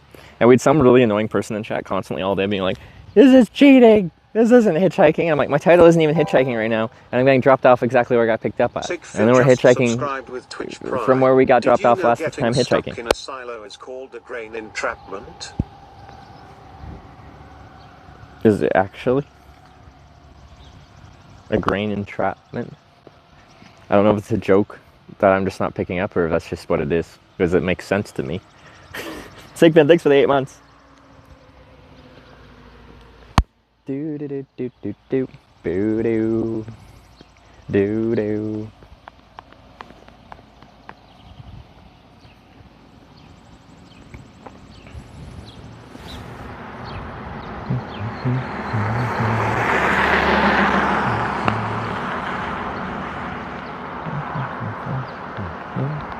What if Jeffrey Dahmer got picked you up?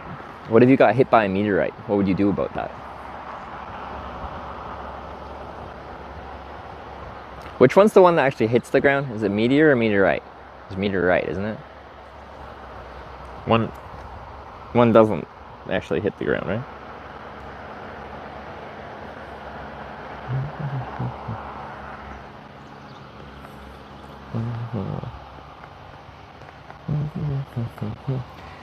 I think what if questions are the most redundant things in the world. Like,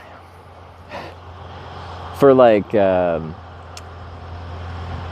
risk planning and stuff like that, you'd be like, so what wrong things could, like you're running a business or something like that, and you're like, okay, what could go wrong here, and how do we prepare for that kind of thing. But like when you just get into like obscurities or just like statistical anomalies, at a certain point you're just asking redundant questions.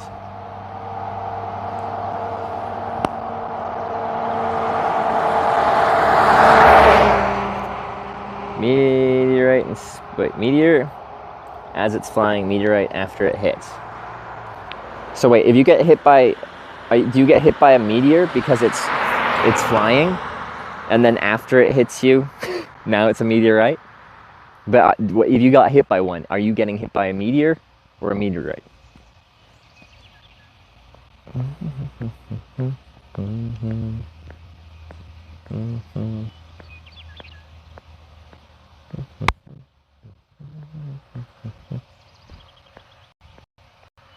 Uh-oh. Are you guys actually keeping count? Because I saw an 8 and I saw a 9. Have you all already lost count? We didn't even get to double digits and you don't know what the count is?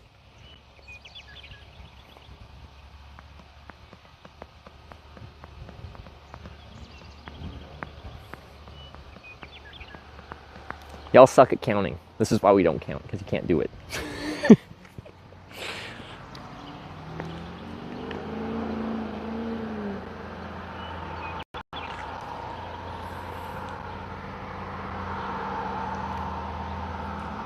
I can't believe we didn't even get double digits. Oh, this truck is gonna roll coal on me. Probably.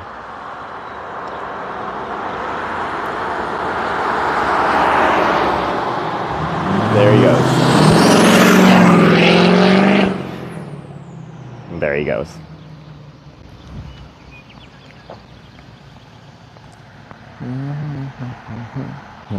See, I can tell.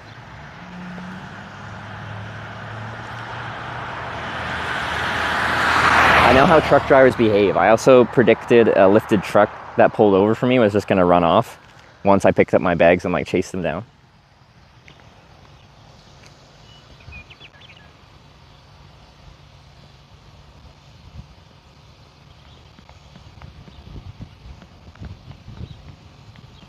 Very predictable.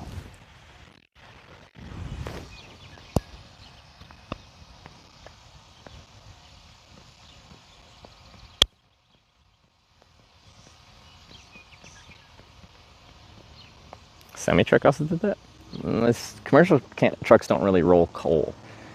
If they're billowing smoke, something's going wrong, or they're out of depth. But I've had trucks try to do it. Like, I've never been completely like smoked out by someone rolling coal. They've definitely tried.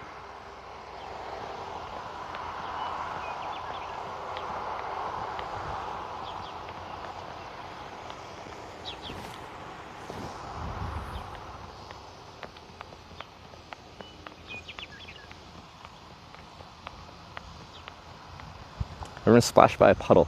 I don't think there's been like a puddle where someone's gone out of their way to hit it to try and like properly splash me. I have been splashed by a puddle, but it's just like happenstance. They're driving down the road, there is a puddle, you get splashed. Nothing too crazy though.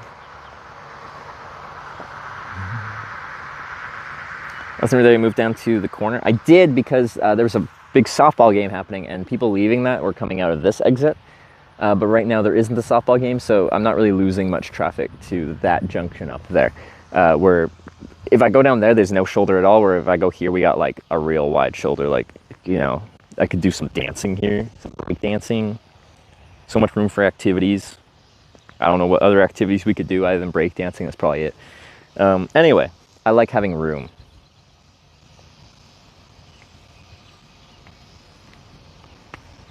Guy driving with Seneca Mini balanced on his dashboard, getting 140 down, 13 up, averaging 20 watts at 60 kilometers an hour. Nice numbers. Those are really nice numbers because, in theory, the Seneca Mini is supposed to be speed limited above 10 miles an hour. It should cut out, or 16 kilometers an hour.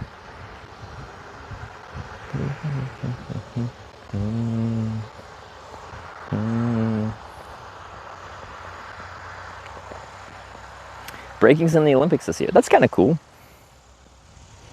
What have they added recently? That's like surfing and skateboarding are fairly recent, right? What else have they added recently?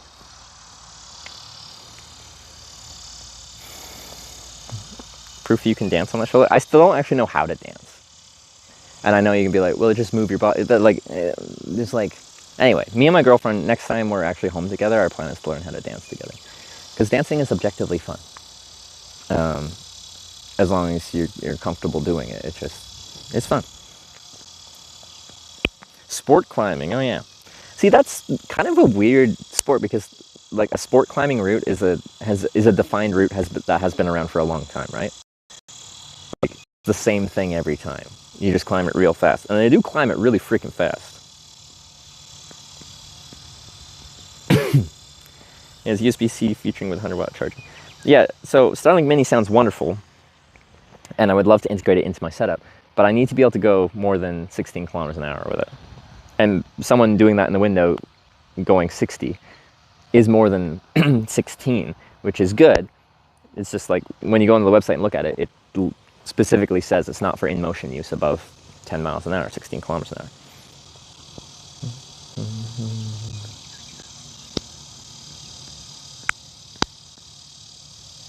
Would advanced class be good content? Probably not. Yeah. Like maybe once we learn a little bit, like us doing, but like we're probably just literally gonna learn from YouTube, the great educator of the world these days. Maybe once you know a little bit, you can stream some dance practice. Olympic sports had pistol dueling as a sport. I kill you not. Wax bullets. That's pretty hardcore. I like that, and I also, so when I was still in like grade school, me and my stepbrother, we used to watch the show called Full Metal Jousting, and they literally would just take random people and teach them how to joust and compete. And I'm like, why can't we bring back jousting? That's sick.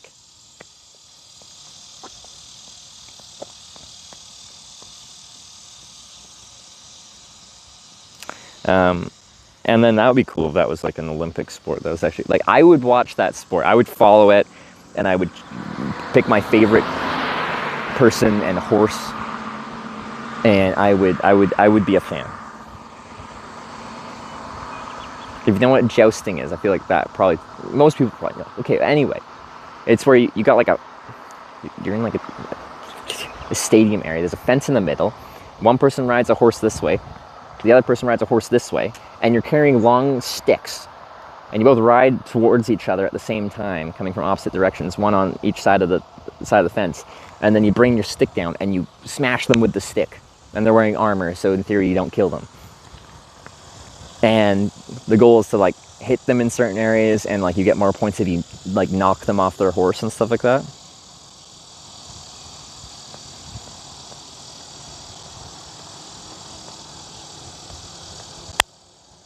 Jeff's banning the SCA because it killed horses. Well, that's sad. Is there not a way to not kill horses? What's the SCA? Ooh. Oh, never mind. I heard him cutting power to the engine, and he was probably already just speeding through town, so he was just slowing down to not get a speeding ticket, but yeah. South France jousting using boats is still practiced. The tradition dates back to the Crusade. That's cool. I didn't know that. I suppose you can't have the best body armor. It's like getting deboated in armor sounds dangerous. Oh? Is this a U-turn? No. Use bikes instead of horses. Oh, we could use bikes instead of horses. That would also take some skill to like manage the bike while carrying a joust. Is that what it's called? No, a lance.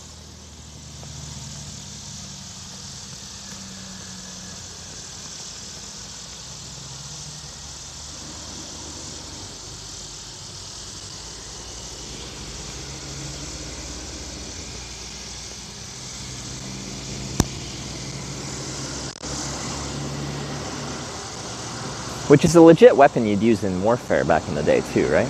Like a cavalry charge.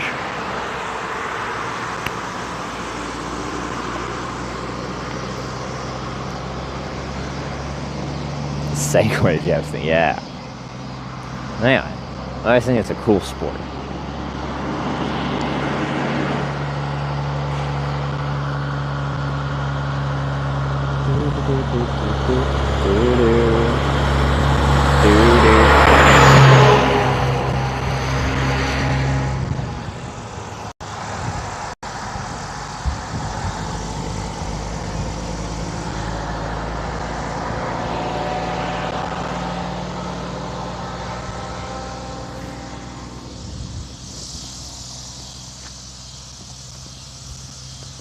Too many to count? Yeah, you guys stop counting. Y'all suck at counting. And this is why we don't count.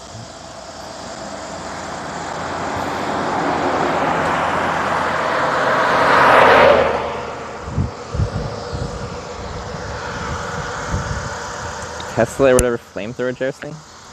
It doesn't really like throw flames that well though. Doesn't it only go like a couple feet?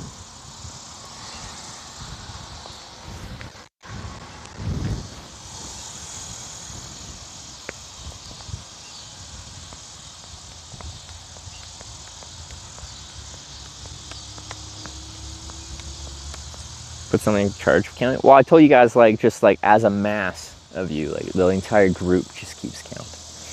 Then we can tell if we're on, because like if there's like a couple dozen people all counting at the same time, you can tell who's incapable of counting, and then you can all shame them. But no.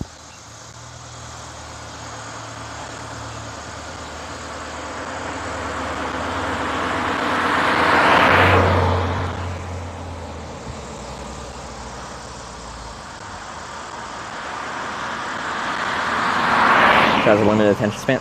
Maybe, but also like it actually involves you having to just like 100% pay like staring attention to the stream. And I think a lot of people that watch a hitchhiking stream like this, or probably cycling streams as well, is they're not always 100% paying attention visually to the stream. They have it on one of their monitors or somewhere to keep like passive attention on what's going on, but they don't like focus on everything happening the whole time.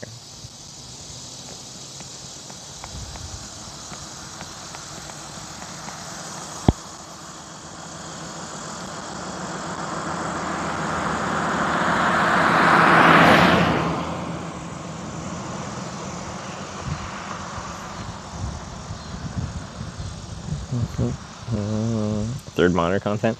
Yeah, Jay Street, I mean, you probably know who that is. His like alt account is called Third Monitor, which I think is a great, like, for IRL content, Third Monitor. It's like when he's doing something that, like, don't expect the most thrilling content on it. Like when they're just taking a bus to the next city kind of thing. Like a Flix bus, and they're just sitting there. They just have it on. It's just like, well, you can watch it if you want, but like don't expect us to be like going out of our way and creating content.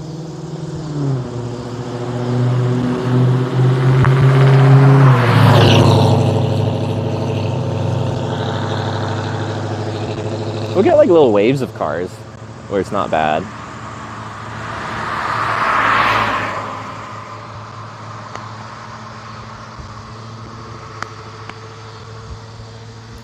More attention on the bike streams, hitchhiking stream, I mostly listen. I think that makes sense because like we're in a pretty static scene right here, especially when we're actively hitchhiking.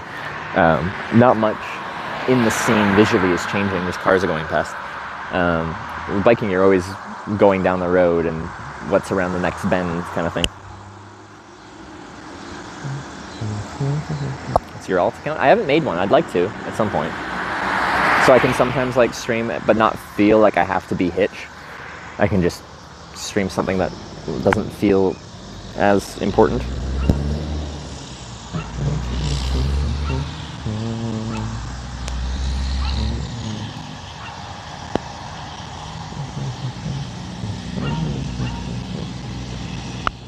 I have to see if the spam hat helps you pick up rate. No. Like, it would be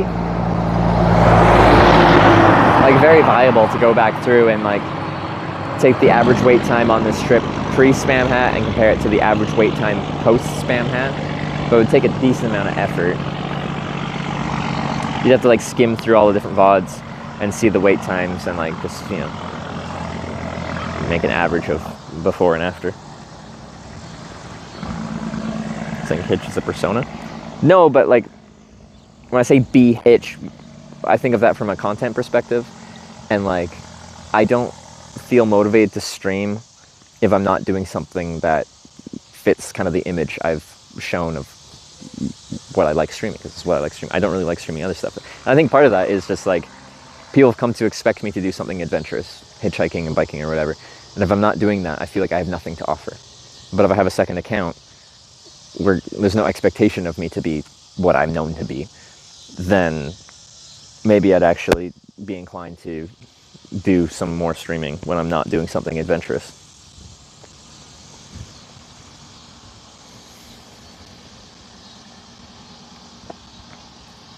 If that makes sense.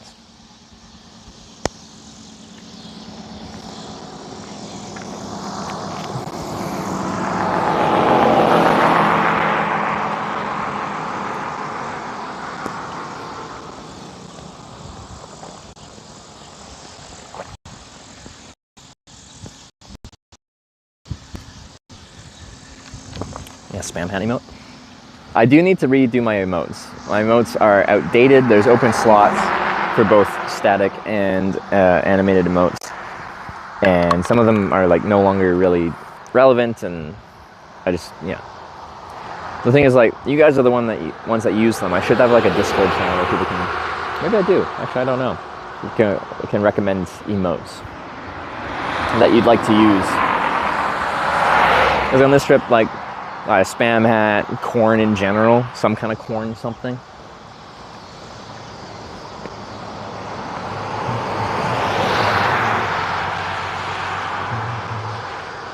The neon orange hat. Well, like, the spam hat's just kind of silly, and I think that's probably good for hitchhiking. And I think it's also decent for visibility. Like, it's blue, but it's also yellow. I think an orange hat makes you look like a hunter, but honestly, around these parts, that's probably a good thing too.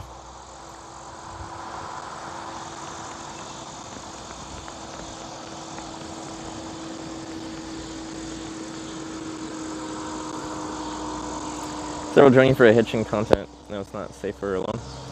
Yeah, no, I'd like to do a hitchhiking trip with Sarah. I definitely don't want to do it in America. I'd feel too scared for her safety. Well, like, I just feel responsibility for her safety when she joins me on a trip. And cycling, that feels manageable. Hitchhiking, I do try to manage the risk as much as I can, but like, I just feel stressed. Aptus underscore tip $6.90. Some music. Sorry, it's really loud. I'll have to read this.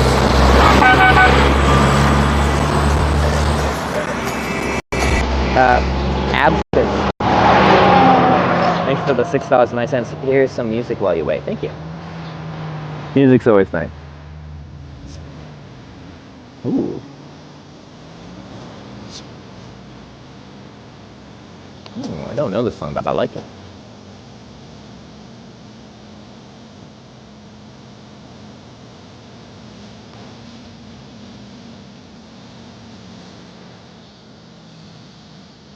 You got a haircut? Yeah, I got a mini mullet.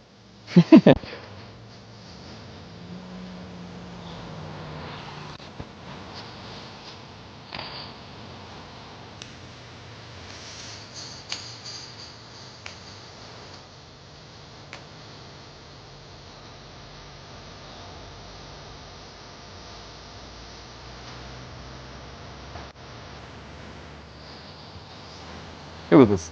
Aptus, thank you very much. It was a good jam. I like it.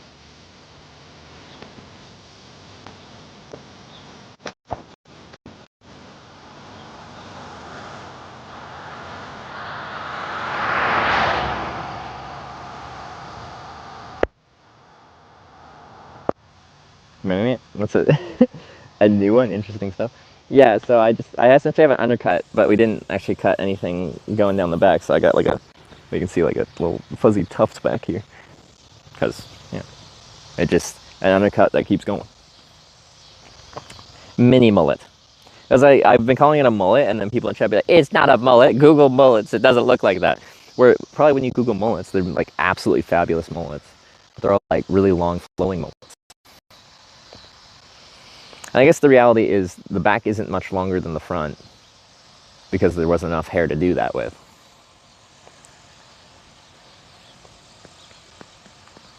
But thanks again, Aptus. That was a good song. Never heard it. Now I have. And I'm happier for it.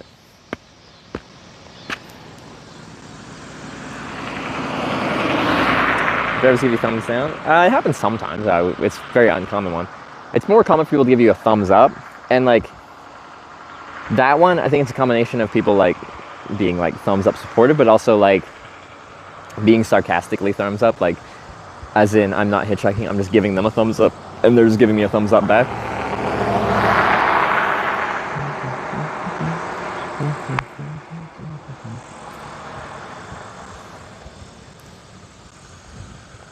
See my mullet on you? Let's see. It's gonna be all squished from the hat all day, but we'll try and...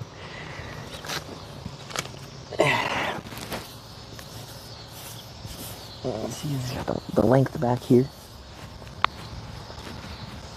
I'm not sure if that's in frame, well, it's hard for me to see.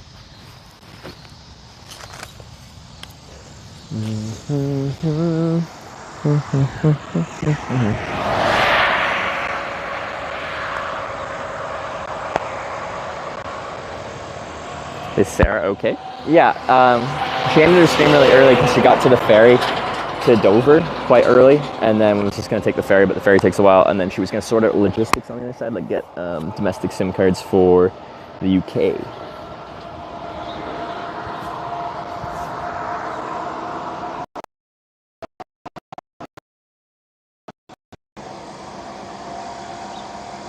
Called Brothers Moving, discovered a few years ago. Like their jam. I like their jam too. Brothers Moving, I'll try and remember that. Pay for that haircut? No, it was free. So I was staying at my friend Wyver's place in Belgium, and his wife, who on the stream is known as Mrs. Wyver. She is, she doesn't do it. She went to school for it, like she's trained in it, but she does other stuff now, but she still cuts people's hair if they ask, so. How far to Final Corning? Does anyone know the actual distance from Corning, Kansas to Corning, California? Just assuming a logical route. It's going to be longer for me because I have to go north or south around Nevada and Idaho, which is an illegal hitchhiking shield protecting me from getting to the West Coast. So I'll have to do a nonsensical circuitous route to get there.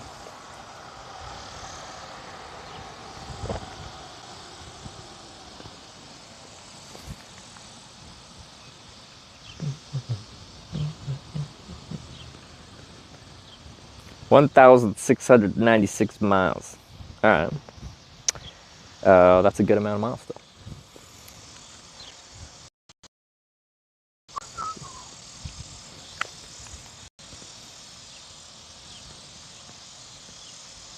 Wait, let's make it look more crazy looking. That's okay. My other glasses were, all the like coatings were wearing off of the lenses, so I needed something else. These are kind of fun.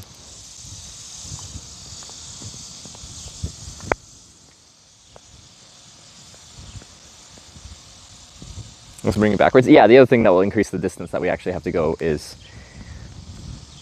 inevitably we won't go forwards every single ride the whole way to Corning and then to LA after that. Corning, California specifically. We will be going forwards, backwards, sideways, any direction.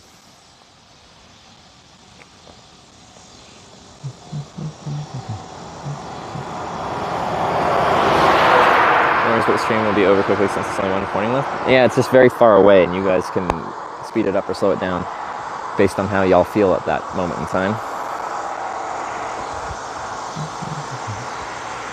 Pretty low traffic for finding a ride? Yes, it's definitely slower traffic. We'll get a ride though. And we have quite a few hours left in the day, so I'd be very surprised if we were stuck here tonight. Now I know where to camp, because I've camped here before.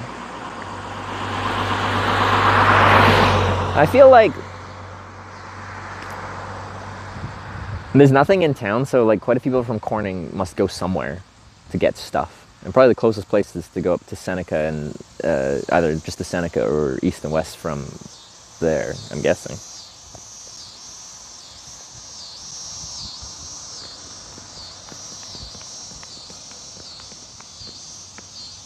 But there's no food in town. So yeah, if I did get caught out here, I'd end up very hungry. Now, like, I'm not going to go be not happy about it.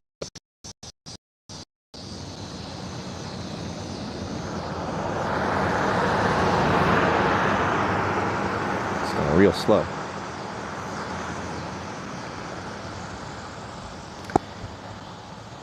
Because I was near, well, I was eating at a starvation level of calorie intake probably, when I was doing the island survival stream on,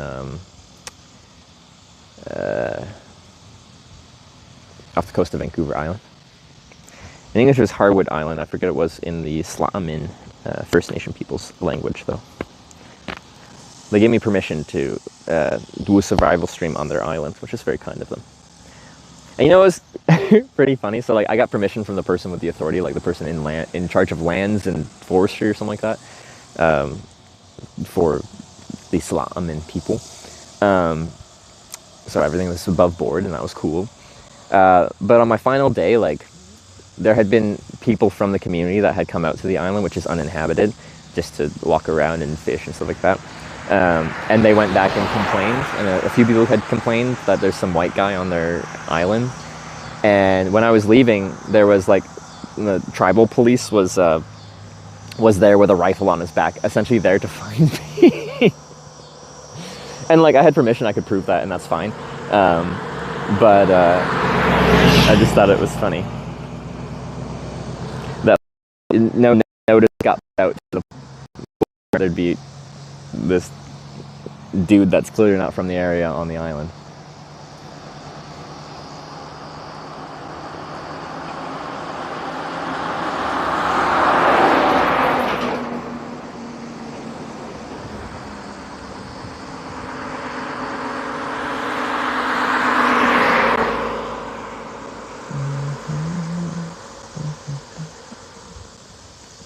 I'll be on Survival Arc. Got a little good power-ups. It was a cool stream. I'd like to do it again, but with some wilderness survival training. Because, like, I did that without any, like, experience or knowledge on, like, actual survival stuff. Kind of the point of it was people have this impression that I'm like a survivalist and outdoorsman because I sleep in a tent at night. But the reality is, like, this morning I sleep in a tent at night, but then I wake up and go to McDonald's for a McGriddle and a coffee.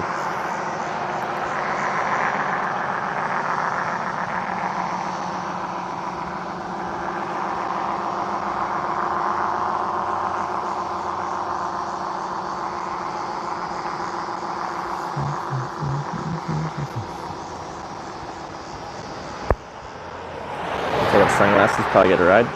We have a command for that. I hitchhiked for like 9 years, never wearing sunglasses because I think it's better to not wear sunglasses. But I have UV scarring on my eyeballs, which is bad for you. And my optometrist told me that whatever I'm doing to be staring at the sun for so much should stop doing it if I value having vision. So I'm not hitchhiking once, I'm hitchhiking for over a decade. And doing things that long, if you do things incorrectly, they will start to show wear and tear. We got Dr. D, 69, with the 29-month resub. Thank you very much. Stuck in corny? It seems that way. We'll get a ride though. Because you gotta have faith.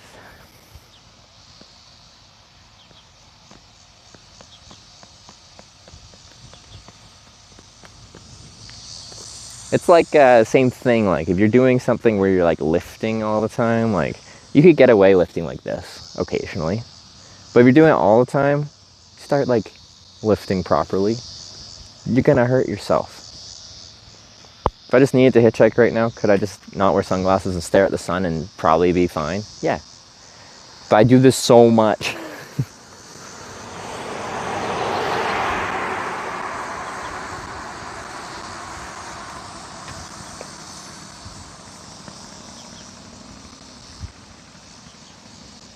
Got stuck last time. Like, kind of. I hitchhiked for an hour and a half north out of here when we ran out of daylight. I slept here for the night. And then we canceled the whole Twitch plays because I had to get to a flight to get to Europe to go to TwitchCon. So the whole Twitch plays was paused while I did my Europe escapade. And now we're back.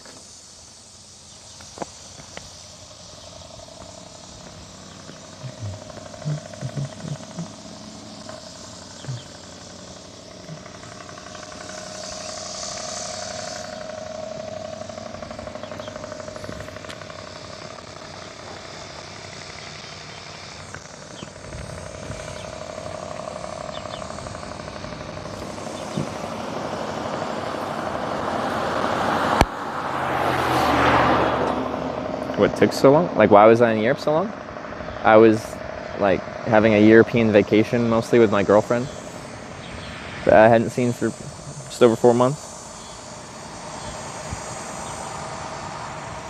Sitting in a chair with you when you're hitchhiking in quiet places like this? Yeah, but then I have to carry a chair. There's some pretty lightweight, packable chairs. I still carry it. Mr. Neo Trip tipped $20. Thank you. Two-step time. Mr. Neo Trip, thanks for the $20. What is this? What's a two-step? What's a two-step? I feel like I should know that.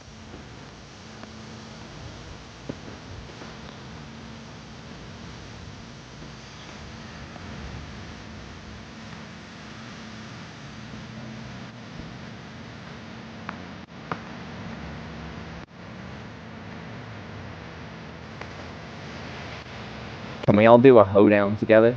I don't know what that means, but I assume it's fun.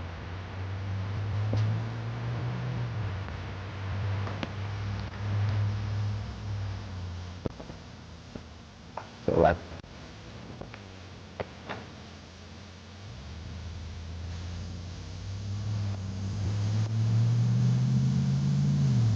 No. Slip aside.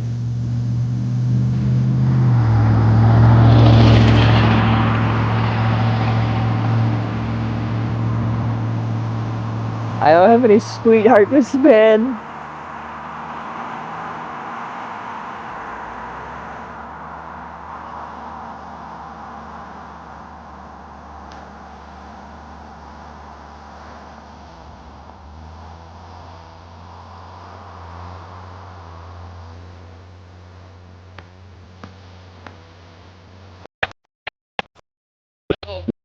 So ask if we ever count the number of cars. I'm like, you won't really do it. But let's do it, because there's very few cars, so it must be easy to count. Nah.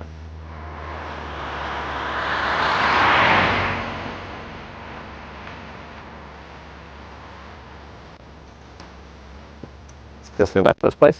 I didn't hitchhike out of here. I got a ride from a local. Down to, where's it called? Anyway, we eventually went back to Kansas City. To then go to Denver to fly to Europe.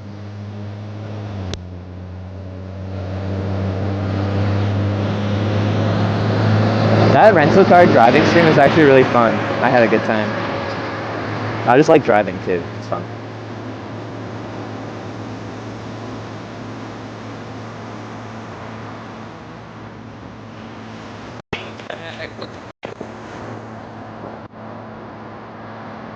The night recording was at 4:30. We got what? What time is sunset? Like 9? Yeah, we got like 4 hours at least.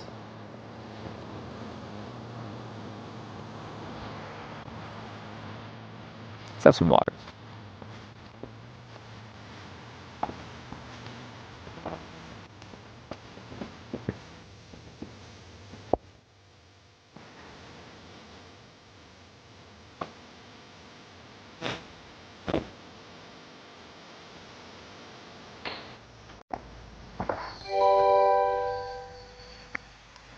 Shake and Baked just subscribed with Twitch Prime.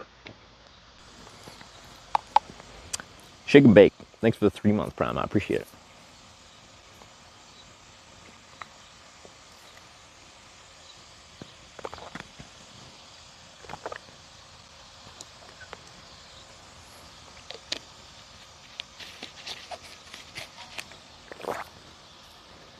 Maybe someone with a tractor ride. Seems like the type of town where they know how to do a 2-step like that. I need to get educated on that.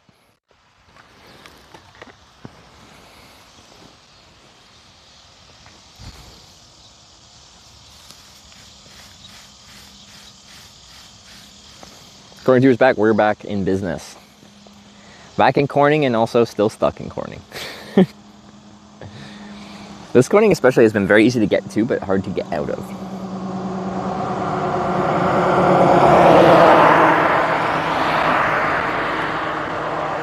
Thanks, Andrew. Better luck. I don't know what my sign would say. I have a north sign. I could just say north, but like I don't think people will connect going to Seneca really with north. Maybe they would. Seneca would probably be the logical one. I just don't actually really want to make a sign for a 12-mile ride. We'll get a ride. North to Seneca, like right, all that? That's too wordy. You'd either just use north or you just use Seneca. You don't need both.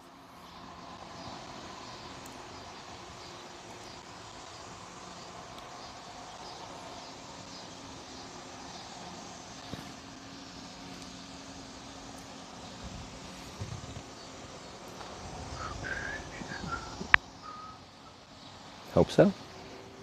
You always get a ride when you're hitchhiking. It's just a matter of time. Sometimes that time is more than you'd like to wait, but it is an inevitability.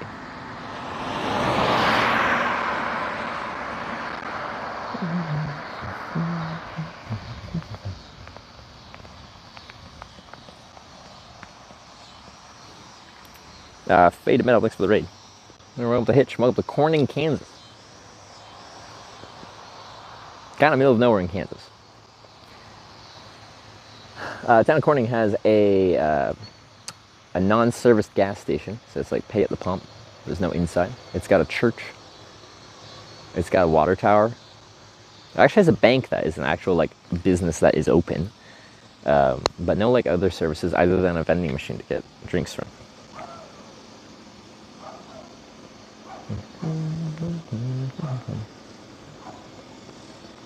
A sign is better than no sign. Well, when you hitchhike here, you can use a sign. You can make whatever sign you want to use and use it.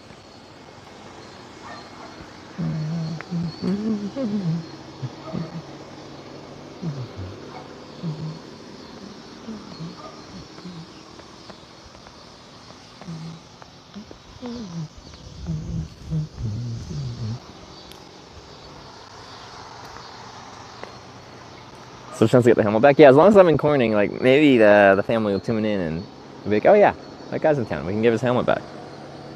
Doesn't really matter that much. I'll just get a helmet. I prefer to have a helmet when I'm riding a bike. Safer. Risk minimization. Next Corning, California, it is. And we learned it's, what? How much? How many miles was it? 1,700 miles.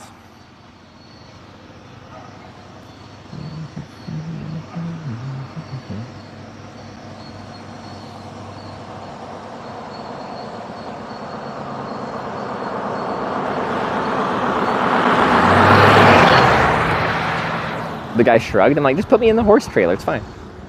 I don't know if that's legal or safe for me.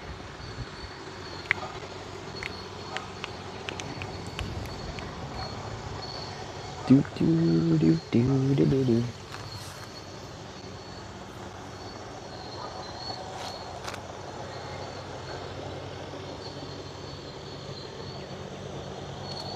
anyone trying to catch a ride before streaming? I'm just standing for hours?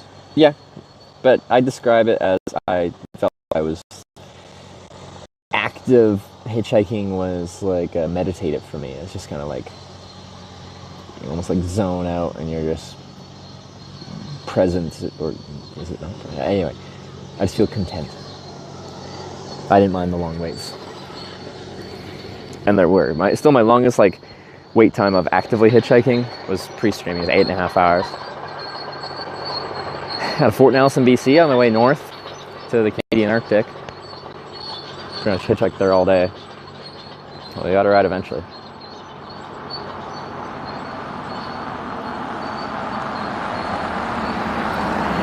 No, they live there.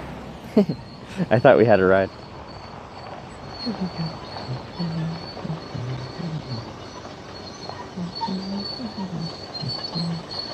Gonna drop to nowhere. Why? This is Corning.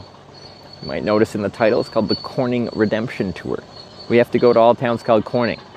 This is a town called Corning. You ever train hop? When I was younger, I wanted to. It's objectively quite dangerous. People die doing that like very regularly. Because if you mess with the train and you mess up, the train's gonna win Mr. every Neo time. tipped $20. Thank you. Here, I know you can dance to this. But I didn't want to do it unless I had someone show me. Oh. And I never met someone that showed me the ropes, so I never did it. And now I'm older and I have no interest in that. But we missed the Neo trip. With the $20. This used to be my alarm, and I had to stop because it made me like the song less. In the sky, the rain, the clouds inside. It stopped raining. Everybody's in the day and the canoe. It's a beautiful new day. Hey, burning down the avenue. See how the sun shines brightly in the city. What a fun song. Hold the door. Oh. Yep.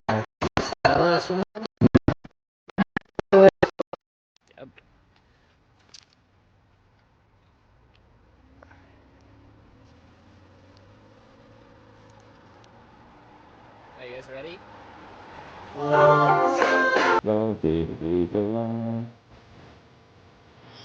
No, hey, was Corning doing its silly internet blips that it likes to do?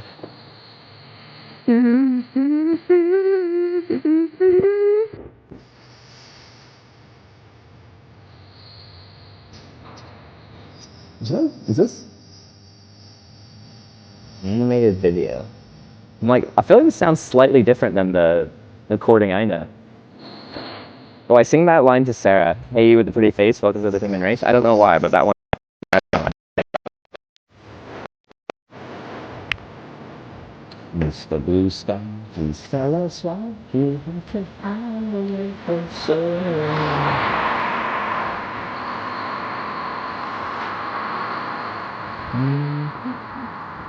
Was supposed to be but the last thing that she did.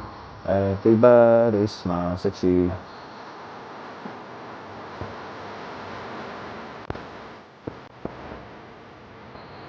I think you make a better looking female than you do a man, to be honest, lol, but I don't find men attractive to begin with. I don't know how to take that.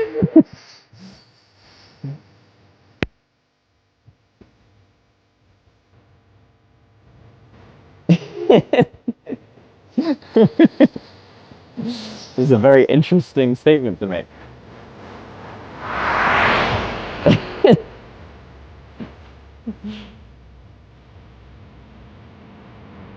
This is shivering. This is an icebreaker, 150 grams per meter square weight. Ooh, but it's not 100% marine wool. It is a marine wool blend. What do they call it? Well, it's blended tensile, which is a natural fiber, and they say it like makes it feel like cooler, so it's better for hot weather.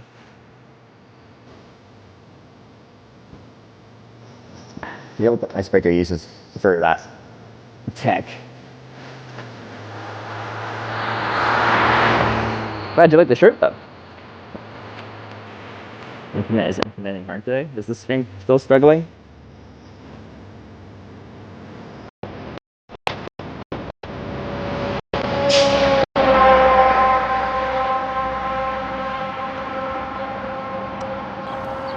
Can you make an attractive female? Like, maybe you just found something you're interested in. You just learned something about yourself today.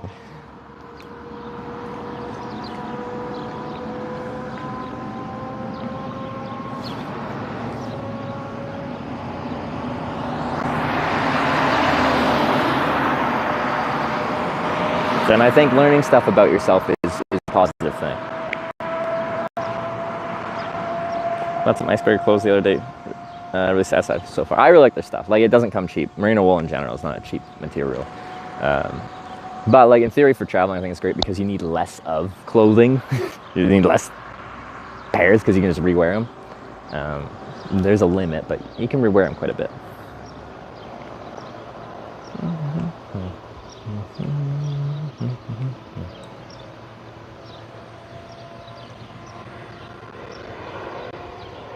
Where's the other song? It probably was beyond the, like, when people do media share, it's like a cost per second thing.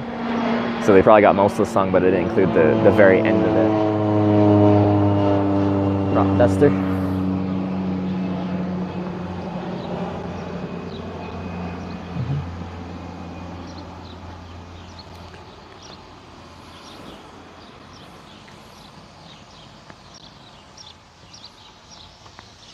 I can't believe someone said I look more attractive as a woman than a man. That was interesting. But I actually do think I look pretty decent when I cross-dressed for a day. I'd do me.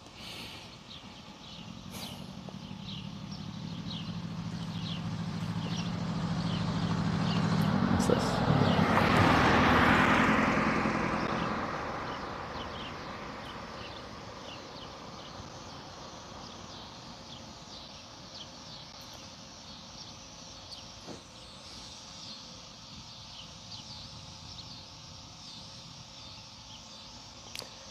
You look handsome. Thank you.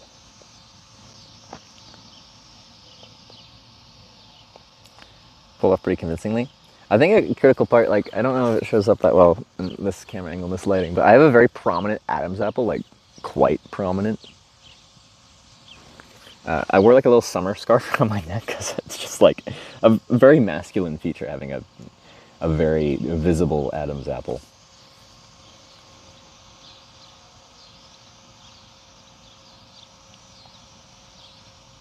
Town's so small, just saw it on a map. It is a very small town. There's like no services here. Well, there's a bank. That's the actual only like business you can go into. Which I always thought was funny in these small farm towns. Like, they're declining in population and stuff like that, and businesses close up and never come back. But somehow, quite often, they have like several banks still open. I think like the old farmers, they just like to walk into a bank and talk to someone about their banking stuff. Adam's apple with makeup? Like, there's stuff you can do with makeup to, like, change the shape of your face and stuff like that, pretty much. I'm sure you could, like, diminish the perceived prominence of my Adam's apple with some clever makeup stuff. But, like, you know, as soon as you get a side profile going, like, you can't hide that. Because people, like, give themselves a jawline that doesn't exist through makeup and stuff like that.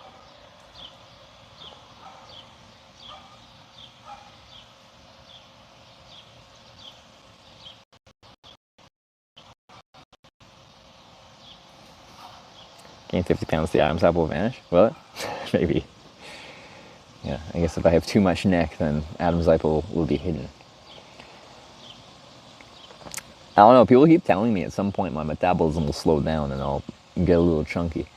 Because I don't, when I travel especially, don't have exactly a healthy diet. And then, like on this trip, hitchhiking, like, I'm outside doing stuff all day, but I'm not, like, walking all day. I'm not riding a bike all day. A lot of this is standing and sitting.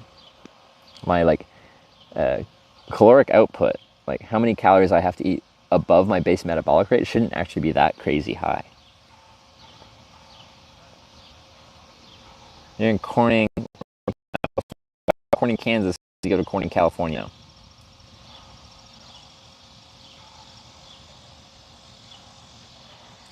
You're going to accomplish something super awesome, kept running into setbacks, love your stream. I think that's just kind of life in general, right? Like, you always run into setbacks along the way. It's nice if they don't go like setback onto setback onto setback and you just keep hitting them in a row, and it can be very demoralizing if you just get a chain of setbacks in a row. I think that's kind of life. But I do think setbacks and challenges and stuff like that are an important part of life. If everything just happens easily every single time you try to do it, you'll stop to appreciate when things work out. It's when you actually have to fight for something and then overcome the difficulties that came with trying to accomplish that and the setbacks that happen along the way, where you actually feel like you've accomplished something because you had to fight for it. So I've done a lot of trips where there's a lot of challenging things that were difficult, type 2 fun, only fun after you do them. But that made me enjoy the trip overall a whole lot more because it wasn't easy.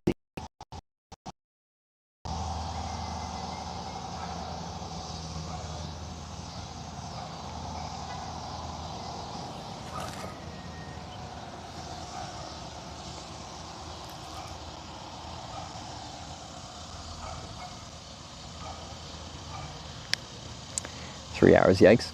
Keep in mind, only half of that is today. This is a combination of 2 days of hitchhiking.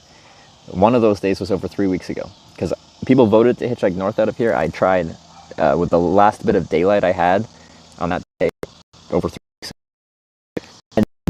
And, I went to Europe in that time, went to TwitchCon, did a bunch of stuff, and now I'm back here and I'm continuing that north hitchhike.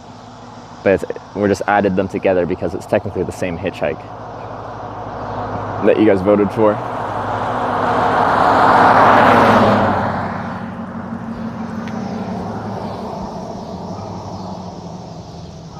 You know what your parents would have named you if you were a girl? I feel like I might have asked my mom at some point, and I don't remember what the answer was, whether she knew or not.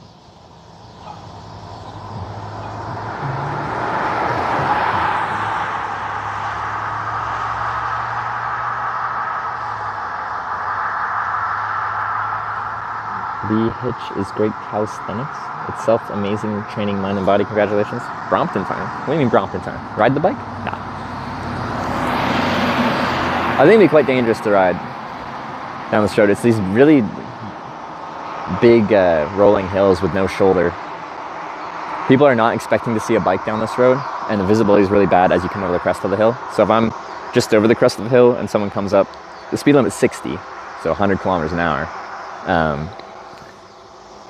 They're not going to expect a bike, and they're not going to be prepared to avoid a bike. This is soda machine, cold drinks for locals and visitors alike. Yeah, if I did get stuck here for the night, soda machine, I guess, get a couple calories, but like just the sugar will just make me crash. I think I just try to drink a lot of water. I just go back to the spot I was camping at and just down a bunch of water. Makes you feel less like you're starving.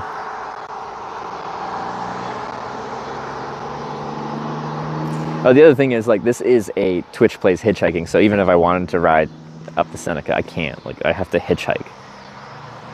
It's a requirement. Might be a game tonight. There could be. In which case, there'd be a concession stand, in which case I could eat one of those nice hot dogs, I think.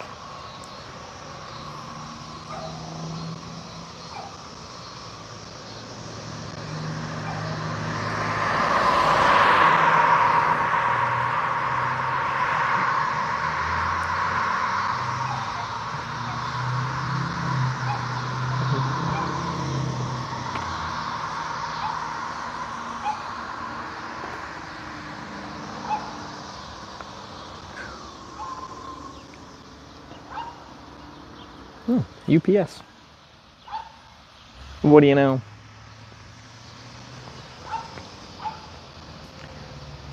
Three hot dogs and a Code Red? Sounds like a beautiful meal.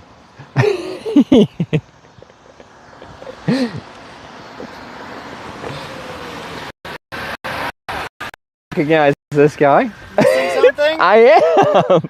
Woo, helmet! I can be safe again. Yes. I was supposed to get one in Europe and I just never did, and then I'm like, hey, I'm coming back to Corning, but I'm like, I have no idea how to contact you. That's fine. Did you pull up the stream, or did... My family saw it and they're like, oh, you gotta go get this helmet. I'm like, yep. Well, thanks for the helmet, man. I appreciate it. Well, good luck. Thank you. I always need luck. It's a sleepy town. It's hard to get a ride out of here. You saved me last time, and now you're saving me again.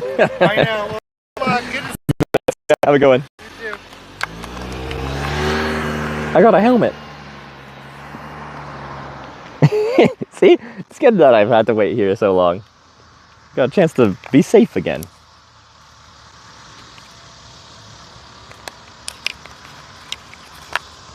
How fun is that?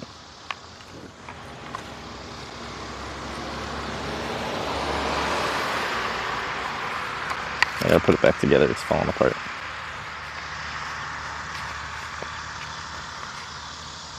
Karma for returning the keys yesterday. I think there's still a good chance they're not gonna ever make it back to whoever lost them, but that's fine. Money saved. I still will be buying a new helmet at some point in the not too distant future. Oh. The timing.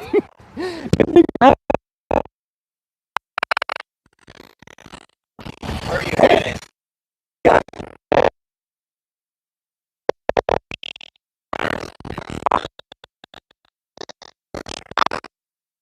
6 miles, and then we're in the right. I just a couple together. Maybe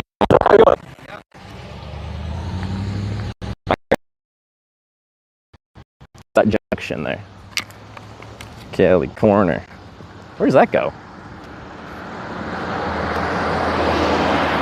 Dang.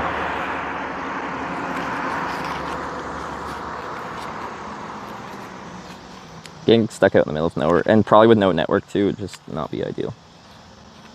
Is why I turned that down, if you're curious.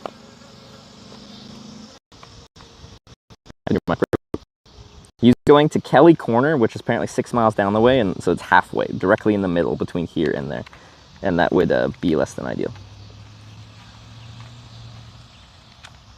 But yeah, it's wireless mics. They should go further than that, and they're probably just slowly dying. As in, like, degrading in quality from just being used a lot. Sorry, just fixing my helmet here.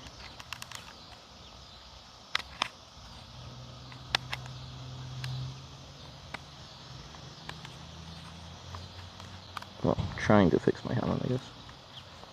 Good in there. Okay, I think we got it. Yeah. Even? Kind of. There we go.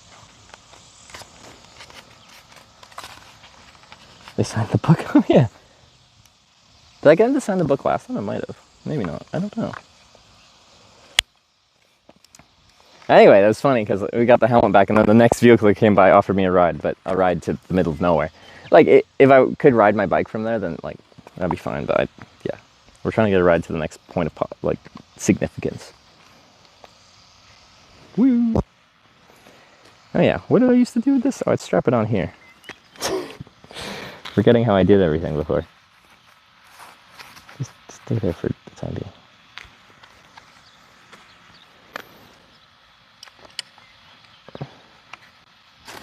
He had kids in the back of his truck too.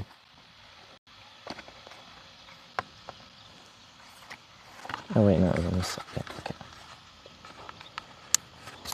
I'm always surprised when people pick me up with their kids in the car. Now I got 2 helmets? No, I had 0 helmets and now I have 1.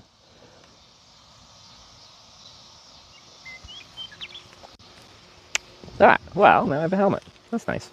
I feel safer already.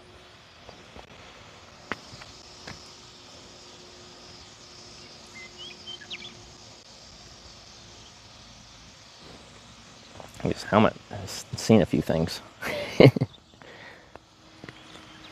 It's convenient, like, logistically to not have a helmet. Helmets are kind of like just an awkward, large, hard object. It's light, but, like, still bulky.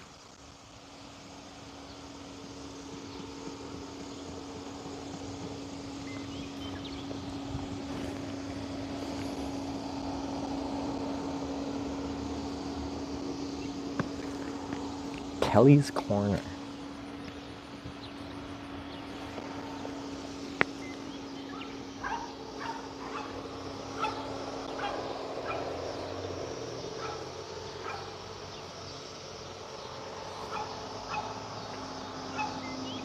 Three and a half hours? That is in 2 parts. We hitchhiked, or tried to hitchhike north out of here last time I was in Corning, Kansas, and I didn't get a ride, and then I went to Europe in the meantime, and then we're trying Corning, Kansas. So, yes. How much is the gas? Unleaded is $3.14 and 9/10. Diesel is $3.44 and 9/10. I feel like it's weird how they show their prices. Anyway, they can't pick me up.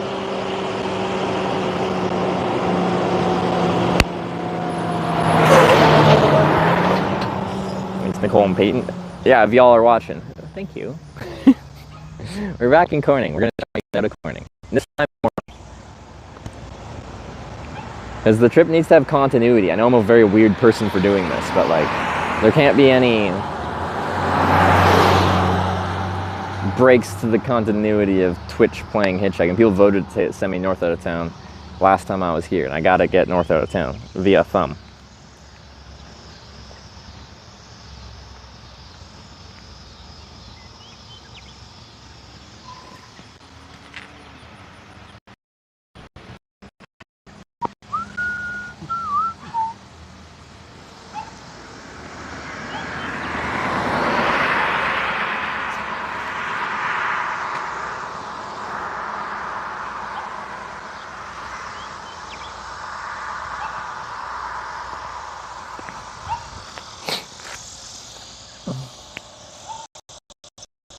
Alright.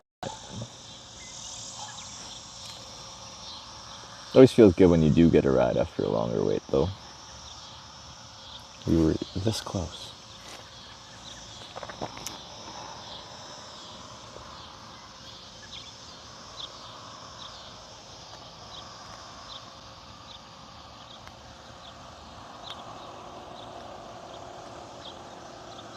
Perfect stream for those that have thumb fetish. There you go.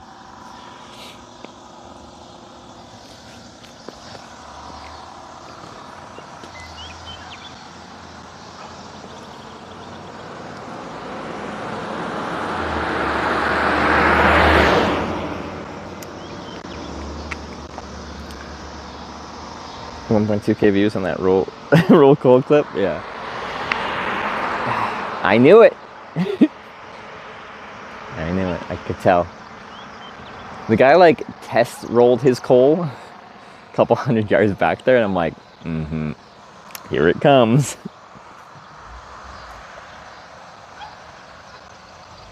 Like some increased likelihood of getting a ride? No.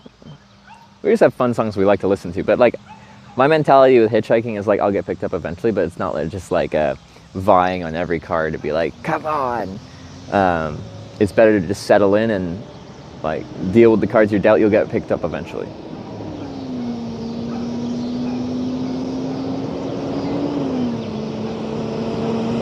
California's gonna do that cool stuff. So like,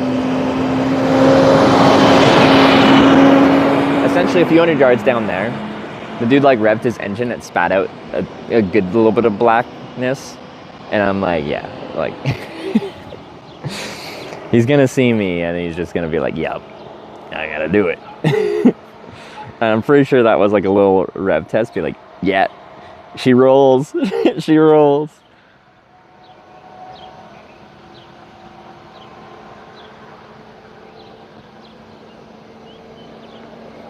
But I seem to have a good, like, I do a good job predicting what truck drivers are going to do when they're being truck drivers. The lifted truck that, like, pulled over, waited for me to run over to, like, see where they're going and get a ride if they're going the right way, and then drove off. I saw the truck pull over, and I'm like, they're gonna drive away. I've been in this position before. That one's harder to predict, though, than the rolling coal one, because the dude was literally, like, practicing before he got here. So I was pretty much just waiting for that one. That one with the lifted truck driving away, not even on my, like, Twitter or YouTube, but people posted it, and they properly credited, so I don't mind. Like, they posted the channel where they got the clip from. But it had, like, 8.4 million views on Twitter, and 4-point-something million views on YouTube. It's part of what made the whole, like, hitchhiking to the Streamer Awards trip go, like, kind of crazy. I, without any, like, major raids, peaked at 9,000 concurrent viewers while I was sitting at that frickin' Love's truck stop in Corning, California, trying to get a ride to Los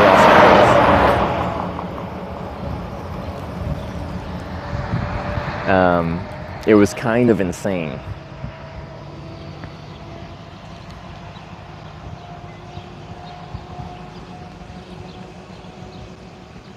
So yeah, I had trending clips, and then it was just like an actual exciting moment of the trip where it's like, will you get there or not?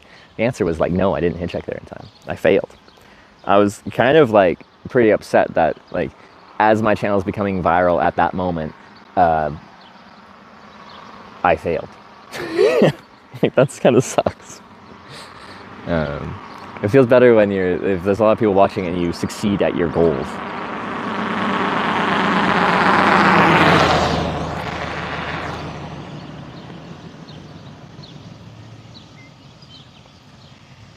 Westview, Edmond, Kansas looks like bad weather's heading your way. All right, well, we'll see. I got a nice covered gazebo to hide under if a big storm comes through. Now, it wouldn't really help me in the tornado, but it would get me through a thunderstorm. Also, it has power, so it's going to be grounded.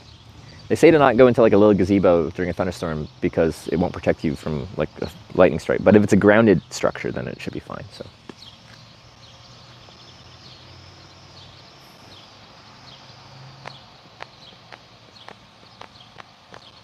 Or pulled over, and you're like, nah, I'm not getting in. Yeah, it happens sometimes. Most of the time when someone pulls over and I say no, it's what, I don't know if you saw that, it's what just happened. A truck pulled over and he offered to take me essentially to the middle of nowhere between here and the next town. It's still a nice offer, but for hitchhiking, it's much better to go from a point of civilization to a point of civilization. I know Corning's very small. It's like, as far as points of civilization are concerned, it's a very small point of civilization. Anyway, I turned down the ride for logistical reasons. But I have turned down rides for, like, safety reasons if someone comes across as, like, just super argumentative or aggressive or mean or something like that. I had one on my very first day of streaming hitchhiking, and the guy pulls over, and I'm asking where he's going. He's like, just get in. And I'm like, no, like, where are you going? And he's like, do you want a ride or not? Like, and it's just like a very, like, argumentative, angry way, and I'm just like, nah, I'm gonna wait for the next ride. Have a nice day. We had the exclamation point famous guy who pulled over, and it was just, I think the clip says it better than that. If you're curious, just watch the clip.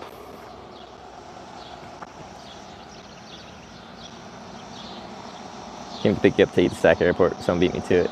I'm in the Sac area. Well, it's nice to know I had a team of people.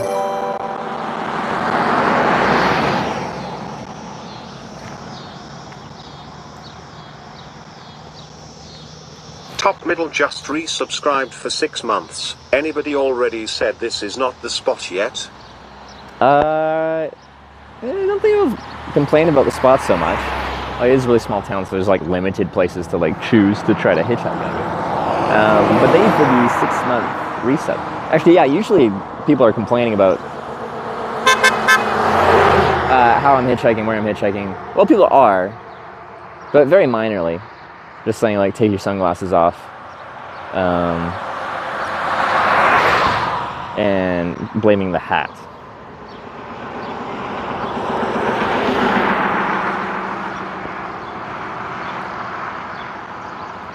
Thing about Starlink Mini and Moscow Morale, those are two very different questions.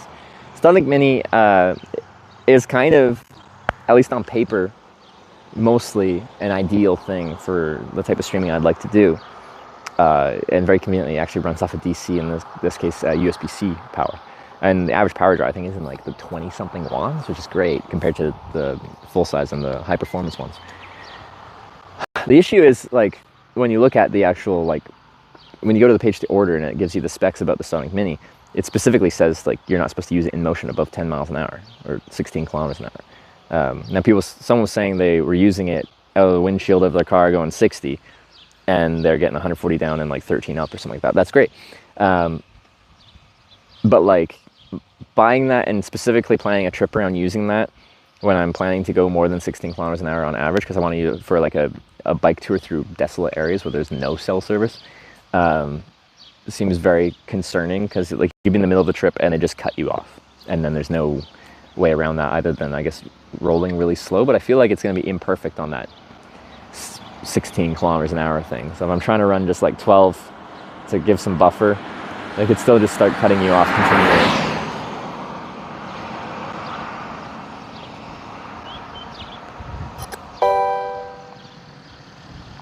Cravensworth cheered 200 bits. How long do you have to be stuck here before you start planning Corning Redemption Tour Part 2? So the nice thing about this right now is I don't have a short-term deadline. The Corning, California, like, I was trying to hitchhike out of there the night before the Streamer Awards in Los Angeles. Like, I had a deadline. Here, I'm allowed to be in the United States for 6 months in a year-long period. That's a lot of time. Who was that? Cravensworth with the 200 bits. Thank you.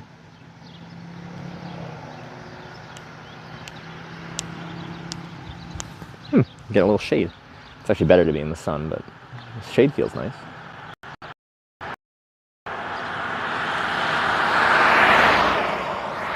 Ooh, I feel like they were thinking about it.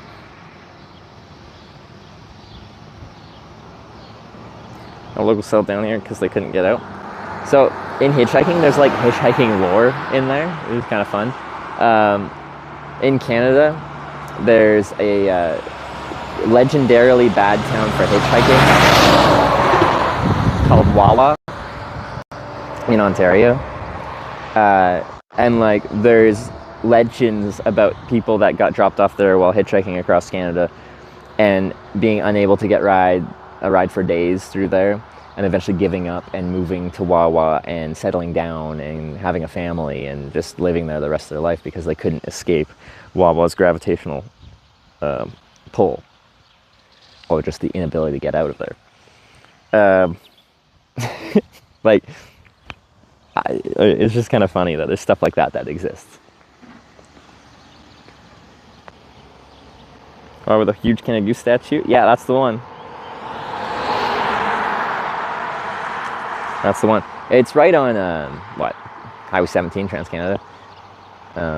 Right, it's after the 17 and the 11 split. Essentially, Trans-Canada splits into two different Trans-Canadas, going like north and falling more south in Ontario. And before that, it's one. But anyway, if you're going on 17, you go through it.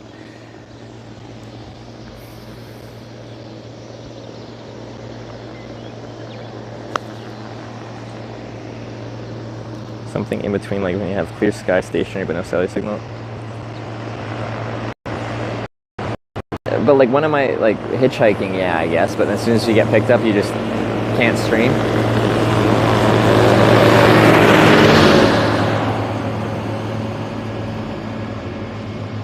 No, my goal is to do certain trips that are only possible via satellite.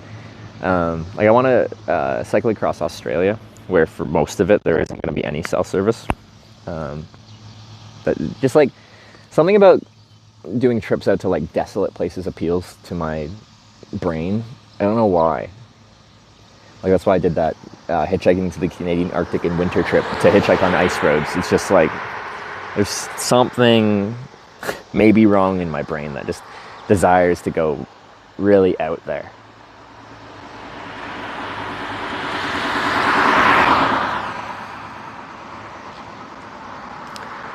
Oh.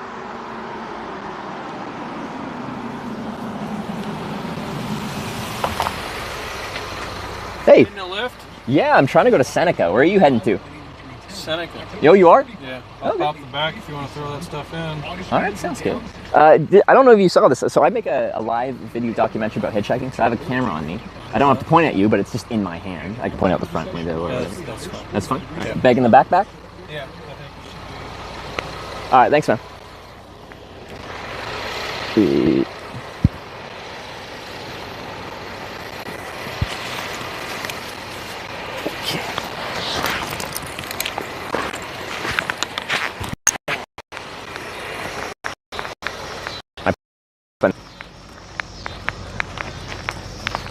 Okay.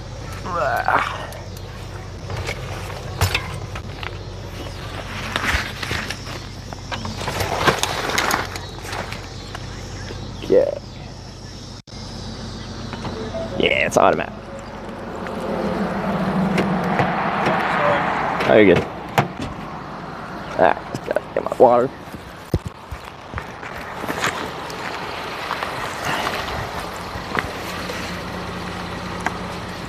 Actually, it's a pretty nice day to be doing that. Yeah, because you guys had a big heat wave here, like last week, right? Yeah. We still do the small square bill, so Dad was bailing that, and we had to throw that in that 102-degree temperature. That was hot. You based around here? Yeah, well, I work in Bolton. Oh, yeah. And I live in Seneca, so I move around this quite a bit. Oh, okay, yeah.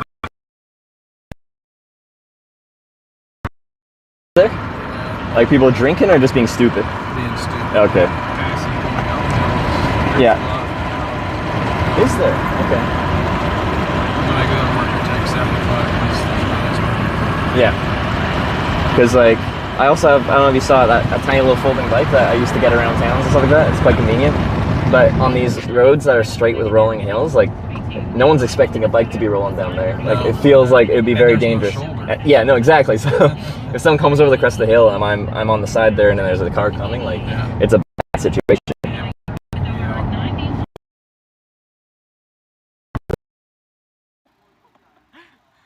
Look what I just pulled out of my bagel. You see this? This is a knife. It's a plastic knife. But this is what you warn your children about on Halloween. A knife was inside, like right where the filling is. Man, that last driver is trying to kill me. Contact your local SBF agent today. No, but again, I really appreciate the ride and the air conditioning too. Even though it's not that hot out, it still feels nice. Yeah. Do you guys have smoked weed sometimes? In Canada, it's legal, and therefore It's good. I will go to Canada. you will. For that? Okay, for the weed, it's very legal. You have smoked in Canada? Yeah. Yeah, it's good. I can get weed deliveries faster than Amazon Can deliveries. you get the tears to split into it? I think that'll be pretty illegal. Yeah. I don't know, I might end up in prison, and I don't really want to go to prison. I don't think you want to either, right? I only will smoke my weed. Only will smoke your weed? Yes. Yeah. But it's not legal here, is it? No, you gotta come to Canada. You have to come to Canada where it's legal. I wasn't expecting weed. Oh, that's Twitch chat. He's trying to Twitch chat right now. You're gonna smoke the weed? Canada's known for weed now. Yeah. More than Amsterdam? Yeah. Oh. You have to, yeah, and I don't think he's old enough to buy legal weed in Canada. No. I think that's a seal or something. When you said that and at first glance, I almost thought you were right. Alright, Sarah. Come here. Alright, screenshot us.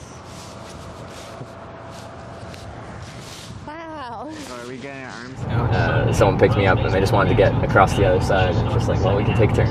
Yeah. Pick up a hitchhiker and be like, yeah, no, drive my car. I even had it once where a lady pulled over in Utah and she was driving to California and she's like, oh, I was. Oh, come on. Hold on. Okay. Whoa.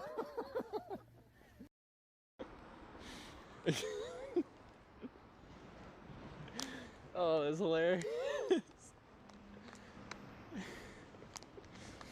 Oh. More rural areas more apt to get picked up than urban areas? Or? I find, like, in a spot like that, generally, like, there's less traffic. There's less traffic, but for every car that drives past, they're more likely to be inclined to pull over for you, and they're more curious about what a stranger's doing, right. And if you look like a stranger like I do, right. In their part of the world.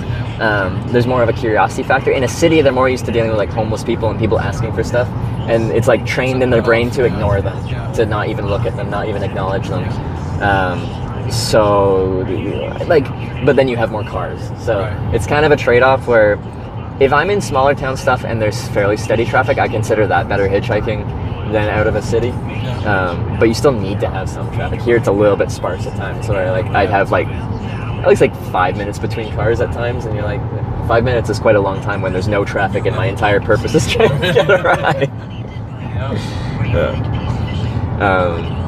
But yeah, no, like, so I've now hitchhiked. It's actually my job to do this now, as weird as that is. But I've hitchhiked for 10 years, 40 countries, like over 2,000 rides. It's that's a nice one. I find it very interesting. You get picked up a lot of local people, so if you want to like get a glimpse into how people live and how people are in different places over the world, you're gonna meet them. And once you're sitting next to them in their car, quite often people tell you a lot of things, or sometimes they even invite you home. It's equally as dangerous. I would argue to hitchhike, right? It's you really don't it's kind of like the exact same thing, right? Like both people are taking a chance on a stranger and exposing themselves to a certain amount of risk. So I hitchhike and people are like, oh, you seem like a nice hitchhiker, maybe I'll pick up the next hitchhiker I see. I'm like, you can, but like I recommend when you pull over, just like keep your doors locked and roll down your window part way, have a conversation with them and suss out their personality.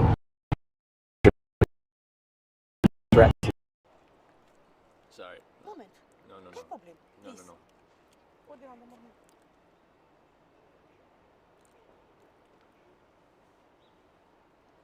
For that same reason, like if you just hop in a car and they start driving and you find in 100 yards down the road that they are insane and they drive insane and they're just not in a good state of mind, like now you're kind of stuck in the car. Right. Yeah. It's much easier to walk away before you get in the car than once you're in the car.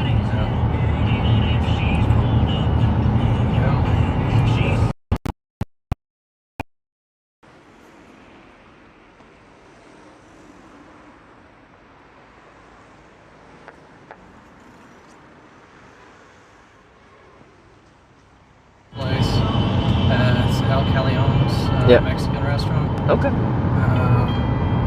Good servings for a decent price. Okay. Really good margaritas if you're into margarita. Yeah, can't go wrong with a margarita. It's Friday, right? Yeah. That sounds like a good Friday bet. There's a Chinese place on Main Street. Okay. That I kind of like to eat at as well. Yeah. Can't go wrong with Spanky's. It's the local bar, but it's bar food.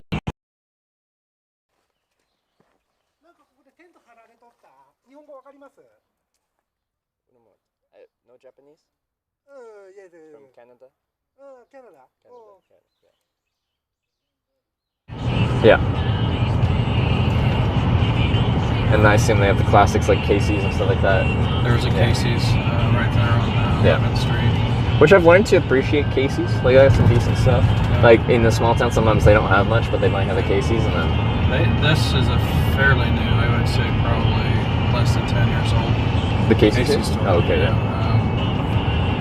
Good pizza. I feel like this wall thing is very strange for here. This is a dam. Used to be. Oh, this is a dam. Okay. There used to be a lake over there, and the dam a suspect, so they decided to lower the level of the lake. Yeah. So it doesn't use the dam as much. I see. Okay. That's been a long time ago when they did that. Yeah. I was probably, it had to have been 30 years ago. Oh, really? When they started lowering it, like it was not safe to retain You water. should have seen all the big fish they got out of that. As they lowered the water, and they were just. A lot of people in their hand fishing. Yeah. Because yeah, those the barrier there, I'm like, that looks very obscure for like in the middle here in Kansas. Yeah.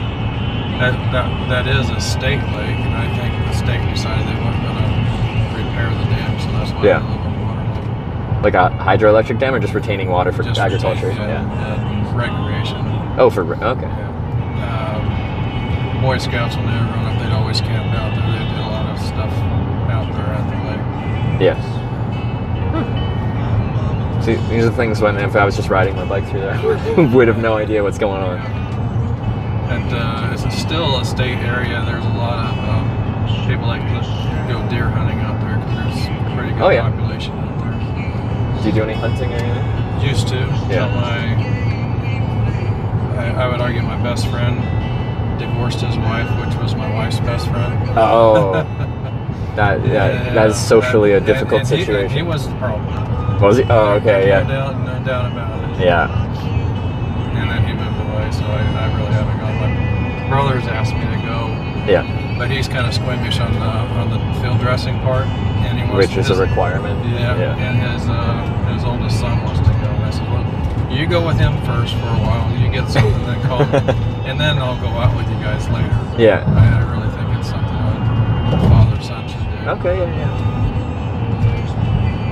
Because yeah, I get picked up by a lot of hunters, but I've never gone. In fact, I'd never shot a gun before until I hitchhiked in the U.S. for the first time. And my very first day, I got picked up by these guys, and they let me crash behind the trailer that I lived at in Washington State, like rural Washington. And they showed me their guns, and I told them I'd never shot a gun. They're like, well, do you want to? And it's just like, went up to some place and shot some guns. Which I thought was a really warm welcome to America. Yeah. So what's your country of origin then? Oh, sorry, I'm Canadian. Canadian, yeah. okay. So, it's very similar. I've never been to Canada. No. Had an opportunity through work to go up to, there's a Maori location up there. I think it's Ontario area. That's when COVID hit. Yeah. And they stopped everybody from flying across the Oh, okay. Would they have actually like moved you there, or just like fly you in occasionally? We were buying some equipment from this facility, and we do what's called an inspection of the equipment before they bring it to our facility. Oh, just okay. to make sure it meets the specs, and if it doesn't, they fix it before we actually haul it all the way down here. So we were going to do one of those, and then COVID hit. Yeah, and then no international travel. That's a nice country, geographically, like landscape and stuff like that. It's got to be cold because I work for Johnsonville Sausage. Yeah. And their campus is up there in Sheboygan, Wisconsin. Yeah. And it gets down to like 40-some below. Oh yeah, in the winter for sure. Yeah. You know, it gets cold here, but it doesn't get that cold. So this is kind of the back way in. Yeah. That's Highway 36. Yeah. Yeah. No, that's how I came in. Yeah, but like I'm actually from the far west coast, so I don't know if you know like Seattle climate, where it like rains a lot, but it actually doesn't get that cold because the Pacific Ocean keeps it kind of mild. My brother's mother-in-law lives out there in Oregon. Okay, yeah. Just south of Salem. Yeah, okay. So we went out there to visit her once. Our 30-year wedding anniversary is next year. My wife and I have been trying to get a cruise set up from Vancouver up to Alaska. Kind of thing. Yeah. Yeah, it's a popular route up there. So yeah, you'd be going where I'm from, Vancouver Island. They go up between Vancouver Island and the mainland there. It's a beautiful area as well. It gets quite narrow, so that's kind of a cool spot if you're on a cruise ship, right? When you're got land on either side. I had a cousin that said that they've been on 30-some cruises, and she said if you do that, you really need to do the land and sea. Yeah. because it's you don't get to see Denali or places like that if you just stay on the ship. Yeah, that's true. Like, oh, so like some will stop in several places where you can go excursions to check out the cooler spots. Yeah. So I'll take it. This is Main Street, Seneca. Okay. Spanky's is going to be on the right-hand side of the street. Yeah. And the Chinese place is over on the left-hand side. Yeah. And then I can take it past the Mexican restaurant too. The Mexican one, that's just off 36, right? Yeah. Okay. So there's Spanky's. There's a sign. And then right across the street, basically, is the Mexican restaurant. Oh, okay. Chinese. Yeah, Chinese. You brought the Mexican one first, and that my mind was piqued at that. Yeah. So this street will take us right there. Perfect. This is that other eating place. It's it's good. It's got games on the back, so if you got a lot of kids and stuff like that, they can go. Oh, Freddy's the pizza place. Yeah. It's kind of nice that they got like brick roads. It gives it like a little bit of charm. They redid Main Street. They put cement underneath it, put the brick back on. Yeah. That's where they stored kind of stuff. Police station. I talk to them a lot as a hitchhiker. Yeah. They usually don't like do much, but they question you. They're like community policing to make sure I'm not a danger to the community or myself. Right.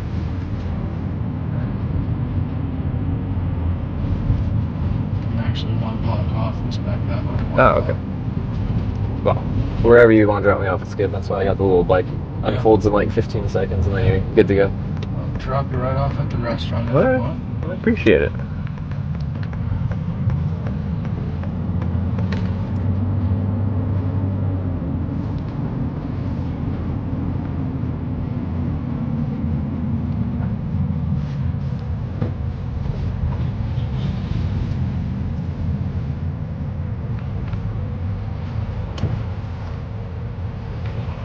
Well, thank you very much for the ride. What's your name, by the way?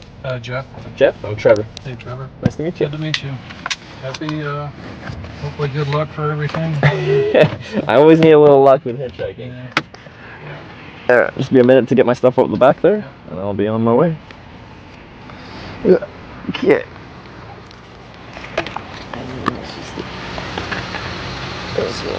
Stay.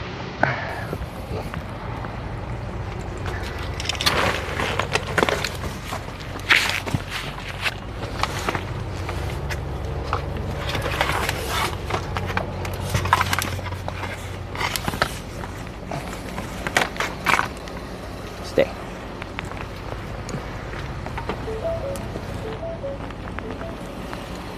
Alright, thanks again. See you, man. No problem.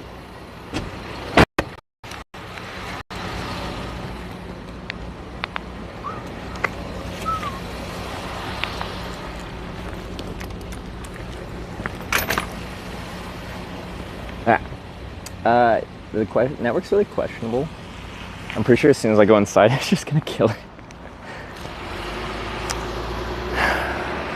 But there's cell towers all around. I have 2 on Verizon right now. I should switch one to another one. Maybe it'll be better. Let me just get not on the road. For a giant margarita? Maybe. So you know what this means, guys? Well, we got out of Corning. That's something. But we're back to the Twitch Plays Hitchhiking. Now you guys can actually contribute and send me wherever the heck you want me to go. With limitations. It has to be like a road that actually won't just kill the stream. But that's kind of exciting. I think it is, at least.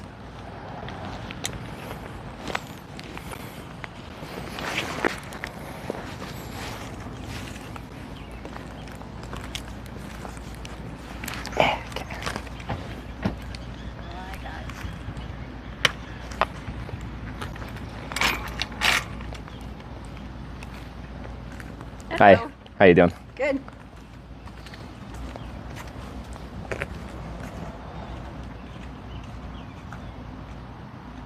The first ride of the day? No, we've caught 3.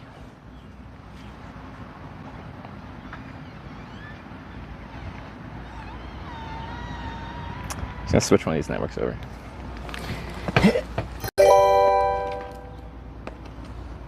Zped 1199 just resubscribed for 28 months. Zeped, thank you for the 28-month reset.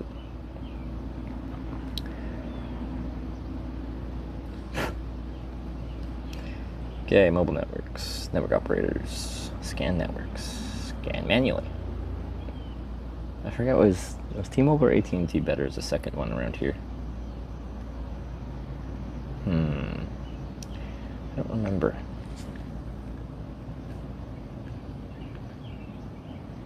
Bill rate kind of struggles. That's why I'm switching one of these networks. Which sometimes happens really quick and sometimes it struggles. It takes minutes.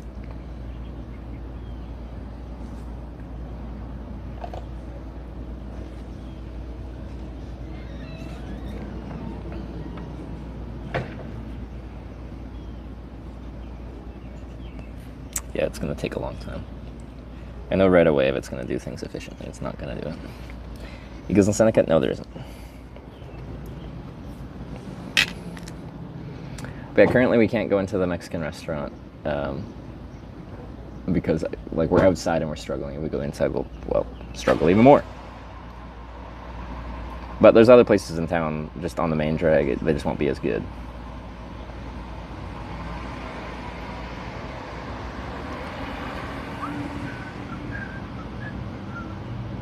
Come on, do something. It's only the left eye? I'm squinting because it's brighter over there.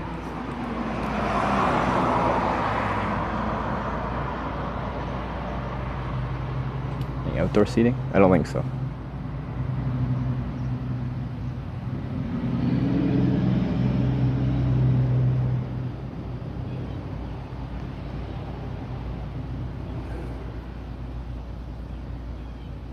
Still registering on T-Mobile. Registering on T-Mobile. You said directions, I wasn't listening. I don't know what to do because the thing is, if we go south back to Corning, which I think should be an option, the only way to go from Corning is back north because south and east just kill the stream. And we've just been saying it's just our choices are anything except for directions that kill the stream. So, like, it's one of those situations, like when we were in Wisconsin and you kind of just hit a wall. Like, if this was a video game, like, you ran your character into a wall and you just have to go back.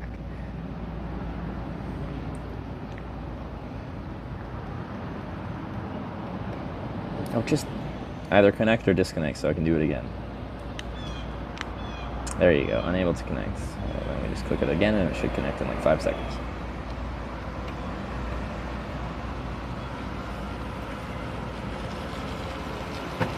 There we go.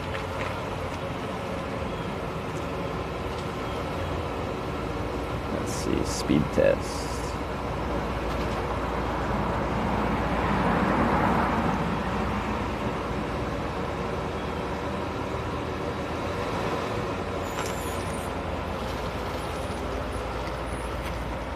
Well, that's fast, at least for download.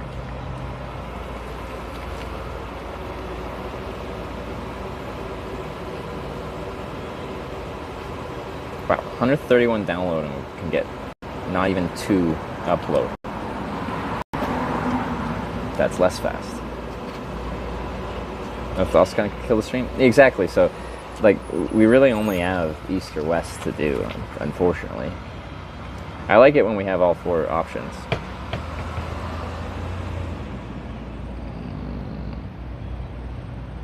Okay, I'm gonna test AT&T really quick. In nowhere land? Pretty much. If we stick to 36, then like the stream will still cut in and out when we're in rural areas, and it's very rolling hills here, which is not great for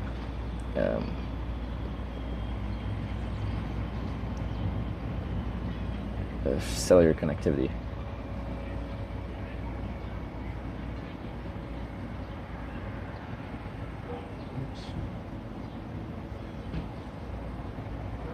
Okay, what's AT&T doing?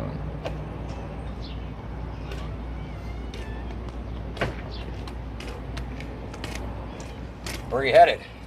Eventually, California, but that's away from here. Yeah, Yeah, you're not even halfway, I don't think, are you? No, I started in upstate, so we're getting closer to halfway, but I don't think we're... Upstate. Oh, sorry, upstate New York. Did you really? Yeah. Good Lord, how long is it taking to get here? 31 days. Seriously? Yeah. Well, but the thing is, I hitchhike for distance, and I use the bike to just get around town. Really? So it's just, I just got dropped off here right now. So. See ya. Have a good one, man. Yeah, the upload is horrible. I can barely get 1 megabit per second upload on this guy.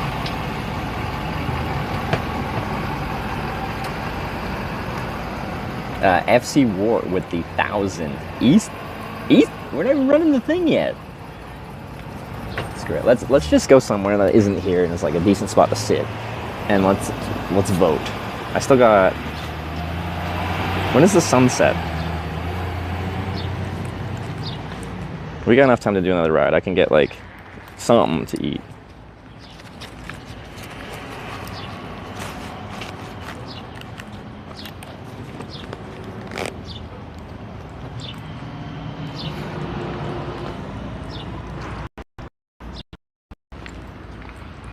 I'm like, upstate, I didn't specify upstate of which state. I'm like, well, yeah, that's be a little bit more clever about that socially. Caught him. There.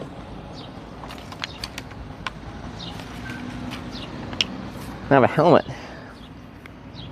Wow. They kind of spam. Oh no, that's not too bad. Alright.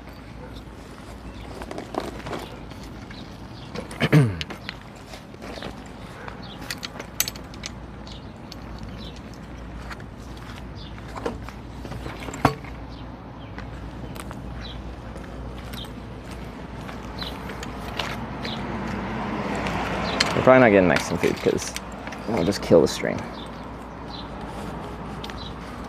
It's a shame when you're like in a town. Actually, no, I need to go back into this mode.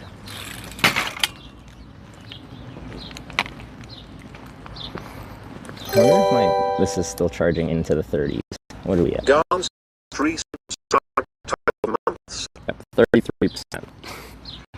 This thing is incapable of charging. I accidentally forgot to charge it.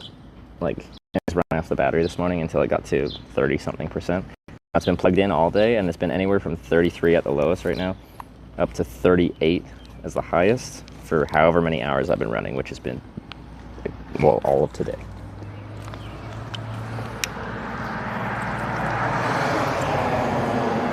Maybe lower bitrate. It's adaptive bitrate, so it can just spit out as much bitrate as it can handle. That's the whole point of how we run streams these days, is you can set it to a higher bitrate and it'll just do as much bitrate as the network can handle.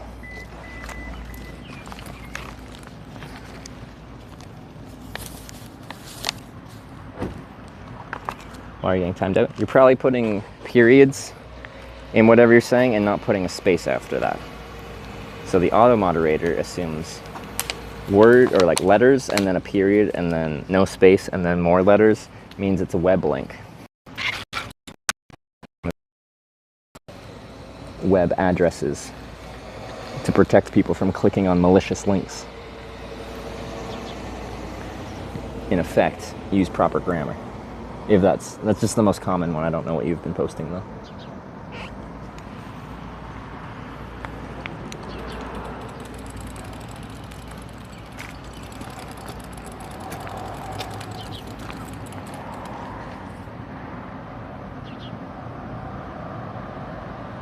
Got charged since someone's back to the job after vacation.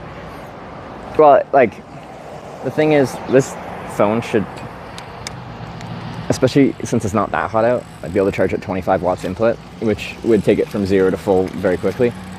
But it'll literally sit at like 7-ish watts charging all day, which is pretty much the replacement. So it's using 7 watts, it's recharging at 7 watts, so it'll just sit at 7, or whatever the charging rate is. I forgot to plug in the battery to keep it, you know, at that 7 watts in, 7 watts out thing. So it went down to 30-something%, and then now it's been at 30-something% all day because it refuses to actually charge at the rate that it's supposed to charge at. Anyway, here's the motel I stayed at last time I was here. So if we get stuck in town, nah, I'm just back to the trip. I'm happy to be camping. It is a nice little motel though, and the owners are really nice. They gave me a beer for my birthday.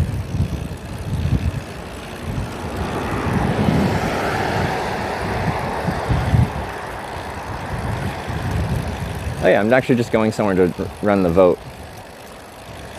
Forgot about that. But I see somewhere to sit that looks pleasant. That's where we'll be going.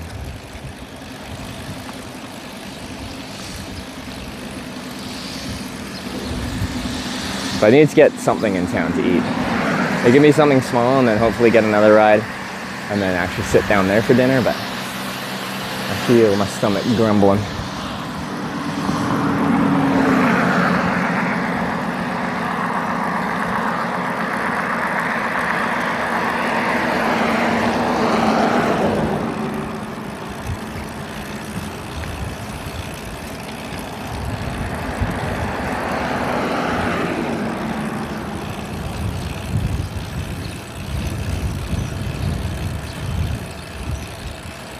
Is that just like sheet metal roofing for the cars?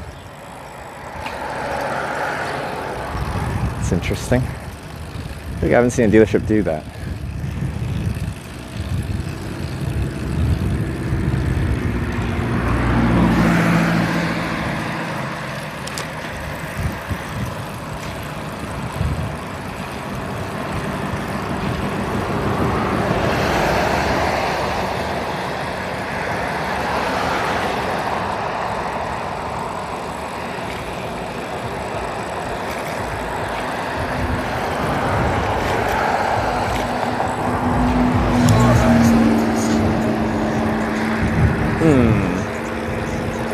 Trying to keep an eye out for somewhere I can go and sit and run the count.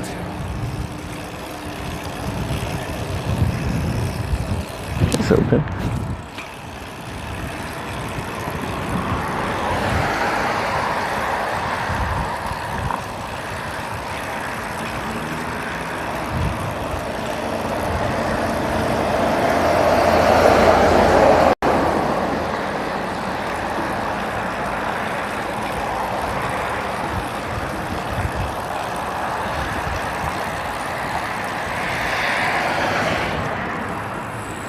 How about an abandoned gas station? That sounds fun. I got shade back here.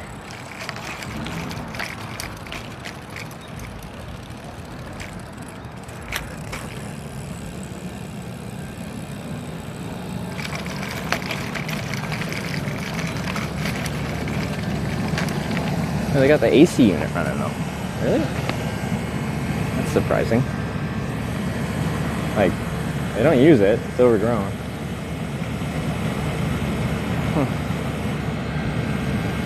I'd rather not listen to the AC unit cranking. This is kind of overgrown here. Anyway, it's fine.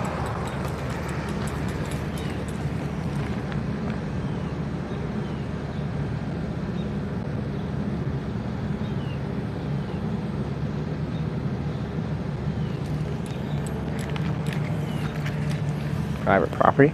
It's just a closed down gas station. It's fine.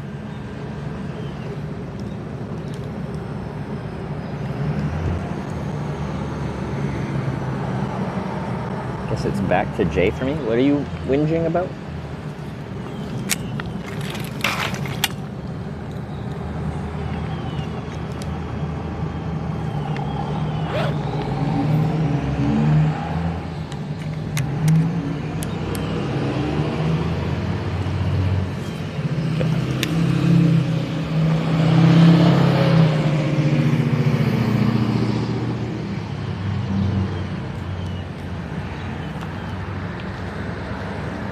I assume you guys aren't like prickly, right? Yeah, it's fine.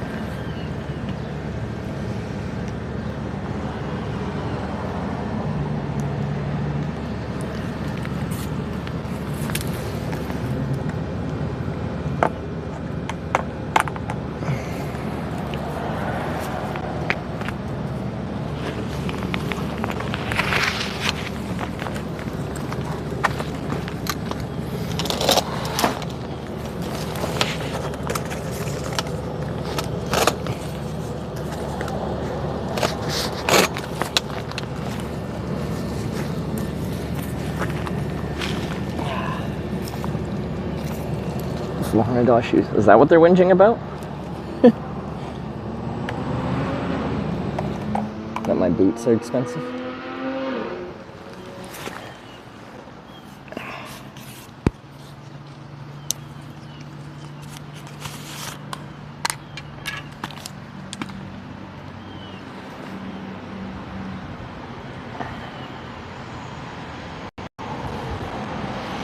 Okay. Alright, so we're definitely going to try to get another ride out today. We've got a few hours of daylight left. Because they got timed out for lurking? How do they get timed out for lurking? What does that mean?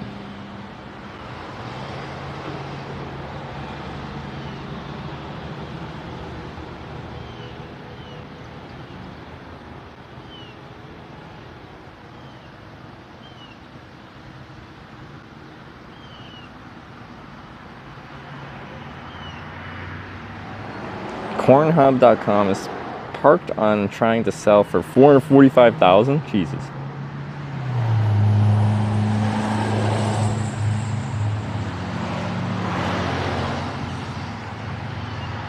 Oh, because they were getting timed out for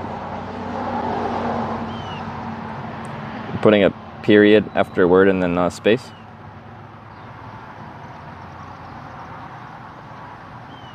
Okay, let me show you why you got timed out. I will show you exactly why, and we can discuss it, and we can all figure out why. Okay. This is what you wrote. Your true fans will love wherever you go, bro.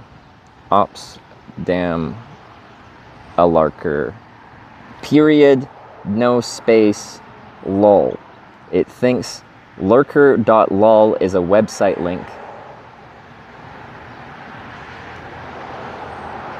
Because as far as the computer is concerned, it looks like a web link.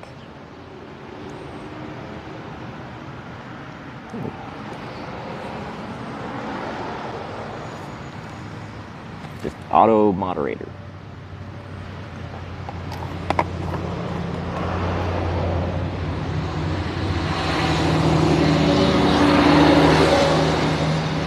We have figured out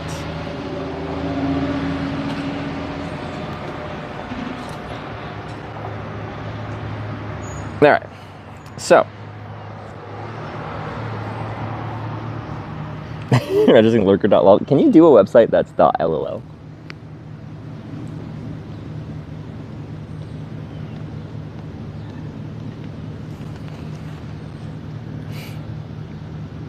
You can't. Huh. Someone register that username. It's gold, I'm telling you. So we're gonna do our first vote. It's actually available? No way. Someone register that.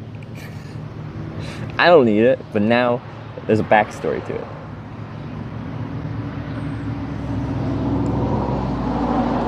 League of Legends site that have that? That makes sense. I feel like I'll trust the website a lot less if the URL ends in lol. Did I get Garmst with the 12-month, 1-year race up? Thank you.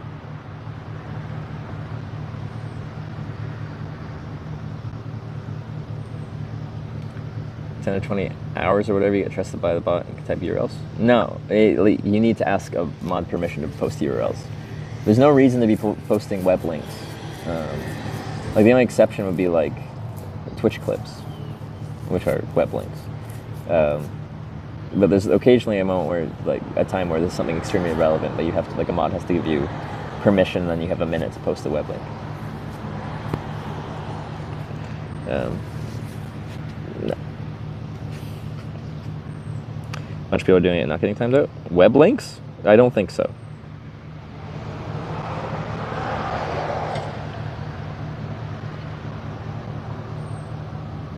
Well, mods can post. Well, the top middle do, wait, nmp.lol? That would usually get purged.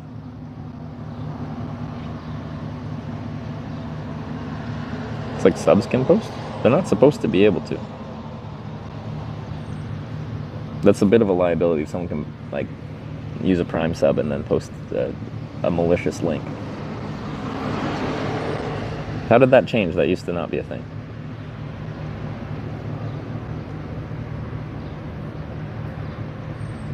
We don't spam though.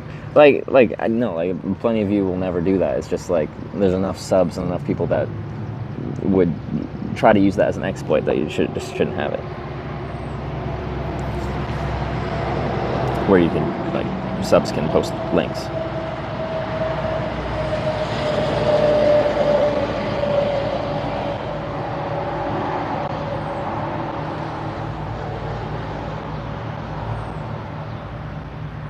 Why not like links?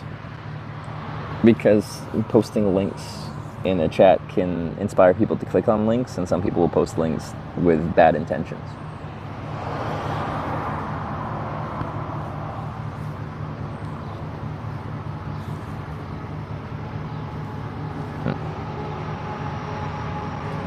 Yeah, whatever, but he's drunk right now again. I don't know. The mod must have changed that because it never used to be like that. Anyway, it's fine for right now, but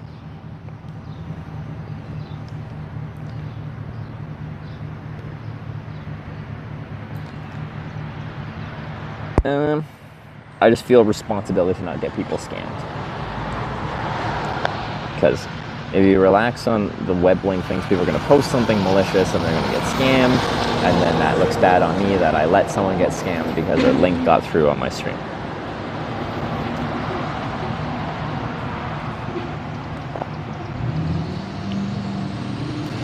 Okay, so we've kind of talked about this, and I don't know what you guys' impressions are. It feels like going down the Corning is essentially hitting a dead end because we can't go any further south or east or west from Corning. We just are out of space. It's like when we were in Wisconsin and we went to Corning and then we couldn't go north, east, west. We had to go back down south.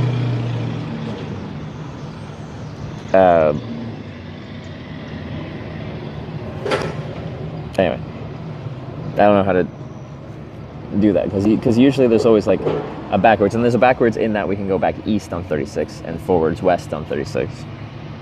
That's only one route. Well, it's forwards backwards on 36 because I could go back down to Corning, but a vote to go back south to Corning is actually two votes. There's a vote to hitchhike back down to Corning and a vote to hitchhike back north to Seneca. You see what I mean by that? So you're actually voting for two independent rides because we can't go any further past Corning.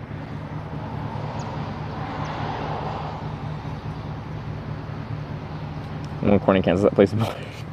It's not particularly good for the stream either because the network's really bad around there and there's nothing going on. So I think we're just going to have east and west, and east is backwards down 36 back towards Hiawatha and back towards St. Joe, and then west is forwards because now we're just trying to get to California. So pretty much for the rest of the trip, well, for next while, west is the way we're trying to go. I was going to say the west of the trip, but we're going to get to a point west where we have to go north or south to get around Nevada, Idaho.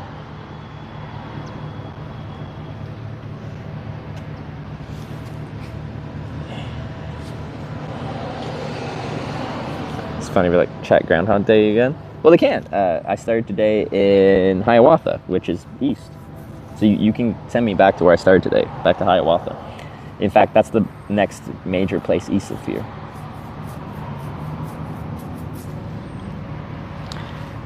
So if I got back to Hiawatha, I would probably camp in the exact same spot again, because that's actually a good spot to wild camp. Direction is the Eagles Club. There's actually none like super close to here, and they're not on 36 either. Apparently the ones that are closest are like north of 36 on smaller roads. Today's VOD not available. Probably like a copyrighted music thing. If like it detects copyrighted music, sometimes it doesn't auto post the VOD as the stream is running, and we have to like manually post it after. If you go to YouTube, you can just pull up the YouTube stream and then just scan back and forth at will, because YouTube's video player is like several leagues above Twitch's.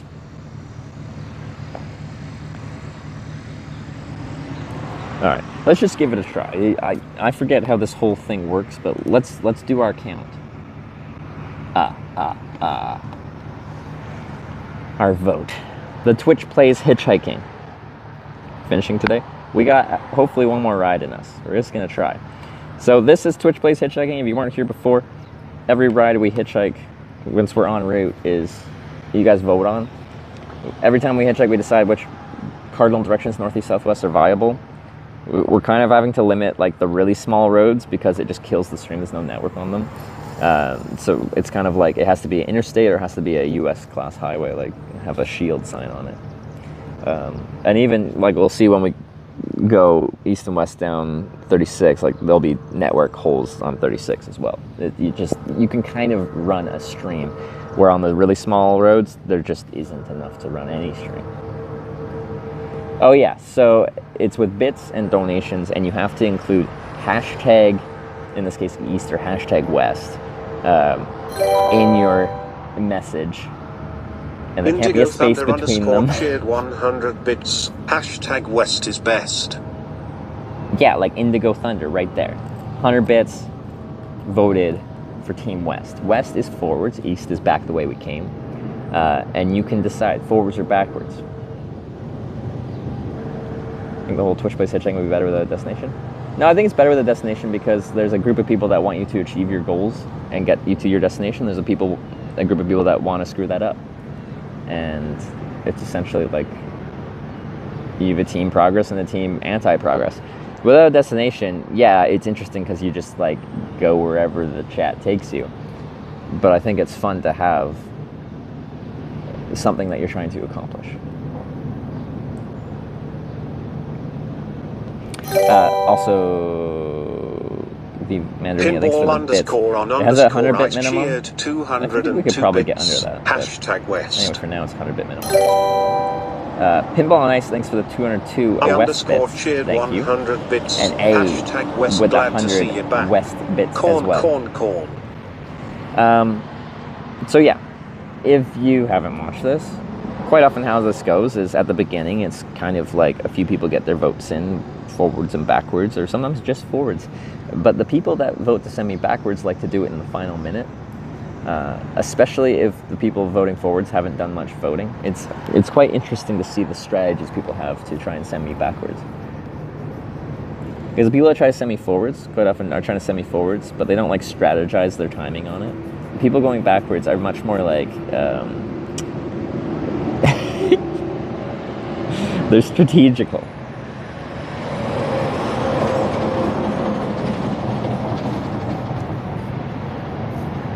Next Eagles Route 36 is Norton, 200 miles?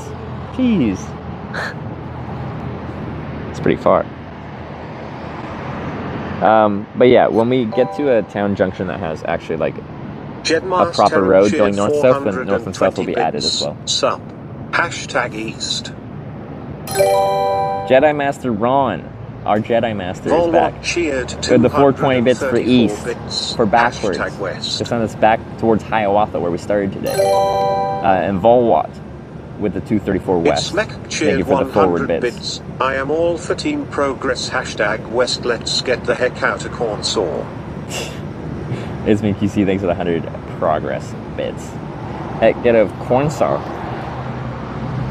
Yeah. Well, yeah. I kind of enjoy this area of Kansas. The towns I'm going through have a certain amount of charm that I enjoy. Corning probably would if there's just more places that I could go and like be social with people, like a bar and stuff like that. Although unless they had Wi-Fi there, I probably can't go inside any building in Corning and run a live stream. Since you need a Corning, New York picture, like. The whole concept of the Twitch Plays Hitchhiking Corning Redemption Tour isn't get a picture at every Corning, it's go to every Corning. We just happen to decide it's a good idea to get a picture at every Corning. Bits. Hashtag West, welcome back, let's go Team Progress. Team Progress. Wonderfinger, thanks for the 100 progress bits. I appreciate it. Man, it's been a while since I've done this. It feels so foreign, doing these votes. Do we still have that cheered 100 auto bits. thing that tells me how much Hashtag time is East, left hashtag at a West, few key hashtag moments? Easterly. Does anyone remember where this vote goes? Hashtag West, hashtag South. Colorado. Yeah, you like to test the bot. East, west, easterly.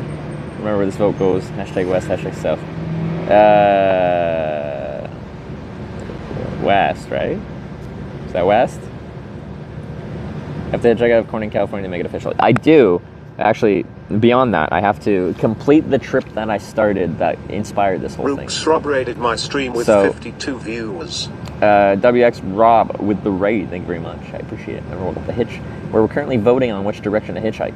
This is Twitch Plays Hitchhiking. Every ride is voted on by the people watching to tell me which cardinal direction, northeast, south, or west. But in this case, because the roads suck around here, we just have west or east.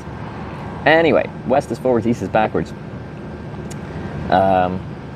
Wait, were you the one that was running the Starlink regular dish on a bike? What's that a different name? Anyway, thanks for the raid. Dr_Yellow cheered 100 bits. Let's see what's next. Hashtag Colorado again. Hashtag West. Dr. Yellow, thanks for the 100 progress sprints. Thank you, thank you. It was nice. Hashtag Cornerado. Cornerado, is that Colorado now? If I included northward, it would have gone nowhere because north beats east. What do you mean north beats east? But yeah, if you do hashtag north, hashtag south, they don't go anywhere right now because they're not options. That's him. Cool. Are they planning to like do a tour or something with that?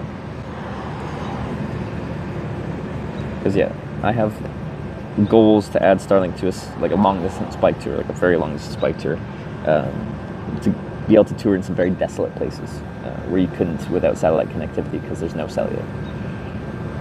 Lizard beats Spock Classic, of course they do. Yeah, but I'm actually more than happy. Like, we haven't done Twitch Plays Hitchhiking in a long time. Of course I want to go forward. Forward is great, but like, I'm more than happy to go backwards too. Going to TwitchCon, maybe show you the bike. Is he riding the bike there? Or like, he just can show me pictures of the bike on his phone? I would inspect the bike.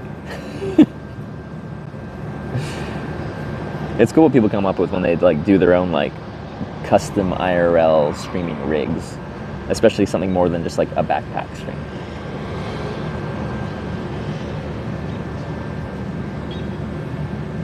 He's riding there. From where? That's cool.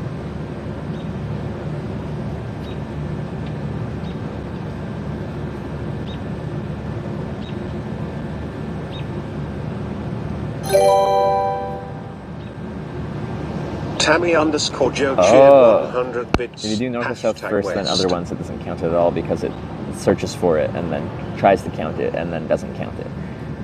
But then if you had like a hashtag east later on, it wouldn't. Oh, okay. All right. Thank you for like stress testing our widget. Tammy, thanks for the 100 west bits, forward bits. I appreciate it. He's in Utah. That's a good ride to San Diego from Utah. I wonder what route he'll take. And it's a really good testing ground for a Starlink-based cycling setup because you go through some really desolate areas and it's desert, so you'll have good line of sight to the sky and good. How's he powering it? How's he recharging the batteries he's powering it with? I assume he's not going to have more than a day worth of power, like, stored on his bike, will he? Like, hotel every night? Lester Days cheered 100 bits. Hashtag East. Lester Days, thanks for the 100 East bits. Backwards we go. Sarah raids WX Scrub sometimes. I should follow them. They're doing cool stuff. I like cool stuff. Home. Wait, not home. Browse. That. What? Twitch, please. Oh my god. What a horrible ad. Ah. They ever push through the update to make the Twitch app what it is. I I question you. Bye-bye, head switch on San Diego. Okay. Cool. Elcha cheered 100 bits. Hashtag West.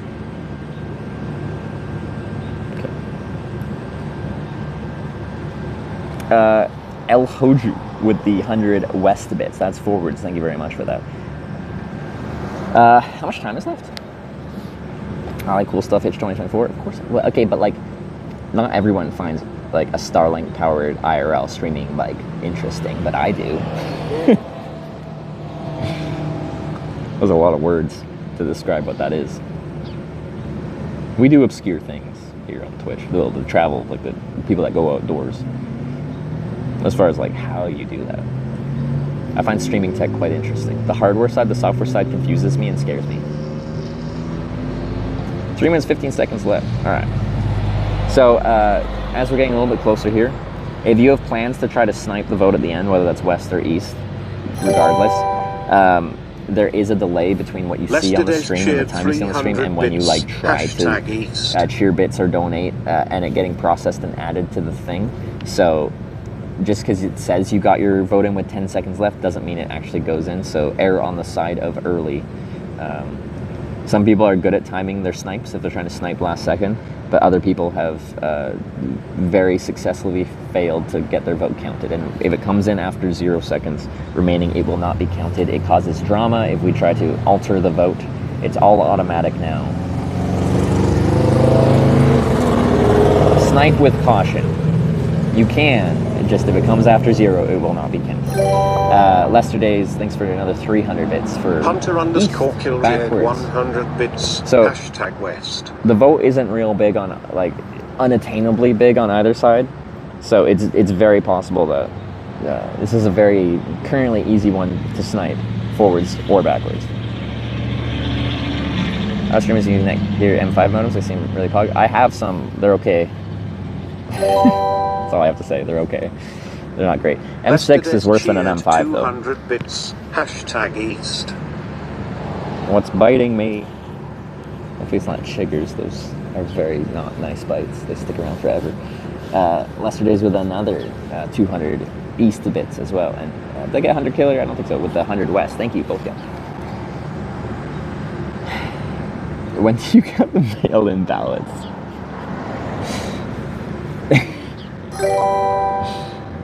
We'll do that after the trip ends. Cravens with and see where, if we should have, bits. if we've actually West finished the trip or forward not. we must go. Cravensworth, thanks for the 200 West bits. More forward. You'll love to see it. Comrade Volkov tipped $5. Thank you. Hashtag West is the best. Better than all the rest. It's better than all the rest. Comrade Volkov, thanks for the $5 for West. 1 minute left. All right, final minute. Get your votes in or not. But snipe with caution if you're doing it in the final, like, 30 seconds, 20 seconds, 10 seconds. It gets spicy. Pinball _ on Well, _ I spicy. cheered 202 bits. Pinball on 6 for the 202 West. Quemi with the 100 bits for West. Thank you very much. Quemi cheered 100 bits. Hashtag West. All right, where are we gonna go? Let's see if anyone steals it at the end. Von Wigglehump with 100 West bits. Thank you Von very much. Winkelump cheered 100 bits. Always a fun name to say. Hashtag West.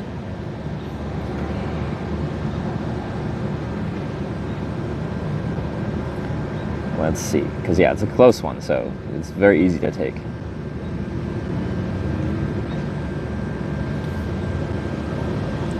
Bot isn't posting in chat. Oh, for the timing? Is this gambling? How would this be gambling? You can't win anything, other than me hitchhiking in a direction.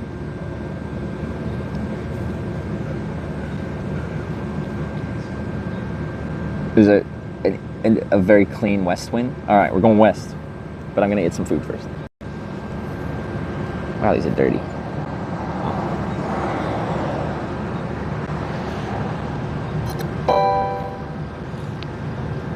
Lukey Grump cheered 100 bits. See, that is an West. example of a late vote.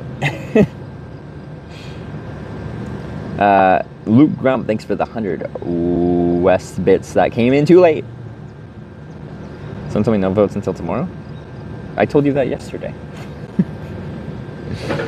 And then if you said it today, like the whole thing today has been, if we get to Corning, hitchhike north out of Corning, then we're back to voting. So you're AFK. Oh, Slacky, you wanted to get in there? Well, we'll see. Anyway, I gotta go west, so I'll have to choose a westbound hitchhiking spot. I have already hitchhiked west out of this town last time I was here. Casey's, Alley's, Sonic. Back to Sonic.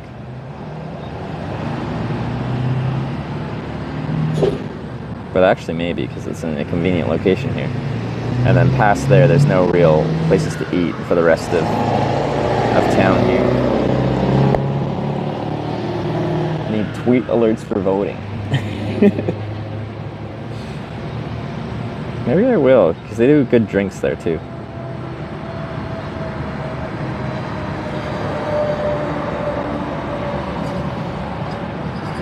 Always eating at Sonic, this guy. If I actually eat there again, then you can actually start saying that. But multiple people are like, oh, every time I tune, this guy's eating at Sonic. I think it was the second time in 30 days I'd eaten at Sonic. And I'm like, that doesn't seem like always in charge of Sonic. If they have an outlet available, but I don't think all of them will have a random outlet at the seating area.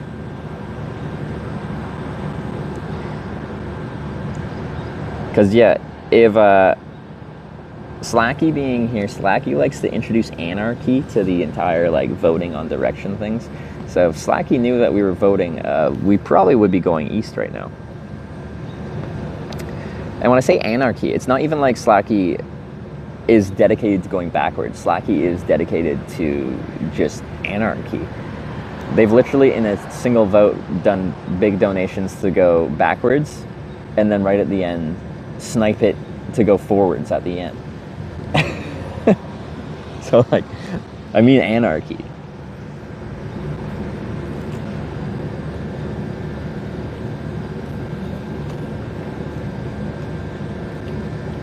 Types Compass starts send a tweet out automatically. I will send a Discord notification.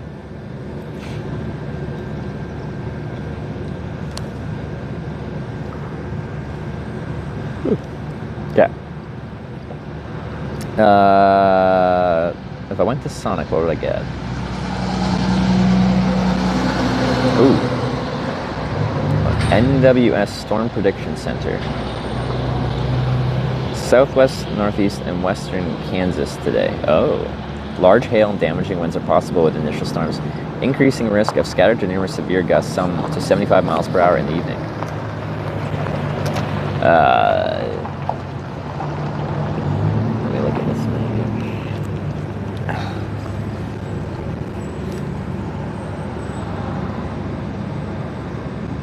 Am I in this map yet?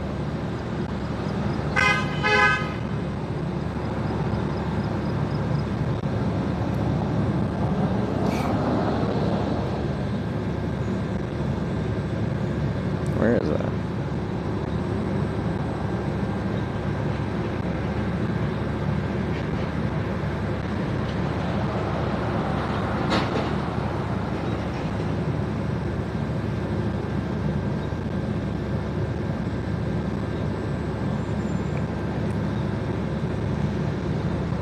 Is that Kansas? Oh, it's over here. It's a good bit west of here, down the corner of Kansas and Nebraska and Colorado. So actually, if I went really far west, then I could run into issues there. But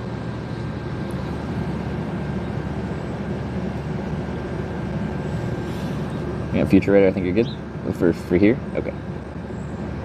May I have Corning yet? Yes, we are in Seneca, and I'm gonna have a quick bite to eat. And then hopefully we'll be able to get a ride out of here to, like, Marysville or something like that. Okay, just because I want to do this quickly, well, sometimes Sonic isn't quick. We're just going to go back to Sonic. Or Casey's. Casey's actually has those pre-made decent food. I had that chicken sandwich yesterday. That was actually quite good. And we'll just do that, if they have any available. Rain from northwest in 40 minutes or so, medium to light. Really?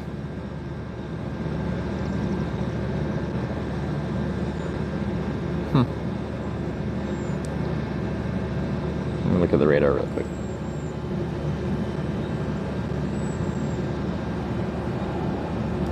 Hey, stream, glad you're back. What was the username?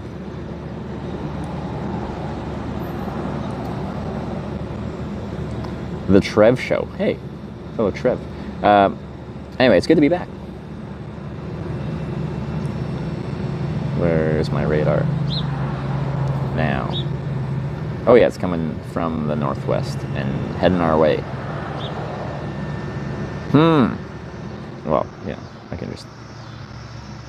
Wasn't this the Casey's that had, like, didn't have this classic outside thing that you like eat inside? Or no, sorry, the Sonic rather. Where Sonic's like usually a drive-in. Anyway, we can go to Casey's. Have any gray hairs yet? Yeah, I do. I get them a bit on the side of my head, and I get a lot in my the front of my beard here when it comes in.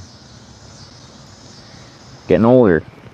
But where I notice it the most is my hairline and the crown of my head. My hairline is receding and thinning. You're simply the best, better than always. No phone case, brave. Only because all my phones overheat. If my phones could actually continue charging and not be overheating all day long when it's not even that hot out, then I would put a phone case on.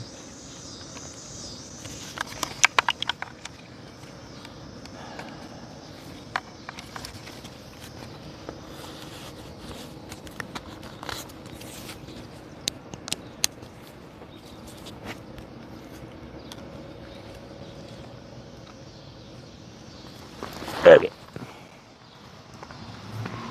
Oh, I'm so hungry. Henry's Retail Liquor. Wonder what they sell.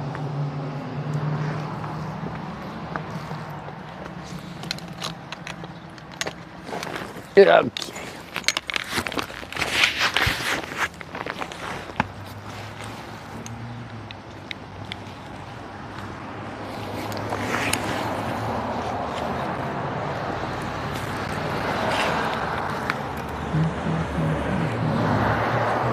What am I doing?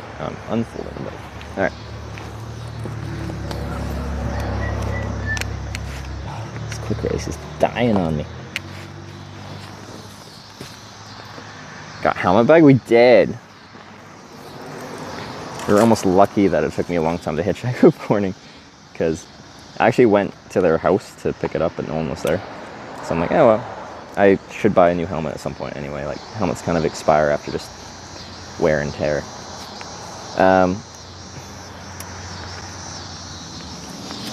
But then, ooh, I saved it. I was there so long that they noticed that I was online and came out and dropped off the helmet, so.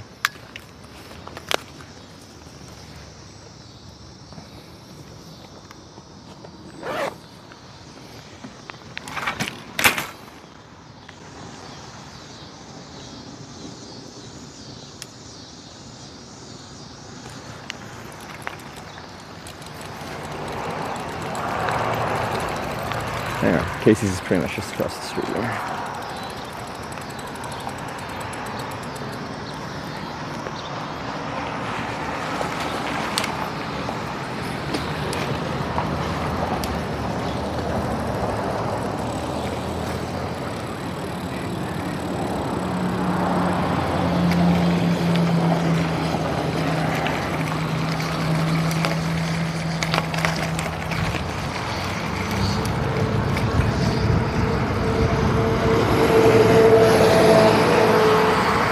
Straight like me.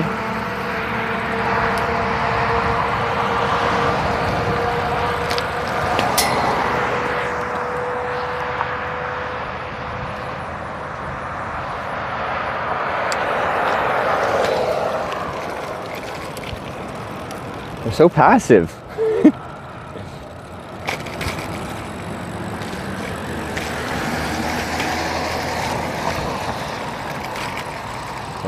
Really, we're scared to cross that road.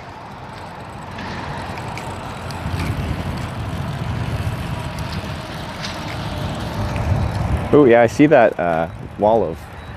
I'll go over there. This over here. I don't know if you can see it well.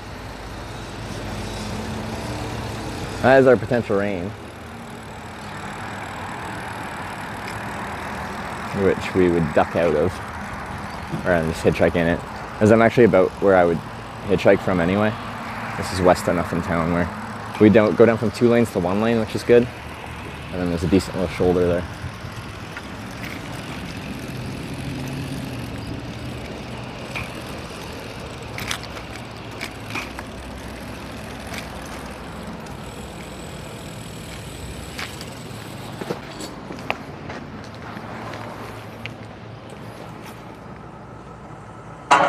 This is pizza. I was just gonna get one of the like chicken sandwiches because those are pretty tasty.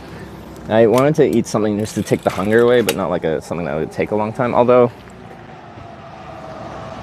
if we're committed to like ducking out of this rain, then a pizza might be a better thing at that point. But anyway,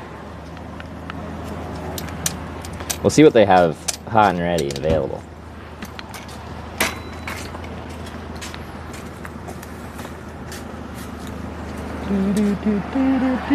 Their pizza's legit. I've had their pizza, it's good. I can confirm, I like it.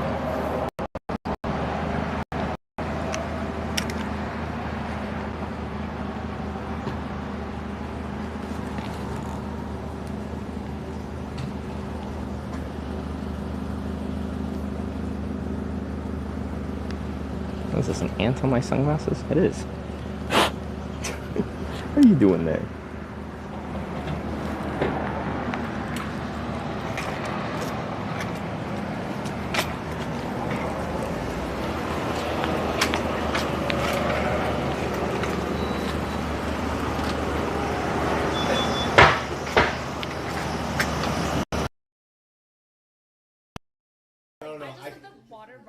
I cannot stand a shower head that's not removable. I need to put it underneath. What? What? Wait, say that again. I cannot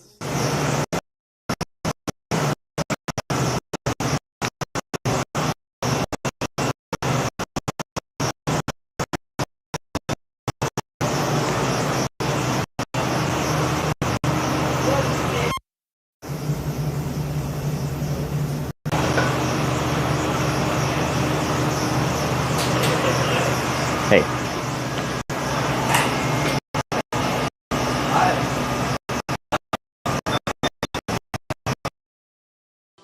I can't speak Japanese, so it can be difficult at times. Use a translator.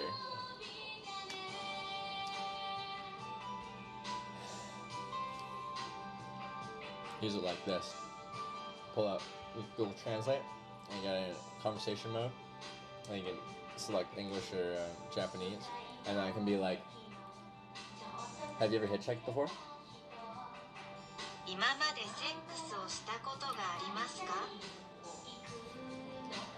Nailed it. And that's how my Japan trip goes.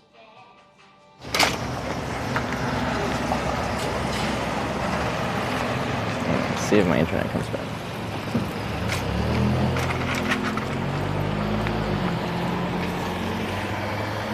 Alright, so we learned the internet doesn't work in Seneca, or indoors. All they had was 3 slices of cheese pizza that were supposed to be sold by like 10 minutes ago. So I could like order something proper. That'd take a while, and we'd definitely be committed to waiting out this rainstorm. Or I could go to Sonic.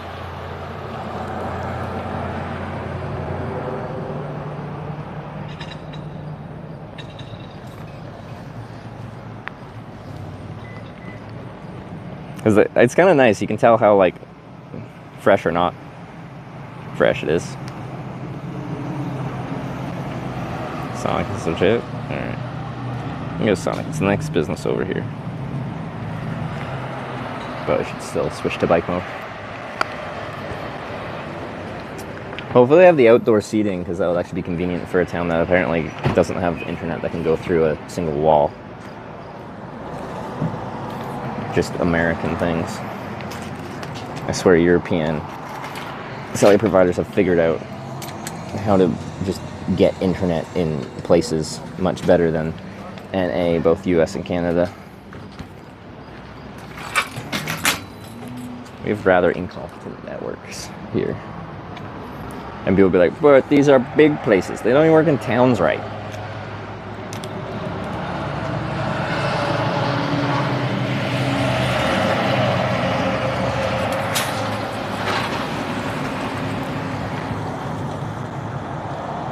There's a chicken wrap with fries in it. Oh, that sounds kind of tasty. Egg.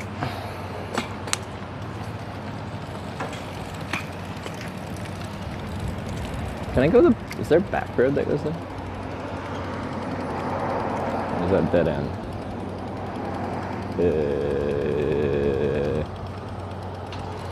Okay, I'll probably go that way.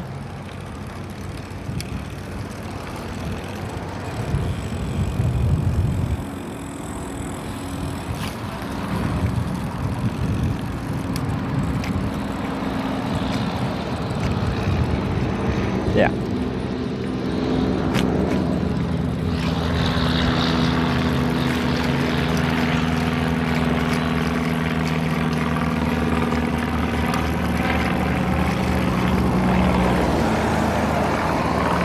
Yeah, we should be fine. I got the normal outside stuff.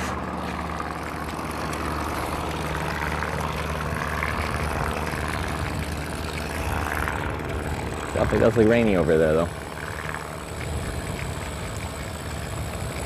I'm so hungry. It's gonna be great to eat anything.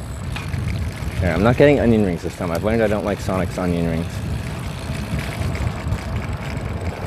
Oh, but they don't have the normal outside seating. They actually have inside seating. Oh no, they do have outside seating, but it's not undercover. God damn it.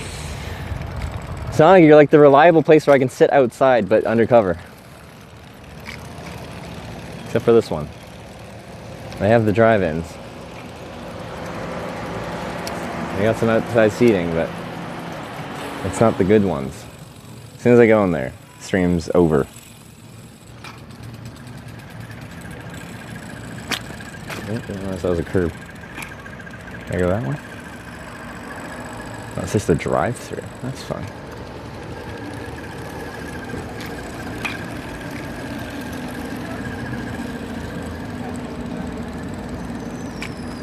I don't like the new Sonic.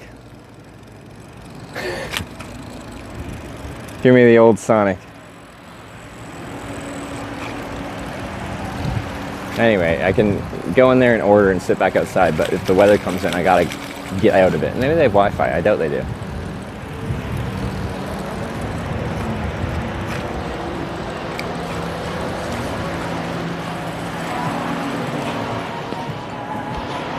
Heck.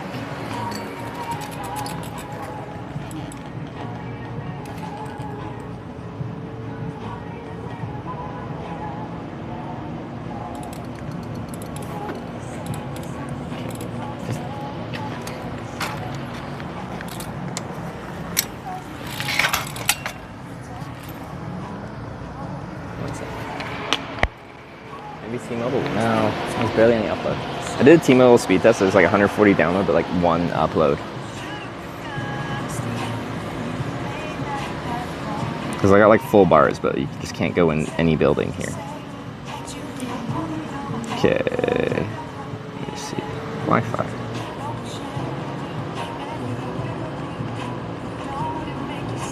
Sonic with an inside? I know. Wait, Rainbow Community Wi-Fi? What is that? Does that just work? They have a Rainbow Community?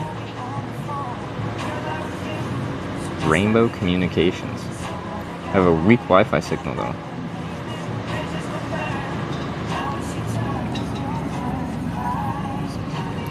I assume once I go inside this won't work. Where is it coming from? Oakley Place of Seneca? Where else could I have Wi-Fi? Oh, the upload, wait. Yeah, the upload is not really, well, no, it's not really useful.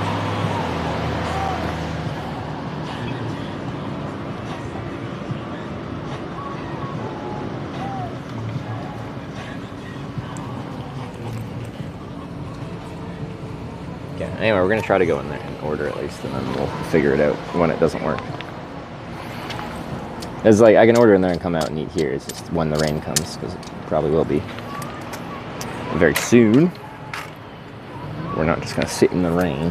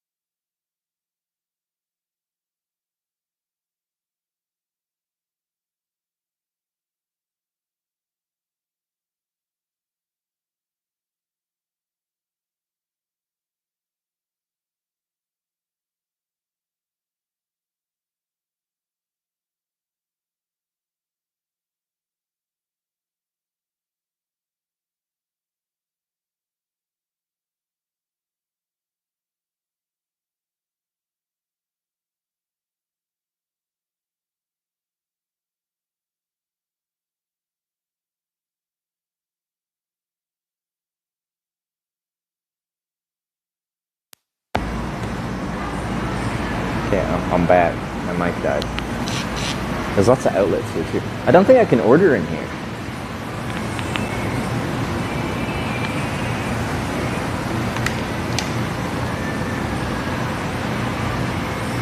I don't think you can order inside, but there's an inside seating area.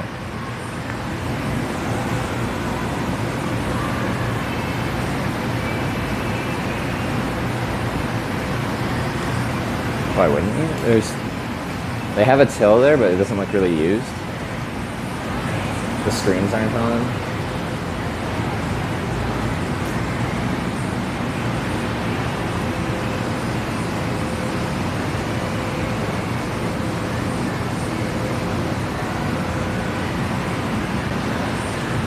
Well, anyway, I guess I'll be sitting in here, so I'll put my bag down for a sec.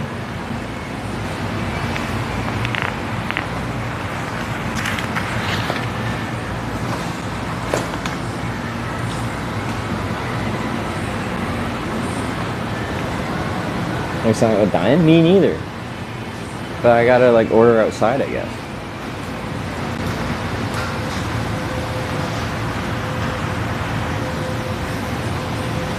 Do I ask them?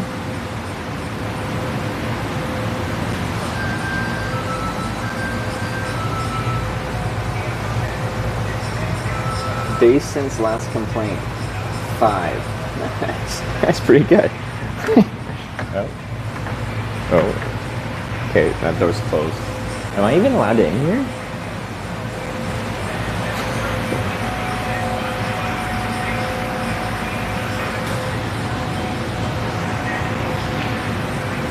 I'm stuck inside. Yeah, what's the charge? There's lots actually. So I've been in here for a little bit because there's a brief rain squall. I can do that.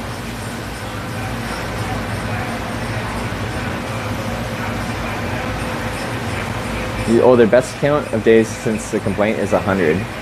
That sounds awfully round. I feel like that might be manufactured.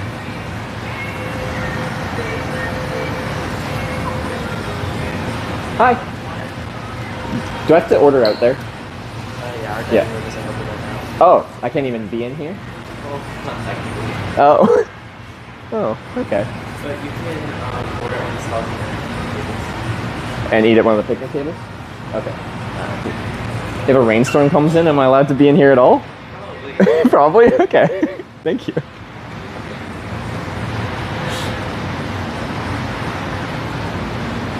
Why do you have a dining room?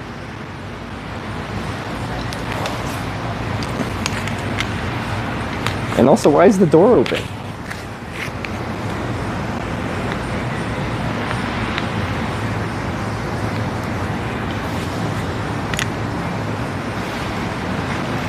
I was enjoying the air conditioning.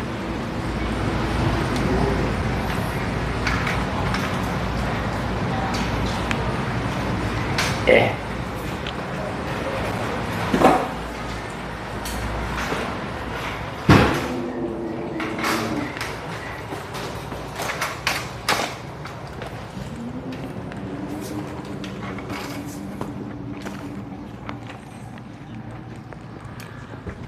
Live free, eat juicy.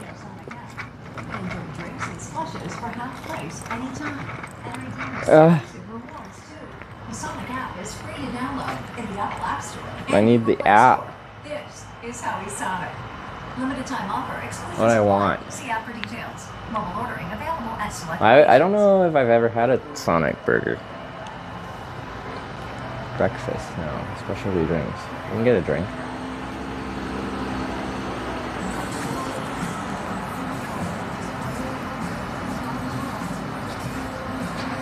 Were the table umbrellas in there?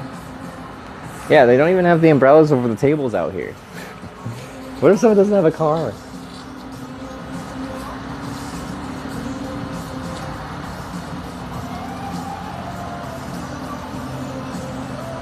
You seen those guys Culvers? No.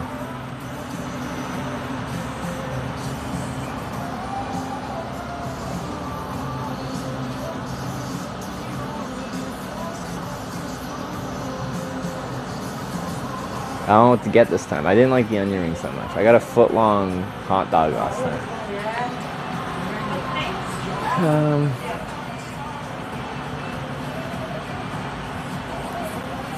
I'll try one of those limeades.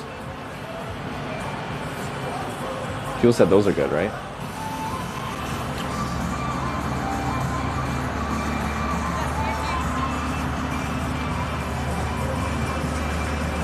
I don't know what that was. I think they waved at me.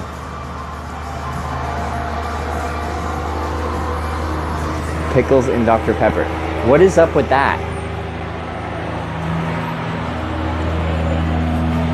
Where, do they have that listed on the menu? Why are people talking about this? I see Dr. Pepper.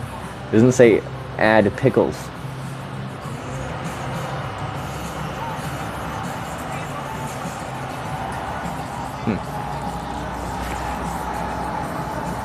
Thinking the cherry limeade? Alright.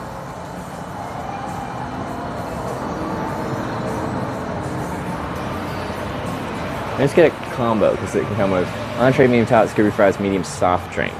Is that? Oh, wait. Oh, never mind. That's just a normal drink. Is a limeade more? Probably.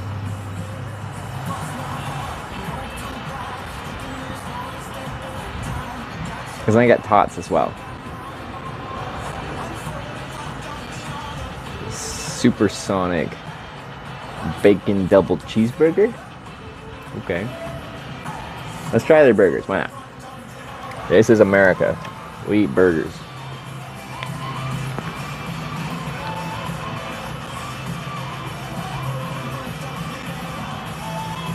Welcome to Sonic. Can I take your order? Hi, can I get a number 3 combo, please? What size and drinks that? Could I get it with tots? And can I get it with a cherry limeade? Is that allowed? Yep. Yeah? Alright, I'll get that. Anything else for you today? That'll be all. It'll be $12.85. Sure, thank you.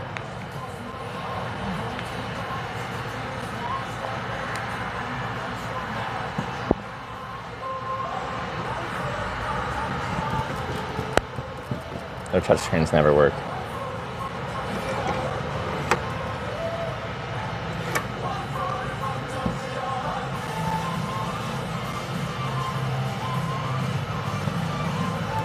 Why do their touchscreens never work?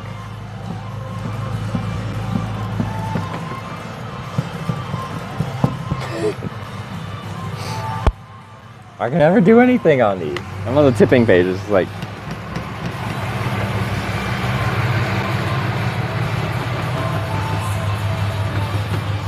It doesn't work. Same, last one was like that too.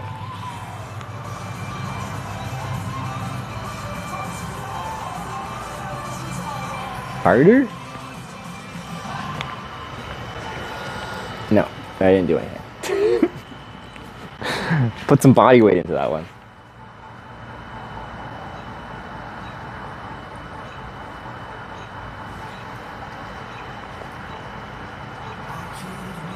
Alright, thank you. Amount charged $12.85. Alright, let's sit down at a table. In the sun, because there's no shade. Because there's no awnings.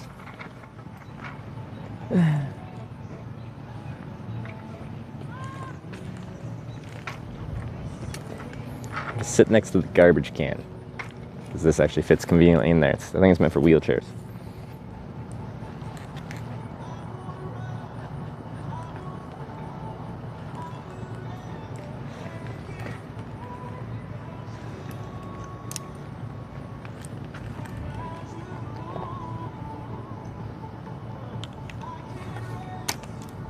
At least we have nice, tasteful music to vibe to. That's exciting.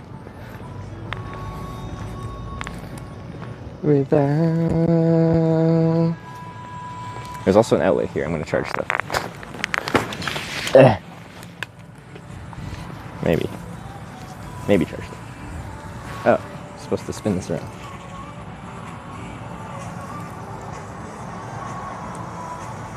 It seems loud. I have to clean the area so you lied. Maybe.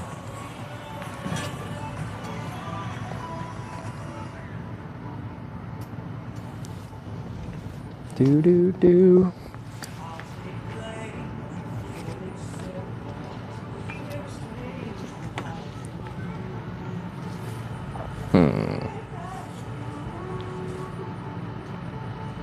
How do I want to do that with this?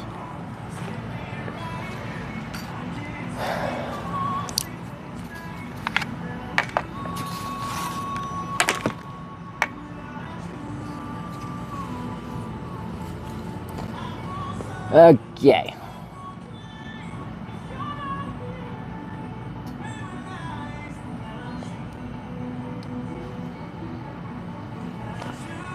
Yeah, we're supposed to get hit by the rain soon, so that's why I'm just like, where am I indoor seating? Well, usually Sonic doesn't, but this one does. It does look very disused in there, though. Because I'm charge, I'll do this. What's this one? I'm just kind of far, so I can't really charge stuff at my table. Yeah, you're below, so we should. What's the next stop? Marysville? You guys voted to send me west. We're back to the actual Twitch Plays Hitchhiking, so every ride will be voted on. Unfortunately, right now I'm 36. If we get off of the main route, there's zero network, we've learned, so we kind of have to be on 36 until we get to another junction that actually has options. So we have forward and backwards, east and west on 36, and that's about it.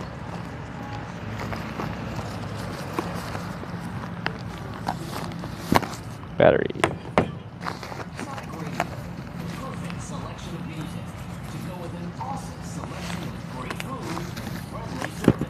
Battery. Let's just go back in. Yeah. Could not connect to Twitch, retrying. Why are you doing that? Are you working?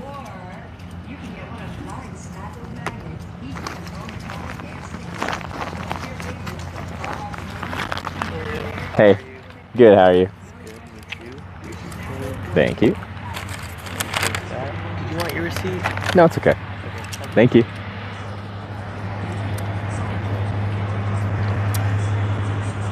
How long wait time end up being chat? Oh yeah, what was our wait time at the Corn?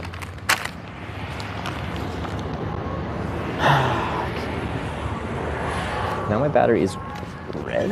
Is it dead? It must be.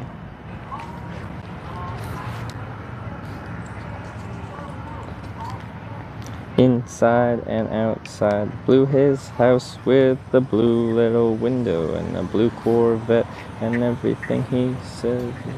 No, just go there. It is.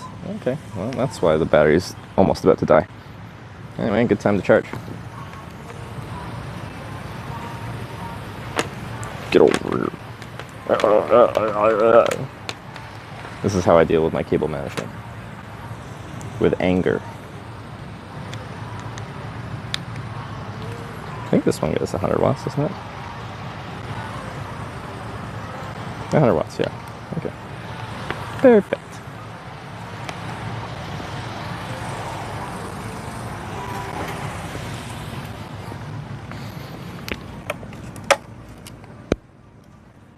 Oh, spider webs, nice. If it rains, I'm gonna have to run away with this. Let's see if this actually charges.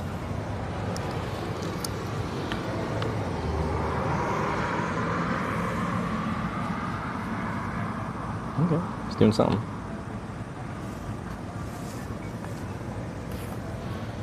It's a good sign.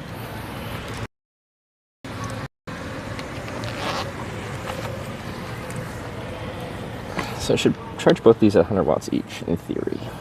Let's see. 95 watts. Yeah, okay, it's doing its thing. Nice. Good job.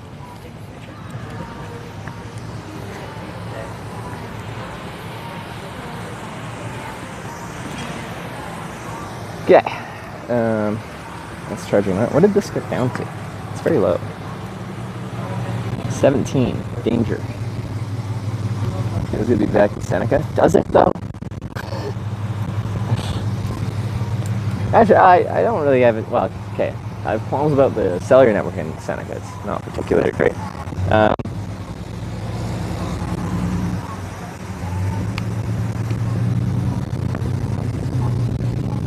Next point of interest this way is Norton, Kansas, with an Eagle Area 200 miles. That's pretty far. Like, they're going to go do that tomorrow. Well, we could do that today. We're very lucky, but don't blow away. Got a garbage right here.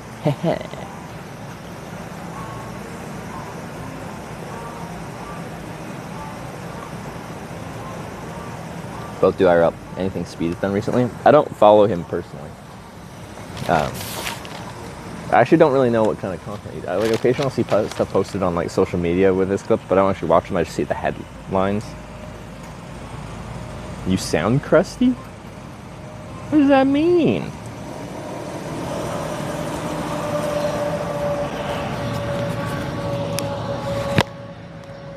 What does it mean to sound crusty?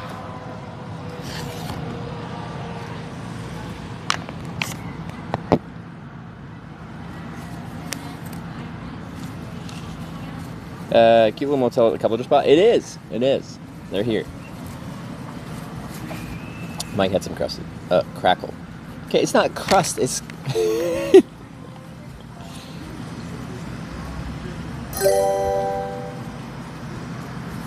Os4HWKS tipped $15. Thank you. Only none corning left.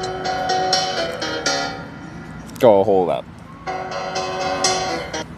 Oscar Hawks, thank you so much for the $15. That is an absolute banger. I want to desperately wash my hands right now, though. So I'm going to do that. There is, in theory, a washroom in there. My hands feel very dirty. Hope the birds don't steal my stuff. And then we're going to jam out. That's a banger.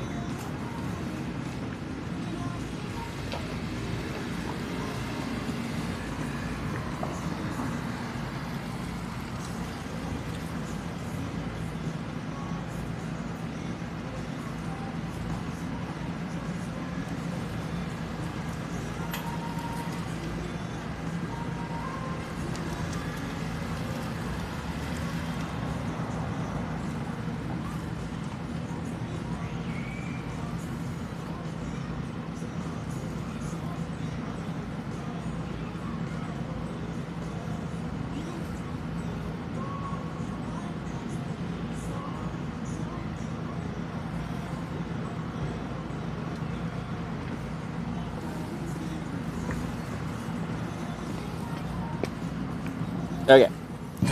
Sorry. I just felt very, like, dusty, dirty, gross, and I was about to eat a burger. And when I washed my hands, like, you could see they're actively, like, dirt running off the water. It's good. Alright. So records after I said I listened to them by myself.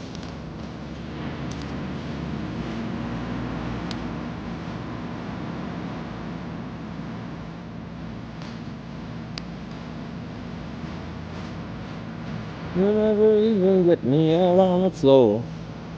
In 10 minutes I'll be late for the door.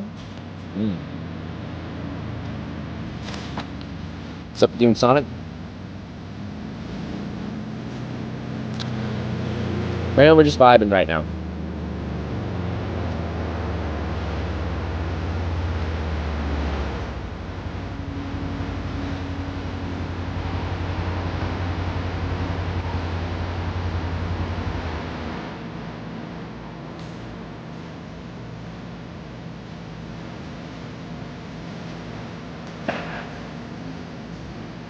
So I want to see what's not. I almost lost one in the process.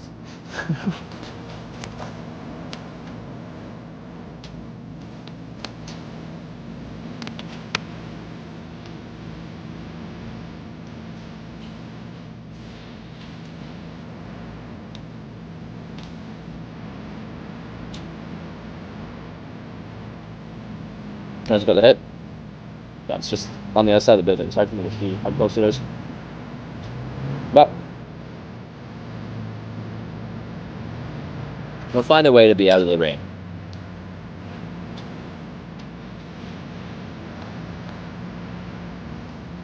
These cherry limeades are tasty though.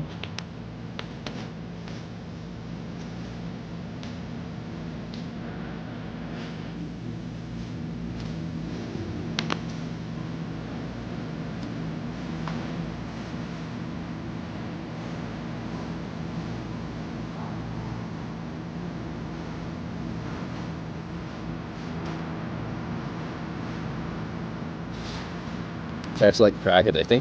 They season them decently. You probably love salt. I feel like I can buy these exact tater tots from the frozen section at the supermarket.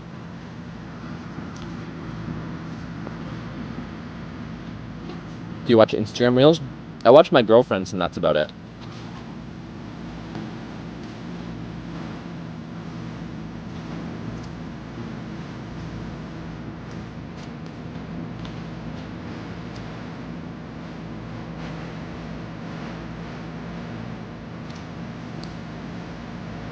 Actually can buy the sonogram tots? Can you? Not bad. I didn't know they did that.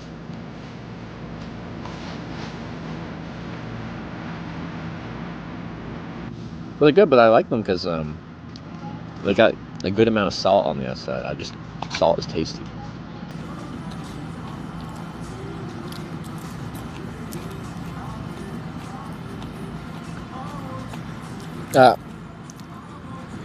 Sorry, that was Oz for Hogs.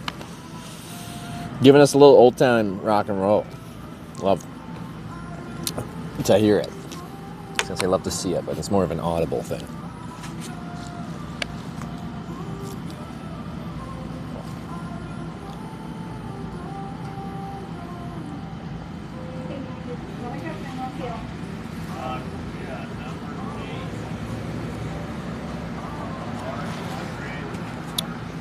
I feel like you can interpret your message two different ways there. No potatoes are better than crack. Not quite as addictive, but better, you know? When you say no, potatoes are better than crack. Like you put a comma after the no, and it's defined, right? But if you say no potatoes are better than crack, it's like there is no such thing as a potato that's better than crack. As in, crack is way better than potatoes.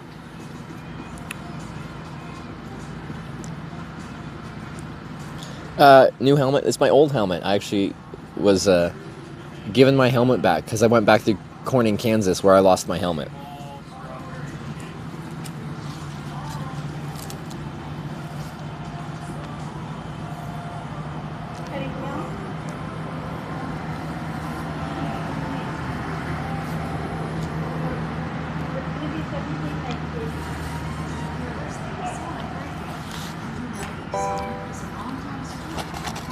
Gorox cheered 100 bits. The panda eats shoots and leaves, but the cowboy eats shoots and leaves.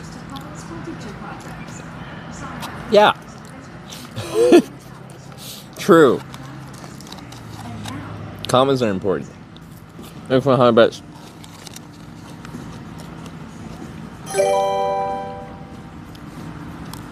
Namdelt9 just resubscribed for 7 months. This is actually quite tasty. I like this. Alright, burger time. Wait, I keep forgetting. Garbage. Convenient. Nam Dog. Thank you very much for the 7 month resub. Hold on. Alright. Oh, they even had ketchup in here. Didn't realize that.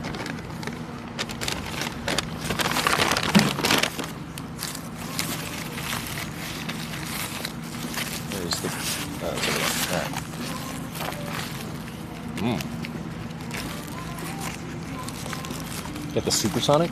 Is that what I got? I got a double bacon cheeseburger. What am I supposed to do? And the best part of me is always you. Alright. Good. Looks pretty good. That's a burger looking burger.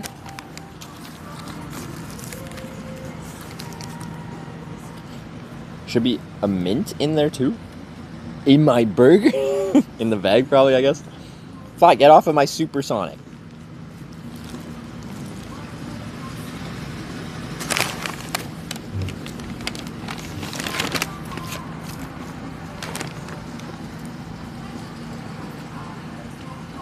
That's good.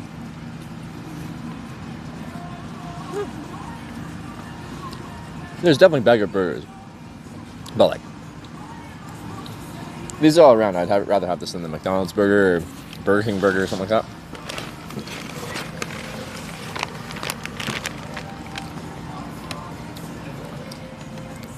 Story time on how you got it.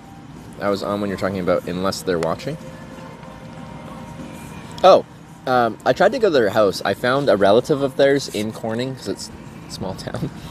And it's there's this older guy that just sits on his in his front driveway and hangs out there. Anyway, we went there and talked to him, and I asked where their house was, and I'm like, do you have their address? And he's like, no, but I can tell you where it is. He's like, go down this road, it's on this side of the road, it's this color, and then they have this color Jeep, and I'm like, okay. And I actually found it. I knocked on the door, but no one was home several times, and I rang the doorbell. But anyway, I hitchhiked for like an hour and a half after that, and then he just showed up, and they said his mom turned on the stream, and I think that was the outcome. His mom randomly turned the stream back on. He's like, hey, they're in Corning, go drop off his helmet. So he did.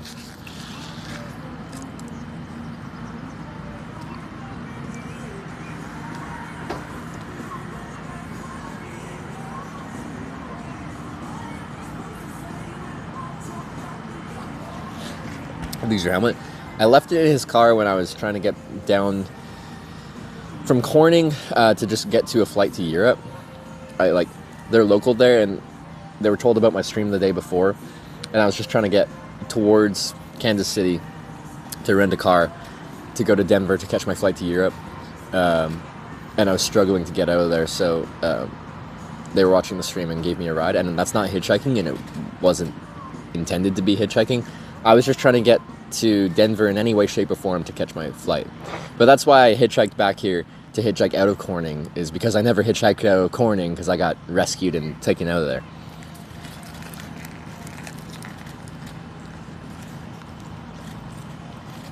Time for the rest of it. I'm supposed to get rained on here any minute. Just eat and charge my batteries while we're getting rained on. And then try to get one ride west, because you guys voted to send me west.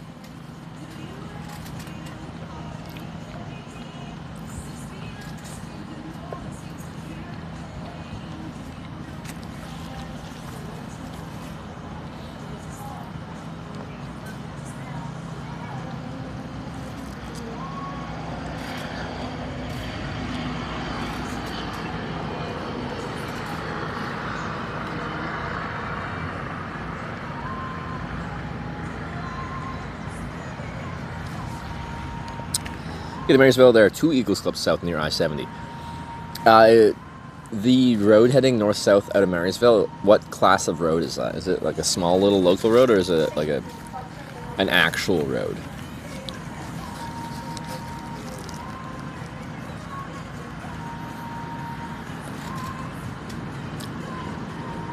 In your hitchhiking career, how many years under your belt? Just over 10. Just over 10 years, about 40 countries, about 2,200 rides. Yeah. Probably live in Kansas, Iowa. Me? I don't know. Corning, Iowa is nice. Corning, Iowa has a lot more going on than Corning, Kansas. I met lots of nice people in Corning, Kansas, but there's nothing open. I know that's not an entire state, is determined by its Corning, but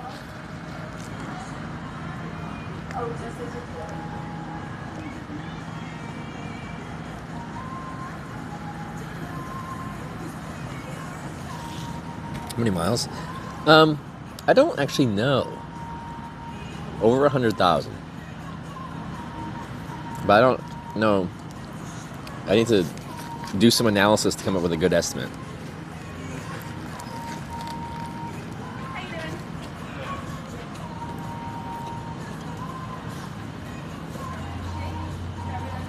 Use any hitchhiking apps at all?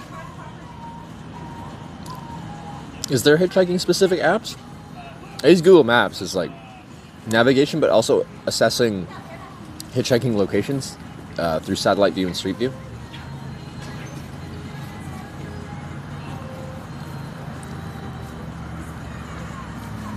Yes, there are. Which ones? What do they do? What's their purpose? For pickup spots? An app? There's a website.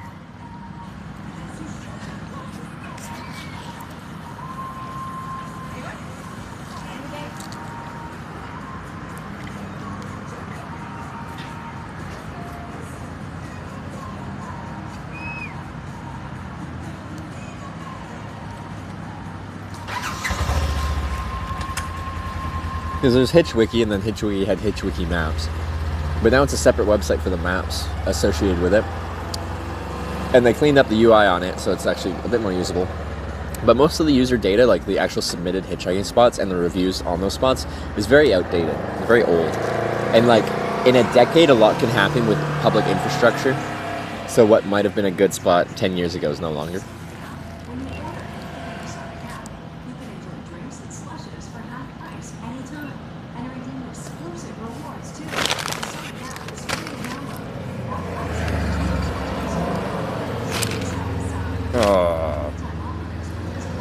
What was...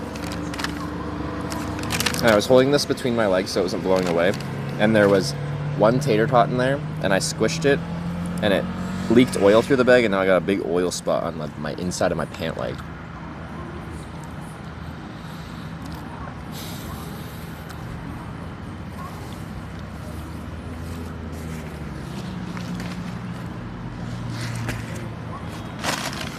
Trash can behind you, I know, but there's ketchup, and I wasn't sure I was going to use ketchup for some reason.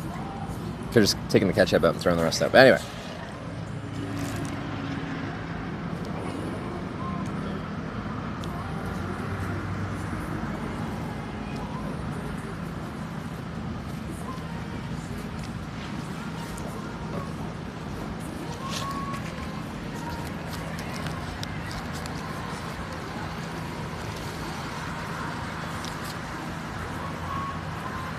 More hitchhiking rides today. Are you done? The plan is to hitchhike one more ride. We're about to get hit with some rain here, apparently. Let me look at the updated thingamajigger.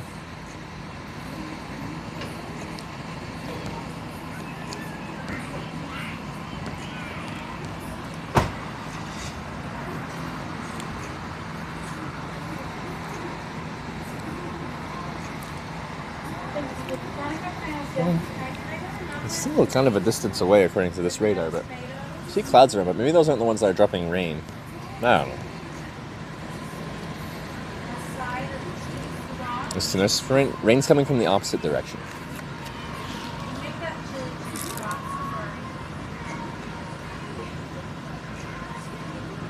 Anything else?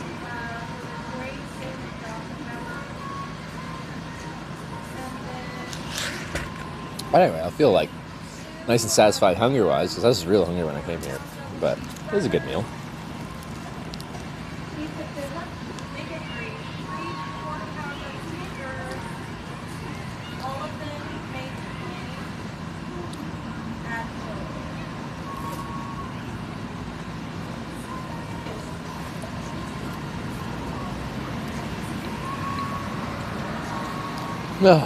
Alright. I feel much better now.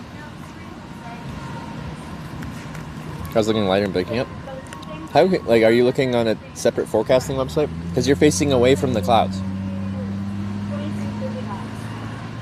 It's tough to tell through the stream the level of rain clouds or not when you're facing the good weather. Well, the clouds are heading that way, so eventually the weather will go that way. But But if you're watching like Weather Radar, then maybe you know that. You ever played Sonic? I don't think I actually have.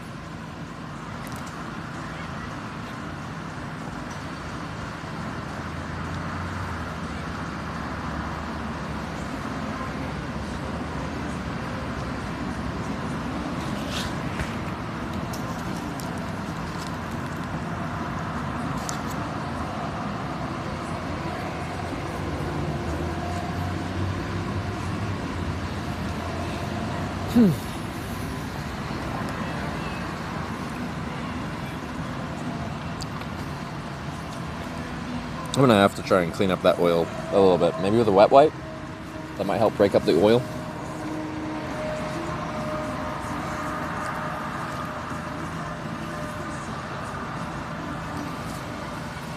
Get your bike helmet back? I did get it back today, very luckily. I was pretty sure this thing was gone. Reservoir stain too? That's fine, I don't show my butt to the cars driving past.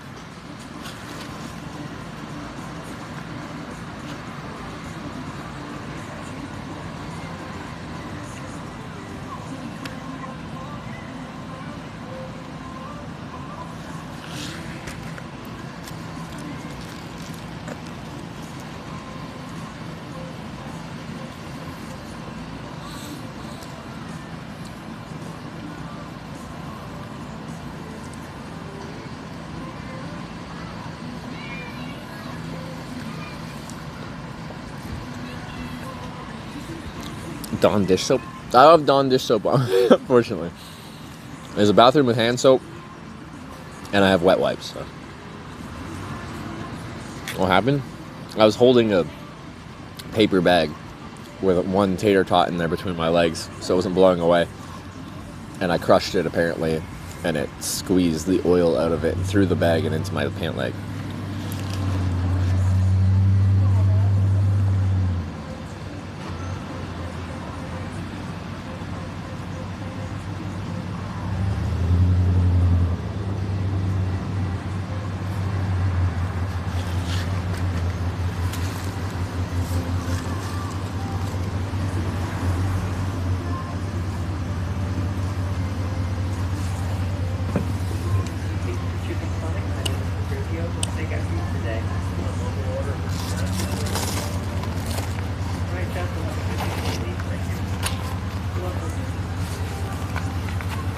That one tater tot had a lot of grease. Wait, that's not right. Where's my wet wipes go?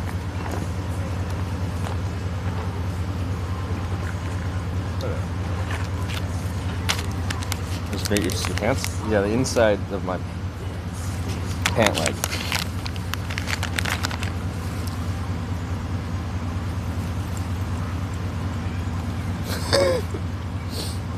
Forgot about how this might look visually.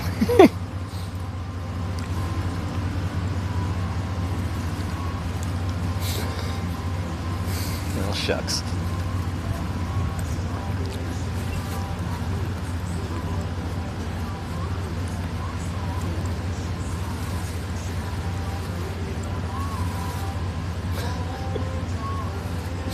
It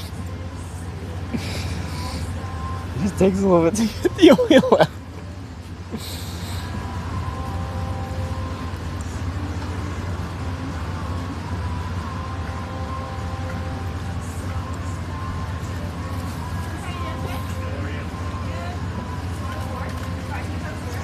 Okay.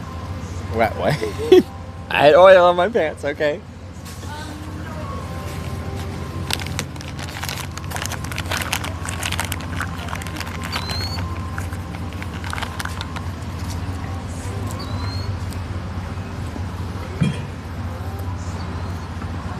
Don't judge me.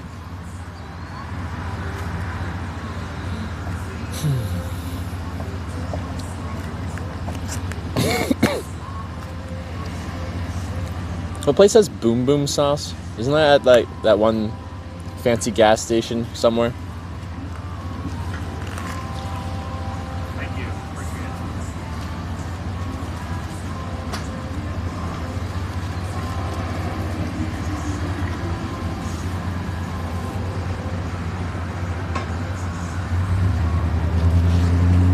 another Sonic or same Sonic. We're like one major town away from the last Sonic we ate at. So we were in Hiawatha at the last one. We're now in Seneca. Eating this burger like a squirrel. I'm sorry I'm not eating a burger fast enough while also talking to a live stream. When you live stream, you can be like Rob and eat your stuff like very quickly. I'm not good at eating and streaming at the same time. Well, eating quickly and streaming at the same time.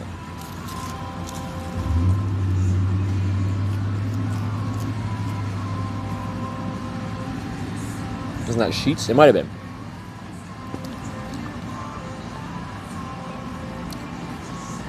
Sent backwards today. We've just voted on the first vote since I was last in the United States. Like just a little bit ago. And they voted West. And we haven't done it yet, but that's a forward vote.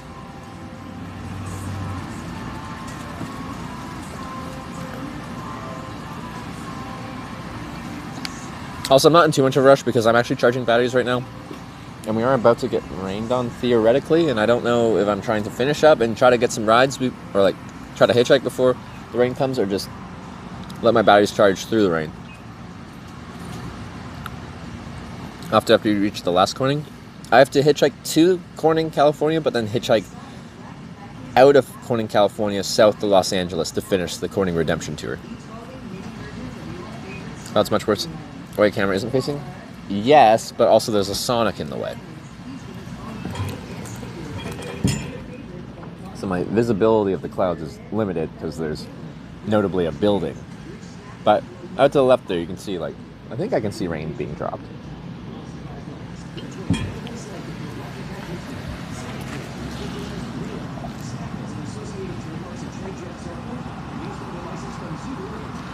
But yeah, after I finish the Corning Redemption Tour, like, go to Corning, hitchhike to Los Angeles if you guys actually allow me to, because you got to vote on every ride.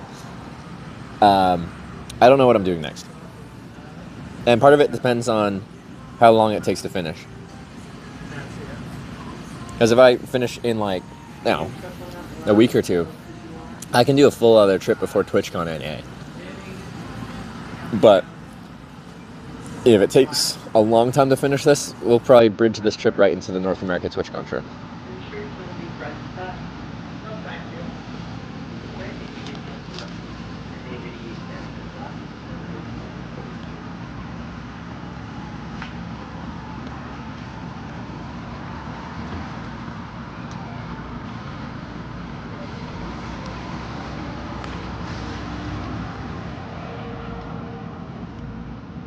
We'll see if that wet wipe got rid of the oil.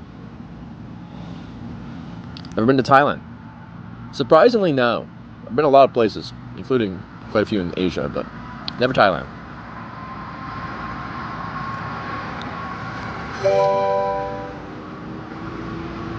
Trailer Trash Tornado just resubscribed for 22 months. Trailer Trash Tornado, this was a 22-month resub. Appreciate it. What was it? Oh, raining not for another hour? Maybe. I don't know. I'm not a good meteorologist. But yeah, TwitchCon's in San Diego. Vietnam are both nice if you go right places. Vietnamese food is so tasty. I've been to Vietnam, not on stream, but I've been there. I liked it, and the food is tasty, as you said. But I haven't been to Thailand yet.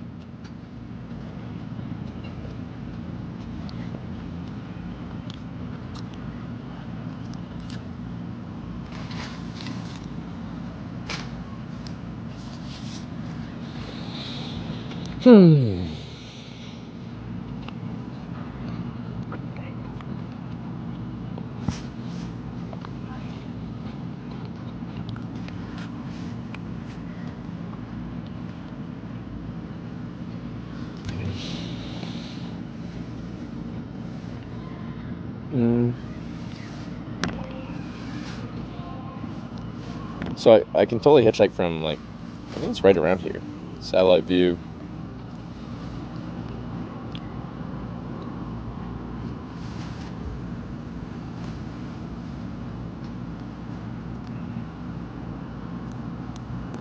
Is it here?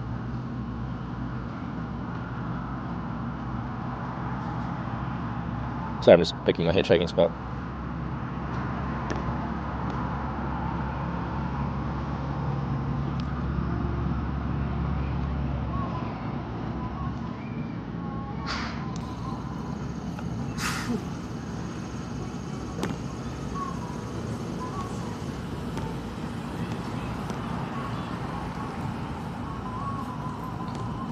What do you do on Google Maps?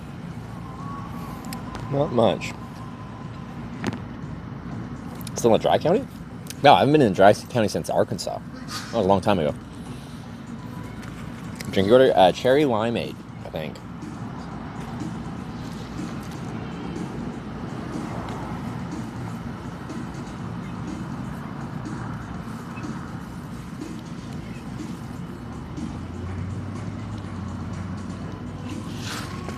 Just gonna check the batteries.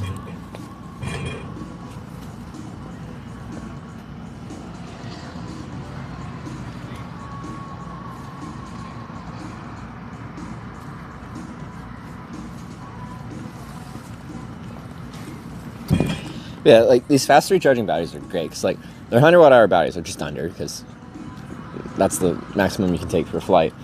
And I didn't plug them in very long ago, and like one that was at 0% is already at 60%. Direction again, west. We're trying to go to California now. Every ride is voted on, the direction we're hitchhiking, that is. Right now on this road, just east or west was the options. West is forward, east is backwards, but people voted on west to send me forwards this ride, so that's what we're doing.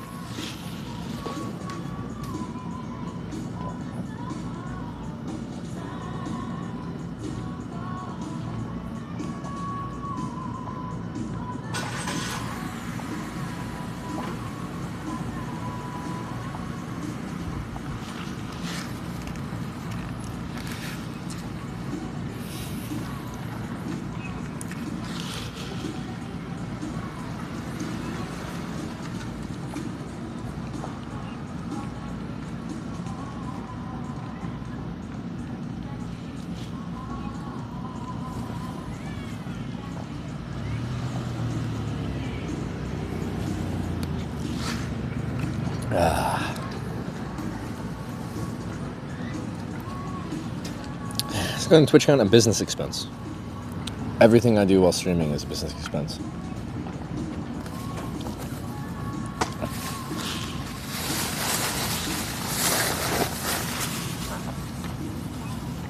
My garbage. So when I fly to a location to start hitchhiking or biking from there, that's an expense. Honestly, when I buy a bicycle, that's a business expense. Well, it's not an expense, it is purchasing a capital asset, a depreciating asset. Rosie 5,265 just Spam has a business expense. It is. 6 months. This meal is a business expense. Rosie, thanks for the for subscribing. Welcome to Twitch Plays Hitchhikers. Southeast where you are now, still in Kansas, but on the Oklahoma-Arkansas border. Southeast. Okay. Are you incorporated? No, I probably should be though.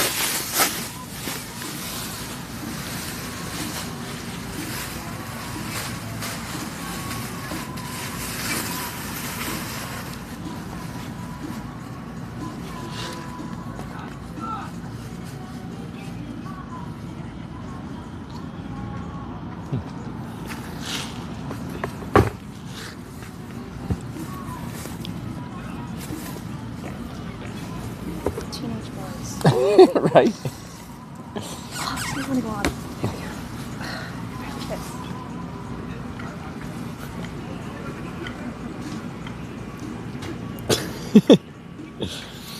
on.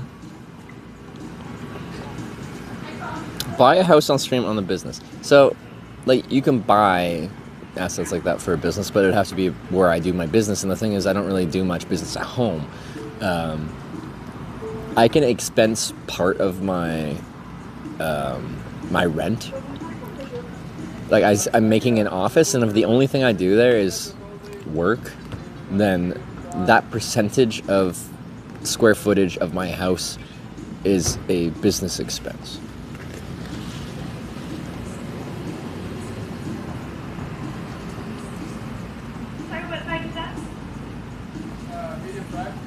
Anything else? And then number 5. I figured the meal would be a business expense, so I was surprised you said no to the receipt. They are, and so far, for my taxes, it's worked to just be like, use my credit card statements. And the mentality is kind of like, if I am in an international country, like you see my credit card purchase and it's in a foreign currency, essentially everything I do when I'm abroad is a business expense. It's all towards a business trip. So they're like, well, was eating here today a business expense? I'm like, yes, it was, and I was live streaming it. But I could totally get audited, and they could give me a very hard time about my expenses.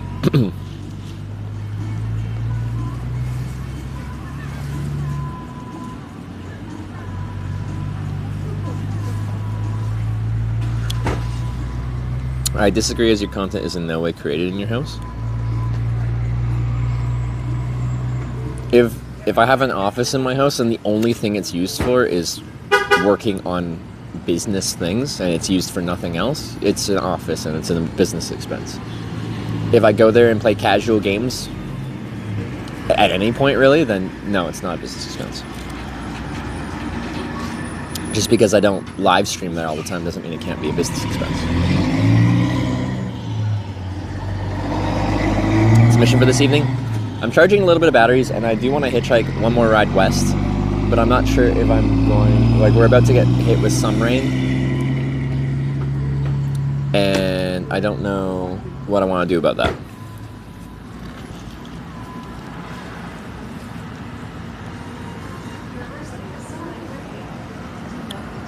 Do you have many miles, bro? Like airline miles and stuff? Yeah, for Canada. Americans have a much better programs for accumulating miles. I used to do this thing called credit card training to accumulate a lot of miles, and I still have quite a few left over from that too.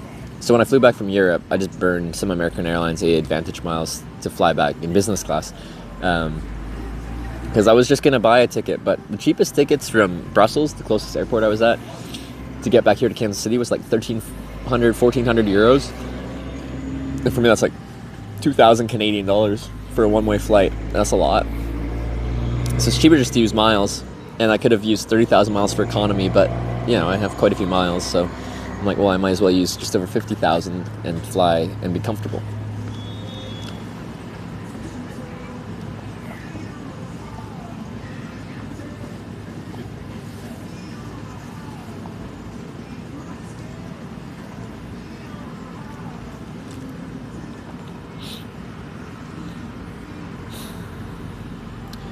Ask Stormtrooper what to do. This is not a thunderstorm, this is just a rain squall. It should pass pretty quickly, but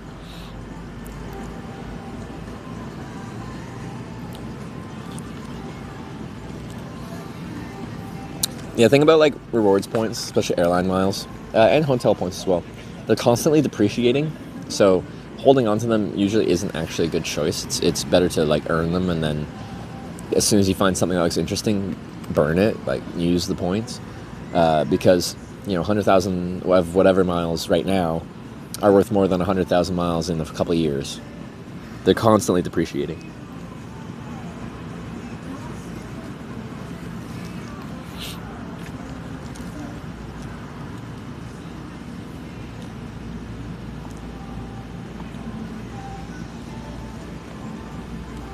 I have an expiration date usually too.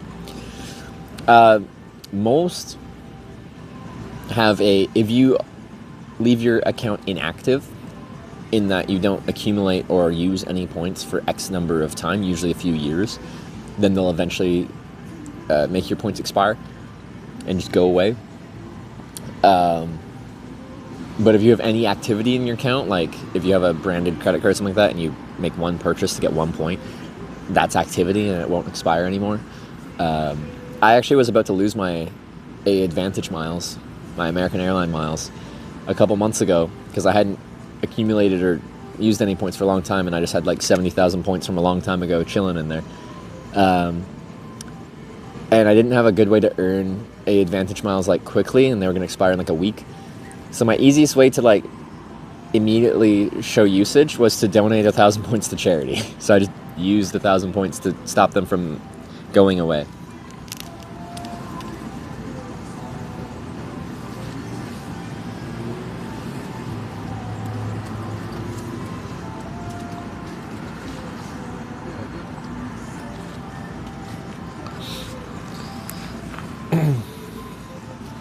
Burning on the points depreciation in the pandemic with travel stop. Yeah. Like I used to, my favorite points program for flying used to be Alaska Airline miles of all things. They had some very interesting partners that had like good value redemptions. That's why I flew like Cathay Pacific first class, and I flew Japan Airlines first class with Alaska miles as well.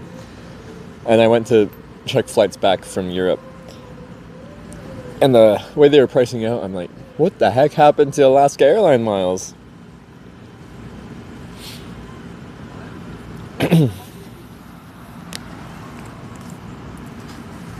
been to Seoul? Yes, I did a 3,000 something kilometer bike trip in Korea.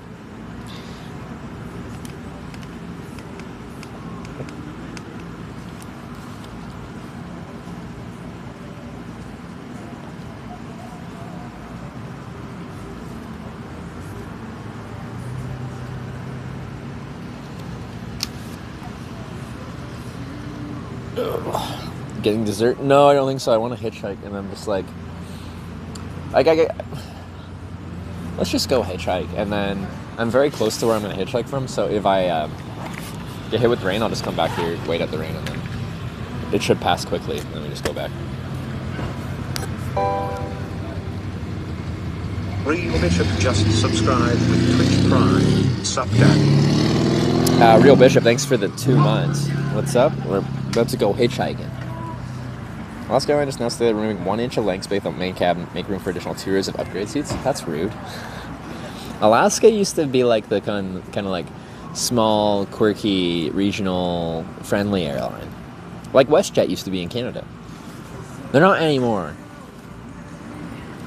All of the people with nothing to do, nothing to lose. Oh, prove.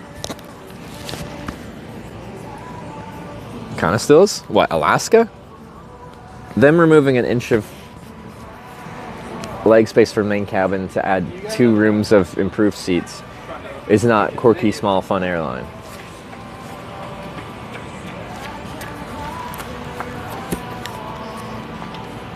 Everything she does is beautiful.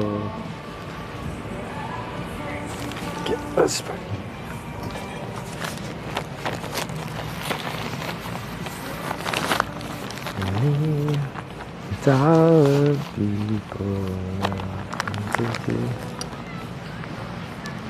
Airline thought the region? No, like, yeah, I was saying how Alaska miles were my favorite miles program. Because it was 70,000 Alaska Airline miles to fly. It was one of the best redemptions you could use points for. You could fly from anywhere in North America on Cathay Pacific first class to Hong Kong. And then Alaska Airline miles are nice because they let you do a stopover on a one-way trip at the home city, essentially, of the airline. So in the case of Cathay Pacific, they're based out of Hong Kong. So you fly to Hong Kong, you can do a stopover for however long you want, up to a year in Hong Kong, and then continue on flying in the highest class of service available to Africa, to Johannesburg,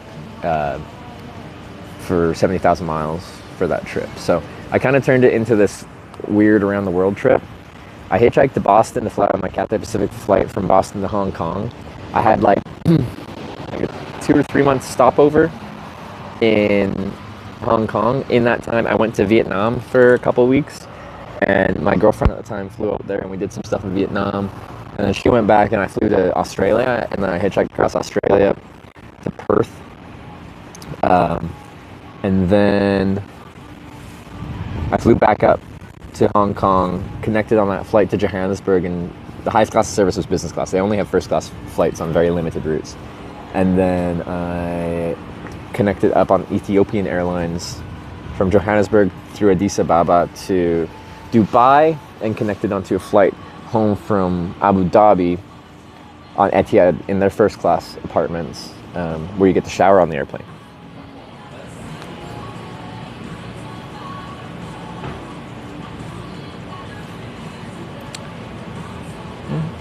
Is that where Isaac's the raid?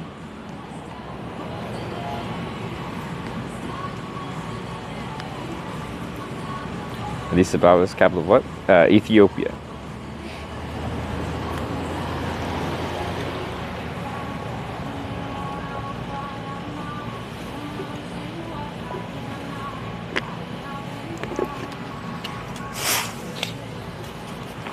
How close to the last corning? Like 1,600, 1,700 miles in a direct route. Our route would be much less direct than that because you'll send me in weird ways. And I also can't go through Nevada. I'm guessing the most logical route would be through Nevada or Idaho.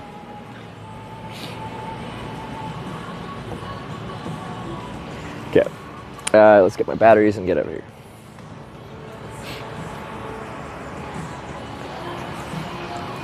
All right, let's see what they're at.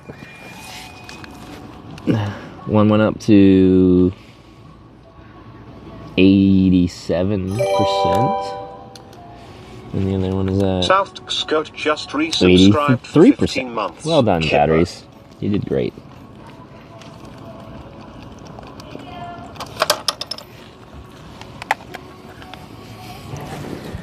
And that wasn't a very long charging time, was it? Why can't you go through Nevada? It's an illegal hitchhiking state. Which you all have mutually agreed is strange because of what you're allowed to do in Nevada. They've legalized many things, but somehow made hitchhiking illegal. Strange choices.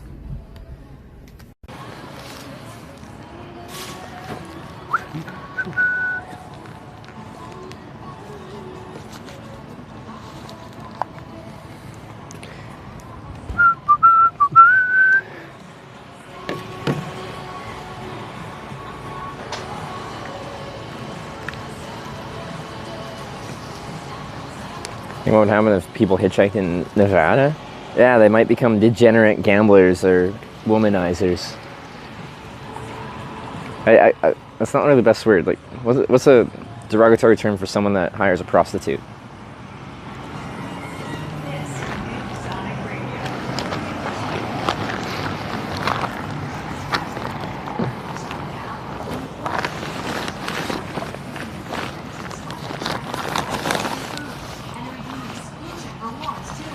A John? Okay, yeah, I've heard that term. How tall you hitch? 6'10", 280 pounds.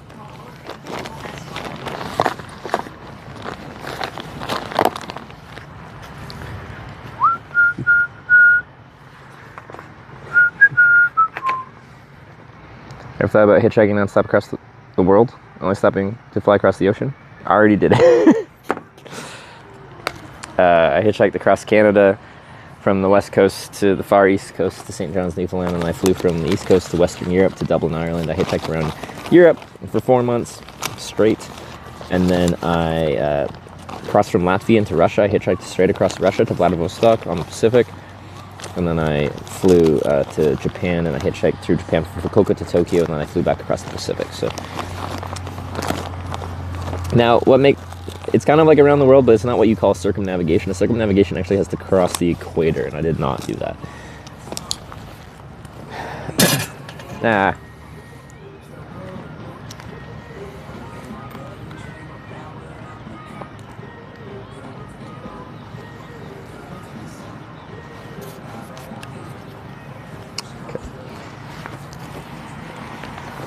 Hitchhiking to Vladivostok as well. It's probably the boldest travel decision I've ever made, is be like, I'm just gonna hitchhike across Russia. And so the outcome of hitchhiking across Russia for me is just like, it was kind of boring.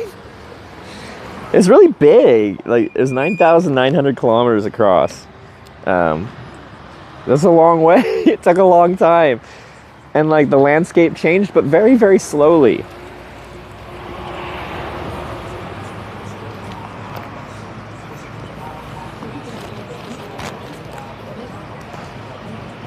And then what made it actually boring is just like the language barrier was a strong one, and I'm fine with that. But like, what made it boring was like things are so spread out there. I'd get very long distance rides, but if you're riding like 1,000 kilometers with someone, you're just chilling in the car all day. And like when you get in the car, I'd put effort to talk through a translator and have a conversation. But once you've already been in there like several hours, you just kind of like settle into the ride, and then I just watch the landscape of Russia very slowly change. So like, what made it boring was just like long rides and not much conversation, because it's a difficult, like it's my fault. I'm in Russia and I don't speak Russian. Here's the extent of my Russian that I remember. That's probably incorrect. Jedu autostopem do Vladivostok. I am hitchhiking to Vladivostok. And Yaz Kanadsky. I am Canadian. But it makes for a good story.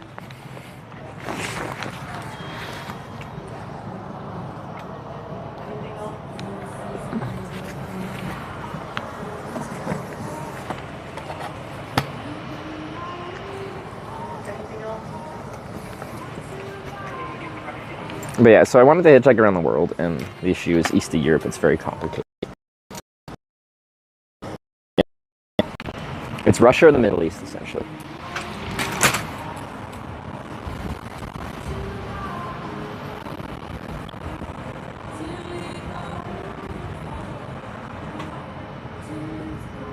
Whistling your hidden talent. I don't think I'm particularly good at whistling. I've seen some people that are like crazy good at whistling. It's quite impressive what some people can do. Maybe it's like, it's something I like don't even consciously do. I just start whistling.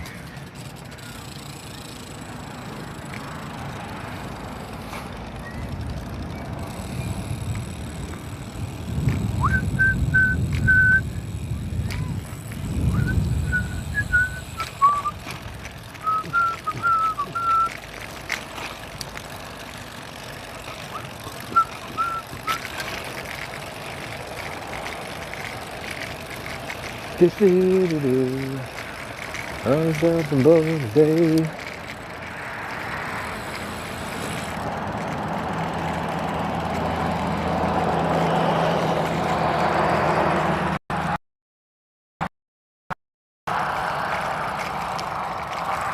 Ooh, green light.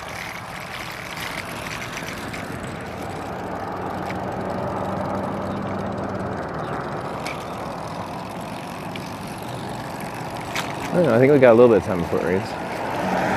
So I hitchhiked back there before, but maybe up here is better.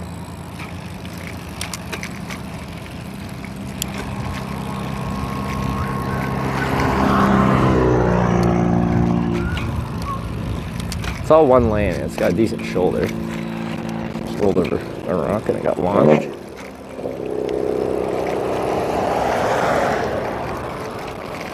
So at this point, the shoulder stays like this, I might as well get past like all these businesses because you get lots of local traffic.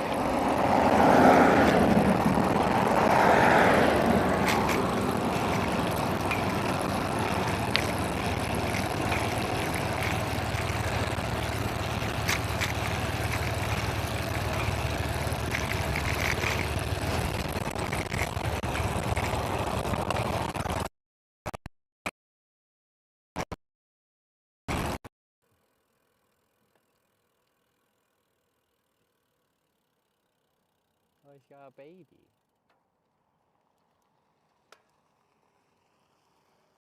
Like, I picked different.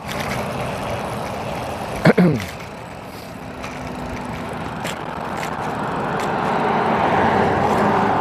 you can switch to ingest. Hopefully that's not a sign that we're already past the part of town with internet.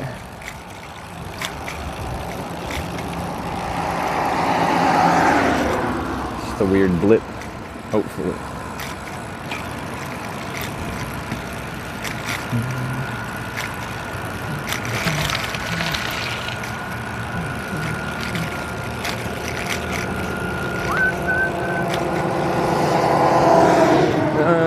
Oh, now it's up to 60. Might as well start hitchhiking here.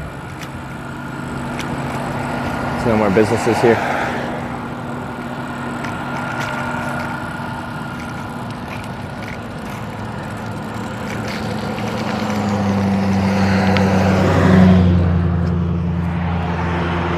Good line of sight. I'll show you the spot in a second.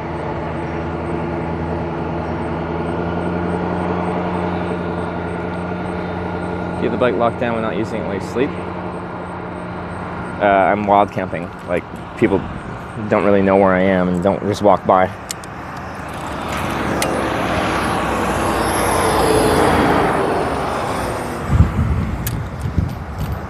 The Brompton bike is folded up and put around where my vestibule is. It doesn't really fit in the vestibule. I have a very small vestibule on this bike.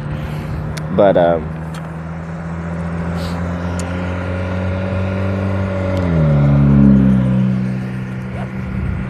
it's just kind of there.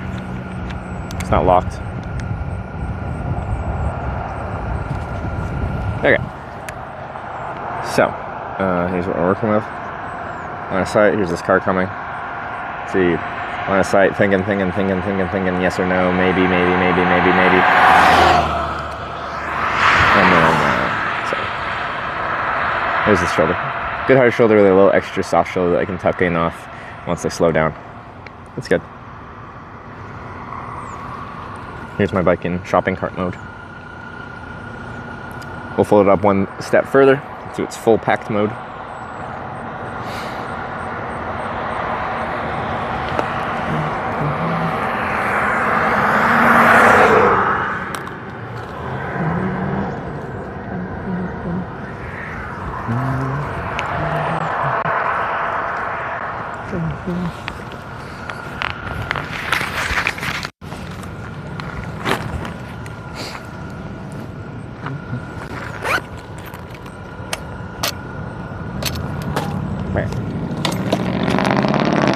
Forgot about my water bottle.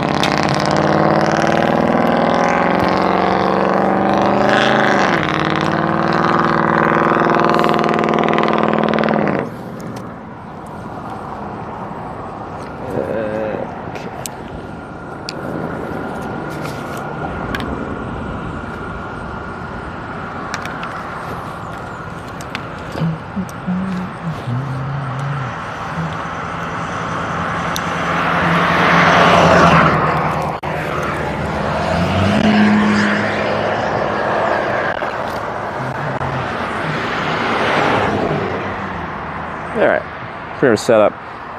I guess I'm gonna use my west sign.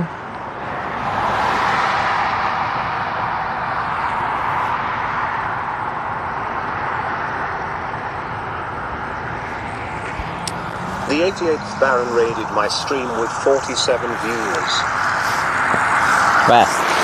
It's not my best sign, but anyway. 88th Baron, thanks for the rate. And welcome to Hitch. And welcome to Hitchhiking. We're back at it.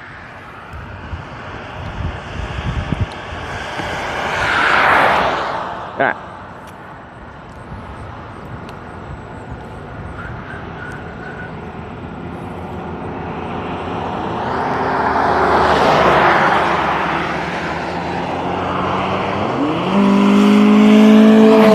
So this is my fourth ride of the day that we're trying to get. Also mean after you a Twitch. Hey! You as well.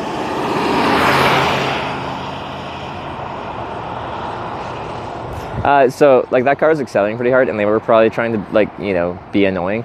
But also, this is where we leave, like, a in-town speed limit of, like, 40 or something like that, and go up to 60. So, it's actually where you would logically be accelerating anyway.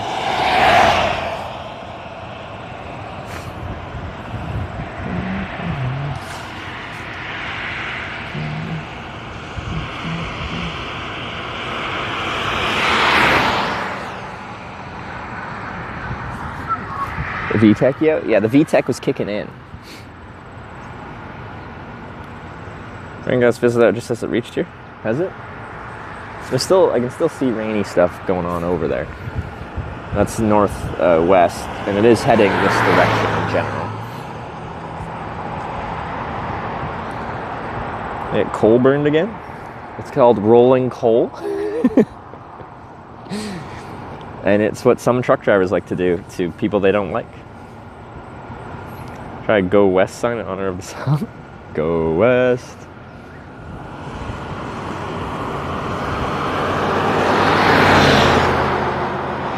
A bit late for you? what is it, 7:49? Yeah, it's a little bit late in the day. What time's our sunset here again? Because people are stepping, not a good spot because people are stepping on the gas, not brakes at this spot. In the process of accelerating, but where else do I hitchhike where people accelerate? On ramps. Where the logical thing for people to be doing is accelerating. It doesn't really matter.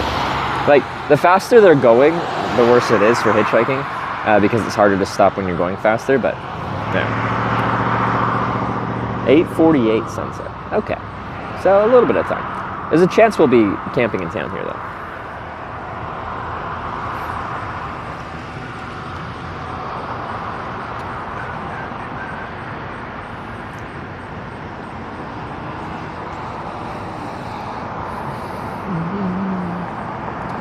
But yeah, I'm kind of like just after the last businesses in town, which is quite often a logical place to hitchhike because after this point, there's not many reasons for people to be pulling off left or right. Like this, some industrial trucking yards kind of thing here, but like right in front of me is a Dollar General and a hardware store or something.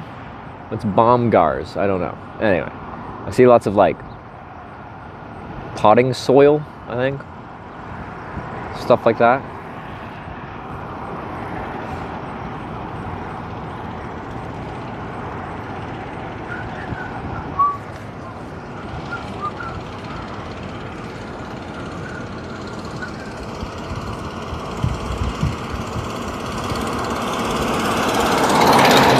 So it's Marysville is the next like place in my route, right? Oh. I think as far as Axtell. How far is that? I'm from Canada. I just don't know the area too well. Oh, Axtell is about 7 miles that way. Is there any services there, or are you kind of out there? You're just pretty average out there. All right. I'm probably trying to, in case I run out of daylight here, I can just like grab dinner and stuff like that here. I don't blame you. Yeah, I don't blame you. I really appreciate you stopping. Have a good one. Yeah. If you get dropped off in the middle of freaking nowhere, it ends up being a pretty bad thing. Let me look at a map here. I was just asking you guys, I'm like, where am I going, by the way?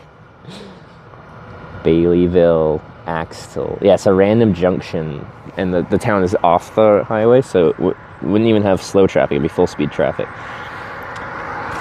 There's a place called Home along the way.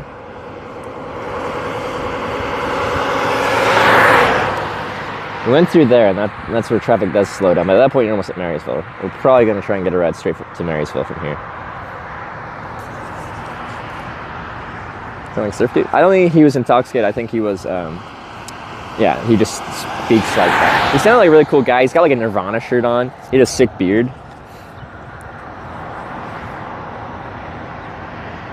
Get storms overnight too, am I? That's okay. I don't think we're supposed to get like severe storms here. That's more west of here, getting the real storms.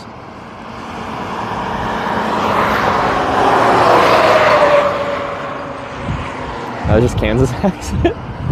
Yeah, it's tough because there's more to like how someone speaks to like determine their intoxication. And when I'm talking to someone, one of the things I am looking for is if they're sober. If someone is intoxicated, like drunk or high in some way, shape, or form, then I don't want to take that ride, obviously.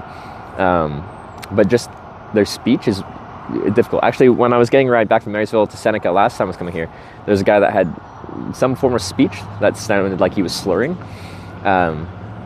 But through talking to him before I got in, I made the assessment that speech slur was not a inebriation slur. It was something else. It can be a speech impediment. It could be had like a stroke or something like that at some point. And it's not for me to actually inquire about, but I made the assessment that that slur was not because of intoxication. Showers overnight into the morning, not till 2 a.m. Okay.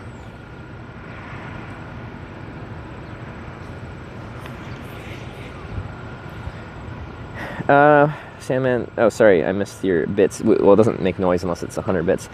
Why use 24 o'clock for the time and VOD, but normal clock for the sunset? Good question. Normal clock for sunset. Wait, what do you mean for the sunset?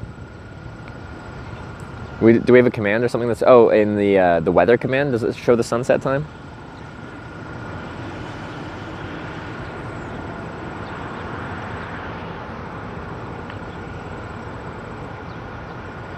He seemed pretty normal. This guy, I wasn't talking about this guy, if that's what you're talking about.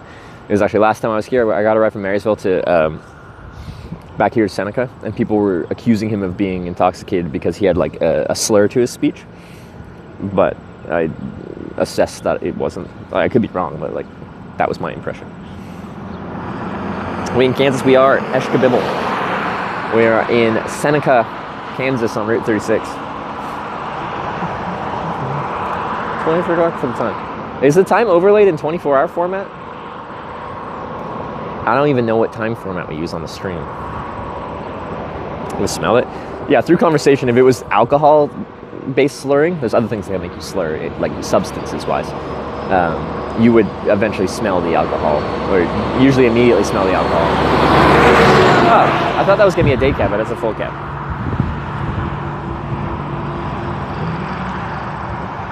Oh, it is shown in 24-hour. Okay.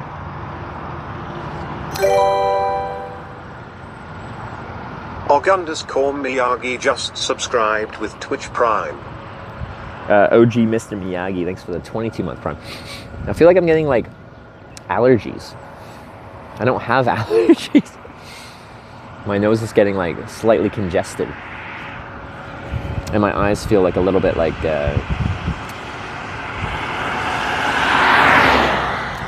teary. When you use the sunset command, it gives you normal 12-hour clock. I don't think there was a conscious decision there. But I think it does make sense to have continuity between the format of time you use. I don't think it's a huge deal, but I don't think there's actual like that was a decision that people made to be like, let's have them different. It's just probably separate people set up each one, and each one has a preference to how to showcase time.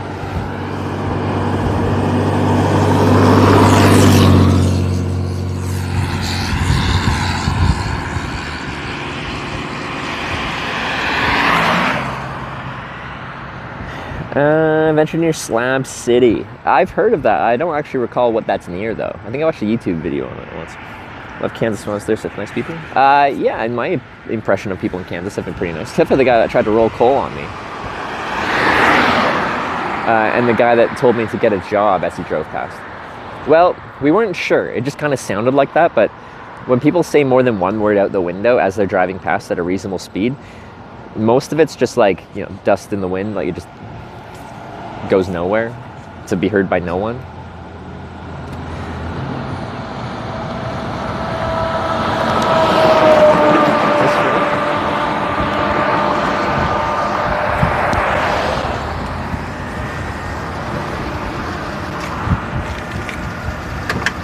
Hey, give you a ride, but here you go. You don't have to give me any money. Like, I'm actually working right now. I have money. I'm just looking for a ride. But like, if you can't give me a ride, I can see you got a full load here. But I really appreciate it. It's very kind of you. Yes, you have a great day. They tried to give me 20 bucks.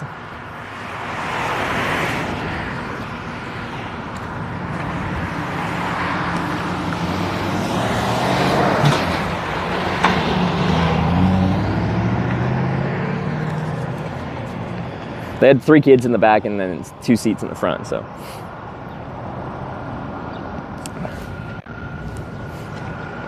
If someone tries to give me money, like, by default, I try to reject it. But if it's like, if they insist 3 times, then now it just feels rude. If viewers come by, though, it's like an IRL donation, so it's kind of an accepted part of Twitch. But if someone just thinks I'm, like, hard and out, it feels like wrong for me to take it. Like, this is what I do for work, and well, sometimes I make okay money at it.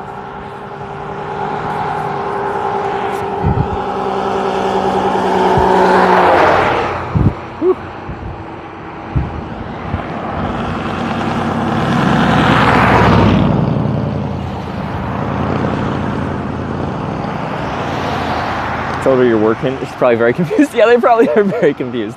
But like, honestly, if I was up to no good in any way, shape, or form, I'd probably take the money.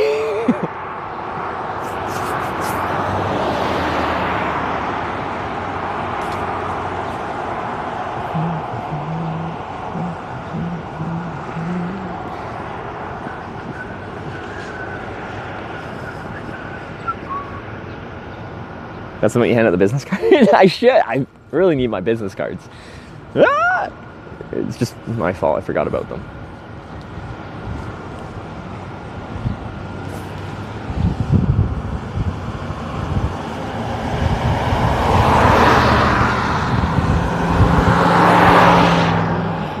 Sunset 8:49. Okay, in 50 minutes.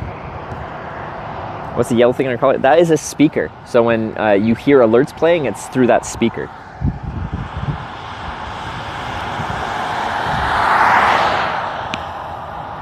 Still the cockshot glass with you? I do. Truck drove by you slowly 3 minutes ago coming the other way. Would that give me the $20? Or tried to give me the $20? Did they? Anyway, like it's very kind of.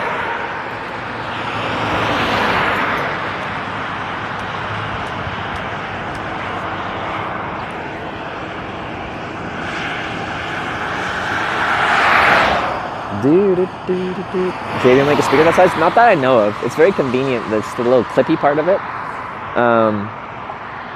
Like they have the JBL clip speakers, but they're much bigger. That's what Sarah uses, and I use them historically as well. But this is just conveniently, and it just it doesn't work English-wise.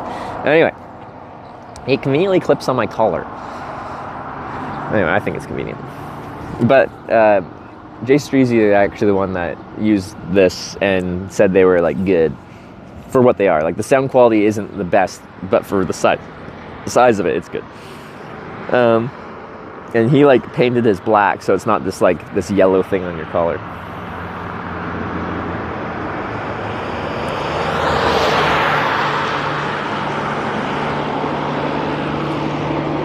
Is this anyway, this is gonna be like a local commercial truck.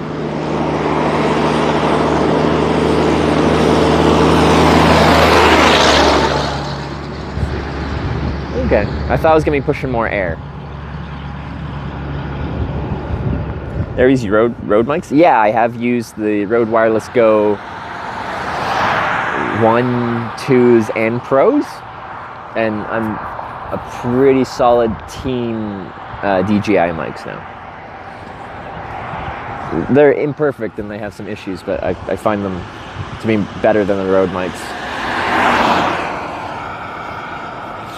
Oh, I also used, when I first started, instead of wireless mics, they weren't really a thing much yet.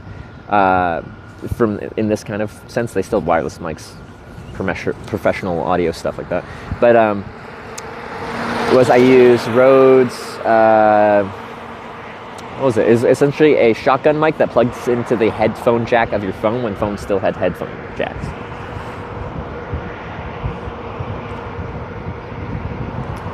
Couple day backpacking trips. What kind of pants do you recommend? I get a list of equipment to use somewhere. Some of my clothes aren't on there, as I'm not super specific on some of the clothing I wear. Usually the pants is actually the one item that I don't really like focus too much on, because they're not always super technical. These are Lululemon, is it ABC pants? Is that what they're called? I heard great things about them, so this is just me testing them out. I kind of like them, and they got a little stretch to them, which makes them feel comfy. But I find these stain really easily more than my other pants. And when they do get dirty, they look really dirty. More than other pants I've had. Maybe I'm making that up, but that's what it feels like. And I'm kind of conflicted. These are on the trimmer side, as you can probably see. I got that because I'm also riding a bike, and you don't want a loose pant leg when you're riding a bicycle, because they'll get caught up in the chain. So I got this for that reason. But now they're trim enough that when it's the evening and the bugs are out, the mosquito, like if this pant material is like on your skin, like there's no bagginess to it, they'll just bite right through it. So it's better to have looser pants from a hiking, backpacking kind of perspective in the evening, at least when the bugs are out, than something trimmer.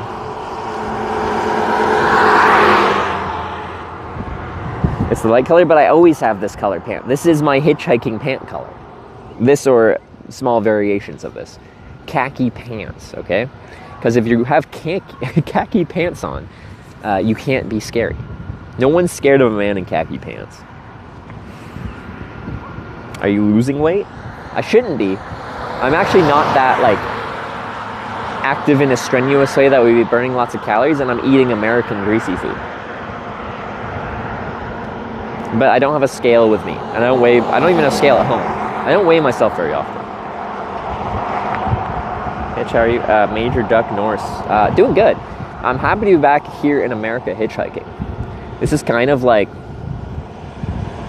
I don't know.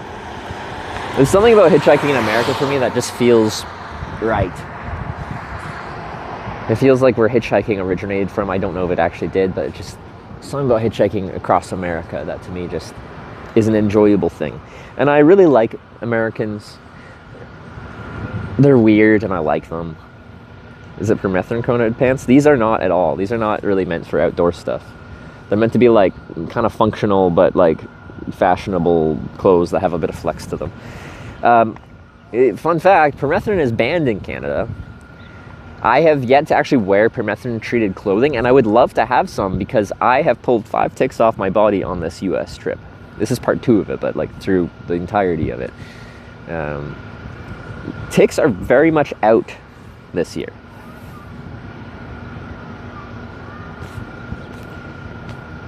Yes, Derek, what's the backup plan? Sleep in my tent somewhere around here. So I actually won't hitchhike that late because I would like to scout out a place to camp before it gets dark. And I'll probably also like, I kind of already ate dinner, but I could have second dinner.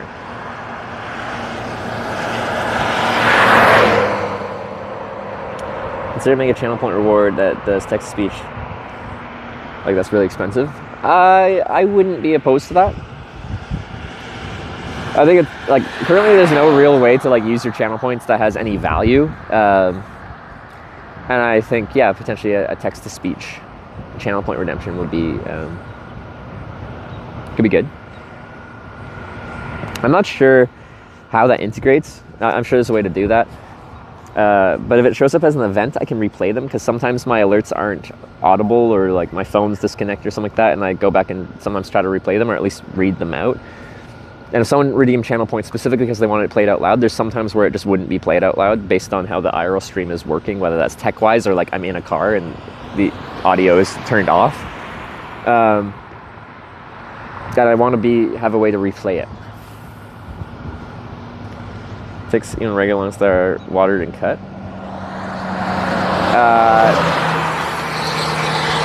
Sometimes it's hard to tell when you actually picked up a tick. Can't get right today, consider tent in that area. I'm sure I'd find a place somewhere around here. Small towns in like the Midwest in America are usually pretty chill when I set up my tent somewhere. I'm feeling a couple raindrops.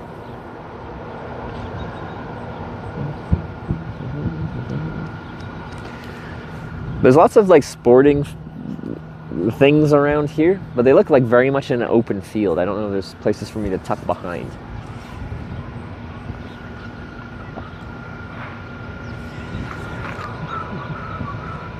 Yeah, we can't cash out those channel points. The channel points, their purpose is to flex on other people. Sometimes people come in here and be like, hey, I have like 200,000 channel points. What can I use them for? And then I might say they're just to flex on